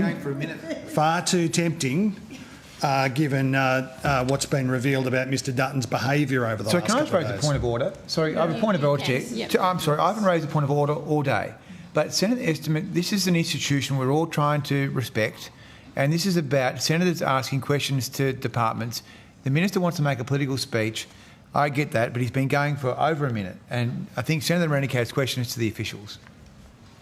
The minister's entitled to conclude his answer, which I suspect he was just about to do. I have concluded. It's a new development in Senate estimates to have old stopwatch Sam over here, but if that's going to happen, I'm looking forward to it. I'll engage in it as a competitive exercise and try and get longer, Senator Bragg. If don't encourage me, encourage me. All right, it is an unusual turn of events. Senator Rennick. Thanks, Chair. Hi, guys. How are you going? Good to see you. Look, when I was in the supermarket inquiry, I was surprised to hear from horticulturalists who said they had to sign non-disclosure agreements with Coles and Woolworths. And is that legal? Are you allowed to? Because, I mean, I grew up on the farm. I'm used to going to cattle sales. There's a, Eastern Cattle Market Index. There's a Wool Market Index. How is it that Coles and Woolworths could silence put NDAs on horticulturalists? Step one. That's the first question. And then I note that there's a collective bargaining exemption so that businesses with aggregated turnover of less than 10 million are exempt from collective bargaining laws. Is that the correct interpretation of that particular section? It's section 95A of the Competition and Consumer Act 2010. So I'll start with the non-disclosure agreements. So the ACCC is currently very close to concluding our final report, right, which will be delivered to government by the 28th of December, so shortly.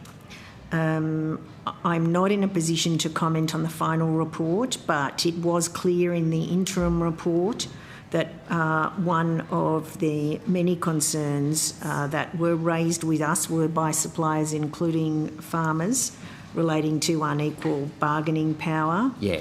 And the manner of a range of aspects relating to contracting, and we will address a number of those aspects in detail in the final report.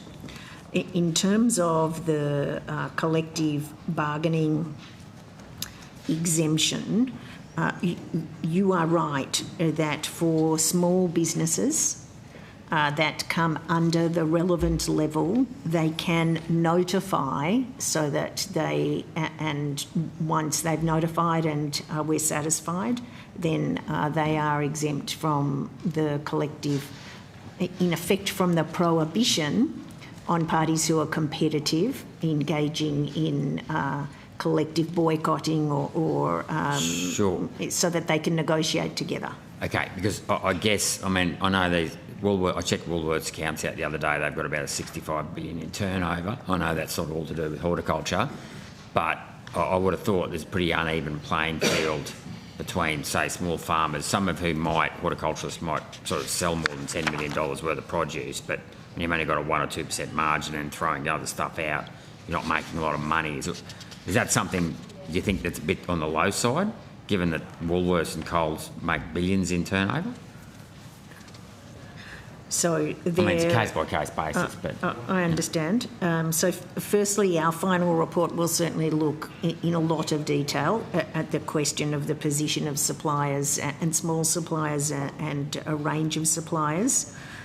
There is a capacity to come to the ACCC for authorisation for participants who wish to collectively bargain, who are larger than and don't come within that notification requirement. So that is the way that we do assist. And, for instance, in relation to, we have this week authorised a group of Catholic hospitals in order to collectively negotiate with private health insurers. Oh, right, yep.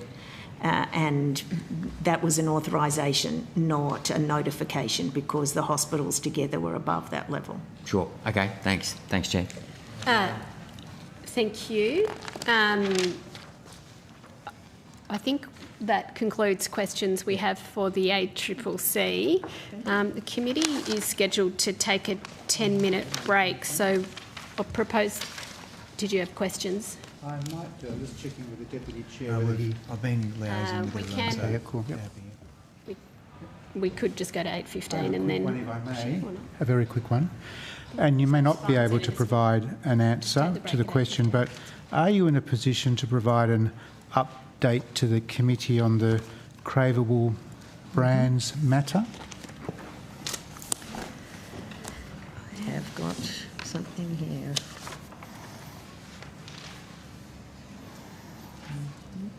It is 21.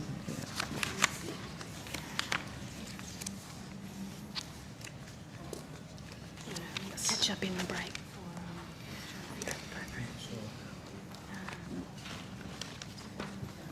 Apart from the meetings that we had described in the November estimates, we have received upwards of 40 reports since relating to the concerns of the conduct. The matters that are raised with us concern allegations, concerns of unfair contracting terms and contraventions of the franchising code, and a view raised in the 40 reports of concerns that the actions taken as a whole, amount to a pattern of conduct that causes significant damage to Australian businesses. We are continuing to investigate and to obtain the relevant information and evidence relating to those reports. Thank you very much. Thank you, Senator Smith. Thank you very much, as always, Ms Cascott-Leib and the team at the ACCC. That concludes the questions we have for you. You go with our thanks. The committee will take a 10-minute break. For those who are waiting patiently at the back, we'll try and provide some guidance about the program and how it's proceeding. We are behind time, and we'll resume at 8:21 p.m.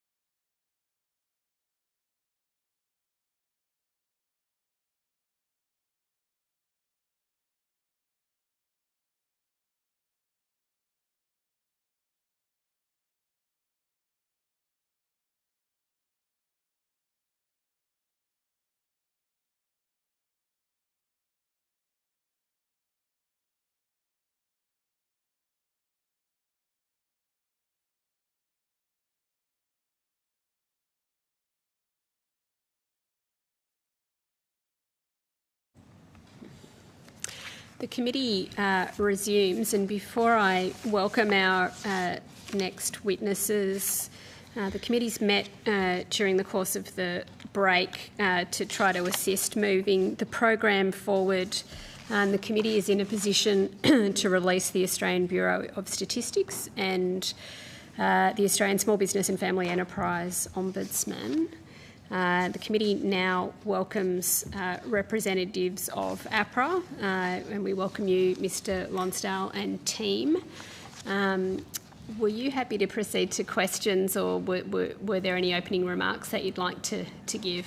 Thank you, Chair. Thanks, committee, for being here. We do have an opening statement. I'm happy just to table it, which I understand you've got, and proceed straight to questions. We will come and collect your opening statement, or we'll circulate your opening statement, and we'll table it. And we'll go to the Deputy Chair, Senator Bragg. Thanks very much. I just have some quick questions to do with the best financial interest duty. The super fund CBUS spent $370,000 on a birthday party for itself. It hired the Regent Theatre in Melbourne and invited a number of its best friends, including union officials, politicians and the like. Would that pass the best financial interest duty? I'll ask Ms Cole to answer that, Senator, and talk to you about how we view the BFIT. So yes, Margaret Cole, Deputy Chair of APRA. Well, Senator, that indeed is a matter that we have under inquiry. As you will know from announcements we have made recently, we placed some licence conditions on CBUS last year, requiring them to have an independent third party look at certain issues. Those issues went to the subject of fitness and propriety of directors and also certain expenditure payments. That matter was reported on by Deloitte, and the consequence of that has been that we have now entered into a court enforceable undertaking with CBUS regarding various work that has to be done by them to improve operational risk matters and matters such as controls around expenditure.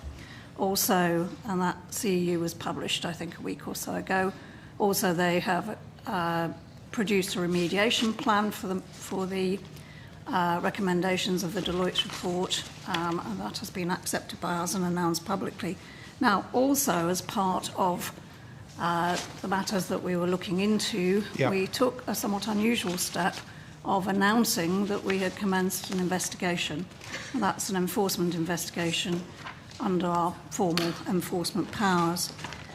Because of that, Senator, and because that is current, I'm going to say very little about that, other than its investigation into CBUS's approach to expenditure management following concerns that have been identified in the experts' report. And I think you'll be aware, Senator, and indeed Deloitte's appeared before you recently, of the fact that, I may be paraphrasing Deloitte's words, but they found certainly insufficient evidence of systems and controls and procedures around expenditure management of certain of the sample areas they looked at. Okay. So I think the question you're asking is exactly what we're testing in the investigation that we're currently carrying out. Is the birthday party part of that investigation? Aspects of expenditure wider than what was simply looked at in the Deloitte's report are subject to that investigation. I look to my legal colleague to the left to confirm whether what I said was accurate. What do you know about the birthday party? So the CBUS's approach to expenditure management generally is under investigation currently. I don't think it would be appropriate for us to comment further because of any prejudice to ongoing enforcement activity. So I imagine more generally then in your role as a regulator you would be proposing to publish something at the end of this investigation which is a deterrent to others?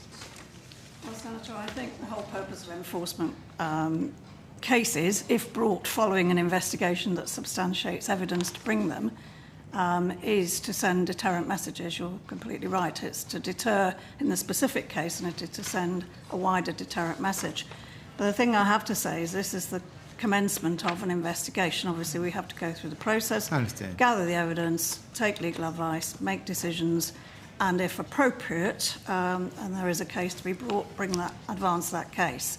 The fact that we have put into the public domain as part of that package of measures with CBUS that we have commenced an investigation is something that we thought we should do in the interests of transparency and the public interest. It won't be in every case that we announce an investigation because actually that's just the commencement of a process. But because we were going to talk publicly about other CBUS matters, we concluded that it was correct and transparent to put that into the public domain. Where we do that, Senator, it's clearly the case that we either arrive at a moment where we bring a case or for whatever reason we decide there's insufficient evidence to bring a case. So what happens in relation to that case will inevitably be a matter in the public domain.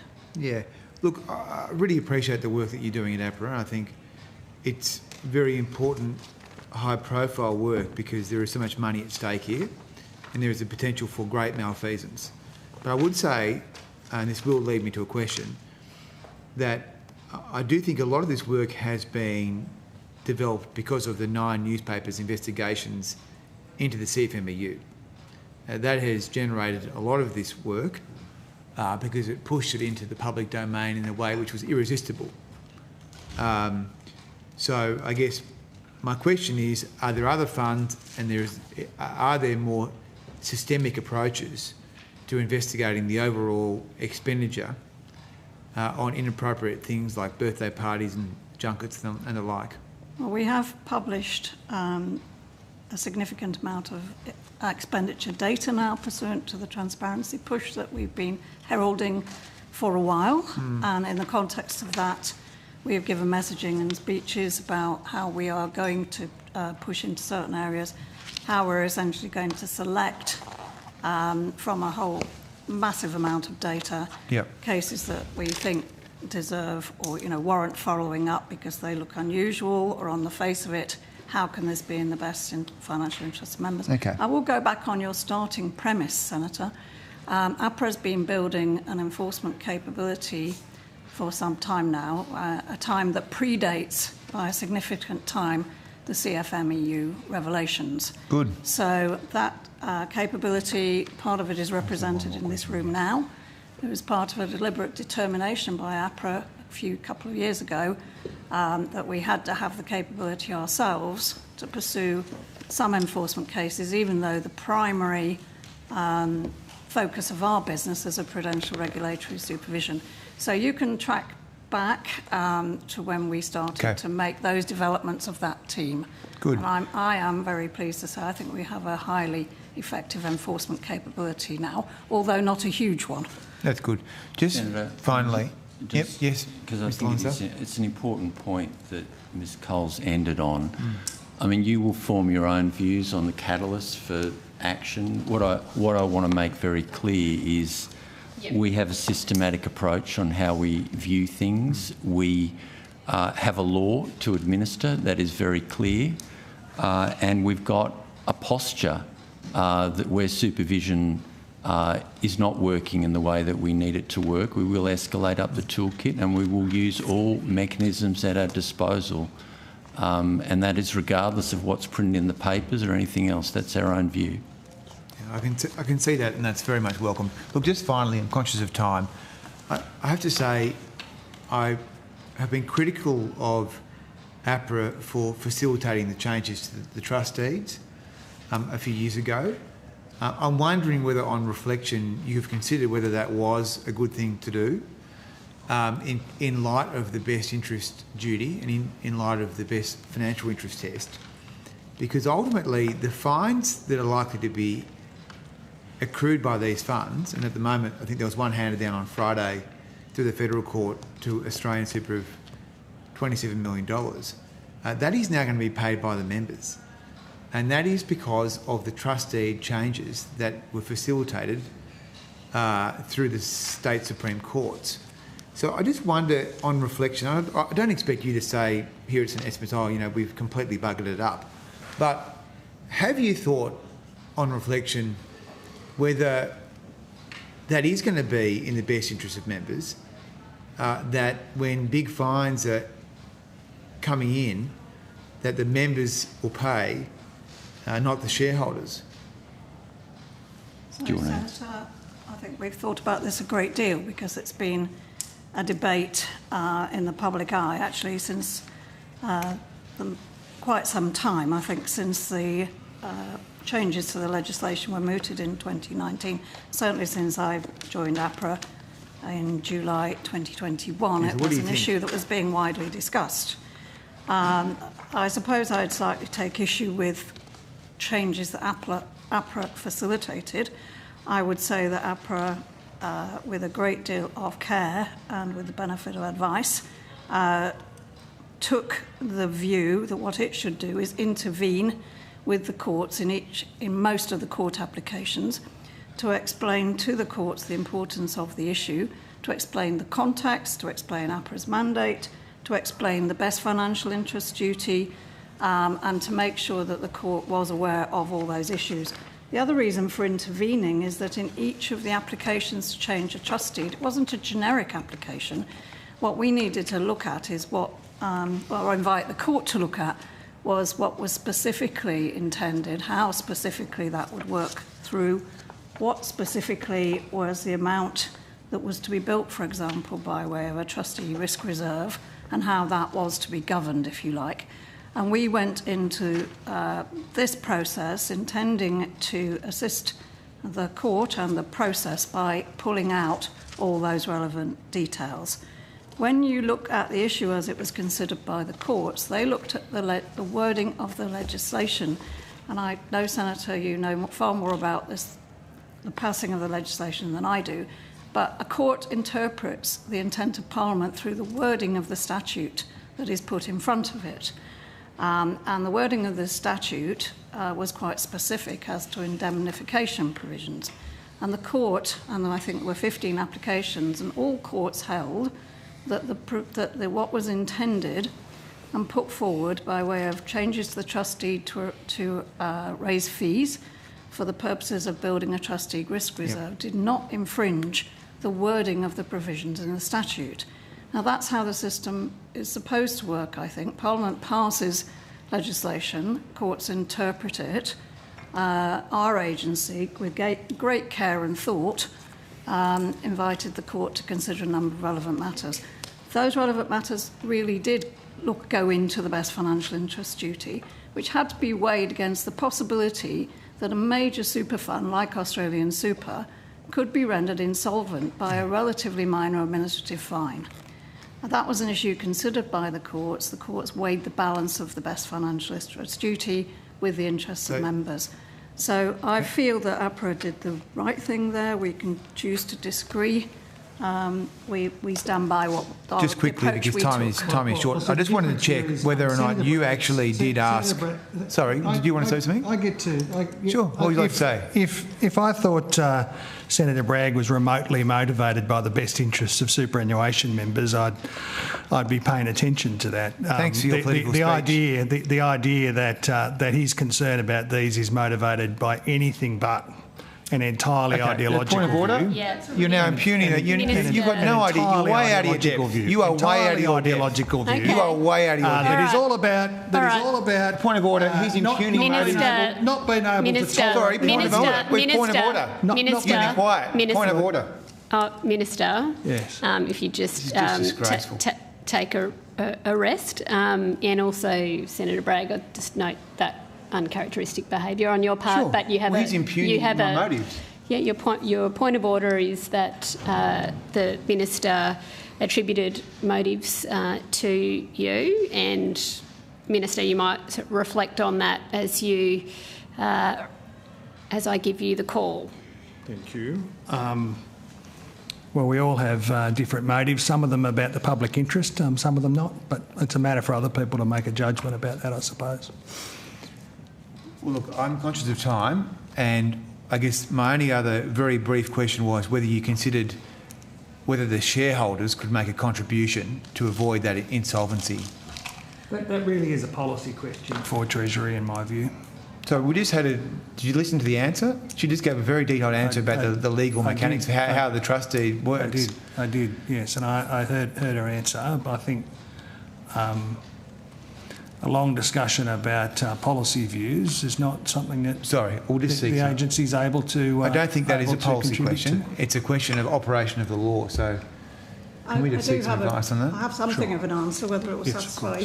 So I think we might give you the call, Ms. Cole, and see what happens. Deputy Chair. So one of the things that we did invite the courts to go into was whether the trustees who were seeking an amendment to their trustees to raise the fee raising for the risk reserve had exhausted all other possibilities of raising funds to cover such a penalty. The primary one that people looked at, actually, that pops into my mind is insurance. I can't actually remember whether anyone addressed the specific question that Senator Bragg is raising, but I do know that APRA does not consider it within its powers, and this is where the policy point the Minister made came in, to simply decide to impose a shareholder capital requirement on not-for-profit super funds. And I also observed that super funds were required to have capital in the sum of $5 million up till 2012, when that provision was repealed and replaced by APRA's own requirements in our standards to have an operational risk reserve, and now the provisions for a risk reserve to pay penalties. When that risk reserve is created, like it or not, Senator, the law says that that is no longer members' money. So fines you are talking about will not be coming out of members' money. They'll be coming out of money that's on the trustee's own balance sheet. Thank you very much. Thank you. I have a few questions also in the superannuation space. You answered some questions earlier. They're probably for you, Ms. Cole, but I'm in your hands. You answered some questions earlier around the supervisory attention that you're paying in relation to best financial interest duty around travel, entertainment, conferences. I am just interested to know whether you have data or a sense of how the expenditure in those categories compares between the super system and other financial sectors that you regulate. Oh, I don't think we would have that. I was about to give a colleague a go at speaking tonight, but I don't think we have that, Senator, no. And is that because you just don't have the data? We're collecting data very specifically pursuant to requirements, I think, of us, but also our own design of data collections to enhance transparency specifically in super. I don't believe that we have any such data or collections from other industries that we regulate, and it would be kind of a different construct there because, of course, of the best financial interest duty and the member relationship would not apply there. So perhaps it would not be spotlighted. It's certainly not spotlighted in the same way. Yeah. Yeah. So you don't have that we data don't have a because benchmark. You haven't done that supervision in those sectors. No. Okay. We don't require it in the same way, Senator. Because we don't of the have member focus That's right. in superannuation. Yeah. But we're happy. I mean, if it's useful, we're happy to talk about what we do know within super on the expenditure categories that you talked about. So, and I think you answered this in relation to Senator Bragg's questions, but did you have a supervision focus on this question for some period of time, or was it prompted by more recent events? Oh, specifically on expenditure. Yes. Certainly that was underway. Work had already been done on expenditure preceding my arrival at APRA, which happened to coincide with the change from the best interest duty to the best financial interest duty. So there was already some thematic work and reporting that was coming out around that time. We then put the best financial interest duty lens onto expenditure, and we move forward from there. And alongside that, we enhanced our capability to collect and process and analyse data. So those two things were running along together, but it certainly goes back quite some time. Yeah. So you've been collecting this data in relation to super funds for the reasons that we just articulated for some time. Yes, at least back to 21, probably before then. Sorry? At least back to 2021 and probably before 2021, then. okay. Well, that's when the duty changed from in the Your Future, Your Super legislation, when the duty changed from best interest duty to best financial interest duty, effective on the 1st of July 21, as I will always remember because that was the day I joined APRAS, that's why I can always remember that. Before then, such data being collected, but not so granular, not so extensive. That programme has built over time, along with the building of APRA's systems for data collection. So I'm not sure what you publish of that data. I'm sure it's on the public record, and I could know, but I don't know. So do you just publish that data at an aggregate level? No, you mentioned it's more granular. I'll ask my colleague. Thank you. To answer that. Thanks. Senator Carmen Beverley-Smith, Executive Director for Life, Private Health Insurance and Superannuation. Ms Cole is correct. We've been collecting granular superannuation data for a number of years. Up until 2023, that was on a best endeavours basis. As at 2023, our reporting standard 332 came into effect. We now collect fund level, line by line expenditure data on a number of categories, discretionary and non-discretionary spend. Okay. And we publish it. And we do publish that quarterly, Senator. Yep. Okay.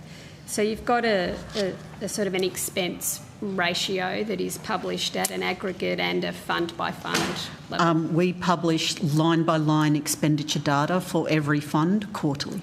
So just to give you a feel, I mean, it's 42,000 lines of data, Senator. Yeah. So is there a sort of a measure or a benchmark, forgive me, but is there a sort of a measure or a benchmark that you're using to sort of assess, what appears to be a sort of within band ratio of expenses towards travel, entertainment, conferences, as opposed to other expenses? Not as such, Senator. What we do is we do have an intensified supervision approach as it relates to expenditure data. What we triage the many tens of thousands of lines of data that we get in. We focus on discretionary data, relative and absolute outliers in terms of size and payees. Yeah. And we also focus on any items of expenditure that upon observation it's not apparent that it's in the best financial interests of members.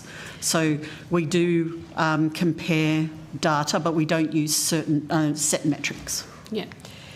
And so that answer may answer this question. Do you sort of analyse the data by fund type, for example? Like, do you think it's useful to look at how these expenditures look in for-profit funds versus profit-to-member funds, for example? Do you do that sort of analysis? We actually we look at the actual expenditure line item, Senator, as opposed to the nature of the fund itself. Yeah. And if there is something that on the surface doesn't look like it's in the best financial interests of members, we will engage with the fund and get more information on that. So someone could look at all that careful data that you collect and do that analysis of, are there sort of issues or metrics in relation to these sorts of expenses relative to other expenditures, and does that differ for-profit or profit-to-member funds? People could take that data and do that, but you don't do it yourself. That's correct. So you're neutral. Yeah. You're sort of neutral on that question, is what you would say. Is that right? Correct. Okay. I just want to go.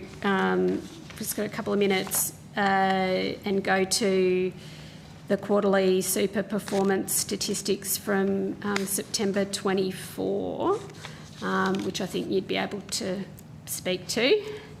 Can you speak to those? Potentially. I'll listen to your question first, Senator. So I wanted to just go to a question around that. I think, you know, it's well documented that the returns of funds in that period were high, were an average of 13.4%, and I'm talking about investment returns to members. For all funds in the year up to September 2024, as I understand it. I think this is an area where you can see a difference between the performance on that metric in terms of investment returns to members, of profit to member funds versus for-profit funds.